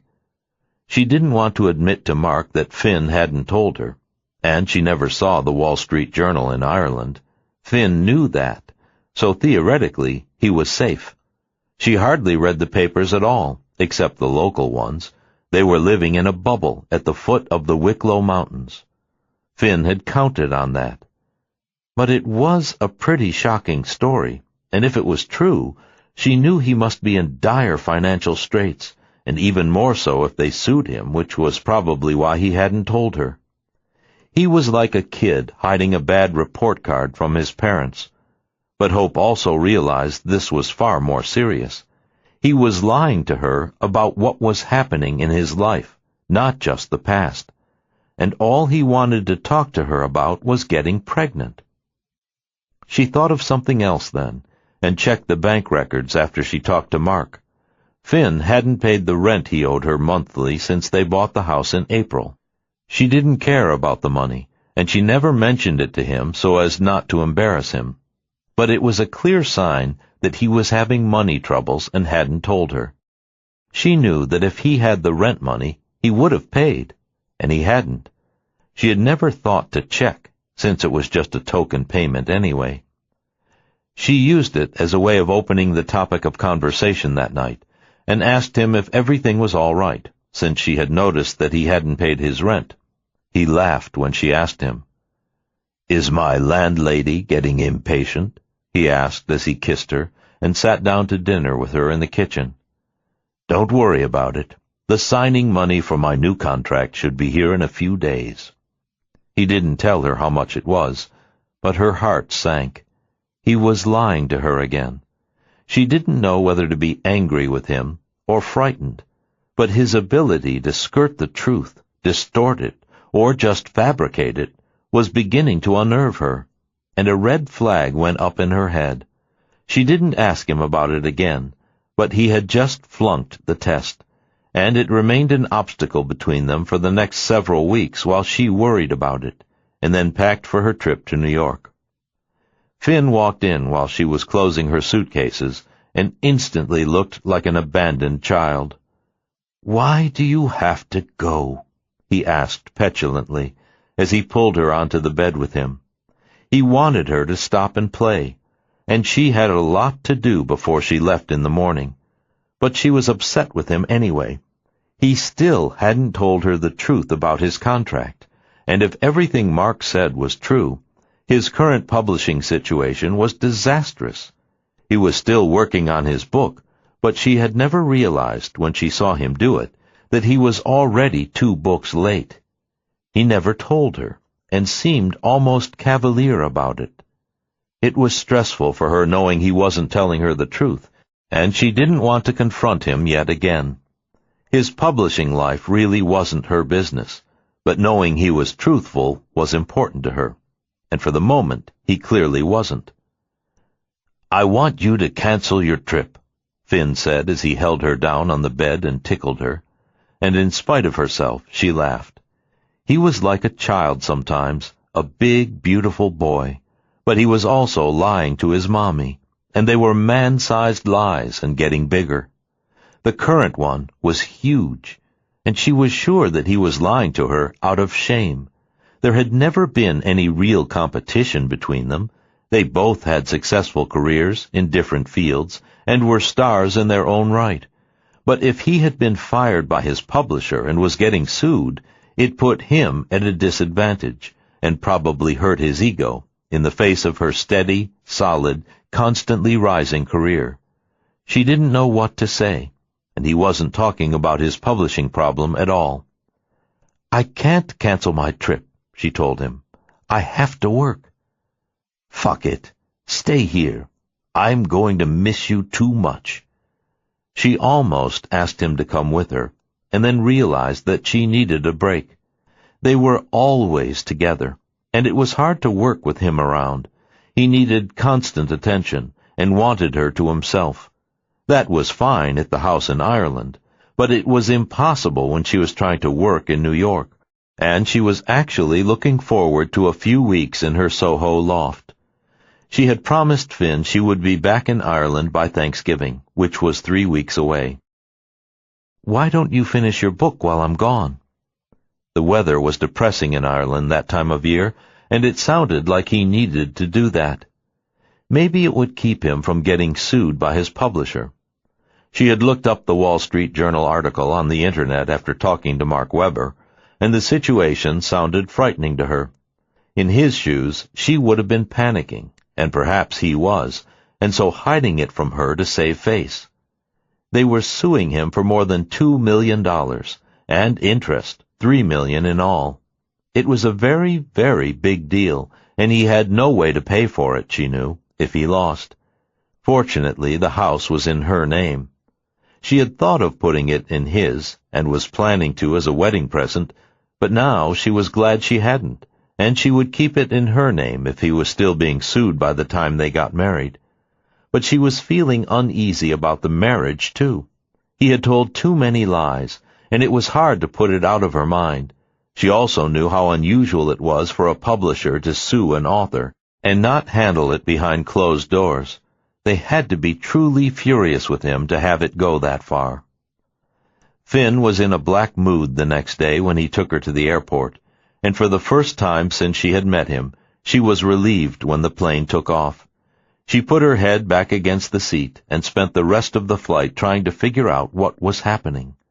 She was feeling confused. Most of the time, he was the most lovable man she had ever known. But then there had been his viciousness when she lost the baby, his anger and blaming her unfairly, his obsession with getting her pregnant again, his sudden willingness to spend her money, the lie he had told her about owning the house, the one about bringing up Michael, and now this huge mess he was in with his publisher that he hadn't said a word about. There was a knot in her stomach the size of a fist, and she was relieved to get back to her comfortable apartment and her own life just for a few weeks. She suddenly needed space and air. It was too late to call him when the flight got in, and for once she was relieved about that, too. Their exchanges seemed dishonest to her, because there was so much he wasn't saying, and that she couldn't say because he had no idea what she knew. The dream was turning into a nightmare, and she needed to sort it out before it irreparably destroyed what they had. She had given herself 2 days to get organized before she had to do the first shoot, and she went to see Mark Webber the next day. He was surprised to see her in his office. She never dropped in without calling first, and he could see she was upset. He led her into his private office and closed the door behind him. She sat down across the desk from him and looked at him with worried eyes. "What's up?" Mark always cut to the chase, and so did she. She didn't beat around the bush, and she was way too worried to do so now. "Finn never told me about the lawsuit with his publisher, or the canceled contract. In fact, he told me he just signed one, which is apparently bullshit. I think he's embarrassed to tell me, but it makes me nervous when people do that." Listening to her made Mark nervous, too. He had always been uneasy about Finn. He had only met him once or twice. He thought he was very charming and a little slick. "I've never done this in my life," Hope said, looking apologetic. "But is there some way we could get some kind of investigation to tell us everything? Past, present, whatever. Some of it's none of my business, but at least I'd know what's true and what isn't. Maybe there are other things he's not telling me. I just want to know." Mark nodded, and he was relieved to hear her say it. He had always meant to suggest it to her, ever since she said she was in love with him and planning to get married. Mark thought an investigation was a good idea in some circumstances, and in her case, essential. "Look, Hope, you don't need to apologize to me," he reassured her. "You're not being nosy, you're being sensible. You're a very rich woman, and I don't care how nice the guy is, you're a target, and even the nicest guys in the world run after money. Let's just find out what kind of shape he's in, and what he's done with his life." "He doesn't have any money," Hope said quietly. "Or at least I don't think so. Maybe he does. I just want to know everything, right from the beginning. I know he grew up in New York and Southampton, and then he moved to London. He has a house there, and he moved to Ireland 2 years ago. The house we live in was his great-great-grandfather's, and he was married about 21 years ago. He has a 20-year-old son named Michael. His wife died when Michael was 7. That's about all I know. Oh, and his parents were Irish. His father was a doctor." She gave Mark Finn's date of birth. "Do you know someone who could check all this stuff out, so no one ever knows?" It was still embarrassing for her to be prying into the life and history of someone she loved as much as Finn and wanted to trust. She had in the beginning, but less so now, because of his lies. Finn had an explanation for each one, but she was uneasy about it. "I know the perfect guy for this. I'll call him myself," Mark said quietly. "Thank you," she said, looking miserable, and a few minutes later she left Mark's office, feeling overwhelmed with guilt. She felt terrible for the rest of the day, especially when Finn called and told her how much he loved her and how miserable he was without her. He said he almost wanted to get on a plane and come to New York, but she reminded him gently that she had to work. She was even nicer to him than she would have been normally because she felt so guilty about what Mark was doing on her behalf. But Mark was right. It was smart. And if they didn't find any skeletons in his past or problems, except the lawsuit, Hope knew she didn't need to worry and could marry Finn in peace. It was getting down to the wire, and they had been talking about getting married on New Year's Eve, less than 2 months away. She wanted to know before that everything was fine, and nothing was feeling good to her right now. Her instincts were screaming, and she was feeling sick and stressed. Hope found it unbelievably hard to work the next day. She was nervous and distracted, and couldn't make a decent connection with her subject, which was unheard of for her. She finally forced herself to concentrate with enormous effort, and she managed to do the shoot, but it wasn't one of her best days. And the rest of the week was pretty much the same. Now that she knew someone was checking on Finn, she wanted to get the information, deal with it, and put it behind her. The suspense was killing her. She wanted everything to be all right. In that weekend, she went to Boston to see Paul, who was in the hospital at Harvard. He had caught a bad respiratory flu on the boat, and they were afraid of pneumonia. The captain of his boat had arranged to have him sent to Boston by air ambulance, which had probably saved him. Paul was doing better, but not great, and he slept through most of Hope's visit. She sat next to him, holding his hand, and now and then he opened his eyes and smiled at her. It was painful to think that he had once been a vital man, brilliant in his field, full of life in every way, and now it had come to this. He looked so old and frail, and had just turned 61. His whole body was shaking, and at one point he looked at her and shook his head. "I was right," he whispered. "You wouldn't want to be married to this." As he said it, tears filled her eyes, and she kissed his cheek. "Yes, I would, and you know it. You were stupid to divorce me, and it cost you way too much money," she teased him. "You'll have the rest pretty soon, except for what Harvard gets." He could barely speak, and she frowned as she listened to him. "Don't say that. You're going to be fine." He didn't answer. He just shook his head, closed his eyes, and went to sleep. She sat with him for hours, and flew back to New York that night. She had never felt so lonely in her life, except when Mimi died, and then she had had him. Now she had no one, except Finn. She tried to talk to him about it on the telephone the next day. "It was so sad seeing him that way," she said as her voice trembled, and tears rolled down her cheeks, which she wiped away. "He's so sick." "Are you still in love with him?" Finn asked coldly, and Hope just closed her eyes at the other end of the phone. "How can you say that?" she asked him. "For Christ's sake, Finn, I was married to him for 20 years. He's the only family I have, and I'm all he has." "You have me," Finn answered. Everything was about him. "That's different," she tried to explain to him. "I love you, but Paul and I share history and a child, even if she's not here anymore." "Neither is ours, thanks to you." It was a cruel thing to say, but he was jealous of Paul and wanted to hurt her in whatever way he could. It was a side of Finn that she deplored, and telling her that the miscarriage was entirely her fault didn't make it true. It just made him seem mean. It wasn't a part of him she loved, although there were many other parts that she did. He was wonderful to her in many ways. "I have to go to work," she said, cutting him off. She didn't want to get into discussing the miscarriage with him again, or his jealousy of Paul, particularly now.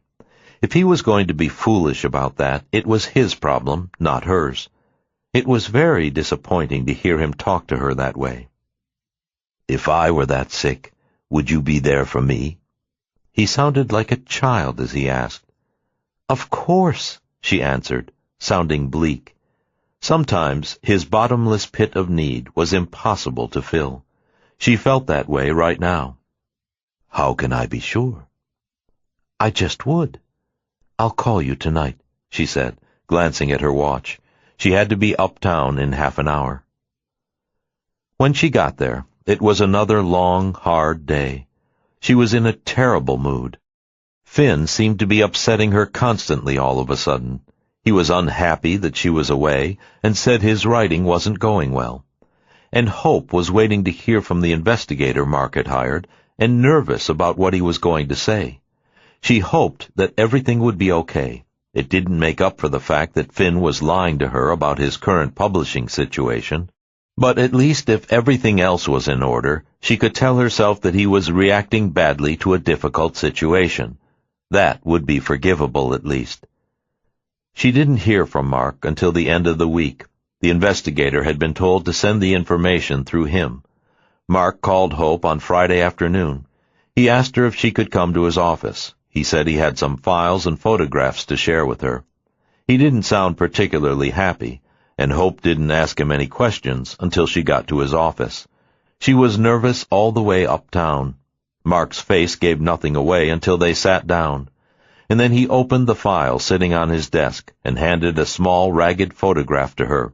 His face was grim. "Who's that?" Hope asked him as she stared at it. It was a photograph of 4 little boys, and the photograph was yellowed and tattered. "It's Finn." When she turned it over, she saw that there were 4 names on the back: Finn, Joey, Paul, and Steve.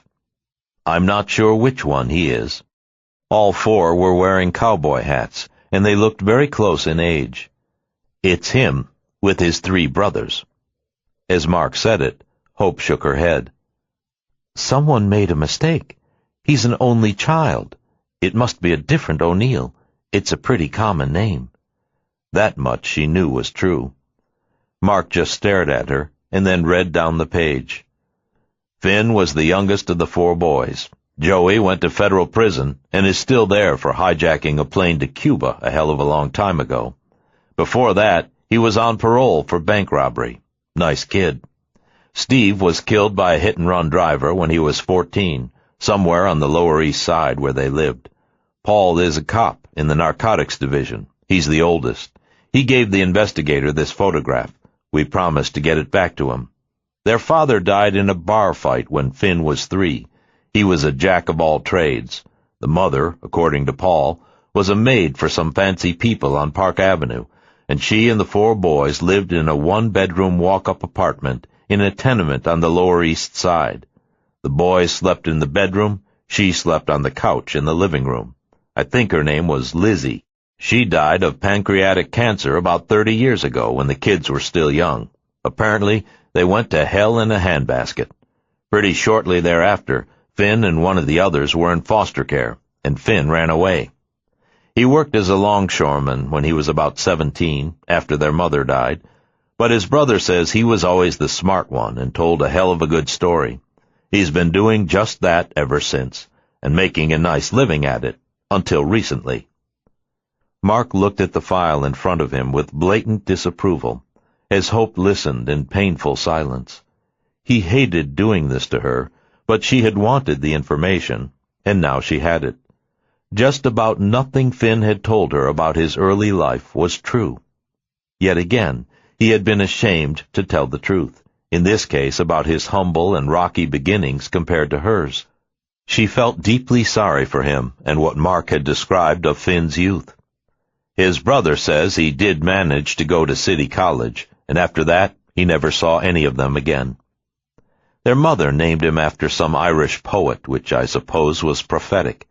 He says she was kind of a dreamer and always told them fairy tales before they went to sleep, and then drank herself into oblivion on the couch. She never remarried, and it sounds like she had a pretty miserable life, and so did they. You have to feel sorry for them. He handed her a photograph of Finn then, when he was about 14. He was a handsome boy, and it was clearly Finn. He didn't look that much different now, and the face was the same. There was no money. Eventually their mother lost her job, and she was on welfare, until Paul could help her on his policeman's salary. But that couldn't have been easy, since he was already married and had kids himself. Their mother died in the charity ward of a welfare hospital. They never had a dime. There was no apartment on Park Avenue, no house in Southampton, no father who was a doctor. Their grandparents came from Ireland, via Ellis Island, and if there's any ancestral tie to the house you're living in Ireland, Paul O'Neill knows nothing about it, and strongly doubts it. He said their grandparents and great-grandparents were potato farmers who came to this country during the Great Famine, like a lot of other people, but they would never have owned a house like yours.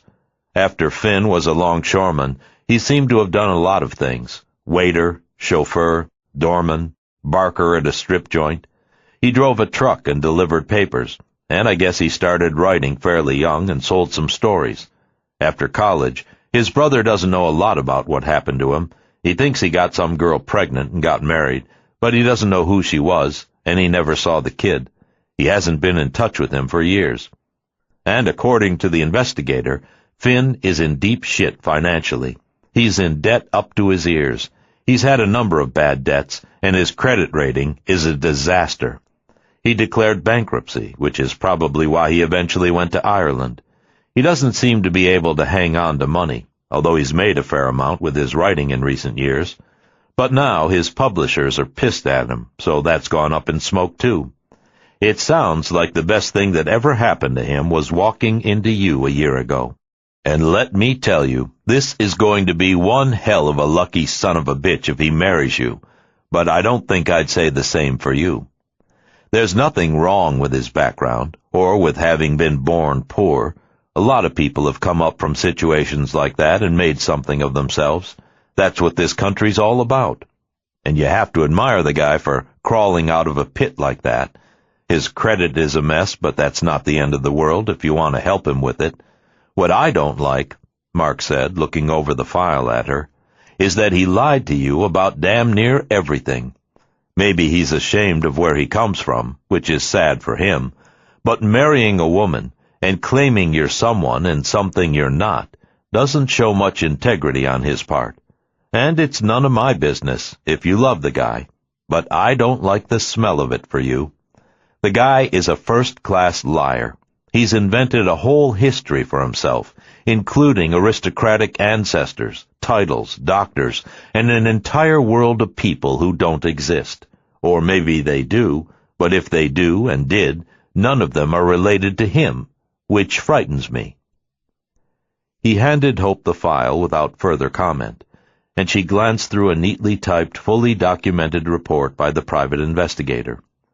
Mark told her they were searching further, and promised additional information on his background in the next 2 weeks. But they seemed to have been very thorough so far, and as Hope looked back at Mark, she felt sick. Not because what she had heard was terrible or unacceptable, but what she knew now was that Finn had lied to her about every fact and detail. It made her heart ache to think about it.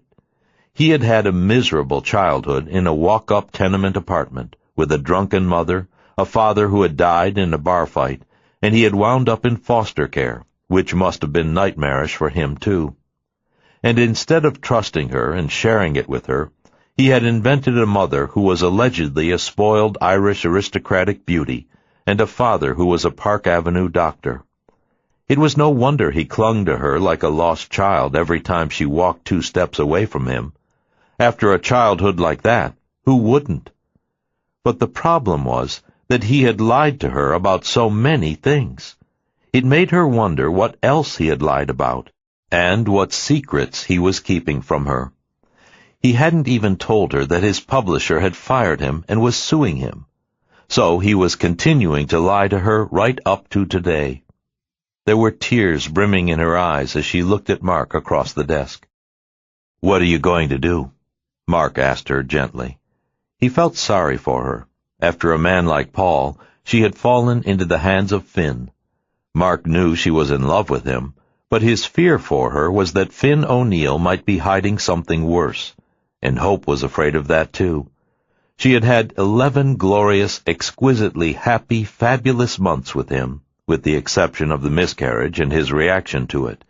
But other than that, everything had been loving and great. And now their whole life seemed to be unraveling, and Finn with it. It was extremely depressing. "I don't know what I'm going to do," she said honestly. "I have to think about it. I'm not sure what this means. I don't know if he's too embarrassed to admit how he grew up and is trying to save face, which isn't admirable, but maybe I could live with. Or if he's a profoundly dishonest person." Mark suspected that that was more likely, and even that he was after her for the money. In Finn's current situation, that seemed easy to believe, and the same thought had crossed Hope's mind too. She wanted to give him the benefit of the doubt and believe the best of him. She loved him, but she didn't want to be blind and foolish either. She had wanted this information, now she had it, and she had to digest it and come to her own conclusions. And she didn't want to say anything to Finn. She didn't want to hear any more lies from him. It would only make the situation worse, until she figured out what to do. "They don't have anything yet on Finn's marriage. They know the woman's name, and the dates and circumstances seem to coincide with what you said. So maybe he told the truth about that and not his childhood. They're doing some more investigating and verifying her cause of death. You said it was a car accident. The investigator said he'd have that for us by next week. or at worst by Thanksgiving. "I'll be back in Ireland by then," she said sadly. "Be careful, Hope," Mark warned her. "Be cautious about what you say to him.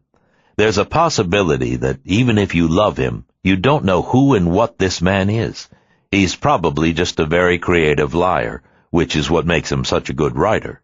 But there's always the possibility that he could be something far worse. You never know with people. Don't corner the guy and stick this stuff in his face. Use it for yourself to make a good decision. But be very, very careful how you handle him. You don't want to wake up a sleeping demon. For what it's worth, his brother says he's a sociopath. But he's not a shrink. He's just a cop who has a crazy brother.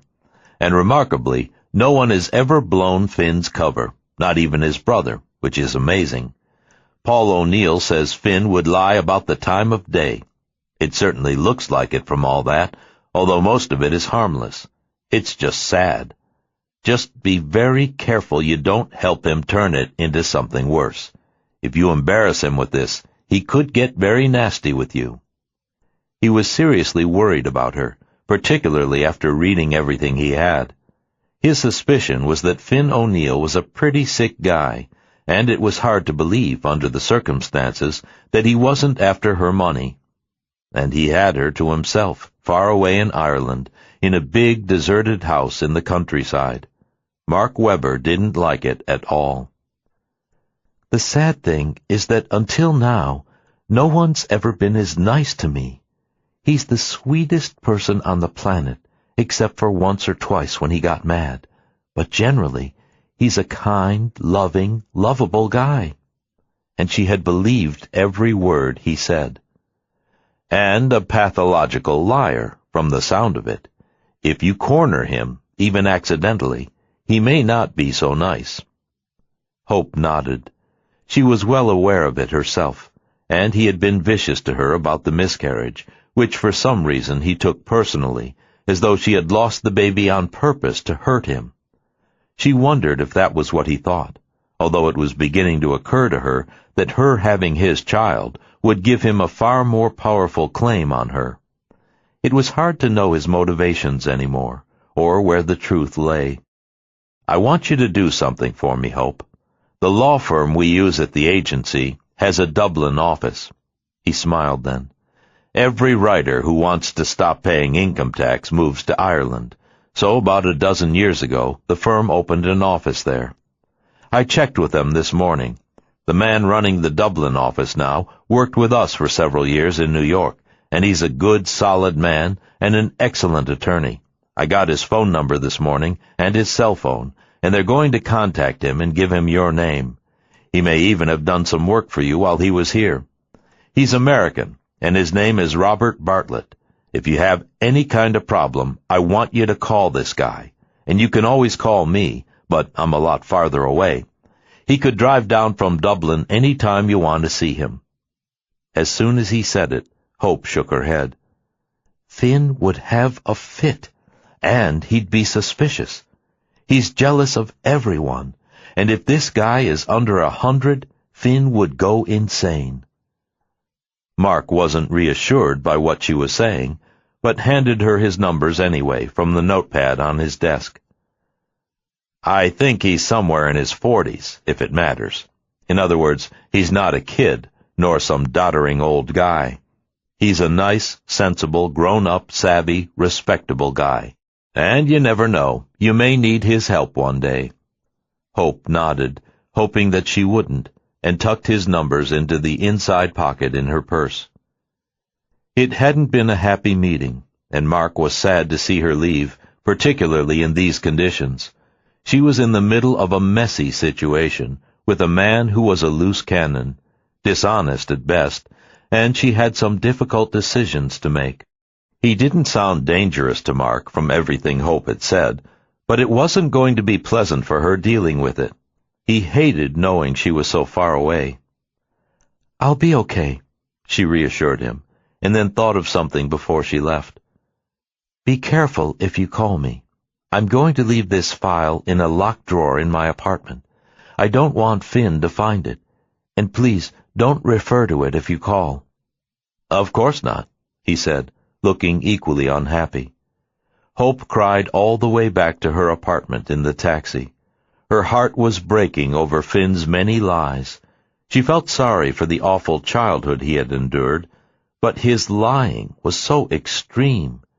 She had no idea what she was going to do. Chapter 16. Hope spoke to Mark again before she left. The investigators had no further information for the moment, and she had finished all her assignments in New York. She'd been checking on Paul by phone daily at the hospital in Boston. He was about the same, and he was asleep every time she called. She had spoken to his doctor, and he was concerned but not panicked over Paul's health. Paul was weak, but the situation was what it was. He was sliding slowly downhill, and they promised to call her in Ireland if there was any drastic change in his condition. The doctor knew that if there was, she would come back immediately. He had known them both when they were married, and he had always been sorry about the terrible turns of fate that had befallen them, first with Paul's illness, his forced retirement, their daughter's death, and Paul's decision to divorce. Hope called Finn before leaving New York to tell him she was coming, and he was ecstatic. It made her sad to hear how happy he was. After the lies she had just discovered, she felt as though the bottom was falling out of their world. She hoped that they could get it on track again and put it behind them. She wanted to find a way to reassure him that he didn't need to lie about his childhood or his life or even problems with his publisher. None of those things would make her think less of him, but lying did. And it unnerved her. She no longer knew what to believe or trust. She wanted to condemn the action, not the man. She still believed that he was a good man, but he still hadn't told her about his current disaster with his contract. It was hard to believe he hadn't said a word about it to her, and that he had taken her out to dinner to celebrate a contract he hadn't signed. She wasn't even angry at him. She was desperately sad. She loved him and didn't want him to be afraid to tell her the truth. "It's about goddamn time you came home," he said, grinning broadly, and she noticed that he sounded more than a little drunk. He told her the weather was terrible, and that he had been depressed ever since she left. She wondered if losing his publisher had started him on some kind of downward spin. "Yeah, me too," she said in a soft voice. It hadn't been a great trip. She hadn't even enjoyed her work this time. She had spent the whole 3 weeks deeply upset about him, and on the plane she agonized over what to do about the investigator's report. You couldn't unring a bell. But along with the sound of fear in her head, there was love, and she didn't want to humiliate him by confronting him with the report. He looked tired when he met her at the airport, and she noticed that he had dark circles under his eyes, as though he hadn't slept. She wasn't even happy to see the house this time. It was freezing cold, and he had forgotten to turn up the heat. And when she went upstairs, she noticed in his office that there weren't more than a dozen pages on his desk to add to his book. He had told her he had written 100 pages in her absence, and now that she was home, she could see that that was a lie, too. "What have you been doing while I was gone?" she asked as he watched her unpack her suitcase. She hung her clothes up and tried not to sound upset when she talked to him. She tried to keep her tone easy and light, but she didn't fool him. He could see that something was wrong the minute she got off the plane. "What's wrong, Hope?" he asked her quietly, pulling her onto the bed and into his arms. "Nothing. I've been upset because Paul is so sick." He didn't look happy to hear it, but she didn't know what else to say. She didn't feel prepared or ready to tell him that she now knew that everything he'd told her about his childhood was a lie, and that the ancestral home she'd bought for him really belonged to someone else and not his family at all. She kept thinking of the tattered photograph of the 4 little boys in cowboy hats, and she felt desperately sorry for him. He wasn't even an only child, as he had said. It was hard to know who he really was and what it all meant. "Maybe Paul will get better again," he said, trying to be pleasant, as he slipped a hand under her sweater and fondled her breast. She wondered as he did it if maybe that was all there was, a lot of lies and fantastic sex. She didn't want to make love to him, but she didn't tell him. She felt as though her world were falling apart, but she tried to pretend to him that nothing had changed. It was so unsettling to know that he had made up so many stories about his parents, his early life, their house in Southampton, the things he'd done at school, the people he had met. She suspected that he wanted so badly to be accepted, and like everyone else. And it probably wounded him to admit that they had been poor, or worse. And trying not to think about any of it, and the things his brother had said about him, she let him slowly peel off her clothes, and in spite of everything that she was thinking, she felt herself becoming rapidly aroused. If nothing else, he had a magic touch. But even though she loved him, that wasn't enough. She had to be able to trust him as well. He couldn't get enough of her that night, after 3 weeks without her. Like a man who had been dying of hunger and thirst, he wanted to make love to her again and again. And afterward, when he finally fell asleep, she rolled over to her side of the bed and cried. The next morning, over breakfast, he asked her casually when they were getting married. They had been talking about New Year's Eve before she left. He had thought it would be fun to celebrate their anniversary on that night every year. But when he asked about it now, she was vague. With everything she had just learned about him, she needed time to think about it. And she was still waiting to hear the rest.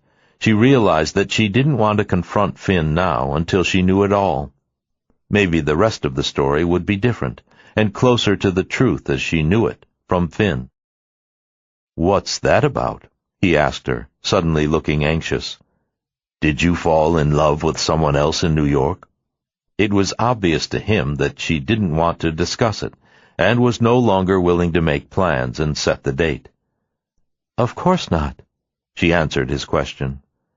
"I just feel strange getting married when Paul is so sick." It was the only excuse she could think of, and he didn't like it. It made no sense to him. "What does that have to do with anything? He's been sick for years." Finn looked annoyed. "He's gotten a lot worse," she said glumly, shoving the remains of a scrambled egg around her plate. "You knew he would." "I just don't feel right having a celebration when he may be dying." She'd had a bad feeling about it when she last saw him, and was afraid she might never see him again. "And besides, no one's coming. That seems so sad. I thought it might be more fun if we do it next summer at the Cape. Our agents could come then, and it would be easier for Michael than coming all the way to Ireland." Finn had told her he wasn't coming for the holidays this year. He was going to Aspen with friends instead. "Cold feet, Hope? It sounds like you changed your mind." Finn looked hurt. "Of course not.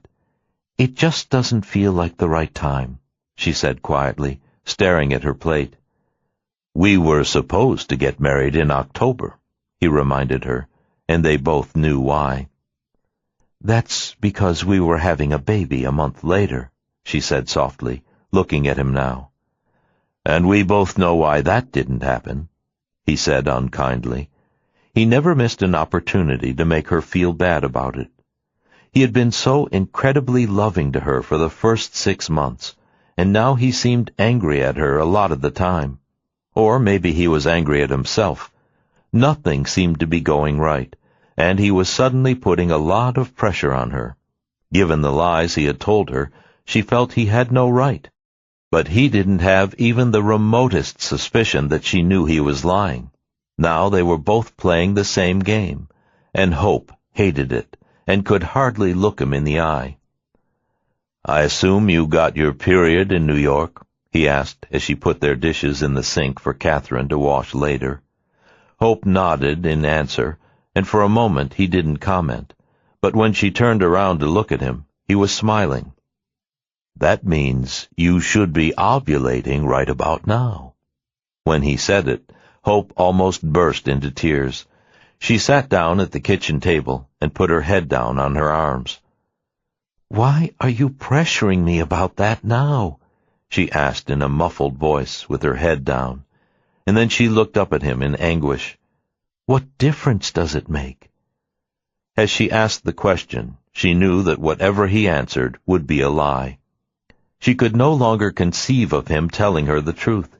It ruined everything. Mark was right.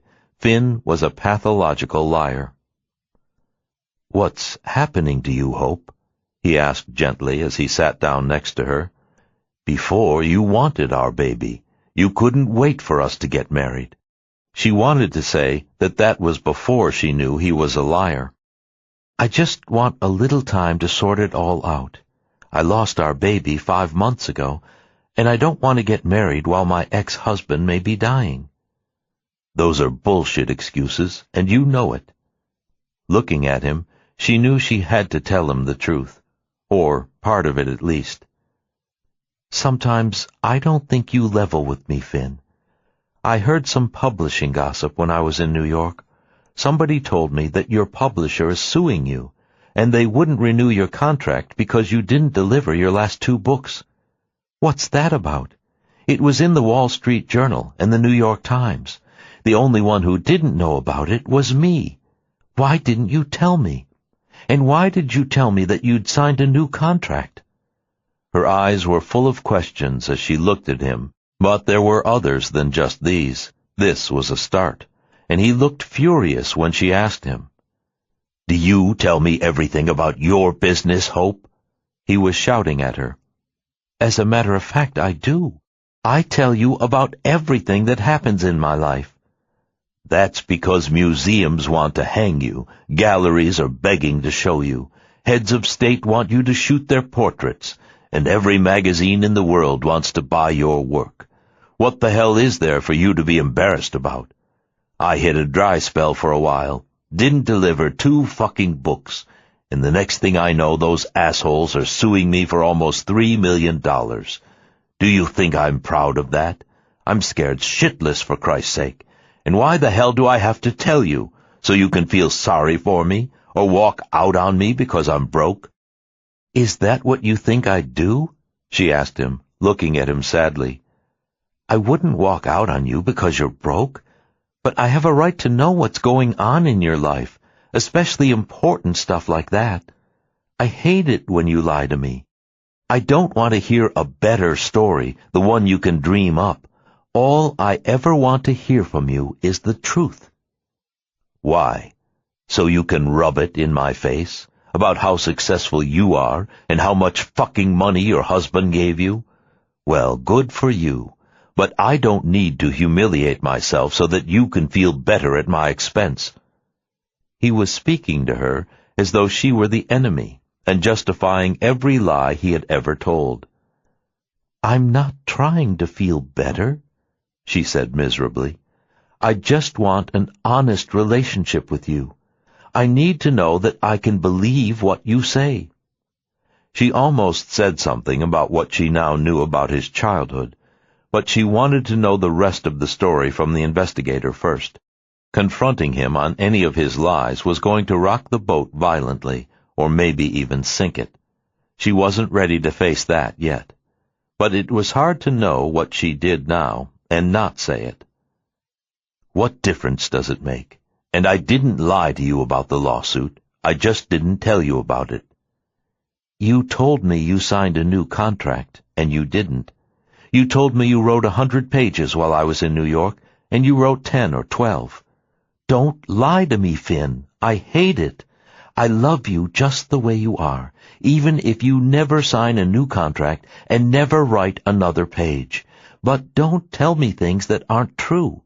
It makes me worry about what other lies you're telling me." She was being as honest with him as she could, without totally blowing him out of the water and telling him about the investigator's report. She didn't want to go there yet. "Like what?" he challenged her, with his face right up against hers. "I don't know. You tell me. You seem to be pretty creative about it." He had lied about his son, too, and the house which he didn't own and had claimed he did. "What's that supposed to mean?" "All it means is that I want to know that the man I'm marrying is an honest man." "I am," he said belligerently. "Are you calling me a liar?" He was goading her to do it, and she was trying very hard not to. It would only make things worse. "I don't know what or who you are sometimes. Just don't lie to me, Finn. That's all I'm saying. I want to trust you. I don't want to wonder if you're telling me the truth." "Maybe the truth is none of your fucking business," he said, and stormed out of the kitchen. And a minute later, she heard the front door slam and saw him run down the front steps, get in his car, and drive away. They were not off to a good start, to say the least, but it had to be said. She could no longer pretend that she believed everything he said, because she didn't. But she found herself thinking of Mark's words, too, as she walked around the garden to get some air. It wasn't a good idea to corner Finn in his lies. It would only create situations like the one they'd just been in, and all she wanted was for him to tell the truth, so she could believe him again, and they could go on with their life. She hadn't given up hope of that yet, even if Mark Webber had, after he read the report. Hope still believed they could turn it around, and she wanted Finn to help her do it. She couldn't do it alone. She walked up the front steps with a heavy heart as Finn drove up to the house again, and when he got out of the car, he looked apologetic. He came to walk beside her and turned her around to look at him. "I'm sorry, Hope. I was an asshole. I just get ashamed sometimes that I don't do things better than I do. I want everything to come out right, and sometimes it doesn't. So I pretend that everything's fine. I want it to be fine so fucking much that I guess I lie about it." She was touched that he'd admit it, and it gave her hope that the situation could be fixed. And she felt terrible about his childhood and youth, although he didn't know it. She smiled up at him, and he put his arms around her and kissed her. She was even more moved to see that there were tears in his eyes when he did. He had humbled himself to her, and admitted his mistake. She was praying that it meant he wouldn't do it again. All she wanted was the truth. "I love you, Finn," she said, as they walked into the house, hand in hand. "You don't ever have to make things better than they are for me. I love you just the way you are, even when things aren't great. What are you going to do about the lawsuit?" "Finish the books, if I can. I've had a hell of a time with this last one. I've been stuck for months, and my agent is trying to stall them. They just gave me another 3 months, but I'm screwed without a new contract. I've run out of money. I don't have a fucking dime. Thank God you bought the house. If I were still renting here on my own, I'd be out on my ass.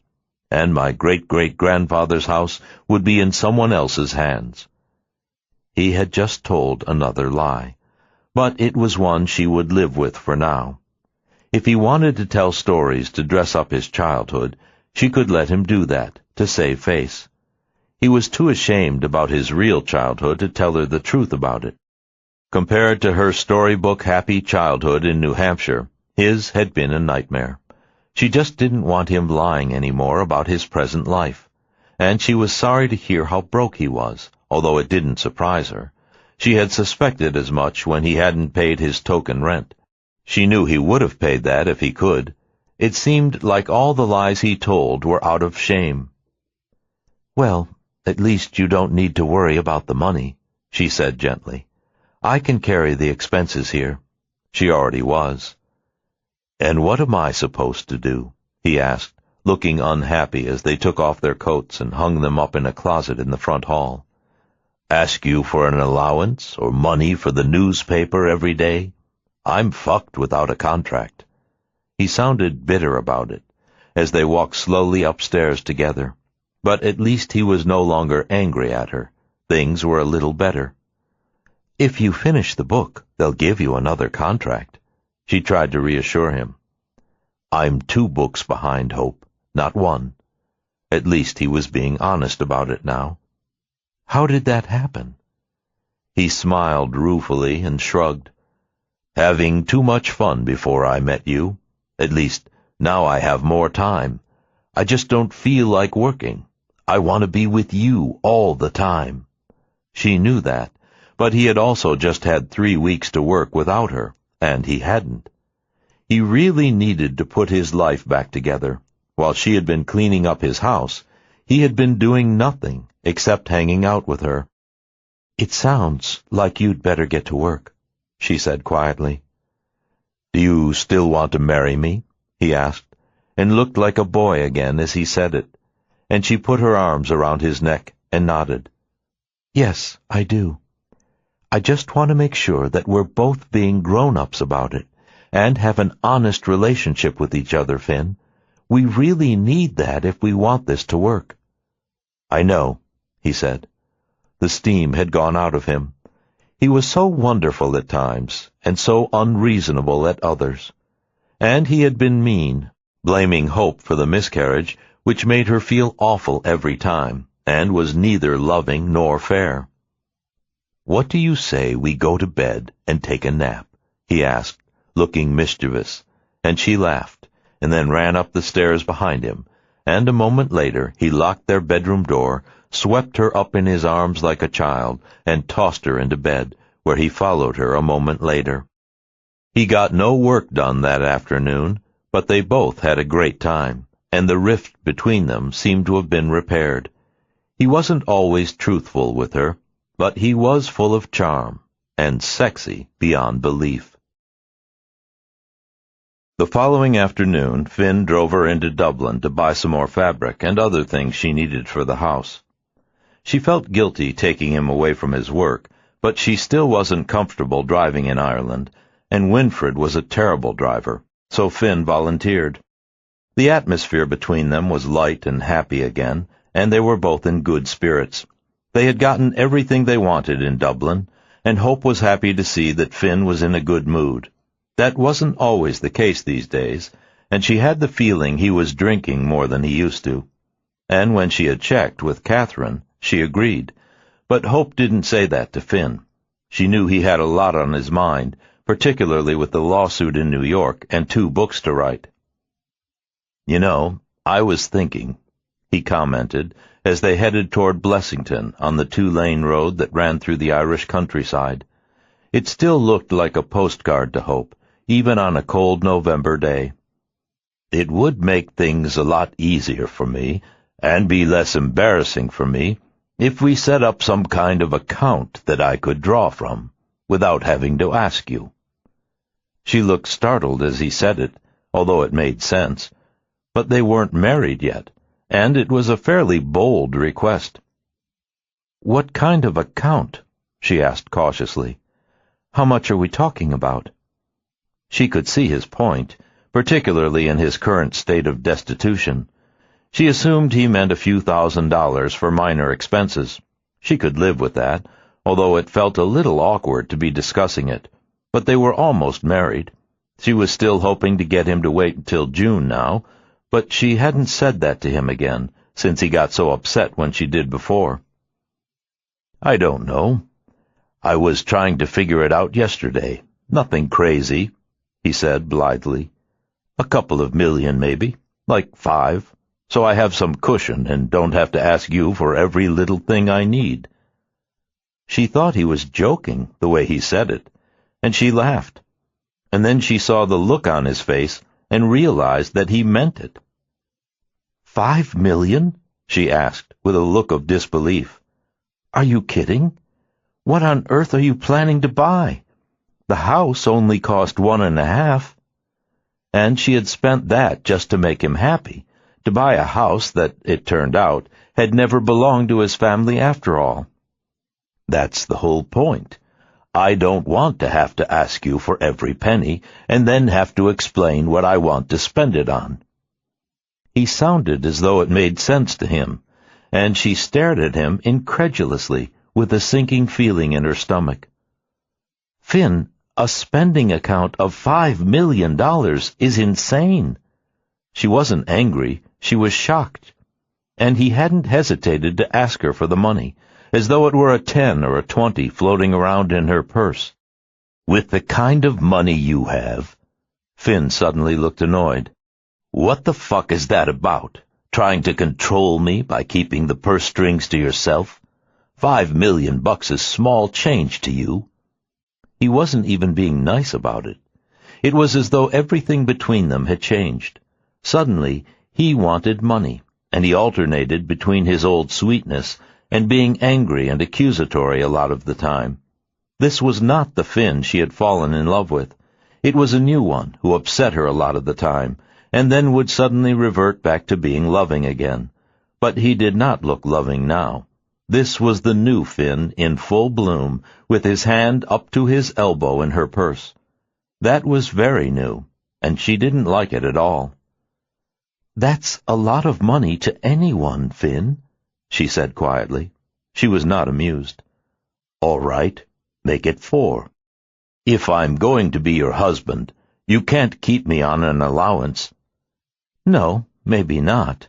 But I'm not going to give you millions either, to blow however you want, or I'll be out of money as fast as you are. I'd rather just pay the bills, the way I do now, and keep a few thousand in a petty cash account for you." It was as far as she was willing to go. She didn't want to buy him, and she was no one's fool. She had learned a lot about handling money since her divorce. "So, you're going to keep me on a leash," he said angrily, narrowly missing a truck on a turn in the road, and his driving was scaring her. The road was wet, and it was already dark. He was driving too fast, and he was furious with her. "I can't believe you're asking me for $5 million in an account for you," Hope said, feigning a calm she didn't feel.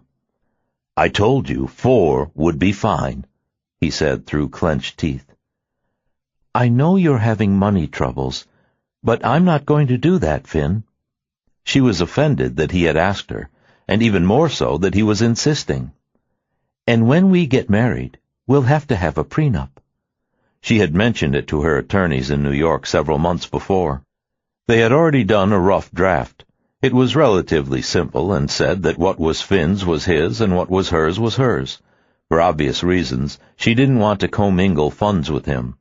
Paul had given her that money, and she was keeping good track of it.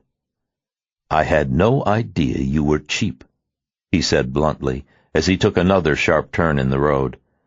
It was an incredible thing for him to say to her, given what she had done for him with the house. He seemed to have forgotten very quickly her generosity with him. And she wasn't cheap. She was smart, especially given his newly discovered talent for telling lies. She was not about to turn her fortune over to him, or even a portion of it. $5 million was 10% of what Paul had given her after 20 years. They drove the rest of the way home in stony silence, and when he came to a sharp stop in front, she got out and walked into the house. She was extremely upset by his request, and he was even more so about her refusal. He walked straight into the pantry and poured himself a stiff drink, and she could already see the effect of it when he came upstairs to their room. She suspected he might even have had a second one by then.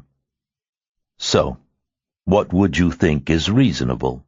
he asked her as he sat down, and she looked at him with a pained expression. Things were going from bad to worse.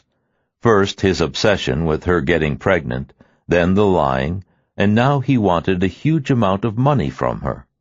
Day by day he was turning into a different man, and then out of nowhere she'd get a glimpse of the old one who had been so wonderful to her, and just as quickly he'd disappear again. There was something very surreal and schizophrenic about it, and she remembered his brother referring to him as a sociopath in the investigator's report. She wondered now if maybe he was. She also recalled reading an article about something called intermittent reinforcement, where people were alternately abusive and loving, and their victims were so confused they became more determined than ever to work things out. She felt like that now. Her head was spinning. His manipulations were a powerful magnetic force. It was almost as though his mask was slipping more and more, and what she was seeing behind it was scaring her to death. She still believed that the good Finn was in there somewhere. But which one was real? The old one or the new one? or both. "I'm not going to give you any money, Finn," she said calmly. And then she saw that he had brought the bottle of scotch upstairs with him and poured himself another drink. "You don't think you can get away with that, do you?" he asked, turning nasty. "You're sitting on $50 million from your ex-husband, and I'm supposed to hang around waiting for small change?" She had thought he was making a decent living, which would have solved the problem, but even if he wasn't, she wasn't about to start pouring millions of dollars into his accounts. It wasn't right, and she didn't want to buy a man. She realized, too, that he had complained about his expenses, sending Michael to college, and she wondered now if he paid for anything for his son, or if Michael's grandparents were paying all his bills, and Finn was paying nothing. "I'm not trying to get away with anything. I don't want to buy a husband, or confuse things between us. I think what you're asking for is unreasonable, and I'm not going to do it." "Then maybe you should marry Winfred instead. Maybe what you want is a servant and not a husband. If you're only going to put a few thousand in an account and keep the rest yourself, then you should marry him." "I'm going to bed," Hope said, looking unhappy. "I'm not going to discuss this with you any more." "Did you actually expect to marry me and not level the playing field a little? What kind of marriage is that?" "A marriage based on love, not money, and honesty, not lies. Whatever happens after that is a matter of good fortune. But I'm not going to make a deal with you, or have you dictate to me to put $5 million, or even $4, in your petty cash account. That's disgusting, Finn." "You're sitting on $50 million of your ex-husband's money and keeping it to yourself sounds pretty disgusting to me, too. And fucking selfish, if you ask me."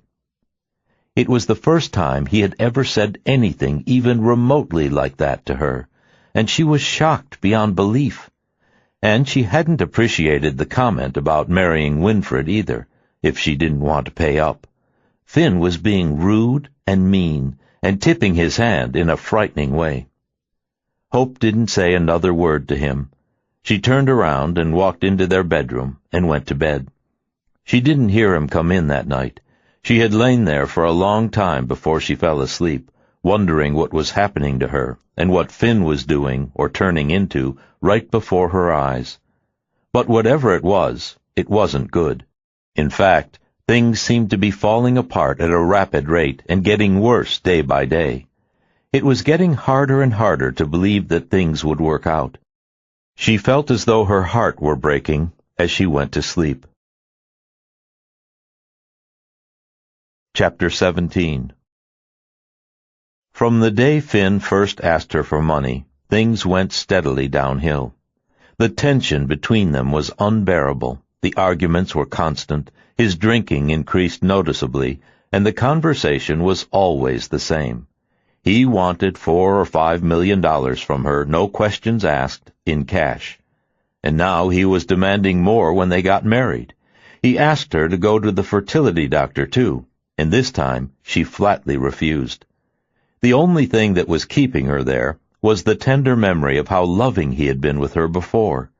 It was almost as though he had temporarily lost his mind, or was having a nightmare, and she was waiting for him to wake up and become himself again.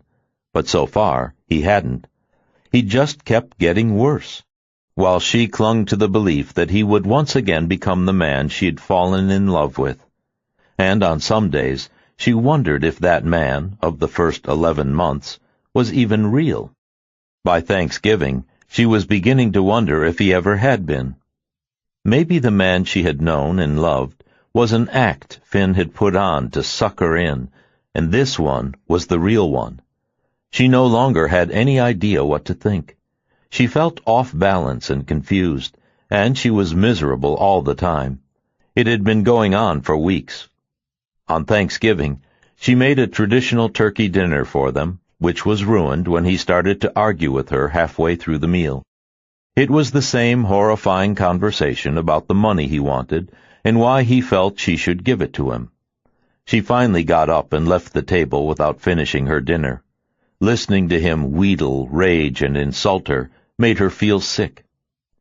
As she lay in bed that night, thinking that maybe she should pack her bags and fly home, Finn suddenly turned to her and became loving again.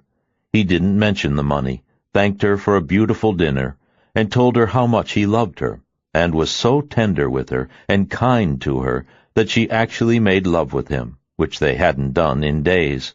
And afterward, she felt psychotic, no longer knowing what to believe or what was real.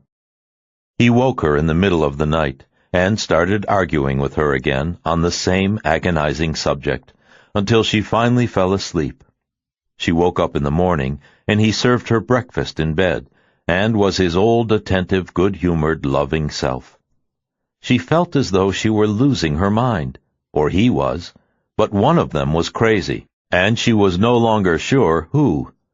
She was most afraid that it was her, and when she said something about his waking her during the night to argue with her, he insisted that he hadn't, and she felt crazier than ever, and wondered if she had dreamed it.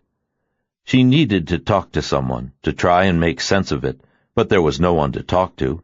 She had no friends in Ireland, and she didn't want to call Mark and worry him, and she didn't want to call the lawyer he had recommended whom she didn't know. Paul was too sick to talk to. The only person she could talk to was Finn, and he had started telling her that she was acting crazy. She really thought and was afraid that she might be going insane. The only thing that saved her was that on the Monday after Thanksgiving, Paul's doctor called her. Paul had developed pneumonia, and they were afraid that he might be coming close to the end, and if Hope wanted to see him, she needed to come to Boston as soon as she could. Without saying a word to Finn after the call, she packed a bag and was ready to leave by the time he came home from the village with a bag of things from the hardware store and some laundry soap Catherine had asked him to pick up. And he had bought a big bouquet of flowers for Hope, which touched her when she saw them, but only confused her more.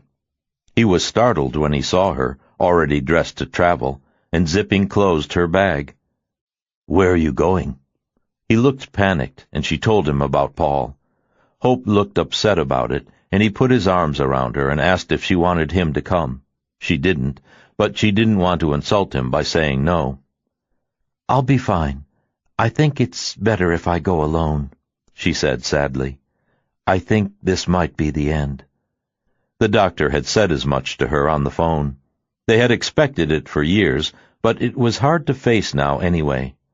But the last thing she wanted was for Finn to come with her. She needed to get away from him and try to figure out what was happening to her and who he was. She was no longer sure. Finn was either accusing her of something now or adoring her, kissing her in their bed at night or demanding money, waking her out of a sound sleep to argue with her, and then insisting she had woken him while she staggered around in exhaustion the next day. She wasn't sure, but she thought he was playing mind games with her, and some of it was working, because she felt totally confused, and Finn looked fine and undisturbed. He drove her to the airport, and she kissed him and ran for the plane, and as she took her seat in first class, all she felt was relief to be away from him, and burst into tears. She slept for the entire flight, and woke up in a daze as they landed at Logan Airport in Boston. She felt as though her life with Finn had become totally surreal. Paul's doctor was waiting for her when she got to the hospital. She had called him on her way in from the airport, and she was shocked when he took her to see Paul. In the short time since she had seen him, he had wasted away. His eyes were sunken, his cheeks were hollow. He had an oxygen mask on, and she wasn't sure if he recognized her at first, and then he nodded and closed his eyes peacefully, as though he was relieved that she had come. She sat with him for the next 2 days. She never left him. She called Finn once, but explained that she couldn't speak to him from Paul's room, and he said he understood and was very sweet to her, which seemed strange to her again. He was mean to her so often now, and then loving at other times. She almost hated talking to him, because she never knew which one he'd be, and afterward he'd blame her for starting a fight when she was certain it was him. She called Mark and let him know she was in Boston.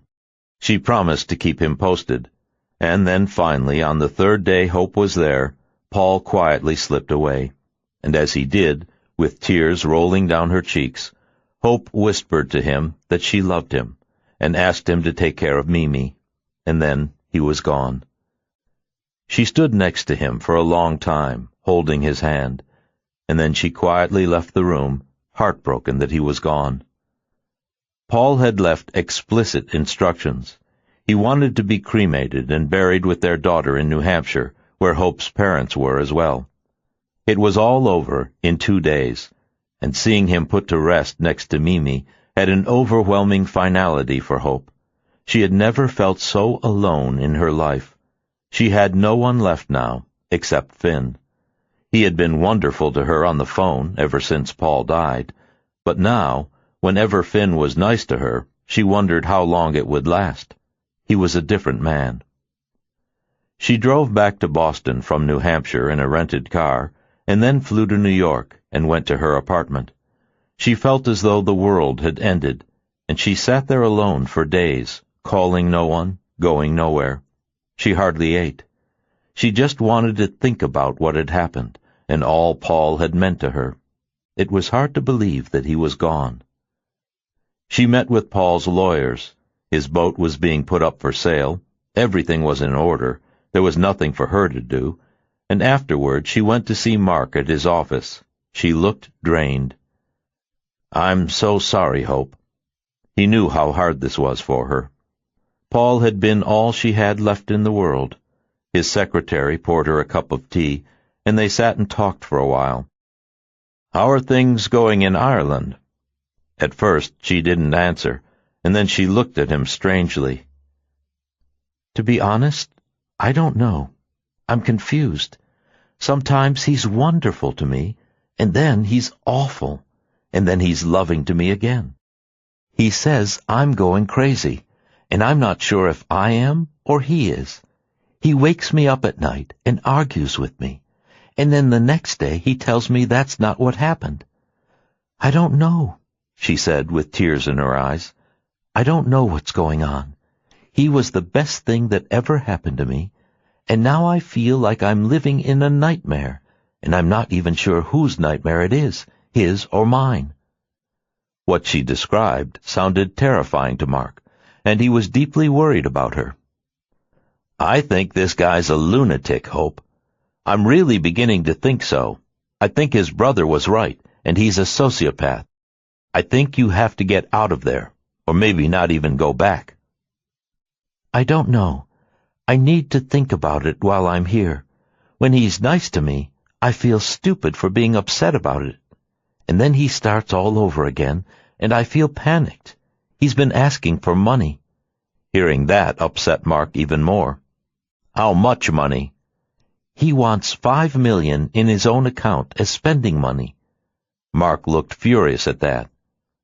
"He's not crazy. He's a shit. He's after your money, Hope." Mark was sure of that now. "I think he's after my mind," she said softly. "I feel like he's driving me insane." "That's probably what he wants you to think. I don't think you should go back there again, and if you do, I want you to call that lawyer in Dublin first, so you have someone to rely on close at hand." "I will," she promised, "but I'm going to stay here for a few days." She was still too upset about Paul to want to go back, and she felt better now in New York. Every day her mind got clearer, and the confusion Finn was spinning around her had less effect. He was calling her often, but a lot of the time she wasn't answering the phone. And then afterward he'd ask her where she had been and with whom. She usually told him she'd been asleep. Sometimes she just left her cell phone in the apartment and went out. Mark called her 2 days later and sounded grim. This time he offered to come to the apartment to see her. She invited him to come down, and he showed up half an hour later with his briefcase. The investigator had just delivered his final report, and Mark had brought it to her. Mark handed it to her without a word, and waited while she read it. The report was long and detailed, and Hope was shocked by almost everything she read. Most of it was different from what she had heard from Finn. Some he had never mentioned at all. The report started where the last one had left off, after his childhood and youth, early jobs, and went on to tell about his marriage to Michael's mother. It said she was a model with some moderate success, and had married Finn when she was 21 and he was 20. It said that the couple had had a reputation for a heavy party life, with both drugs and drinking, that she had gotten pregnant, and they married 5 months before Michael was born. The report said that they had been separated several times, both had committed infidelities, but had gone back together, and that they had gotten into a severe accident on the highway, coming back from a party late one night on Long Island. Finn had been drinking heavily that night and was at the wheel. Their car was hit by a truck at an intersection on the highway. It had been totaled, and his wife had been severely injured. The driver of the truck was killed. There had been no witnesses on the scene, and eventually a car driving by had called the state police from a payphone just down the road and asked for emergency assistance. When the highway patrol arrived, they had found Finn conscious and uninjured, inebriated but not extremely, and he had been unable to explain why he had not gone to the payphone to call for help himself. To do him justice, the report said he was in shock and disoriented after a blow to the head, and he had said he hadn't wanted to leave his injured wife to walk down the road to the phone. The accident had occurred half an hour before the other car drove by, and medical examiners had concluded that if help had been called sooner, Finn's passenger, his wife, would have lived. He had made no effort whatsoever to save her life. Investigations afterward had determined that their marriage was in trouble, and Finn had asked her for a divorce, which she had refused. There was some question as to whether he had caused the accident, but whether he had or not, he had let her die. Charges had been formally brought against Finn. He was given a 5-year suspended sentence and 5 years probation, and had his license revoked for manslaughter for the death of the truck driver. His late wife's death was deemed an accident. The investigator had contacted the family of Finn's late wife in California, who were still bitter about it, and said that they believed Finn had intentionally killed their daughter in the hope of inheriting some money. Her father was a wealthy stockbroker in San Francisco, and he and his wife had brought up their daughter's child, who was 7 at the time of his mother's death. They said that Finn had flatly refused custody of the child. They had told the investigator that Finn had seen his son twice in the ensuing years before he left for college, and they believed he had seen him a few times since, but had no real role in their grandson's life. They considered him a poor influence on the boy and a dangerous man. He had attempted to extort money from them after their daughter's death, threatening to expose her use of alcohol and drugs and immoral, promiscuous lifestyle. They had reported his extortion attempts to the police, but never brought formal charges against him. They just wanted him out of their and their grandson's life. They were aware of his literary success in the years since their daughter's death, but nonetheless considered him responsible for her death, and said he was a man without a conscience, who was after money and cared for no one but himself. They said he had claimed to love their daughter in the beginning and was charming, and he had cried copiously at her funeral. A doctor's report attached said that in his opinion she would have died anyway, with or without help. Her injuries were too extreme, and she was brain dead. It was chilling to read the report, and Hope looked up at Mark without comment. His wife's death had in fact been an accident, but he had done nothing to help her.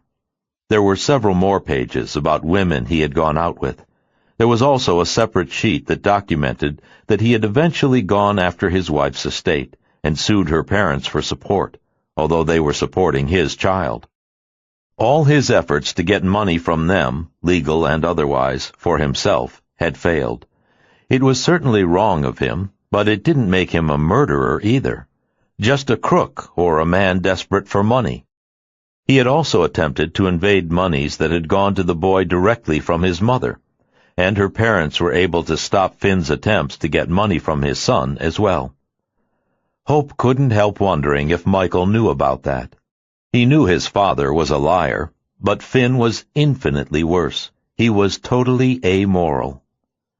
Among the women Finn had gone out with were several wealthy women, some of whom he had lived with for a short time, and it was generally believed that they had given him money and gifts. His finances had always been shaky throughout the years, despite his literary success, and his appetite for money was apparently voracious. There was an additional page about his publisher's current lawsuit against him, and a list of other lawsuits that had been filed against him, usually without success. There was one in particular by a woman he had lived with, who had brought charges of mental cruelty, but she had lost the suit. Altogether, it painted a picture of a man who exploited women, and all the subjects interviewed said he was a pathological liar. 2 of them said he was a sociopath, and an unnamed source at his publisher said they considered him unreliable, untrustworthy, unethical, and incapable of following rules of any kind. All of the subjects, including his ex-parents-in-law, said he was charming, but many considered him an unscrupulous, dangerous man, entirely motivated by greed, and who would stop at nothing to get what he wanted. There were no kind words about him in the report, except that he was charming, and was always loving and kind in the beginning, and heartless and cruel in the end. It was what Hope was discovering as well, and hoped wasn't true. The report made it hard to deny. Hope sat back on the couch and looked at Mark after she read it. And added to it, but not in the report, was the girl who Finn had told her himself had committed suicide because of him. So indirectly, he had caused 2 deaths. And Hope suddenly remembered his question to her when she had found the photograph of Audra, when he asked her if she would ever commit suicide herself, almost as though it would have been a compliment to him. The question had a whole new meaning now. She was surprised to find that she was shaking as she thought about it all and tried to absorb what she had just read. It was horrifying to think that all those frightening stories and details of his life had slipped through the cracks over the years and become obscured. The investigator had worked hard to unearth them. "Not pretty, is it?" Mark commented, looking worried. "No, it isn't," she said sadly. He was charming, as they said, and extremely loving in the beginning, but almost every one of them considered him a dangerous man. "Now what do I do?" she said, almost to herself, staring out the window into space, thinking about Finn, wanting with all her heart for him to be who he had been at first. "I don't think you should go back," Mark said wisely, and she thought about it for a long moment, and how confused she had been when she left. She wondered if he was trying to drive her to suicide. But he wanted the $5 million first. And if she married him, he would have more. If he had a child with her, he could pump her estate forever, and the child, or her. "I think I need to go back and sort it out. In my own head, at least." He was 2 people, the one she had fallen in love with, and the one in the report. She couldn't help wondering if his late wife's parents blamed him because they couldn't accept their daughter's death, and it was easier to blame him. She wanted to believe that, and was wrestling with herself. She tried to give him the benefit of the doubt, but it was hard to do in light of the report. "We were supposed to get married, and for my own sake, I need to find out what is real." "What if he kills you?" Mark said tersely. "He won't. He didn't kill his wife. It was an accident. The police report and the coroner both said so. I think what he wants is to get as much money out of me as he can." That was ugly, too, and she still wanted to believe he loved her. "I'll call your lawyer in Dublin before I go back, so I have a contact person close at hand." She felt so alone in Ireland now, and could no longer trust or count on Finn. Whoever and whatever he was, there was a part of him that was evil. Strangely, after what she had just read, Hope wasn't afraid of him. She knew that part of him was good, too. She still believed that. She also knew she wasn't crazy, but there was a possibility that Finn was. It was why he wrote the books he did. All those dark characters lived in his head, and were different sides of him, the ones that didn't show. "I'll be all right. I need to see this through and sort it out," she reassured Mark, handed him back the report, and thanked him. "I'll call you before I leave." She wanted to be alone, to mourn the man she loved, who possibly didn't exist and never had. The silence in her apartment was deafening after Mark left. All she could think of now were those wonderful months she had shared with Finn, how completely she had believed and loved him, how real it seemed. Tears rolled down her cheeks, knowing there was a strong possibility now that every moment of it had been a lie. It was hard to believe, and harder still to accept. The dream she had lived with him may never have been more than that, a dream. And suddenly it had turned into a nightmare. She no longer had any idea who Finn was, the good man she fell in love with, or the ne'er-do-well in the report. All she knew was that she needed to go back, look him in the eye, and find out. Chapter 18. Hope waited until 4 in the morning to call him, which was 9 in the morning in Dublin. She held the slip of paper with his numbers in shaking hands. A receptionist answered, put Hope on hold while she listened to music, and then passed her on to a secretary. Hope explained that she was calling from New York, and it was too late for him to call her back. And then finally, Robert Bartlett took the call. His accent was American, and he had a pleasant voice. Mark Webber had emailed him, as had the head of their New York office. Johansson, Stern & Grodnick was an American law firm, with offices in 6 American cities and foreign branches around the world. Robert Bartlett had been the managing partner of the New York office when they asked him to take over the Dublin office, because the senior partner died suddenly of cancer. He had enjoyed being in Dublin for several years, and was ready to go back to New York in a few months. He was actually sorry to leave Ireland. The situation there had been perfect for him. He didn't know the nature of the problem, but he knew who Hope was, and that she was an important client of the firm. He was well aware of the hour in New York, and although he didn't know her, he could hear a note of tension in her voice when she introduced herself. "I know who you are, Ms. Dunn," he said reassuringly as she started to explain. "How can I help you? It's very late in New York," he commented. He sounded easygoing and calm, and he had a surprisingly young voice. "I'm in a bit of a complicated situation of a personal nature," she said slowly.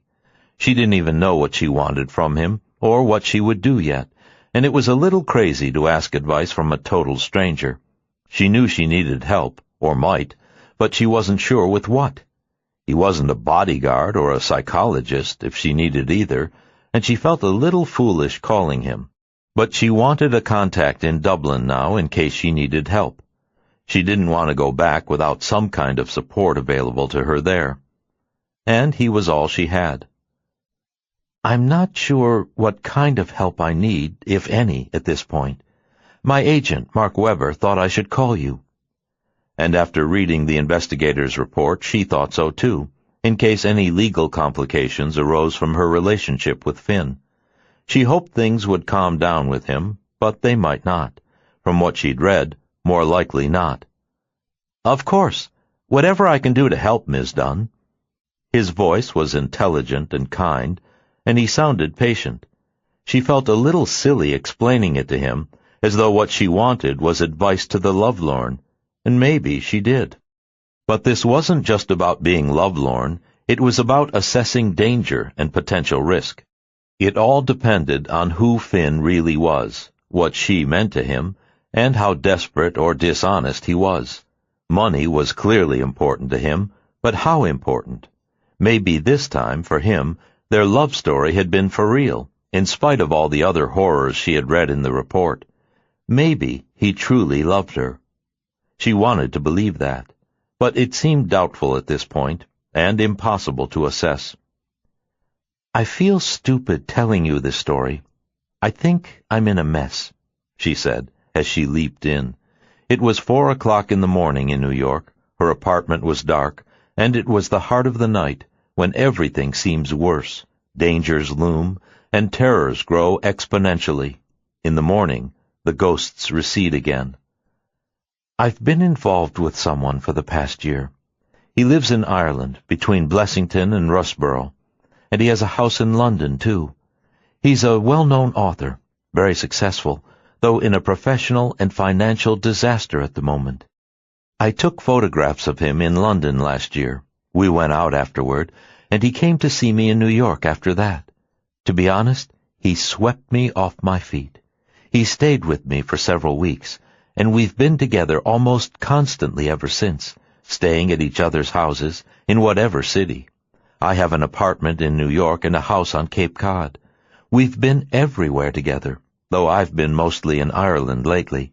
He has a house there that he told me he owned, and I discovered he didn't. It turned out that he was renting it." Robert Bartlett was making small, acknowledging and sympathetic noises as she told the story, and he was making notes as well, to keep it all straight when they discussed it later. "I discovered that he was renting, although he said he owned it," she resumed after a pause. "He said it was his ancestral home, and he had reclaimed it 2 years before. That was a lie. He said he was embarrassed to admit he didn't own it. Actually, there were 3 big lies that I discovered at about the same time, after 9 months that were absolutely perfect.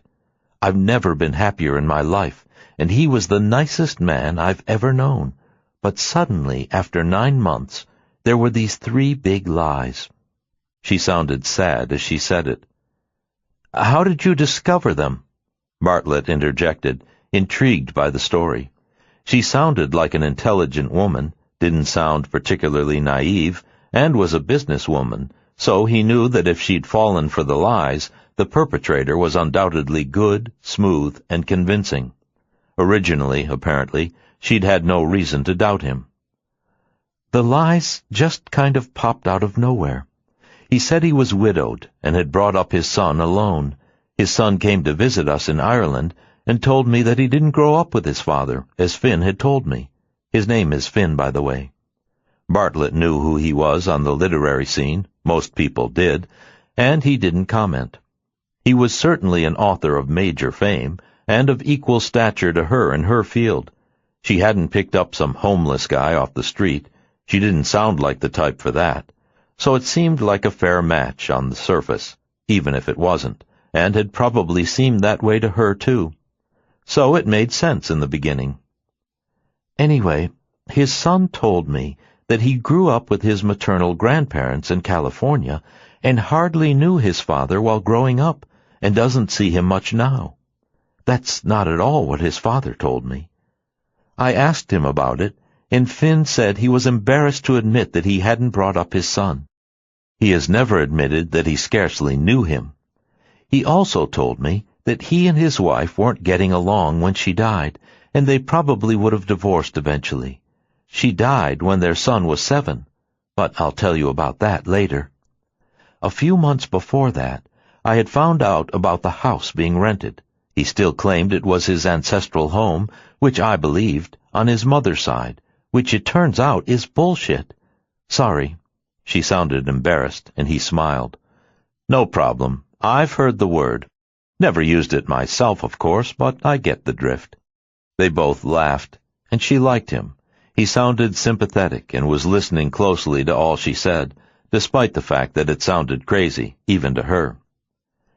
"He said he was ashamed of that, too, that he was renting, and we were planning to get married by then, so I bought the house last April." She felt a little stupid admitting it to him now. "As a gift? Did you put it in his name?" It was not a criticism or a reproach, just a question. "A kind of future gift. It's in my name, but I was going to give it to him as a wedding present when we got married. For now, it's in my name, and I rent it to him for a nominal amount. $200 a month, just to keep things clean. I paid $1.5 million for it, and I've put in about the same amount in restoration and another $1 million in furniture and decoration. Hearing it now, it was a huge amount of money to spend on his house, although technically it was hers, but she had done it all for him. I drew up papers after we bought it, and it's in my will. In the event of my death, if we're married, it goes to him, free and clear, or in trust to our children if we have any. Does he know that? I can't remember. I think I said it to him once, maybe twice. I told him I would leave it to him. I thought it was his family house then. I discovered a few weeks ago that the house has no relation to him. It was just another lie, among many. But he made a big deal about being embarrassed to have me know he only rented, and I believed his story, hook, line, and sinker. To give the devil his due, he sounds pretty good at what he does. So far, he had played on her sympathy every time. He was smooth. I also told him what my ex-husband gave me in a settlement in our divorce. I didn't want to keep any secrets. Finn asked me how much, so I told him. It was $50 million, with an equal amount on my ex-husband's death, she said sadly. Hopefully not for a long time, he said politely, and there was a pause at her end while she caught her breath. He died this week. He's been very sick for 11 years. That's why he divorced me. He didn't want me to go through that, but I did anyway. I'm sorry, but let me get this straight. You have another $50 million coming to you now from your late ex-husband's estate, is that right? Yes. There was a soft whistle at the other end in response, and she smiled. It's a lot. He sold his shares in a company that makes high-tech surgical equipment, and did very well. So Finn knew what I had, and what I had coming. Has he ever asked you for money? It didn't sound like he needed to. He was doing fine anyway, since she'd bought him the house, and promised to pass it on to him, at their marriage or her death. Either way, he stood to win. Only recently, she answered. He wanted $5 million cash, no questions asked. And more when we get married. He's only asked me for that in the last month. Before that, he never mentioned money. He's in financial trouble, which was the third lie that got me worried. He told me he had just signed a new contract with his publisher for a lot of money. We celebrated it, in fact. As it turns out, he owes them 2 books. They broke his contract and are suing him for close to $3 million. Did he want the money to settle with them as a loan of some kind? I don't think so, she said, thinking about it. He just wanted it, outright. And he wanted more than he's being sued for.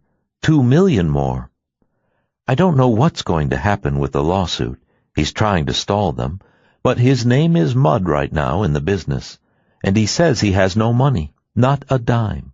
He said he didn't want to ask for an allowance. I suggested some kind of petty cash account, and I pay all the bills anyway, so he has no expenses. But he wants $5 million cash in his own account, with no accounting to me for it. Just a straight gift, and more when we get married. And when was that supposed to be? He hoped it was no time soon from the sound of what he was hearing. Originally, October. She didn't tell him about the baby she'd lost in June. He didn't need to know that. She didn't think it was relevant to the story, and the memory of it still pained her. We put it off till the end of this month, on New Year's Eve, and I recently told him I wanted to wait till June. He's livid about it. I'll bet he is, Robert Bartlett said, sounding worried. He didn't like the story, and just as he was thinking that, it got worse. He has a lot to gain from marrying you, Ms. Dunn. A house, several houses, money, steady income, respectability.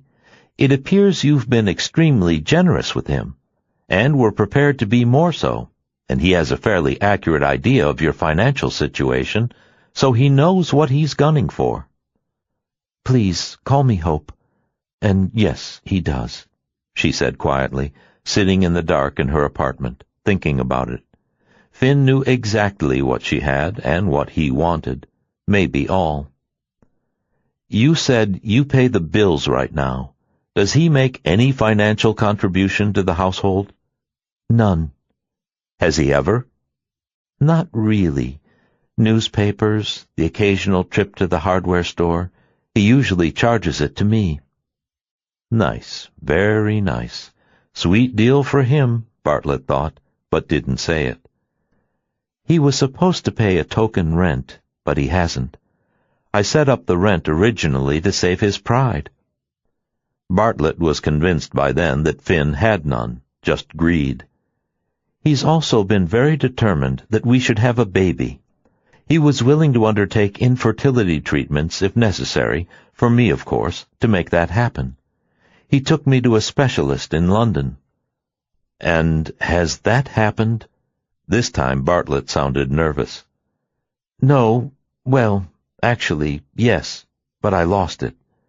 But he's very anxious to do it again. I wanted to wait, particularly now. Please, don't do that, Hope. If you have a child, this guy is going to have his hooks into you forever, or the kid. He knows exactly what he's doing. Apparently, he tried to do that with his late wife's family and their son when his wife died. I'm not sure the boy knows that. I have a feeling he doesn't. Yeah, let's hold off on baby-making right now, if that's okay with you. The more she talked to him, the more she liked him. He sounded like a decent, down-to-earth person. She was using him as a sounding board, she realized, to try and make sense of it herself. Fine with me. And another thing was that I found a photograph of a woman he went out with when he was young, a long time ago. He said she killed herself and was pregnant by him. She committed suicide, and he asked me if I would ever do that. I got the creepy feeling that he felt somehow that was a tribute to him and how much she loved him. He didn't tell Hope that, but listening to her for the first time, Robert Bartlett was scared. This was beginning to sound dangerous to him, and familiar. Strung all together, it was the classic portrait of a sociopath, and she was his ideal victim. She was isolated with him in Ireland, had no family or friends nearby. She was in love with him. She had money, a lot of it, and was entirely at his mercy, and would be much more so if they got married. Robert was very glad Hope had called him. He asked her then if she had children. There was another brief silence at her end. I had a daughter who died 4 years ago of meningitis. She was at Dartmouth. I'm so sorry. He sounded like he really meant it, which touched her. I can't imagine anything worse. My worst nightmare is something like that happening. I have 2 kids in college. Just their going out at night and driving drives me crazy. I know, she said softly. Robert Bartlett also realized now that she didn't have kids to observe what was happening, be alert, or warn her. Hope was every sociopath's dream, a woman without family or protection, and a hell of a lot of money, and worse yet, he could sense that she loved him, maybe even now. There was a quality of disbelief to what she was telling him, as though she wanted to piece the puzzle together for him, and have him tell her there was nothing to worry about, and it was not what it appeared to be. So far he couldn't do that for her. It sounded pretty bad and frightening, and there was a seeming innocence to her that alarmed him even more. Just knowing this much, he thought she was in real danger. Finn O'Neill sounded like a con artist of the first order. The suicide of the previous girlfriend concerned him, as did O'Neill's determination to get Hope pregnant. At least, it meant he didn't want her dead. Right now, she was more useful to him alive, married, and pregnant, unless she gave him trouble, or interfered with his plans, which was what she was currently doing. She had postponed the marriage, refused him money, and didn't want to get pregnant again at the moment. All bad news for him. It meant he would have to work harder to convince her, and if he couldn't, she was going to be in serious danger. And the worst thing about sociopaths, Bartlett knew, was that they induced their victims to destroy themselves so they didn't have to do the dirty work, like Finn's old girlfriend. But so far, Hope still sounded sane. He was doubly glad she had called him and that her agent had given her his number. He had dealt with situations like this before. Although Finn seemed like a particularly able pro at the game, he was good. "So those were the lies I discovered on my own," Hope went on. "But the last one made me nervous, the lawsuit and his publishing contract. He told me that time, too, that he was ashamed to tell me the truth, in contrast to my own success. He always uses that same excuse about being embarrassed, so he didn't tell me. The truth is, I think he just lies. Everything was fine between us until last June when I lost the baby. He blamed me for it and said I wasn't careful enough, so I caused the miscarriage. He was pretty nasty, very disappointed, and very angry. And he wanted me to get pregnant again right away. My doctor wanted me to wait because I almost died." Bartlett winced as he listened. It sounded grim yet again. "But before all that, he was wonderful to me and thrilled about the baby. We didn't have fertility treatment, by the way. It happened on its own. We knew that I was ovulating. He got me drunk, and we had sex without protection. He knew what he was doing." Bartlett was convinced of that by now. She was preaching to the choir. "And it worked. Anyway, for 6 months, everything was wonderful. And after the miscarriage, it was fine again for the summer. But now, he's angry at me all the time, or most of the time. Sometimes he's absolutely wonderful to me again, and then he gets vicious. He's drinking more than he used to. I think he's pretty stressed about the lawsuit, and he's not writing. And he's really angry that I've been postponing the wedding. All of a sudden, we're fighting all the time, and he's always pushing me about something. He never did that before. It was perfect. He was wonderful to me, and he still is sometimes, but it's bad more than it's good now. And sometimes it changes so often and so suddenly. He goes from bad to good to bad to good again. My head is spinning. By the time I left Dublin a week ago, I was so confused, I didn't know what to think, and he kept telling me I was going crazy. I started to believe him." "That's what he wants you to believe. I can tell from talking to you, Hope, you're not crazy, but I'm equally sure he is. I'm no psychiatrist, but this guy is a textbook case in sociopathy. This is very scary stuff, particularly trying to brainwash and confuse you. When did he ask you for the money?" "A few weeks ago. He just came right out and asked for it. I said no, and we've been fighting ever since. It concerned me, so when I came to New York in November to do some work, I had my agent hire someone to do an investigation." She sighed then and told him what the report contained. "His brother thinks he's a sociopath. Even his saying he was an only child wasn't true. He had 3 brothers. His mother was a maid, not an aristocrat. His father died in a bar fight and wasn't a doctor. Absolutely nothing he told me about his history is true, which is how I know the house in Ireland isn't his ancestral home. And everybody else who's ever known him says he's a pathological liar." That much they both knew was true from what she had told him so far. The rest of the report came yesterday, and it's no better. His wife died in an accident. He was driving drunk. He had told me she was alone in the car and died. The report says that he was with her. She was alive at the time of the accident. He had a concussion and didn't call for help, and she died. Although, to be fair, the medical report said she would have died anyway. Even now, she was trying to be kind to Finn. Robert Bartlett considered it a bad sign. She was still in love with him and hadn't fully assimilated the new information she'd gotten. It was too shocking and hard for her to accept. He got a suspended prison sentence for manslaughter and 5 years probation for killing the other driver, she went on. And there are some other minor upsetting stories. His wife's parents think he was responsible for her death and wanted her money. He tried to get it, and what she left their son, and now he's after my money. Indirectly, he's been responsible for the death of 2 women, his wife's death in the car accident and the earlier suicide. He has lied to me about everything. I just don't know what to believe about him anymore. Her voice shook on the last words.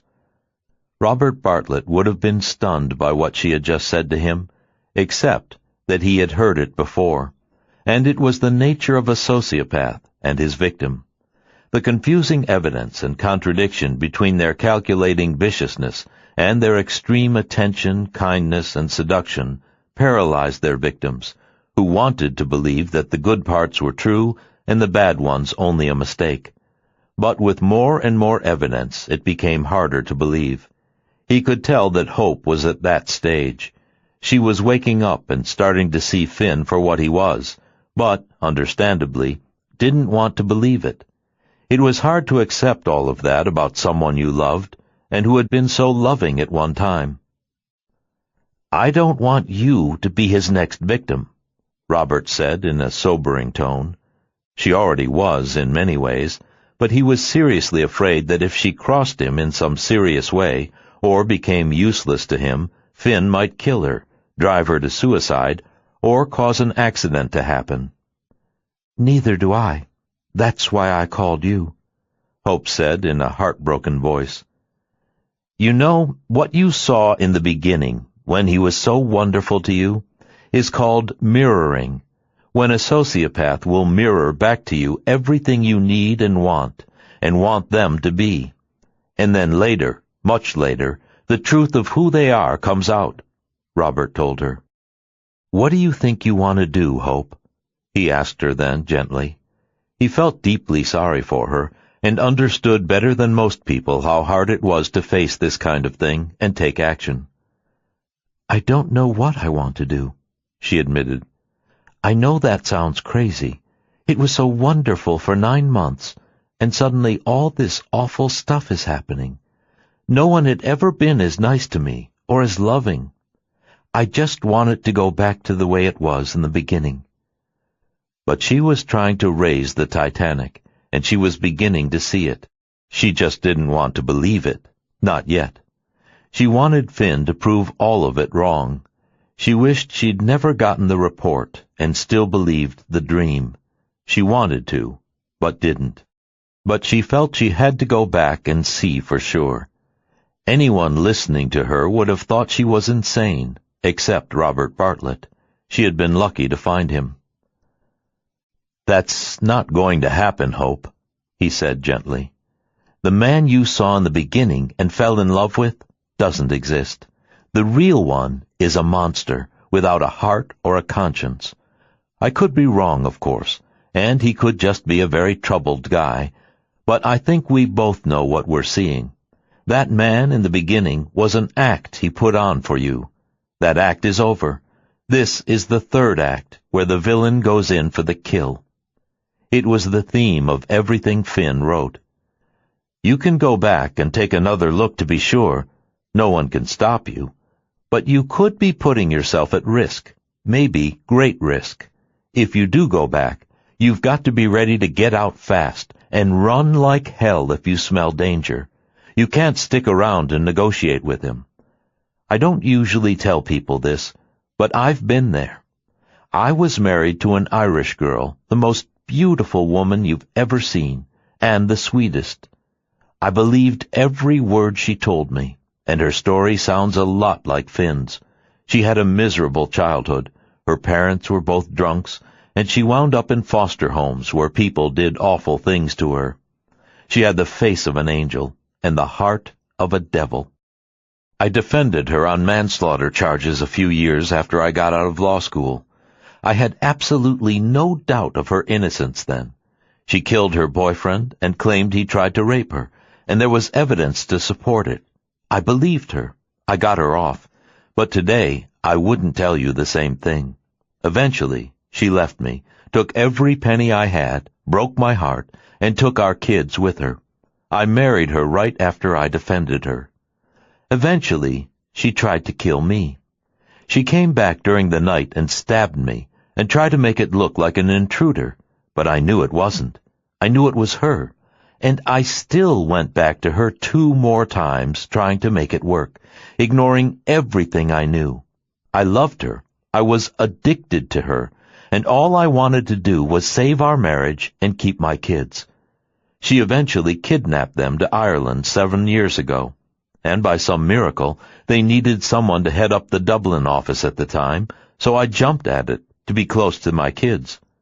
I couldn't force her to come back to the States. She's very clever, and thank God my kids are okay. The youngest one just left for college in the States 2 months ago, and I'm going back to the New York office this spring. Nuala has married 2 men since me, both for money, and one of them died 2 years ago from a medication he was violently allergic to, which she administered to him and convinced the judge at the inquest that she didn't. She inherited all his money. And she's going to do it to the man she's currently married to, or some other guy one of these days. She has absolutely no conscience. She belongs in prison, but I don't know if she'll ever get there. She is so profoundly disturbed that she is willing to cross any line and has a deep need to get back at the world for what was done to her. No one is safe from her. So, I know what you're dealing with here, and I think I know how you feel. It took me years to understand that the good Nuala was only an act she put on for me, but it was so goddamn convincing that I always believed her, no matter what lies she told me or what awful things she did. The kids eventually moved in with me, which didn't bother her. People like that don't make terrific parents. Their children are either accessories to their crimes or their victims. She doesn't even see my girls now, and I don't think she cares. She's busy spending her late husband's money, the guy she killed by giving him the wrong antibiotic out of the medicine chest. It stopped his heart cold, as she knew it would, and she waited an hour to call the paramedics because she was so upset and claimed she was sound asleep and didn't hear him dying. And they believed her. No one has ever cried as hard as she did at the investigation. She was inconsolable. She married her defense attorney again, and one of these days she'll do the same thing to him or someone else. But every man she's ever left, except the dead ones, have mourned her, and so did I. It took me years to get over her, give up on her, and not give a damn anymore. Until then, I went back 100 times for more. So, I get it. If you still need to turn the boat around, no matter what the evidence, no one can stop you. You have what you saw for 9 months and felt for him, and then you have that investigator's report and what everyone who knows him and has experienced him said. But if you go back, Hope, be smart. With people like that, when he turns on you, all you have time to do is run. That's the best advice I can give you. If you go back to him for another round, wear your track shoes, listen closely, trust your instincts, and if something happens that worries you or scares the shit out of you, trust yourself and get the hell out. Fast. Don't wait to pack a suitcase. It was the best advice he could have given her, based on his own experience, and she was stunned. It was a terrifying story, but so was Finn's. "He's all I have now," she said sadly. "And he was so good to me for all those months. Paul was the only family member I had left, and now he's gone. And so's my daughter." She was crying as she spoke. That's the way these people work. They prey on the naive, the innocent, the lonely, the vulnerable, and the solitary. They can't work their voodoo in a group with people watching them. They always isolate their victims, like he has you, and they pick them well. He knew that all you had was your ex-husband, who wasn't around anymore and was very sick. So he got you over to Ireland, where you have no family, no friends, no one to look out for you. You're his ideal victim. Just be aware of it when you come back. When are you coming?" He didn't ask her if, but when. He knew she would. He had done the same thing, and he could tell she wasn't ready to let go yet. She needed another dose of Finn to shock her, because the evidence of the good Finn and the memory of it was so strong. It was a perfect example of cognitive dissonance, two sets of evidence in direct conflict with each other. All the love they lavished on people at first, and from time to time later, and the brutal, unconscionable cruelty when they took off the mask, and then put it back on again, and confused their victims even further, and tried to convince them they were insane. Many sociopaths caused suicides as a result, when perfectly sane victims couldn't figure out what was happening to them and got pushed over the edge. He didn't want that happening to Hope. His only goal now was to be there for her, keep her alive, and help her get out when she was ready, which he could tell she wasn't yet. He knew only too well that only someone who had been there would understand. And he had been. Hope was deeply impressed by Robert's story, his willingness to tell it to her, his honesty and compassion for her dilemma and love for Finn. It was so hard to assimilate the evidence and the extreme contradiction between how he had treated her in the beginning and all she felt for him, and what everyone else said about him, and her own concerns about him now. It was the very definition of confusion and contradiction, and no one could understand it unless they had been in a similar situation themselves, as Robert had. Her willingness to go back and look again was incomprehensible to Mark. "Thank you for not telling me how stupid I am for going back. I think I keep hoping he'll be the way he was in the beginning." "We all hope that in matters of the heart, and more than likely he will be, for a night at a time, or a few hours. He just won't stay that way, because it's all an act, and a way of getting what he wants. But if you get in his way, or don't give it to him, you're going to be in big trouble, and he'll strike like lightning. Hopefully, the worst he'll do is scare the shit out of you. Let's try to keep it at that." That was his only goal now. Hers was still the hope that Finn was what he had seemed, and would straighten up and treat her right. Robert knew there was no chance of that, but Hope had to experience it for herself, maybe more than once. He hoped not. She was the classic victim of a sociopath, isolated, confused, incredulous, vulnerable, inordinately hopeful, and not yet ready to believe the evidence at hand. "Why don't you come and see me before you go back? You can stop in at my office on the way back to Rusborough when you get to Dublin.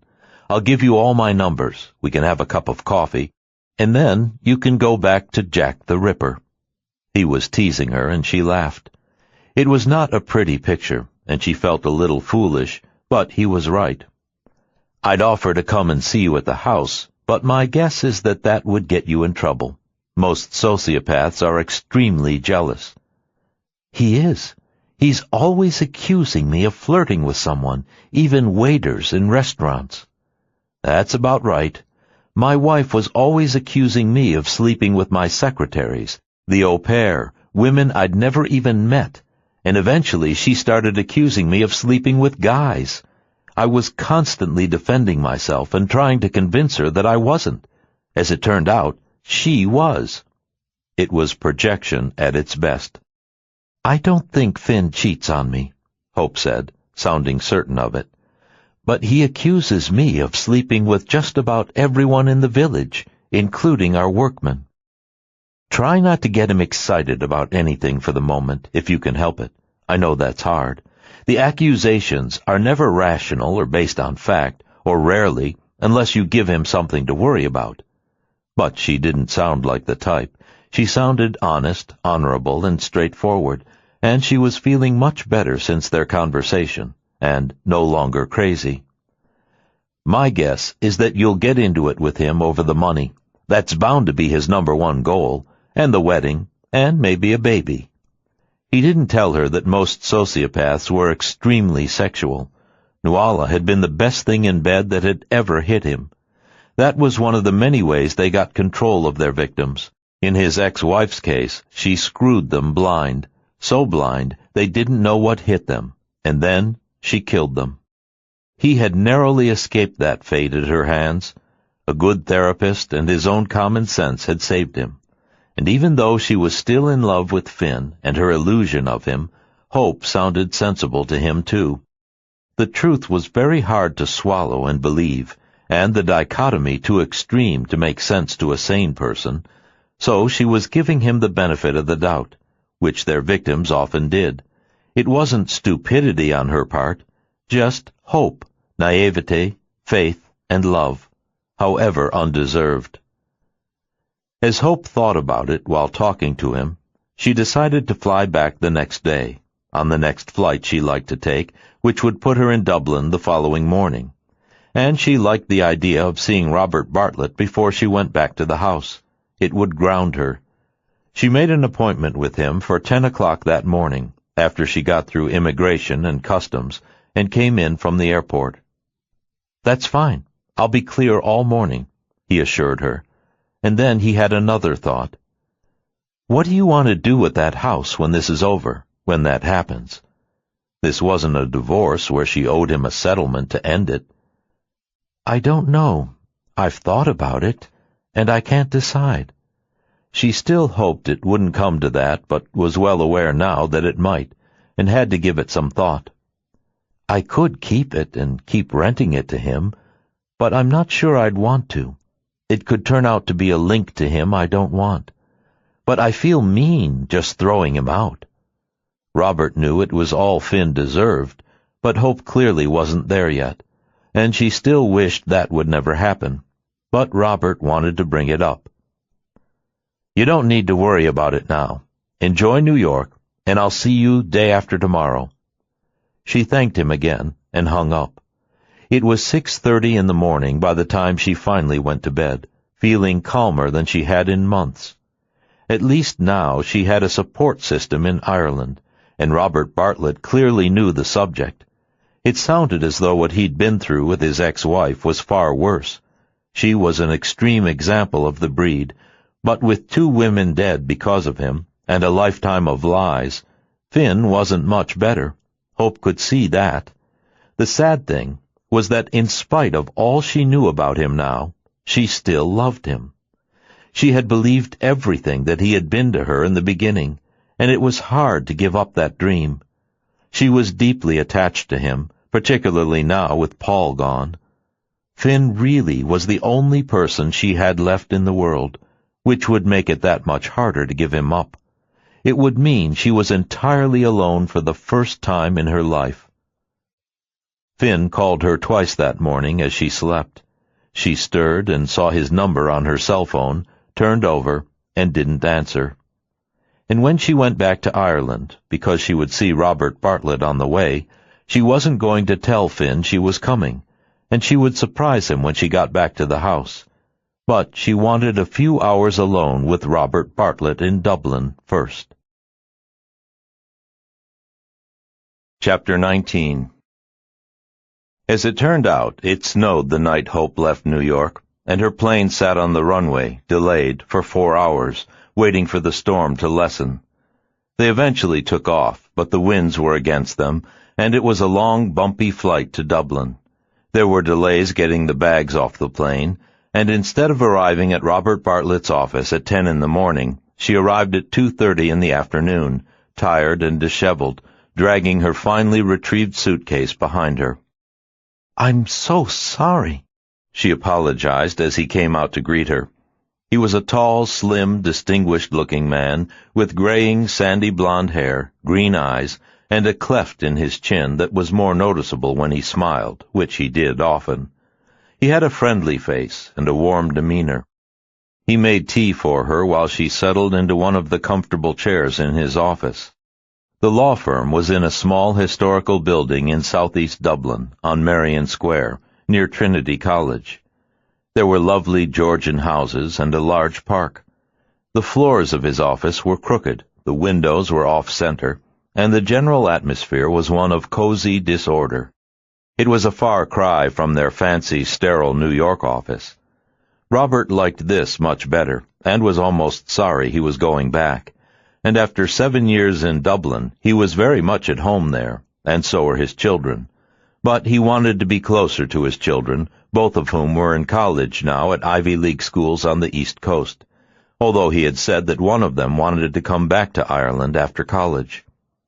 He and Hope talked for hours about the vagaries of Finn, the lies he had told, and her hope that somehow, magically, things would get better.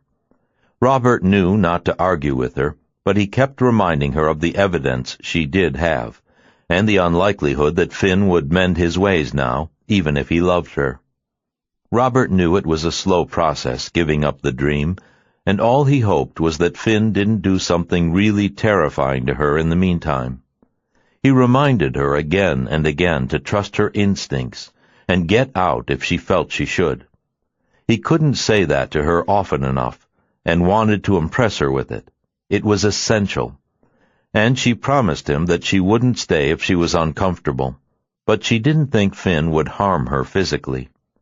His style these days seemed to be more psychological torture, and she hadn't told him yet that she was coming back, and surely not that she was spending the day in Dublin with an attorney before she did. By the time they had finished talking, it was 5 o'clock, and Robert told her that he wasn't comfortable with the idea of her going back to Blackstone House in the evening. She had to rent a car, which would take time, and then get there, and she had already said how uncomfortable she was driving in Ireland, particularly at night. Worse than that, she might arrive when Finn was in a black mood or drinking. Winfred and Catherine would have gone back to the village for the night. He just didn't think it was smart. He suggested she stay at a hotel in Dublin that night and go back in broad daylight the next morning. And as she thought about it, she agreed with him. She was anxious to see Finn, although nervous about it, but getting there late in the evening could mean putting her head in the lion's mouth if he'd been drinking. It just wasn't smart, and she agreed. Robert suggested a hotel she knew, and his secretary made a reservation for her. It was the best hotel in Dublin, and since he was leaving the office, he offered to drop her off with her suitcase, which she gratefully accepted. It had been a pleasant afternoon talking to him, although the subject was difficult. What was happening in her life was so disappointing and painful. As hard as it was to justify or explain, she was still in love with Finn, the one she had known in the beginning, not the man he was now. It was hard to believe and absorb all the terrible things she'd heard about him, yet she had doubts about him herself. But when she had asked for the investigation, she hadn't expected to get the kind of information she did. Now she had to decide what to do about it. But sadly, it didn't change how attached she was to him, which only made the distressing discoveries hurt more. It seemed like a huge problem.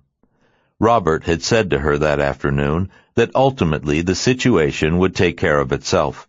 It was the kind of thing her teacher in India would have said, or her favorite monk in Tibet. And for the rest of the way to the hotel, she talked about her travels. Robert was impressed, and they had a very agreeable conversation. The doorman took her bag when they reached the hotel, and Robert turned to her with a kind expression.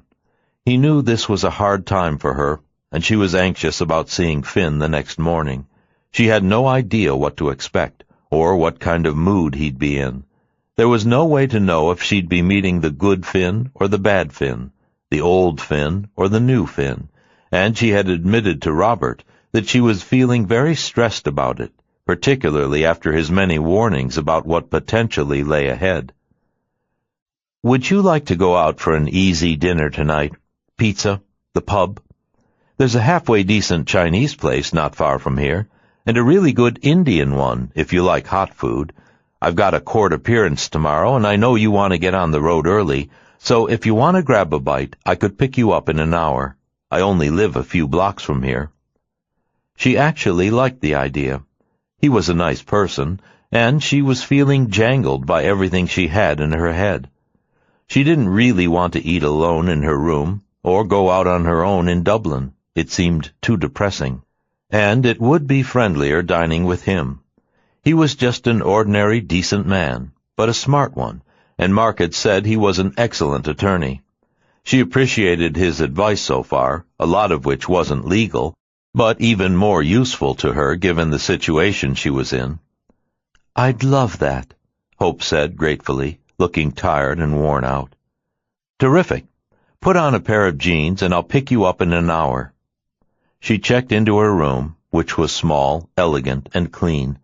She didn't need anything fancy, and she lay down on the bed for a few minutes before taking a shower, putting on jeans, and brushing her hair.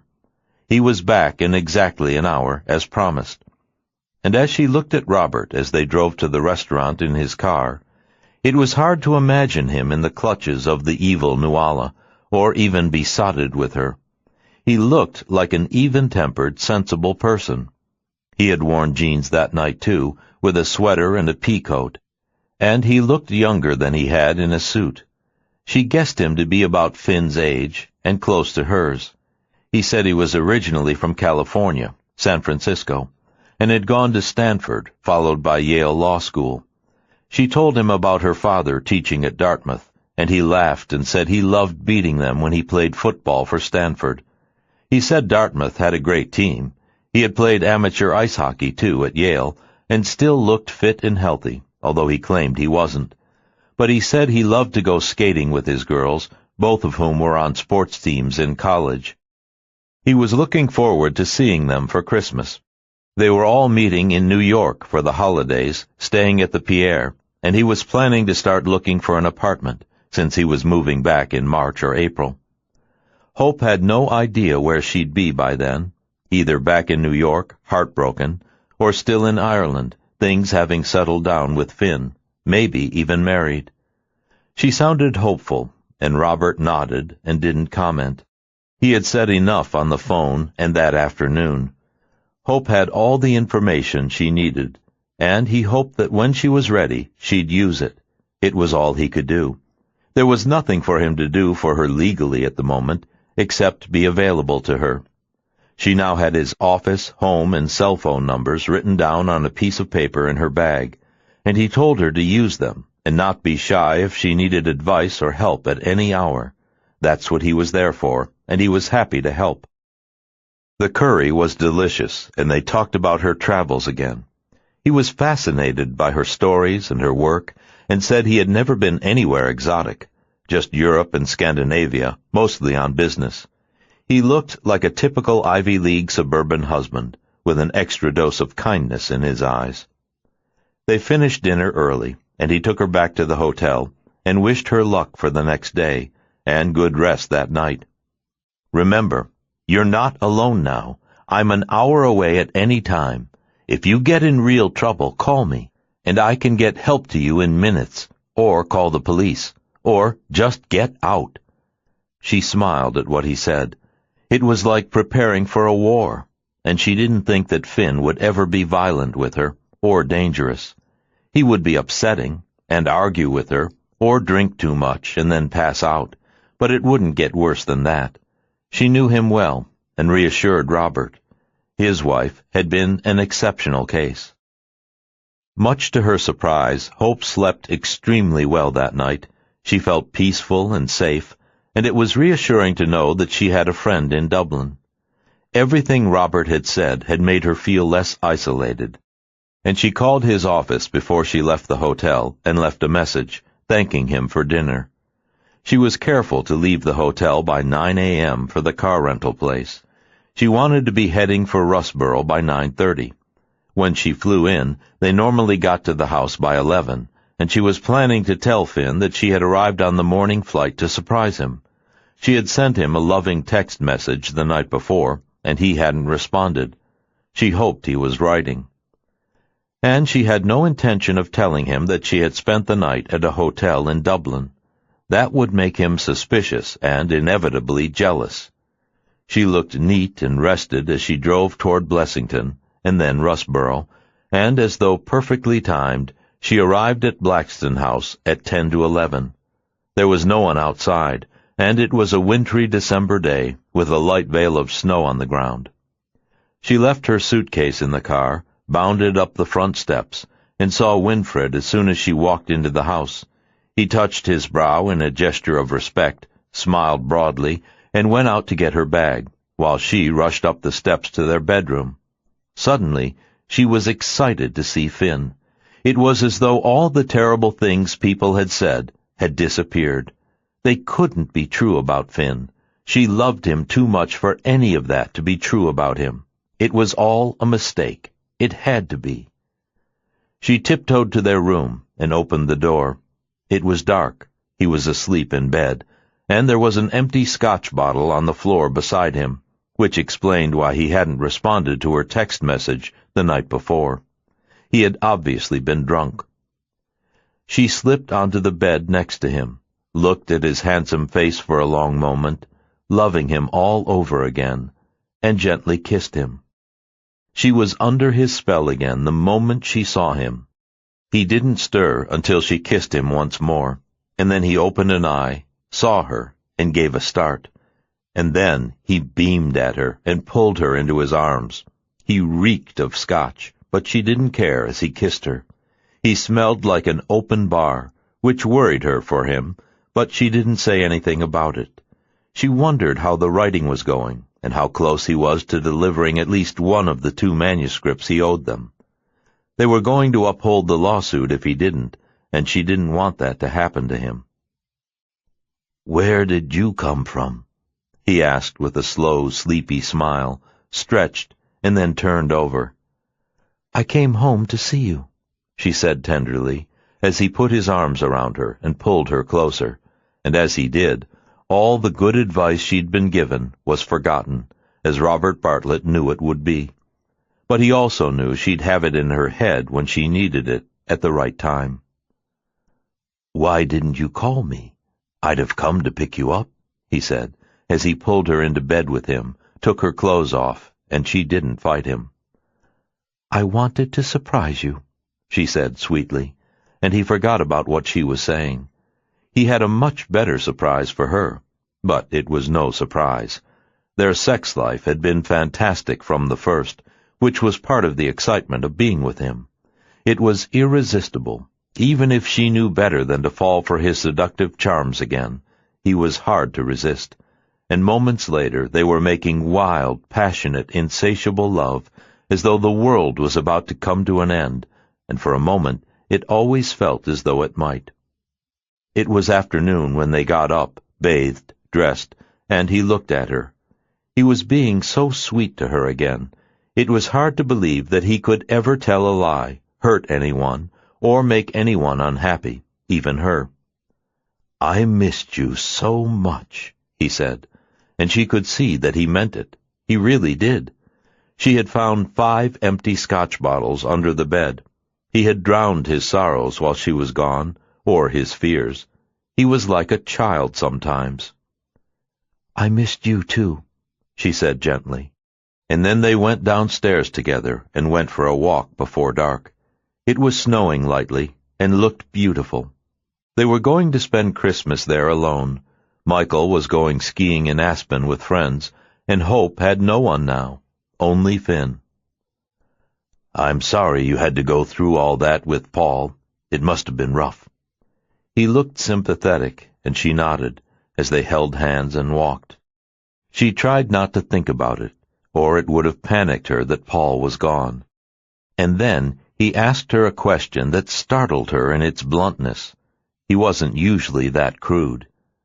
"What's happening with the estate?" "What do you mean?" She looked at him, shocked. "You know, what happens now? Do they just give you the money, or do you have to wait until they sell stock or something?" "That's a strange question. What difference does it make? It takes a while to probate the estate. Months, a year. I don't know. I don't care." And she didn't know why he would. They weren't dependent on Paul's money. Hope had enough from what he had given her before. More than enough, as Finn knew only too well, since she had told him. I just miss him, she said sadly, changing the subject. His interest in her money, and now Paul's, unnerved her and brought reality home to her again.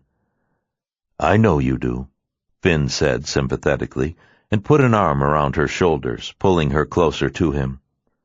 You're all alone now, he said, although he didn't need to rub it in.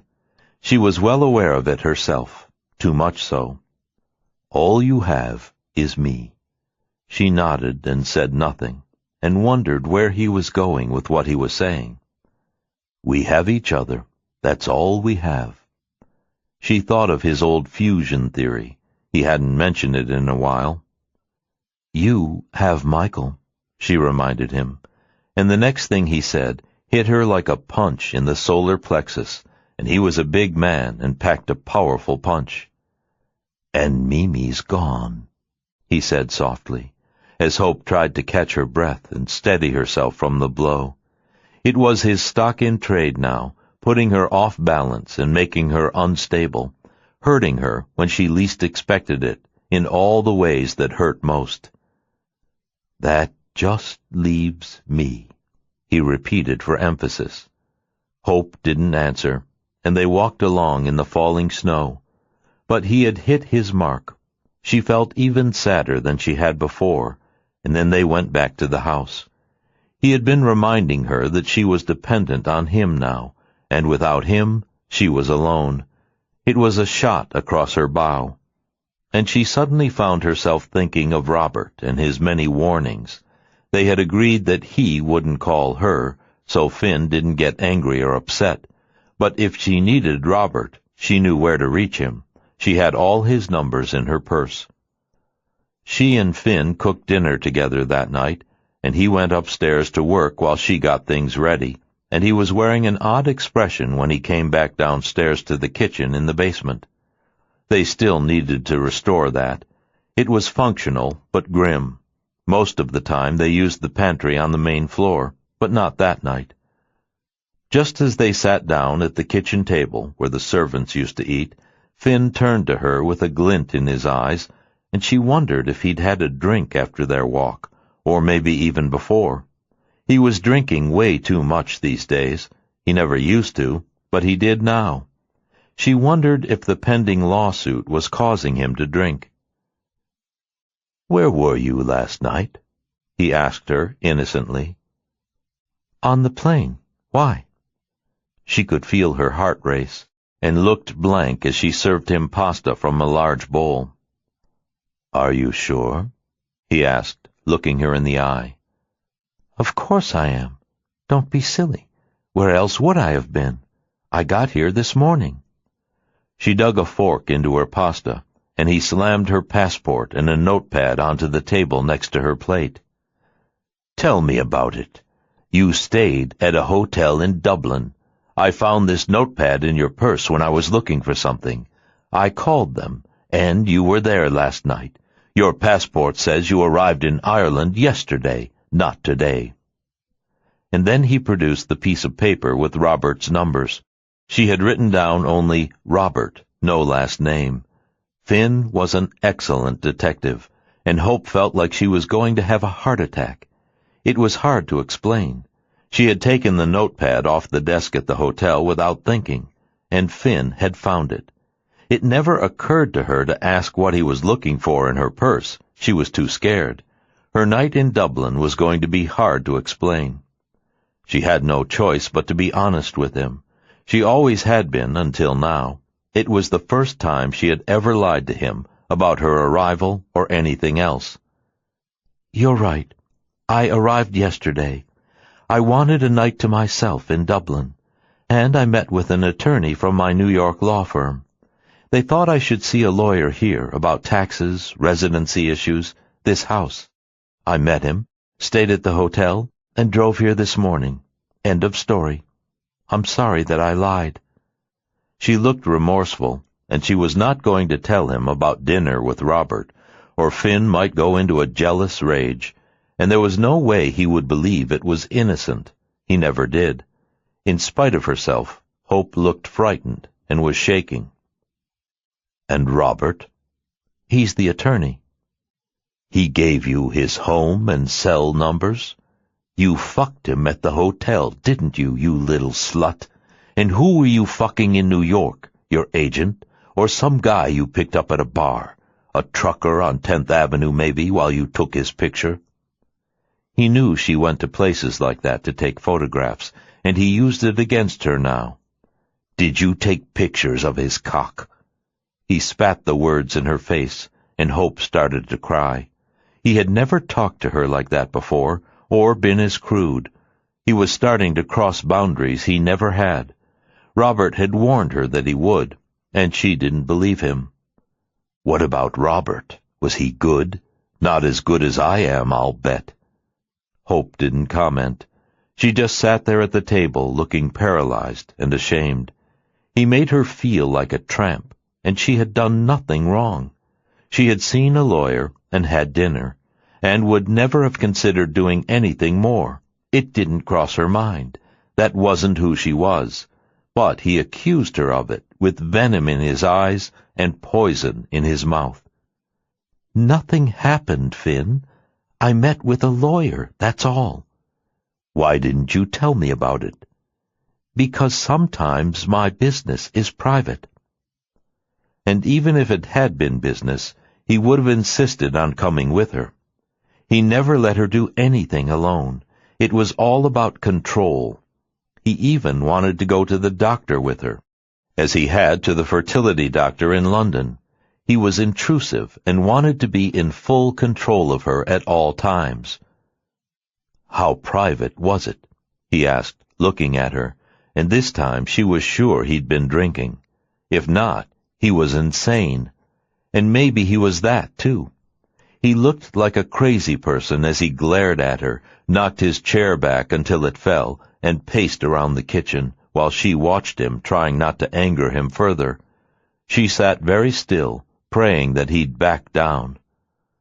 "You know I wouldn't do anything like that," she said, trying to sound calmer than she felt. "I don't know shit about you, Hope, and you know even less about me." It was probably the most honest thing he had ever said to her about himself, but the way he said it wasn't reassuring. "For all I know, you're a whore who blows every guy you meet whenever I'm not around." If Hope had dreamed of finding the old Finn when she got there, she had encountered the new Finn instead, an even newer one, who was worse, the real one. "Why don't we calm down and eat dinner? Nothing happened in Dublin. I spent the night in a hotel alone. That's all." She sat straight in her chair, looking dignified and small, and before she knew what had happened, he grabbed her out of her chair and slammed her up against the wall. She nearly flew across the room in his grip and let out a gasp as she hit the wall with her back, and he lowered his face next to hers. "If you ever fuck anyone, Hope, I'll kill you. Do you understand that? Is that clear to you? I won't put up with that from you. Get that through your head right now." She nodded, unable to speak, while tears choked her throat. She could hear a grinding in her ears from when he'd slammed her against the wall, and she was sure it was the sound of her heart breaking. "Answer me. Do you understand?"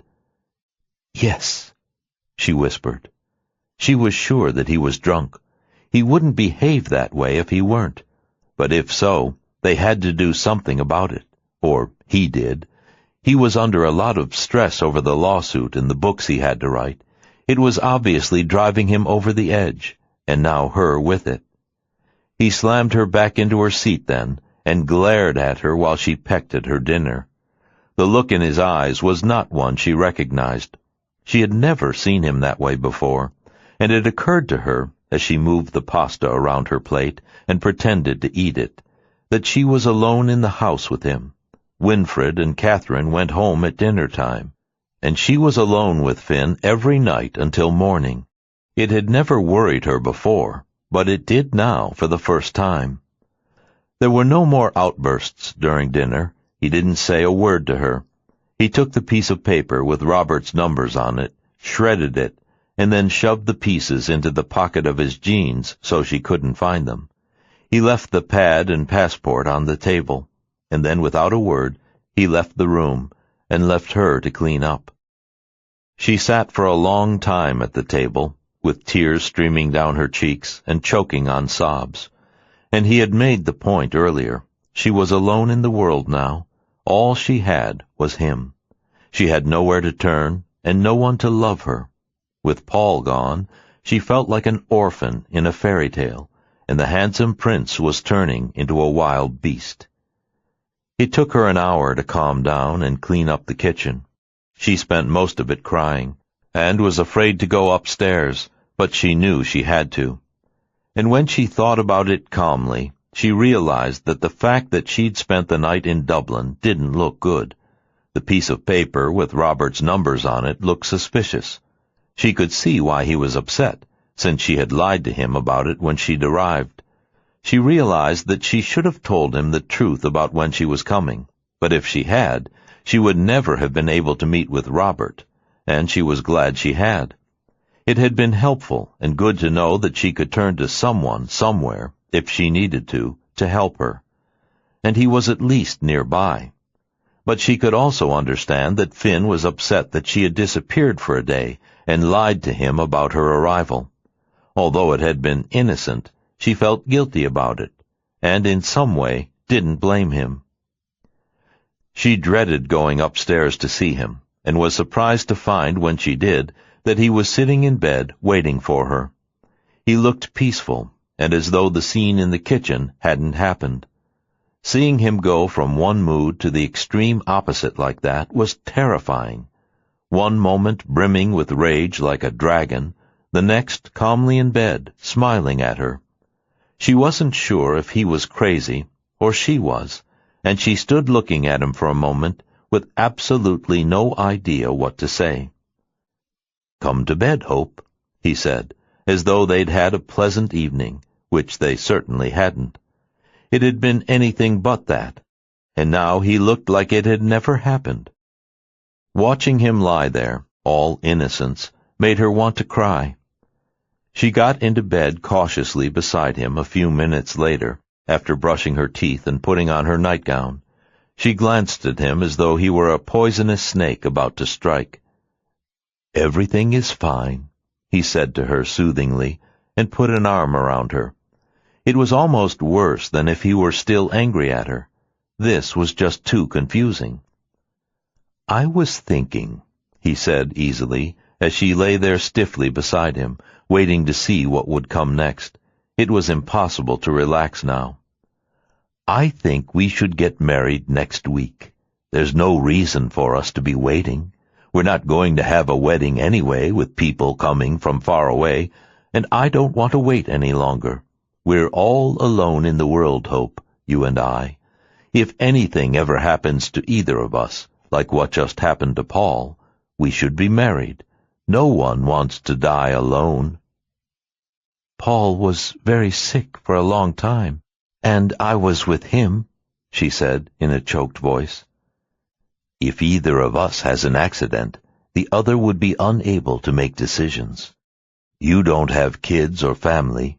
Michael's not here for me. We only have each other." It was a recurring theme for him tonight, to emphasize her solitude and remind her that she only had him to rely on. "I'd feel better if we were legally married.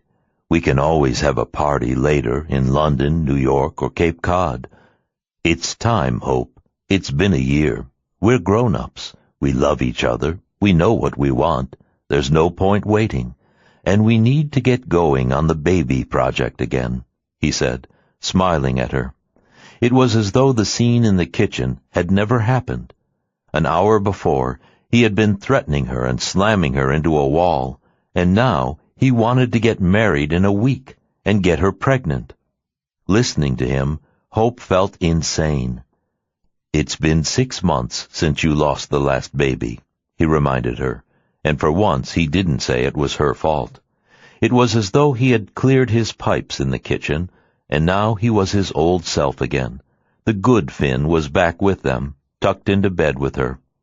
But she no longer believed what she was hearing. She didn't trust it, or him. Not at all. And she wasn't ready to marry him, by any means.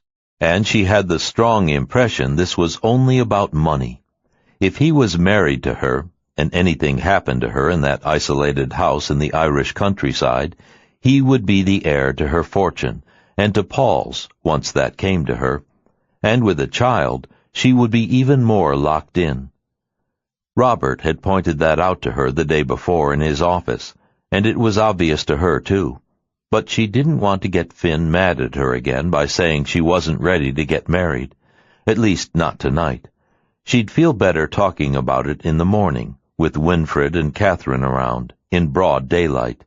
Not when she was alone in the house, and he might fly into another rage like the one in the kitchen. She'd had enough excitement for one night. "Can we talk about it tomorrow?" she said evenly. "I'm exhausted." The scene with him at dinner had made her feel like she'd been hit by a bus. For several minutes she'd been terrified of him, but he seemed totally calm now, and even loving. She felt as though he had ripped through all her gears, and she was still trembling inside, and felt very tense. She tried not to let it show. "What's to talk about?" he asked, putting an arm around her. "Let's just do it." She could tell that this was going to be the subject of their next big fight. "We don't have to make that decision tonight, Finn," she said softly.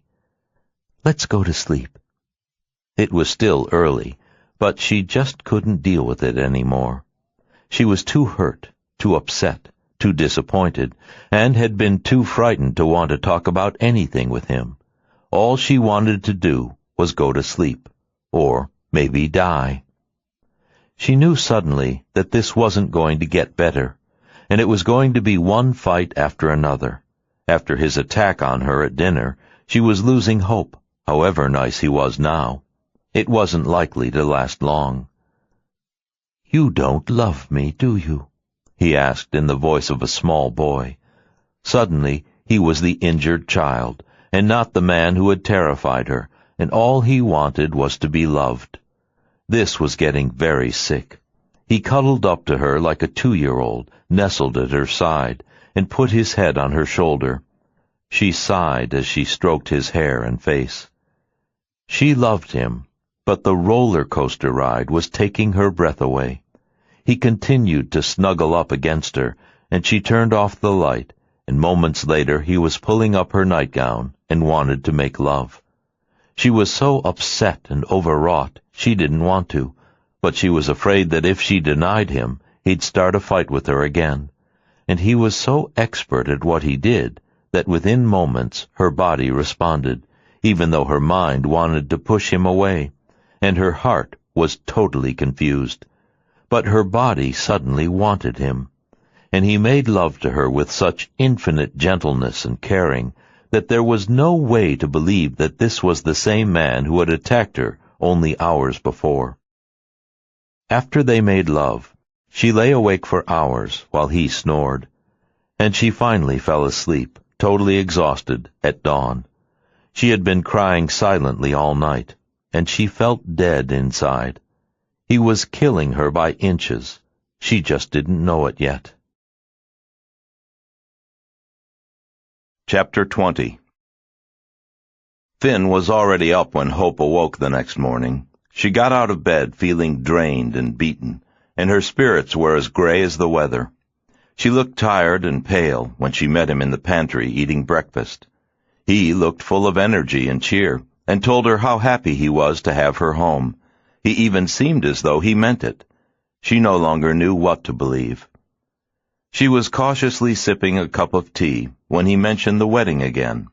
He suggested they go in to talk to the vicar in the village, and said they had to go to the embassy in Dublin to get permission for her to be married in Ireland. He was an Irish citizen, but she wasn't. He had already called the embassy to find out what they needed, and she realized that unless she was willing to marry him, she had to say something to him. She set her teacup down and looked at Finn. "I can't," she said sadly, for reasons she couldn't begin to broach with him. Paul just died. I don't want to start a new life right after something so sad. It seemed like a reasonable excuse to her, but not to him. You were divorced. You're not his widow, he said, looking faintly annoyed. And no one's going to know the difference. I do, she said quietly. Is there some reason you don't want to marry me? He asked, looking hurt. There were an increasing number of them, but she wasn't willing to discuss any of them with him. His many lies, the investigator's report, the 2 women whose deaths he had indirectly caused, his recent demand for money, and his attack on her the night before. All seemed good reasons to her to think long and hard before she married him, or not do it at all. But then why was she living with him? Things between them were not as they had been before, even in their best moments now. There was always an undercurrent of something wrong. Things hadn't been normal between them in well over a month or more, ever since he'd asked her for the money. It's not a simple matter, Hope said patiently. We have to get a prenuptial drawn up, sign papers, talk to lawyers. I've mentioned it to them, but it takes more than a couple of days, and I'd really rather get married in New York. Fine, he said, changing tacks unexpectedly, and for a split second she was relieved. That had been easier than she thought. Then how about you set up the account we talked about before, and we can wait to get married till the summer? It was back to that again. What are we talking about, Finn? She remembered the amounts, but she was wondering if anything had changed. I told you I'd settle for $4 million, although I'd rather have 5. But that was before Paul died. Given what he's leaving you, I really think it should be 10. Hope let out a sigh as she listened. This was exhausting, and none of it made sense. Or maybe it did. Maybe this was all it had ever been about. She felt like she was fighting for her life from the moment she woke up until she went to sleep at night. I know you don't have the money from Paul yet, so let's do 5 now, and 5 after the money from Paul comes through. It seemed perfectly reasonable to him. He said it as though he was asking her to stop at the hardware store, or get him a subscription to a magazine, and he acted as though he expected her to do it without question, and was sure she would. So you want 5 now and 5 later, she said, sounding like a robot. And what kind of arrangement when we get married? She figured she'd get it all on the table now instead of waiting for him to ambush her with it. I can have my lawyer talk to yours, he said pleasantly. I think some kind of annual amount would be fair, maybe a signing bonus when we get married, he said with a broad smile. And I guess these days people pre-negotiate a divorce, in case there is one, alimony and a settlement. It sounded like a great arrangement to him, and the outrageousness of it didn't strike him for a minute. And let's face it, Hope, I'm a lot more famous than you are, a rare commodity, and a hell of a deal for you at any price. At your age, guys like me don't come along. I could be the last train out of the station for you. I think you need to keep that in mind. What he said to her was breathtaking, and it was the first time he had made an issue of his fame and belittled hers. She was surprised, but thought it wisest not to comment on any of it. But it was shocking, even to her. Sounds like an expensive deal, she said quietly, as she poured herself another cup of tea, still stunned by what he'd said and what he was doing. I'm worth it, don't you think? Finn said as he leaned over and kissed her, as Hope looked at him with eyes full of tears. He was insane. Even she knew it now. Something wrong? He saw the expression on her face and the sag of her shoulders, which seemed surprising to him. I think it's very depressing to be talking about money instead of love and the years we want to spend together, and pre-negotiating alimony and a divorce. That's a little too businesslike for me, she answered, looking at him sadly. "Then let's just get married and forget the prenup," he said simply. But there was no way they could do that. She was worth a substantial fortune, and Finn had nothing but debts, bills, and a lawsuit. She couldn't be that irresponsible. Without a prenup, she'd be completely vulnerable to him financially, and he knew it. The whole conversation made her feel sick. There was no way they could ever marry. Finn was in a very good mood. He thought he had her trapped. In the end, to pacify him, Hope said that she would think about it and let him know what she thought. She didn't want to set him off by telling him there was no question of his getting the money he wanted, or her marrying him, and she didn't want to give it to him either. She thought about his demands all day as she edited some photographs, went to the FedEx office, and went for a walk alone in the woods. She didn't see Finn again until late that afternoon, and he was as loving as he ever had been. The trouble now was that Hope no longer knew if it was about love or money, and she never would. He was slowly wearing her down, demoralizing her, and making her feel crazy and off balance. His financial demands were insulting and insane. She was trying to stay calm, but it was just too hard fighting with him all the time. He always had some obsession, whether it was getting her pregnant, getting married, or giving him millions of dollars for his own use. Hope was feeling overwhelmingly sad. The dream of love and trust that she had shared with him was crumbling in her hands like butterfly wings. They went from one upsetting subject to another, and had resolved nothing so far. It was all about money now, and he had asked her to prove her love for him by putting $5 million in an account in his name. That was a lot of love. And what was he planning to give in return, other than his time? Even Hope herself was well aware that she was getting screwed. Worse than that, she felt like she was trapped in a spiderweb of deceit.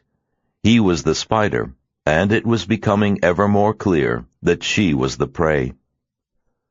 Finn invited her to dinner in Blessington that night.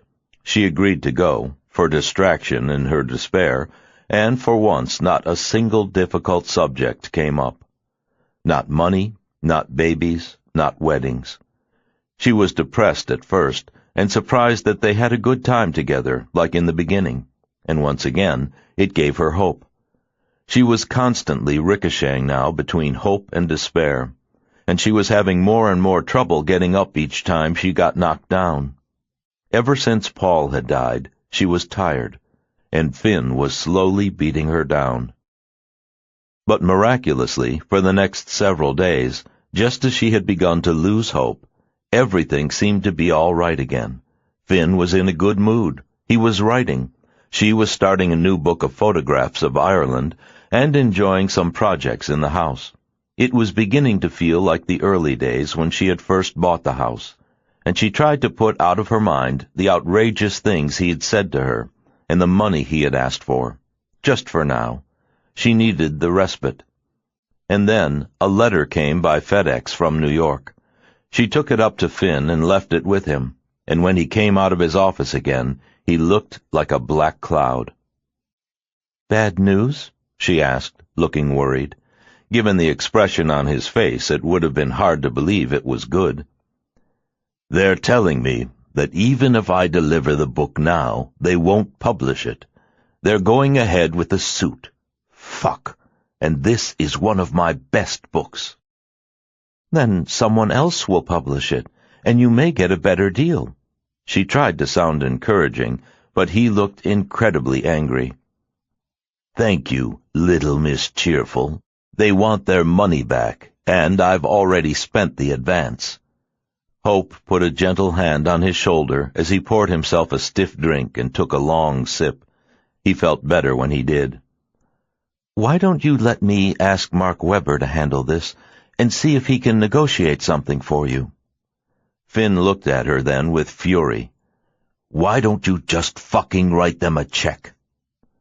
She didn't like the way he had spoken to her, but she didn't say anything to him about it, and refused to react in kind. She didn't want another fight. "Because a good lawyer can make a deal, and then we'll see what we have to do." She was trying to reassure him without committing herself. It was hard to know these days where things were going to go with them. She was still hopeful, but realistically, less and less.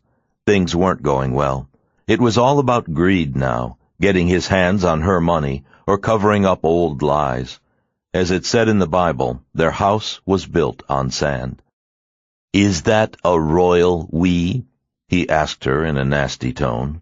"Or are you going to pay up and stop making me hang by the neck about it? I need money and I want my own account." She was already clear about that. He had been saying it for weeks. "But we don't know how much you need," she said quietly. Hope always got quiet when she was upset, either angry or scared. "That's beside the point. If you want me to stick around, I don't want to be accountable to you. What I spend, how much, and what I spend it on is my business, not yours." And yet he wanted her money to do it, but figured it was none of her business. It sounded pretty ballsy, even to her. "Let's be honest about this, Hope. You're 45 years old, not 22. You're a pretty woman, but 45 isn't 25 or 30. You don't have a living relative in the world, no siblings, no parents, no cousins even. Your only child is dead, and the last person you considered yourself related to, your ex-husband, just died last week. So who do you think is going to be around if something happens to you? You know, say if you got sick. And what do you think would happen if I walk out on you, maybe because I found a 22-year-old? Then what happens to you? You wind up fucking alone, probably forever, and one day you die alone. So maybe what you need to think about, if you don't want to put that money in an account for me, is what your life is going to look like 10 years from now, or 20, when no one else is around and you're all alone. Looking at it from that perspective, you just may want to give some serious thought to making it attractive to me to stick around." As Hope listened to him, she looked like she'd been slapped. "Is that supposed to be a declaration of love?" "Maybe it is." "And how do I know, if I set up these accounts for you in the right amounts, that you actually will stick around? Let's say I do that for 5 or 10 million, and whatever you want when we get married, and then you meet the perfect 22-year-old. "Good point," he said, smiling. He looked as though he was enjoying the moment. Hope clearly wasn't. "I guess you pays your money, you takes your chances. Because if you don't put that money in the accounts, when Miss Perfect 22-year-old shows up, especially if she's some kind of an heiress or a debutante, then guess who won't be sticking around to hold your bedpan in your old age?" She couldn't imagine him doing that in any case, and the conversation they were having was beyond disgusting. She had never been so upset. "So you're basically suggesting that I buy you as an insurance policy for my old age?" "I guess you could say that. But look at the perks you'd be getting, and already are. Sex any time you want it. Hopefully a baby, maybe even a couple of kids if you take care of yourself. And I think we have a pretty good time." "Funny," she said, the violet eyes shooting sparks. "You haven't mentioned love. Or is that not part of the deal?" She had never been so insulted in her life. She was supposed to buy herself a guy. If she wanted Finn, there were no two ways about it. She had to pay the price. And with that, Finn came and put his arms around her. He had seen the look on her face. "You know I love you, baby. I just have to cover my ass. I'm no kid either, and I don't have the kind of money you do. There's no Paul in my life." But now he wasn't in hers either. And Paul hadn't made his fortune so that Finn could spend it screwing around, or maybe buying himself a few blondes, no questions asked. The very fact that Finn had asked her for this kind of money disqualified him, or should have. But she didn't want to blow her top. If she did, She'd have to see it through and end it with him, and she just wasn't up to it. She felt destroyed and paralyzed by his abuse. "I'll think about it," she said, looking somber, trying to buy time and put him off. "And I'll let you know tomorrow." But she also knew that if she didn't give Finn the money, their relationship would blow sky high and it would be over. She hated everything he had said, the barely veiled threats to leave her for a younger woman, trying to scare her about being alone in her old age, reminding her that there would be no one to take care of her if she got sick. But was she truly ready to be alone forever? She felt like she was between a rock and a hard place, and both were awful, ending it or staying. And instead of telling her that he loved her and wanted to be with her forever, he was making it very clear that if several $1 million weren't forthcoming, sooner or later he'd be out the door when a better deal came along. So she'd better ante up, if she knew what was good for her and didn't want to wind up alone. He had certainly spelled it out, and she had no desire to buy a husband, or lose him entirely yet. She was wandering around the house like a zombie, in a permanent state of silent distress. Finn was in great spirits for the rest of the afternoon. He had delivered his message and thought it had been fairly well received. He didn't know Hope as well as he thought. She was depressed and angry all day, and stayed busy scrubbing and polishing several bathrooms on the second floor to keep distracted from the agonizing situation she was in. And Finn was affectionate with her. She wondered if that was what life would be like if she paid his price, which she was not inclined to do, but if so, would he always be sweet to her, warm and loving as he had been in the beginning? Or would he still be jealous, threaten her if he felt like it, and ask for more when he blew the $5 or $10 million and needed the account filled again, no questions asked? It was hard to know what she'd be getting if she decided to pay him what he wanted. If anyone had told her she'd be thinking about giving him the money, she would have told them they were insane. All she wanted was the old Finn back, the first one, but even she knew you couldn't buy that. The whole conversation saddened her, and she went for a walk alone that afternoon to clear her head. Finn saw her go out, and decided that it was better to let her come to her own conclusions on her own. She really didn't have much choice, as far as he was concerned. He was very sure of himself, and believed that she was firmly hooked. He had all the grandiosity and sense of entitlement of sociopaths, as Robert had said to her.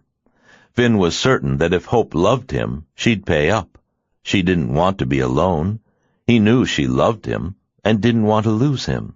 To him, the answer was clear, and he was sure it would be to her, too. He was feeling increasingly secure, and had made himself clear. He thought she might need to be pushed a little and be reminded of the alternative again, but ultimately, unless she was willing to risk being a lonely old lady in a nursing home, Finn knew he was the better deal, and she had no choice. And with him, she could have more kids. He had almost called it stud service when he talked to her, but decided that might put her off. The rest seemed okay to him, and as far as he was concerned, he was worth every penny he was asking. Hope knew he believed that, too. It all made sense to him, and he was sure she'd be sensible about it, and too scared not to. He looked jubilant as he sat at his desk and watched her back from the window, as she walked toward the hills. He didn't see the rivers of tears rolling down her face. As Hope sat in a warm bath before dinner, she was seriously depressed. He had planted the seeds of some really melancholy observations about what her future would look like without him. He was right. She didn't have a soul in the world except him. If she left him, there might be someone else, but that was beside the point. She loved him, and had for a year, enough to want to marry him at one point and have a child. She wanted neither of these now. She just wanted to feel sane again, and for things to calm down. She had no one in her life except Finn, and saddest of all was that she had truly loved him, even if it was turning out that she was only a piggy bank to him. It was a lot to pay for a guy who was demonstrating that he only wanted her for her money and was fabulous in bed. All she really wanted from him was his heart, and Hope no longer believed that Finn had that particular piece of equipment. It just wasn't there. Her eyes filled with tears as she thought about it. She had loved him so much. Why did it have to be so damn complicated and turn out like this? She knew she'd have to deal with it soon. She couldn't stall him forever.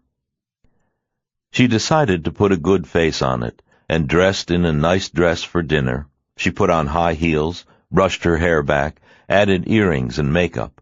And when she got downstairs to the pantry where Catherine had left a tea tray for them, Finn looked at her and whistled. And when he pulled her into his arms and kissed her, he looked as though he loved her. But who knew now? She no longer believed anything. It was a sad place to be in. They decided to make do with Catherine's sandwiches and a pot of tea instead of dinner, and Finn looked animated as he started telling her about a new book he'd been thinking about that afternoon.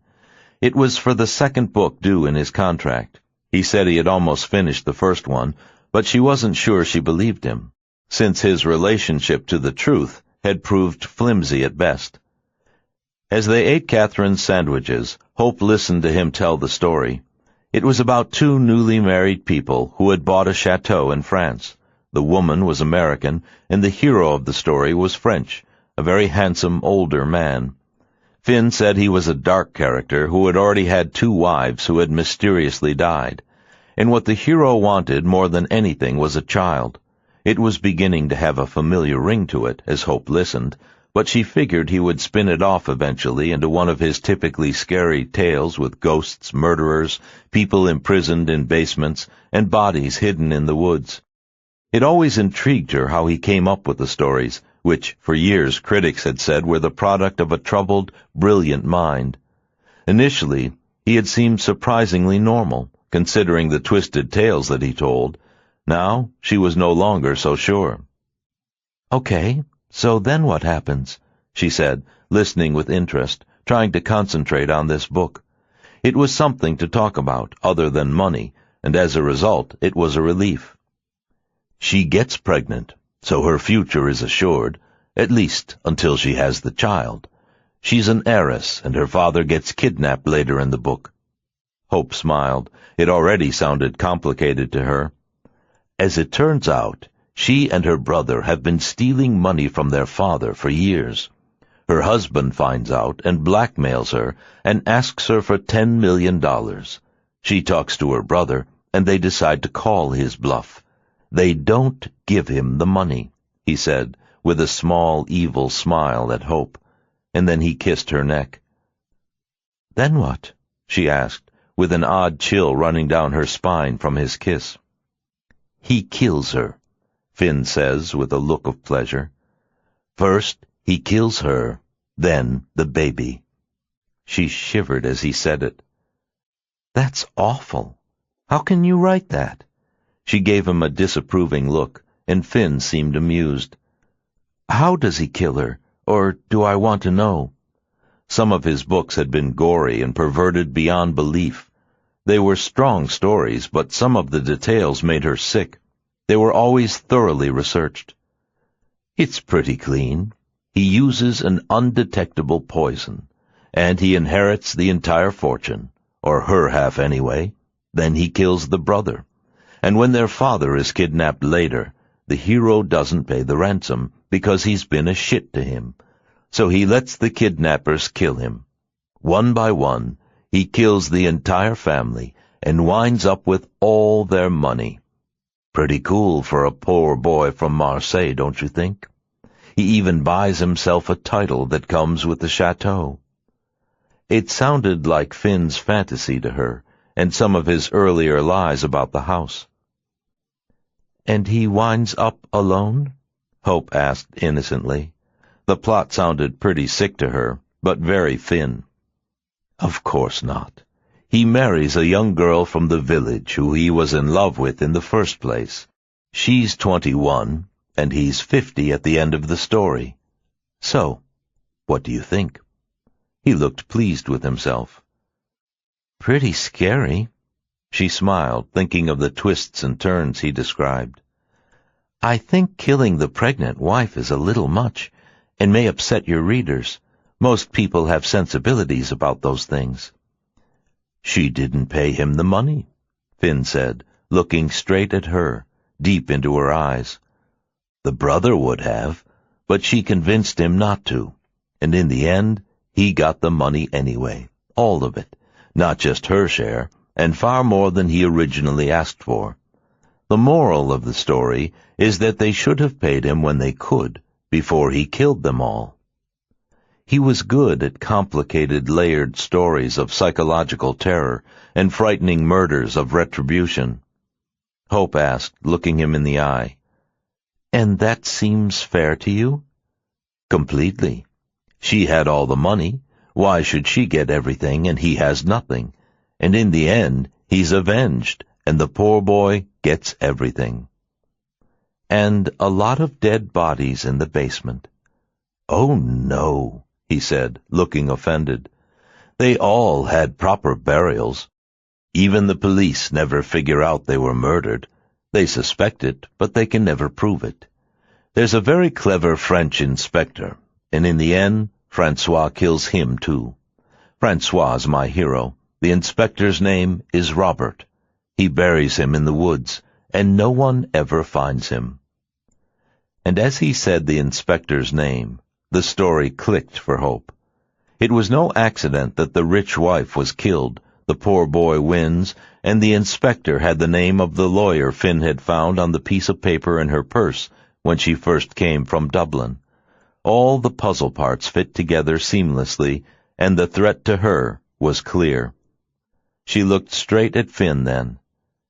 Is there a message there from me? She didn't flinch as their eyes met, nor did he. He shrugged his shoulders and laughed. Why would you say a thing like that? Some of the story seems a little close to home. All writers inspire themselves somewhat from real life, even if they don't admit it. And there are differences. The wife he kills is pregnant. You're not. You don't have a brother or a father. You're all alone. That would be a lot more scary, but very boring for the reader. You need layers, subplots, and more people to make a story work. I just found it interesting what happens to her when she won't give him the money. It proves that trying to hang on to it doesn't pay. You can't take your money to the grave. What he was saying to her was frightening, given their situation, but he said it with a smile, and he was clearly mocking her. But his message to her was clear: pay up or die. He didn't mention it further, and she put their dishes in the pantry sink, trying to act normal. They started talking about Christmas, which was 2 weeks away. Hope said she wanted to go to Rusborough to get a tree the next day, and Finn said he would rather chop one down himself. He had an axe in the stable, which sounded ominous to her, too. His story had unnerved her, and she suspected that was the point. Finn knew exactly what he was doing. The night before, he had reminded her of how alone she was, and now he had told her a story he had created about a man who kills his wife when she doesn't give up her fortune to him. The message was extremely clear, and the hair stood up on her arms when she thought about it. They read side by side in bed that night, clinging to the appearance of normalcy, and Hope said nothing to him. She was thinking of his story, and couldn't concentrate on the book in her hands. For an odd moment, she began to wonder if she should run like hell, as Robert had said, or just pay Finn and give in. If she didn't, he was right, she would be alone forever. And if she paid him, then what would happen? Would he be nice again and calm down? Maybe if she gave him the money, things would go back to the way they were in the beginning, and they would stop fighting. And Finn was right. He was all she had in the world. She didn't like the idea, but maybe she had no other choice. She felt cornered, beaten, and trapped. She was tired of trying to swim against the tides. She felt like she was drowning. Finn was too powerful for her. He was trying to destroy her mind. He almost had. She could feel it. He was winning. "So, what did you think about my story?" Finn asked her when she put down her book and stopped pretending to read it. She looked at Finn then, with a dead look in her eyes. "To be honest, I'm not sure I like it. And I get the message. I'd like it a lot better if they all killed the poor boy from Marseille. Then I wouldn't feel so threatened." She looked right at him as she said it. "It doesn't work that way," he said cleverly. "He's much smarter than they are." And more willing to take risks and cross lines. "I'll give you the money, if that's what you want to know," she said bluntly. She had no illusions anymore. This was about survival. He had defeated her. She felt dead inside. "I thought you would," he said, smiling at her. "I think it's a good decision."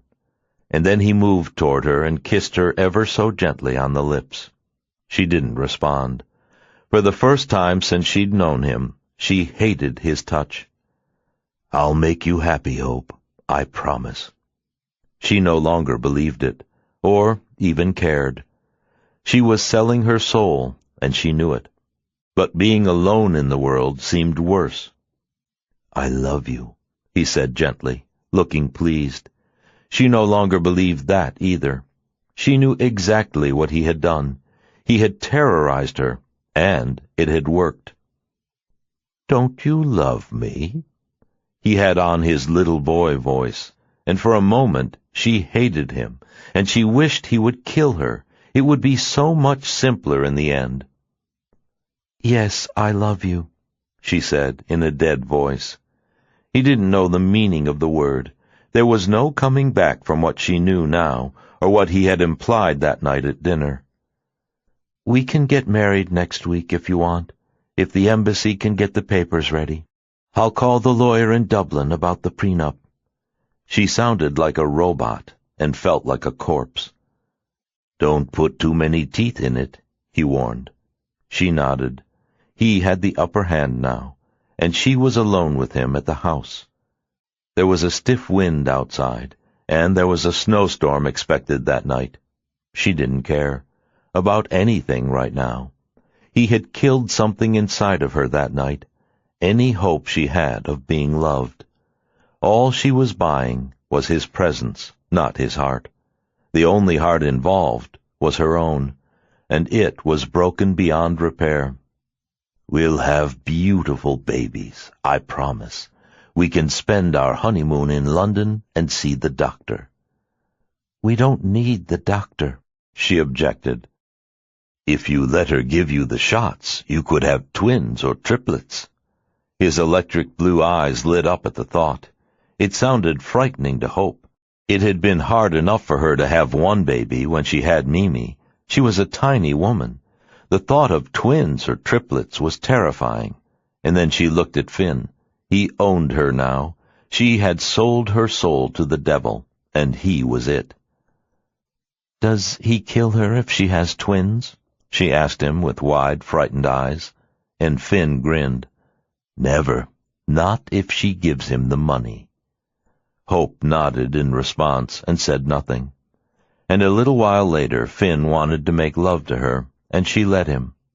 The wind was howling outside, and this time she just lay there, letting him do whatever he wanted, even the things she had never let him do before, and some of them she enjoyed. He was excited by everything that had happened between them that night. His bloodlust had been satisfied, and his need to own her. She had finally surrendered, and it heightened his sexual desire for her. He took her again and again. He owned her in every way now, and just the way he wanted. Hope was his. Chapter 21. Hope woke up at 5 a.m. when the wind smashed a tree limb against the house. The storm was in full swing. Finn had heard nothing, and as Hope awoke, she felt as though her heart had been ripped out through her lungs.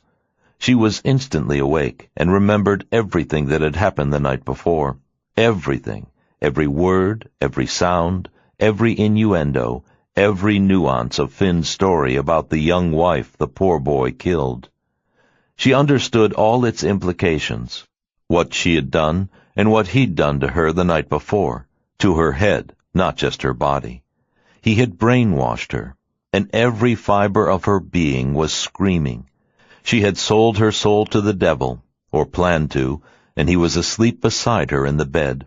He was worn out from their sexual acrobatics that had only ended 2 hours before. Hope was still sore, and knew she would be for days.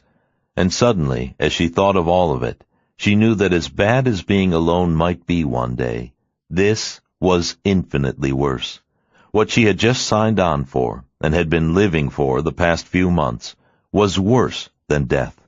She had bought her ticket to hell the night before, and as she thought of it, she remembered everything Robert Bartlett had said, too. Trust your instincts. When you know, run, Hope, run. Run like hell. Hope slipped out of the bed by millimeters. She had to go to the bathroom, but didn't dare. She found her underwear on the floor, the dress she had worn the night before, a sweater of Finn's. She couldn't find her shoes, but she grabbed her purse and slipped through the crack in the barely open door on bare feet. She ran quickly down the stairs, praying they wouldn't creak, but the wind and the sounds of the storm were so loud that it covered everything else, and she never looked back, fearing he would be standing in the doorway, watching, but no one stopped her. He was sound asleep and would be for hours. She found a coat on a peg next to the back door and the boots she wore in the garden. She unlocked the door and ran out into the night, taking big, deep gulps of icy air. She was freezing, and it was hard to run in the boots, but she didn't care. She was doing just what Robert had told her. She was running for her life, to freedom. She had known the minute she woke up that if she didn't, he would kill her. He had made that clear the night before, and she didn't doubt it for a minute. 2 women were dead because of him. She was certain of it, and she didn't want to be the third. Even if she was alone forever, she no longer cared about anything except getting out. She walked for miles in the storm, with snow blanketing her shoulders. Her legs were freezing in the thin dress, but she didn't mind. Her hair was matted to her head. She passed houses and churches, farms and stables. A dog barked when she ran past. She ran and walked and stumbled in the dark. But no one followed her. She didn't know what time it was, and it was still dark when she got to a pub outside Blessington. It was closed, but there was a woodshed behind it. She walked into it and closed the door. She hadn't seen another human on her route, but she kept expecting Finn to yank open the doors of the shed, drag her home, and kill her. She was shaking violently, and not just from the cold and the storm. She knew she had been snatched back from the jaws of death by the hand of Providence and the memory of Robert's words. She dug in her bag and opened the door of the shed a crack so she could see by the light of a street lamp. She found the tiny scrap of paper she was looking for. Finn had torn the one with Robert's numbers to shreds, but Mark had written them on a notepad in New York and given her the same numbers. She forgot she had it until that moment, and with trembling, frozen hands, she found her cell phone. His cell phone number was on the paper. She pressed the buttons and listened while it rang. He answered in a deep, sleep-filled voice, and her teeth were chattering so hard he didn't recognize her when she said hello. "Who is it?" he shouted into the phone. There was a terrible shrieking from the wind, and he was afraid it was one of his children. It was just after 6 in the morning in Ireland, and after 1 in the morning on the east coast of the United States where his daughters were. "It's Hope," she said, shaking violently. She had had trouble saying her own name, and she could hardly speak above a whisper. "I'm out," she said in a shaken voice, and instantly Robert was awake and knew who was calling. She sounded like she was in shock. "Where are you? Just tell me. I'll come as fast as I can." He was praying that Finn didn't find her first. The White Horse pub in Blessington, south edge of town. I'm in the woodshed," she said, starting to cry. "Just hang on, Hope. You're all right. You're going to be fine. I'm coming." He jumped out of bed, raced into his clothes, and 5 minutes later he was in his car, speeding south out of Dublin on slippery, deserted roads. All he could think of was that she sounded the way he had the night Nuala had stabbed him. It was over then, and he never went back, although he knew others did in similar conditions, and worse. He just prayed that Hope wasn't hurt. At least Robert knew she was alive. The roads were icy, and it took him 50 minutes to get there. It was 7 in the morning by then, and there was the faintest gray light coming through the sky. The snow was still falling, but he reached the southern edges of Blessington and drove around looking for the White Horse pub, and then he saw it. He got out of his car, walked around it, and saw the shed in the back. He hoped she was still there, and Finn hadn't found her. He walked to the doors of the woodshed, pulled the doors slowly open, and saw no one. And then he looked down and saw her crouched on the ground, soaking wet, with her thin dress plastered to her legs and eyes full of terror. She didn't get up when she saw him. She just crouched there, staring at him. He leaned down gently and pulled her slowly upright, and as she stood up, she started to sob. She couldn't even speak to him as he put his own coat around her and led her to his car. She was frozen to the bone. She was still sobbing when they got to Dublin an hour later. He had driven more slowly on the way back. He was debating about taking her to the hospital to have her checked out, or take her to his home and sit her in front of the fire in a warm blanket. She still looked terrified, and she hadn't said a word. He had no idea what had happened or what Finn had done to her, but she had no obvious injuries or bruises, except to her soul and mind. He knew it would be a long time before she felt whole again, but he knew from talking to her before that she would survive, and even recover, no matter how long it took. It had taken Robert several years. He asked Hope if she wanted to go to the hospital, and she shook her head. So he took her home with him, and when they got there, he gently undressed her as he would have one of his daughters when she was a child. He rubbed her down with towels as she stood there and cried, handed her a pair of his pajamas, wrapped her in a blanket, and then put her in his bed. He had a doctor come by to look at her later that morning, and she was still looking wild-eyed, but she had stopped crying. All she said to Robert when the doctor left was, "Don't let him find me." "I won't," he promised. She had left everything there, and she had done what Robert had said. She ran like hell for her life, and she knew with total certainty that if she hadn't, sooner or later, she would have died. Robert waited until the next day to talk to her, and she told him everything that had happened, every word that Finn had said. His pressure for the money, the outline of the story he had described to her, and the implications of it weren't lost on Robert either. Finn had almost succeeded in getting everything he wanted, but the golden goose had run away during the night.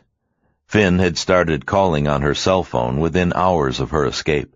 He woke up early in the storm and couldn't find her, and when she didn't answer her phone, he started sending text messages. He kept telling her he'd find her, that he wanted her to come home, at first that he loved her, and later when she didn't respond, his messages were full of thinly veiled threats. Hope didn't answer, and Robert finally took her phone so she didn't have to see them. She shook violently every time one of them came in. Robert gave her his bedroom, and he slept on the couch. And on the second day of her escape, he asked her where she wanted to go, what she wanted to do, and what her plans were for the house. She thought about it for a long moment. In some part of her, she still loved the way Finn had been at the beginning, and knew she would for a long time. It wasn't over yet. She would never forget or stop loving the man she had loved for the first 9 months. But the demon he had become after that had nearly cost her her soul, and would have cost her life. She had no doubt of it now. "I'm not sure what to do about the house," she said sadly. Making major decisions about anything was too hard for her right now. She was still too shaken by everything that had happened. Robert looked at her quietly. She needed a guide to get through the dark forest of what she was going through. The man threatened to kill you. That was not a story for a book. It was a message to you." She had told Robert all about it. "I know," she said, with tears in her eyes. "He killed the woman's baby, too, so he could get all her money." She spoke about them as though they were real people, which they had become to her, instead of an allegory for her, which she understood clearly in the end. "I'd like to give him 30 days to pack up and get out. People like him always land on their feet again. They tell enough lies and screw over enough people, and the next thing you know, they turn up somewhere else," Robert said. He was sure that Finn would too. "Can you live with that? 30 days for him to figure out his plans and pack up?" Robert would have preferred to kick him out in 24 hours, but he knew that it would be too stressful for Hope to contemplate doing that. "Okay," she agreed. "I'll go out there and pack up your things sometime this week." "What if he follows you back here?" Hope asked, looking terrified again, and Robert thought about it. Hope knew he didn't have Robert's name or numbers because he had torn up the piece of paper and thrown it away, and he was still text messaging her to no avail. Robert still had her phone.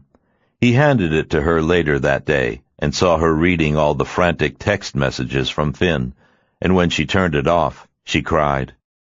It was awful what loving a man like that did to another human being. He had gone through the same thing when he finally walked away from his wife.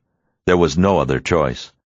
They were people who had been stolen by aliens sometime in their youth, destroyed, turned into twisted machines, returned, and then walked the planet destroying other lives. They had virtually no conscience and no heart, and very sick minds. Hope was afraid that Finn was combing Dublin for her, and Robert knew it was possible. There was no limit to what a sociopath would do to reclaim his prey. So she sent Robert shopping for her, and she gave him all her sizes. He came back with enough clothes to keep her going for a few days. She hadn't decided where to go yet, but she knew that Finn might look for her in New York or Cape Cod. He would think nothing of getting on a plane to find her. And his text messages were getting increasingly desperate, alternating between threatening and loving.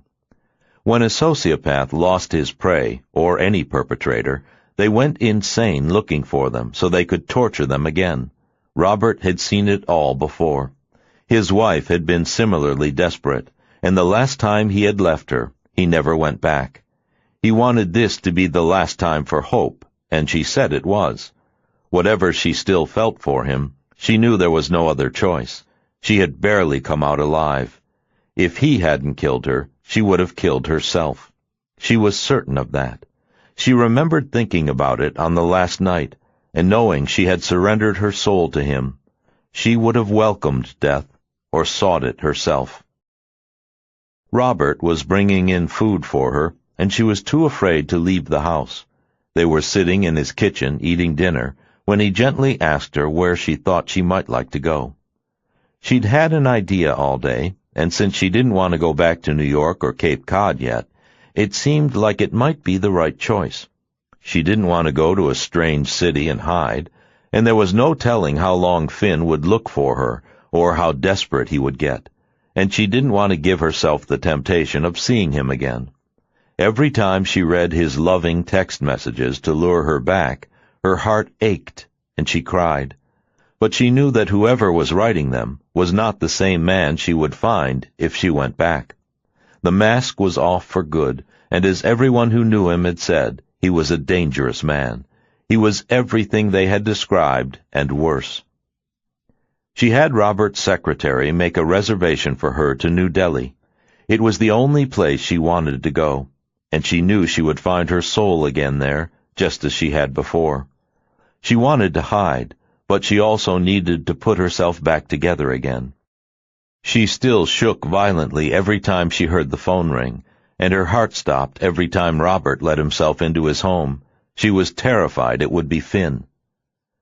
Her reservation to New Delhi was for the following night, 2 days after she had walked to Blessington in the early morning snow. And listening to Hope tell him about the ashram over dinner, Robert thought it was a good idea. He wanted her as far away as possible from Finn. He was planning to go to Blackston House himself after she left, and serve Finn with eviction papers. They were giving him 30 days to get out, and after thinking about it, Hope told him to sell the house. She never wanted to see the place again. It was too intimately linked to Finn. She knew she had to close that chapter of her life for good. The day she left for New Delhi, she called Mark Webber in New York and told him what had happened. He asked if she had called Robert Bartlett, and she said she was staying in his house, and he had been wonderful to her. She didn't tell him that he had been particularly helpful to her because he had had a sociopathic wife. But Mark was relieved to know she was in good hands. She told Mark she was going back to the Sivananda ashram in Rishikesh, where she had been before, and he thought it was an excellent idea. The photographs she had taken there had been the most beautiful of her career, and being there had restored her before. He asked her to stay in touch, and she promised that she would. And then, trembling from head to foot, she called Finn before she left. She had to say goodbye. She needed closure, and couldn't leave without saying something to him, even if only that she loved him, and was sorry she couldn't see him again. It seemed only fair. But fair was not an operative word for Finn. "This is about the money, isn't it?" he said when she called him. "No, it's about everything else," she said, feeling broken as she talked to him. Hearing his voice ripped out her heart and reminded her of the agony she'd been through at his hands. "It wasn't right. I couldn't do what you wanted me to. You frightened me with that story the last night." He had intended to get out of her what he wanted. "I don't know what you're talking about. It was just a story for a book, for Christ's sake. You knew that goddamn well. What the fuck is this about?" It was about saving her life. She knew it then, and even when she heard his familiar voice and his denials, she still knew it now. "It wasn't just a story. It was a threat," she said, sounding more like herself. "You're sick. You're frightened and paranoid and neurotic, and you're going to wind up all by yourself," he threatened her. "Possibly," she admitted to him and herself. "I'm sorry," she said, and he heard something in her voice that concerned him. He knew her well. It was how he did what he did, by knowing people's underbellies and their weaknesses and how to play them. He could hear a note of apology in her voice. "What are you doing about the house?" "You have 30 days, she said in a choked voice. "And then I'm putting it on the market. I'm going to sell it." There was no other choice, unless he wanted to buy it himself, and there was no way he could. All his plans to bilk her out of money had gone awry. He had shown his hand too early and played it too hard. He had been so sure of himself that he had blown all his Machiavellian schemes to smithereens. "I'm sorry, Finn," she said again, and all she heard after that were 2 words.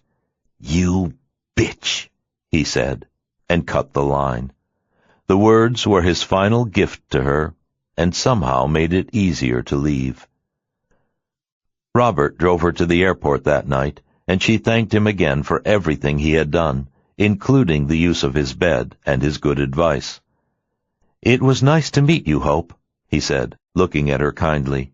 He was a very decent man, and had been a good friend to her. He would never forget finding her in the woodshed in Blessington, and she would never forget looking into those gentle eyes. "I hope to see you again sometime, maybe when we're both back in New York.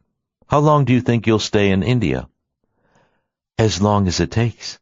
It took 6 months before. I don't know if I'll stay longer this time or not." Right now, she never wanted to come back, and she never wanted to see Ireland again. For the rest of her life, she was afraid she would have nightmares about it for years. "I think you'll be fine." He thought she had made remarkable progress in the past 2 days. From the broken woman she had seemed 2 days before, The shell of who she had been before was already beginning to emerge. She was stronger than she thought, and she had been through worse, but not much. Falling in love with a sociopath was one of those experiences you never forgot, if you were lucky enough to survive at all. And the worst was that they seemed so human, and sometimes acted so mortally wounded themselves, but when you reached down to help them on the ground, they pulled you into the swamp and drowned you if they could. Their killer instincts couldn't be cured. Robert was glad she was going as far away as she could, and the place she had described sounded like heaven to him. He hoped it would be for her. They hugged each other as he left her at security with her small bag, full of the clothes he had bought for her to wear. "Take care, Hope," he told her, feeling the way he had when he sent his daughters off to camp. She thanked him again, and as he walked back to his car in the garage, he knew that whatever happened to her next, she would be all right.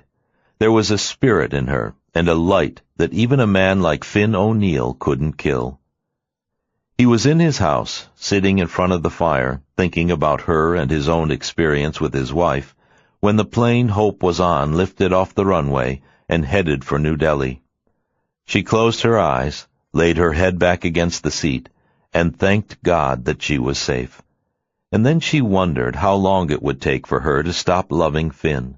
She didn't have the answer to that question, but knew she would one day. When the flight attendant handed her the newspaper, Hope took it and sat staring at the date. She had met him a year ago today. It had started exactly a year before, and now it was over. There was a symmetry to it, a perfect seamlessness, like a bubble floating into space. The life that had been hers and Finn's was over. It had been beautiful at first, and terrifying at the last.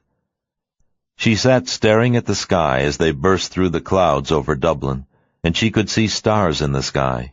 And as she looked at them, she knew that however broken she still felt, her soul had re-entered her body, and one day she would be whole again. Chapter 22. The chaos in the New Delhi airport felt wonderful to Hope. She looked at the women in the familiar saris, some of them wearing bindis. The noises and smells and brightly colored costumes all around her were just what she needed. It was as far from Ireland as she had been able to come. Robert's secretary had hired a car and driver for her, and she traveled the 3 hours north to Rishikesh in comfort. And then they traveled a smaller road to the ashram where she had spent half a year before. It felt like coming home. She had requested a small room by herself. She had asked for time with the Swamijis and monks so that she could continue the spiritual seeking she had pursued before. The Sivananda ashram was a holy place. She could feel her soul sing when she saw the river Ganga and the Himalayan foothills where the ashram rested peacefully like a bird in its nest. The moment Hope stepped out of the car, it was as though everything that had happened to her in the past year faded into the mists.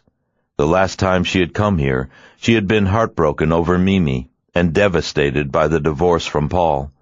This time, the pieces of her had felt so broken in Dublin, and the moment she walked into the ashram, it was as though all else was stripped from her life, and she could feel her essence come alive again like a brightly burning flame. It had been the right place to come. They had passed several ancient temples on the way to the ashram, and just being there filled her soul. She fasted that night to purify herself, and did yoga in the early morning, and as she stood at the edge of the river afterward, she told her heart to let Finn go. She sent him with her love and prayers down the holy river Ganga. She released him, and the following day she did the same with Paul, and she wasn't afraid to be alone any more. She met with her beloved master every morning after she did her meditation and yoga. She was up each day by dawn, and her master laughed when she told him she had been broken. He assured her that that was a great gift, and she would be stronger now. She knew that what he said was right, and she believed him. She spent as many hours with him as he would allow her. She could never get enough of his wisdom. "Master, the man I loved was totally dishonest," she explained to him one day as she thought of Finn. He had been on her mind all morning. It was January by then. The Christian holidays had come and gone, with very little meaning for her this year. She was grateful not to have to celebrate them, and had slipped into January peacefully. She had been at the ashram for a month by then. "If he was dishonest, he was a great lesson for you," the Swamiji answered her after a long pause for thought. "We are always better than before when those we love inflict wounds on us. They make us stronger, and when you forgive him, you will no longer feel the scars." She was aware still that she did feel them, along with the regrets, and part of her still loved him. Her memories of the early days were the hardest to give up. She was more willing to forget the pain. "You must thank him for the pain, deeply, sincerely. He gave you a great gift," the Swamiji told her. Hope found it hard to see it that way, but hoped that eventually she would. She thought of Paul a great deal, too. She missed him, and being able to call him. He was always in her thoughts somewhere, in the past behind her, along with their daughter, who was a gentle memory now. She had been for a long time. Hope walked in the foothills. She meditated twice a day now. She prayed with the monks and the other guests at the ashram, and by the end of February she felt more serene than she ever had in her life. She had no contact with the outside world, and missed it not at all. She was startled when she heard from Robert Bartlett in March. He apologized for calling her at the ashram. They had brought her to the main office for his call. He needed a decision from her. It was about the house in Ireland. They'd had an offer, for the same amount she'd paid for it, which meant that all her improvements would be a loss. But they were willing to buy the furniture for a fair price, which was a loss as well. He said it was a young couple who had fallen in love with it and were moving from the States. He was an architect, and she was an artist. They had 3 young children, and the house was perfect for them. Hope wished them well, and didn't care about the losses. She wanted to get rid of it, and it was good to know it would be in the right hands. He said that Finn had left right after Christmas, and said he was moving to France. Someone was lending him a chateau there, in Périgord. "Did he give you any trouble?" she asked cautiously. She wasn't sure she wanted to know. She had spent so much time pushing him from her mind that she was hesitant to think about him now, for fear that he would poison her again.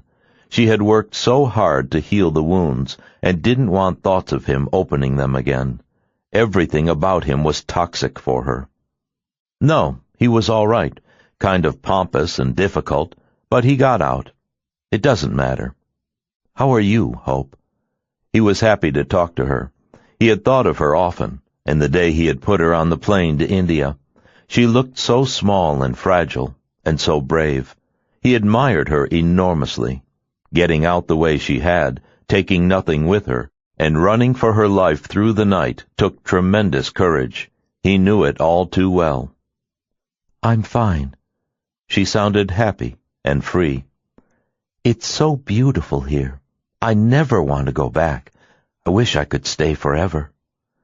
"It must be beautiful," he said wistfully. "It is." She smiled as she looked out the window at the hills around them, and wished he could see them through the phone. It was a long, long way from Dublin, which she hoped never to see again. It had too many ugly memories for her. She was glad he had been able to sell the house. He had said the new owners were keeping Winfred and Catherine, and Hope was glad to hear it. She had written them both letters of thanks and farewell from the ashram, with apologies for not saying goodbye to them.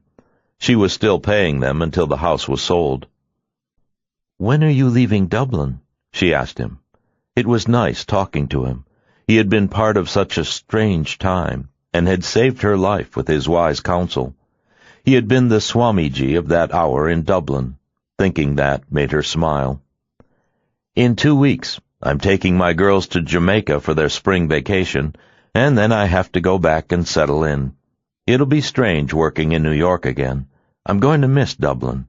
I'm sure you don't have decent memories of it, but it's been nice for me working here for all these years. It sort of feels like home." "I almost feel that way here." "When are you coming back?" he asked her. "I don't know yet.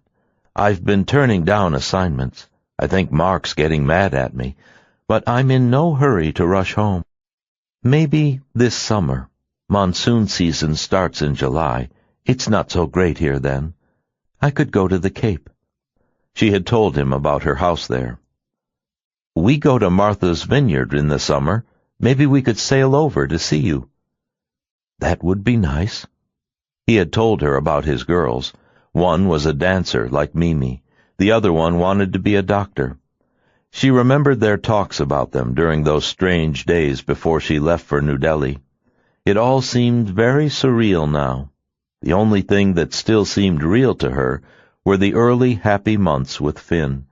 It really had been a dream that turned into a nightmare. She wondered who his next victims would be in Perigord or elsewhere. Robert promised to keep her informed about the sale, and a week later she got a fax. It had gone through at the price she'd paid for it. Blackstone House was no longer hers. It was an enormous relief to her. Her last tie with Ireland and Finn O'Neill had been severed. She was free. Hope stayed at the ashram until late June. The monsoons were coming, and she savored her last days there like a gift. She had done a little traveling this time with other seekers from the ashram, and had discovered some beautiful places. She had taken a boat trip on the river Gunga. She had bathed in the river many times to purify herself, and she had taken spectacular photographs again of the pink and orange colors at the ashram and along the river. She had worn saris for the last several months. They suited her, and with her jet-black hair, she looked completely Indian. Her teacher had given her a bindi, and she loved to wear it. She felt so much at home here. She was sad for days before she left, and spent many hours with her favorite Swamiji on the last day. It was as though she wanted to store up all his knowledge and kindness to take them with her. "You will be back, Hope," he said wisely. She hoped he was right. It had been a healing place for her for the past 6 months. The time had flown by. On the last morning, she was praying long before the sun came up, and meditating. She knew she was leaving a piece of her soul here, but as she had hoped to, she had found other pieces of herself in exchange. Her teacher had been right in the beginning. Her scars had healed here, faster than she expected. She felt like herself again, only more and better, stronger, wiser, yet more humble. Being there made her feel pure. She couldn't imagine going back to New York, and she was planning to spend 2 months on Cape Cod before starting work in New York in September. When she left the ashram, they drove through sleepy Rishikesh. She wanted to cling to every moment, every image. She had her camera over her shoulder, but didn't use it. She just wanted to watch the scenery she loved so much slide by. She had very little with her, except for the saris she had worn, and a beautiful red one she had bought to wear to parties at home. It was prettier than any dress she owned. Robert had sent her camera to her when he retrieved her belongings from the house in Ireland. On her instructions, he sent the rest to her apartment in New York. She had been happiest at the ashram, with almost no possessions to weigh her down. She felt light and free when she boarded the plane in New Delhi. The flight stopped in London on the way back, and she bought a few silly things in the airport. This trip hadn't been about acquiring objects. It had been about finding herself, and she had.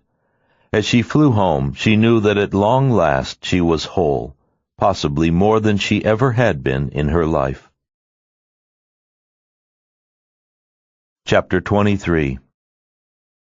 When Hope left India, she flew straight to Boston. She wasn't ready for New York yet. Predictably, it was a shock to her system. People looked so drab here. There were no saris, colorful clothes, or beautiful women. There were no pink and orange flowers everywhere. There were people in blue jeans and T-shirts, and women in short hair. She wanted to put her sari on and wear her bindi, and she wished she were back in New Delhi when she went to rent a car at the airport. She drove to the Cape, thinking quietly to herself, and for a moment she looked around the house when she got there and thought of her time there with Finn, and then she opened the shutters and forced him from her mind. She went to the market that afternoon and bought flowers and groceries, and then put the flowers in vases around the house. She went for a long walk on the beach and felt peaceful being alone. It had been Finn's greatest threat to her that if she didn't give him what he wanted, he would abandon her and she would be alone forever. And instead, she had embraced it, and now she enjoyed her solitude. She took her camera with her when she went walking on the beach, and she never felt lonely, only quiet and happy and serene. She saw her old friends there and went to a 4th of July picnic. She was still meditating every morning and doing yoga, and she was happy to hear from Robert Bartlett in the second week of July. She had been at the Cape for 3 weeks then. She had adjusted to some of the culture shock from being back from India, and she still wore simple saris sometimes at night when she was alone.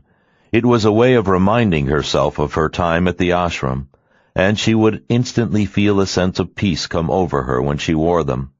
And in the mornings she did yoga on the beach. "So, how is it being back?" Robert asked her when he called her.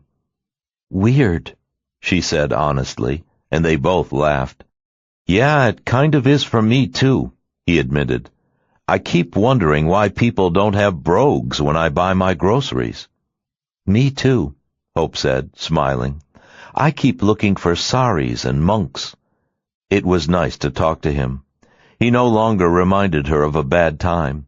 He was just a friend now, and she invited him and his daughters to come for lunch that weekend. They were coming by sailboat from Martha's Vineyard, and she told him where they could anchor.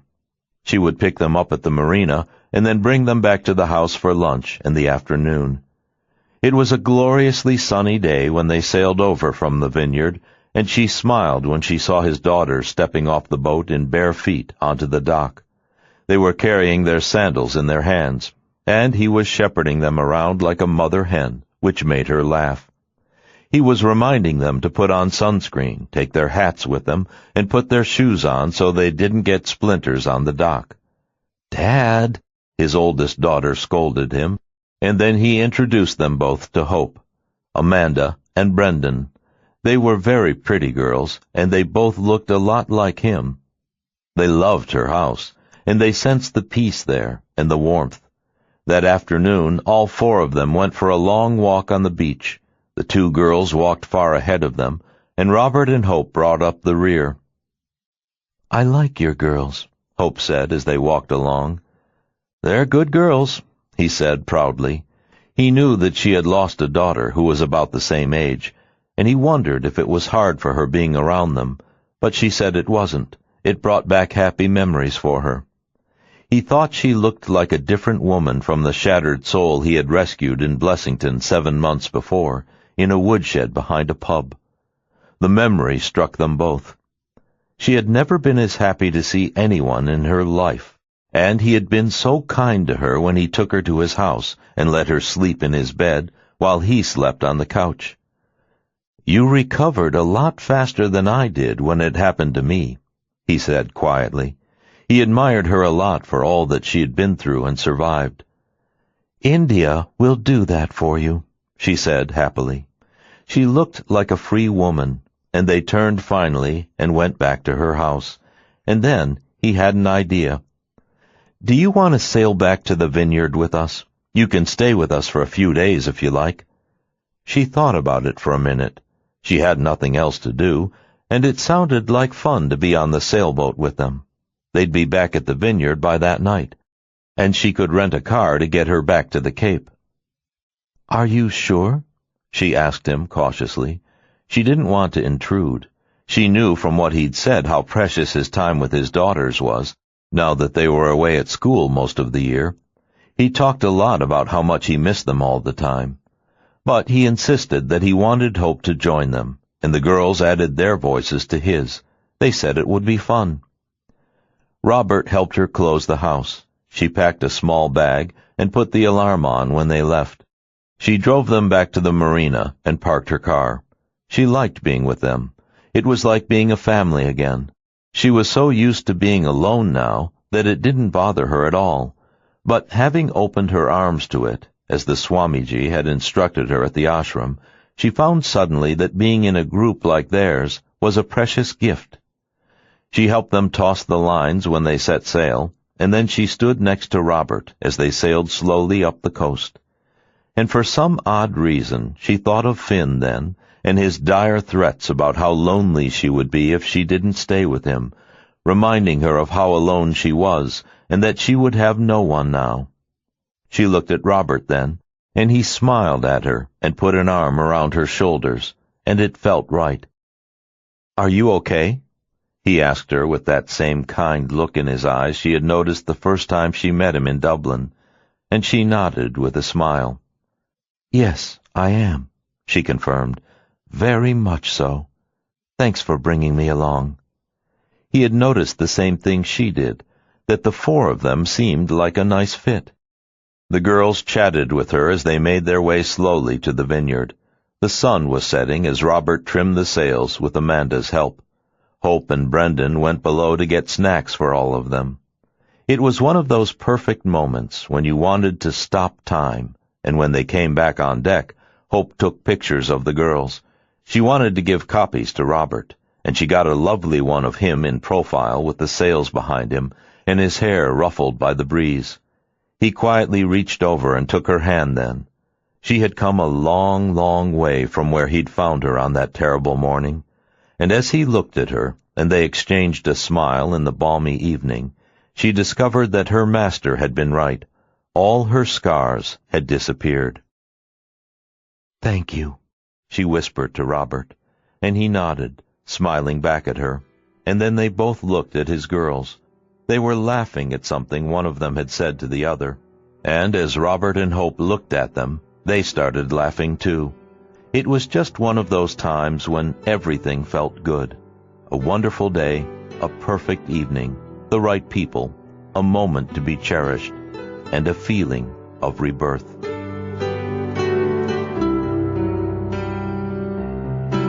We hope you have enjoyed our presentation of Matters of the Heart by Danielle Steel.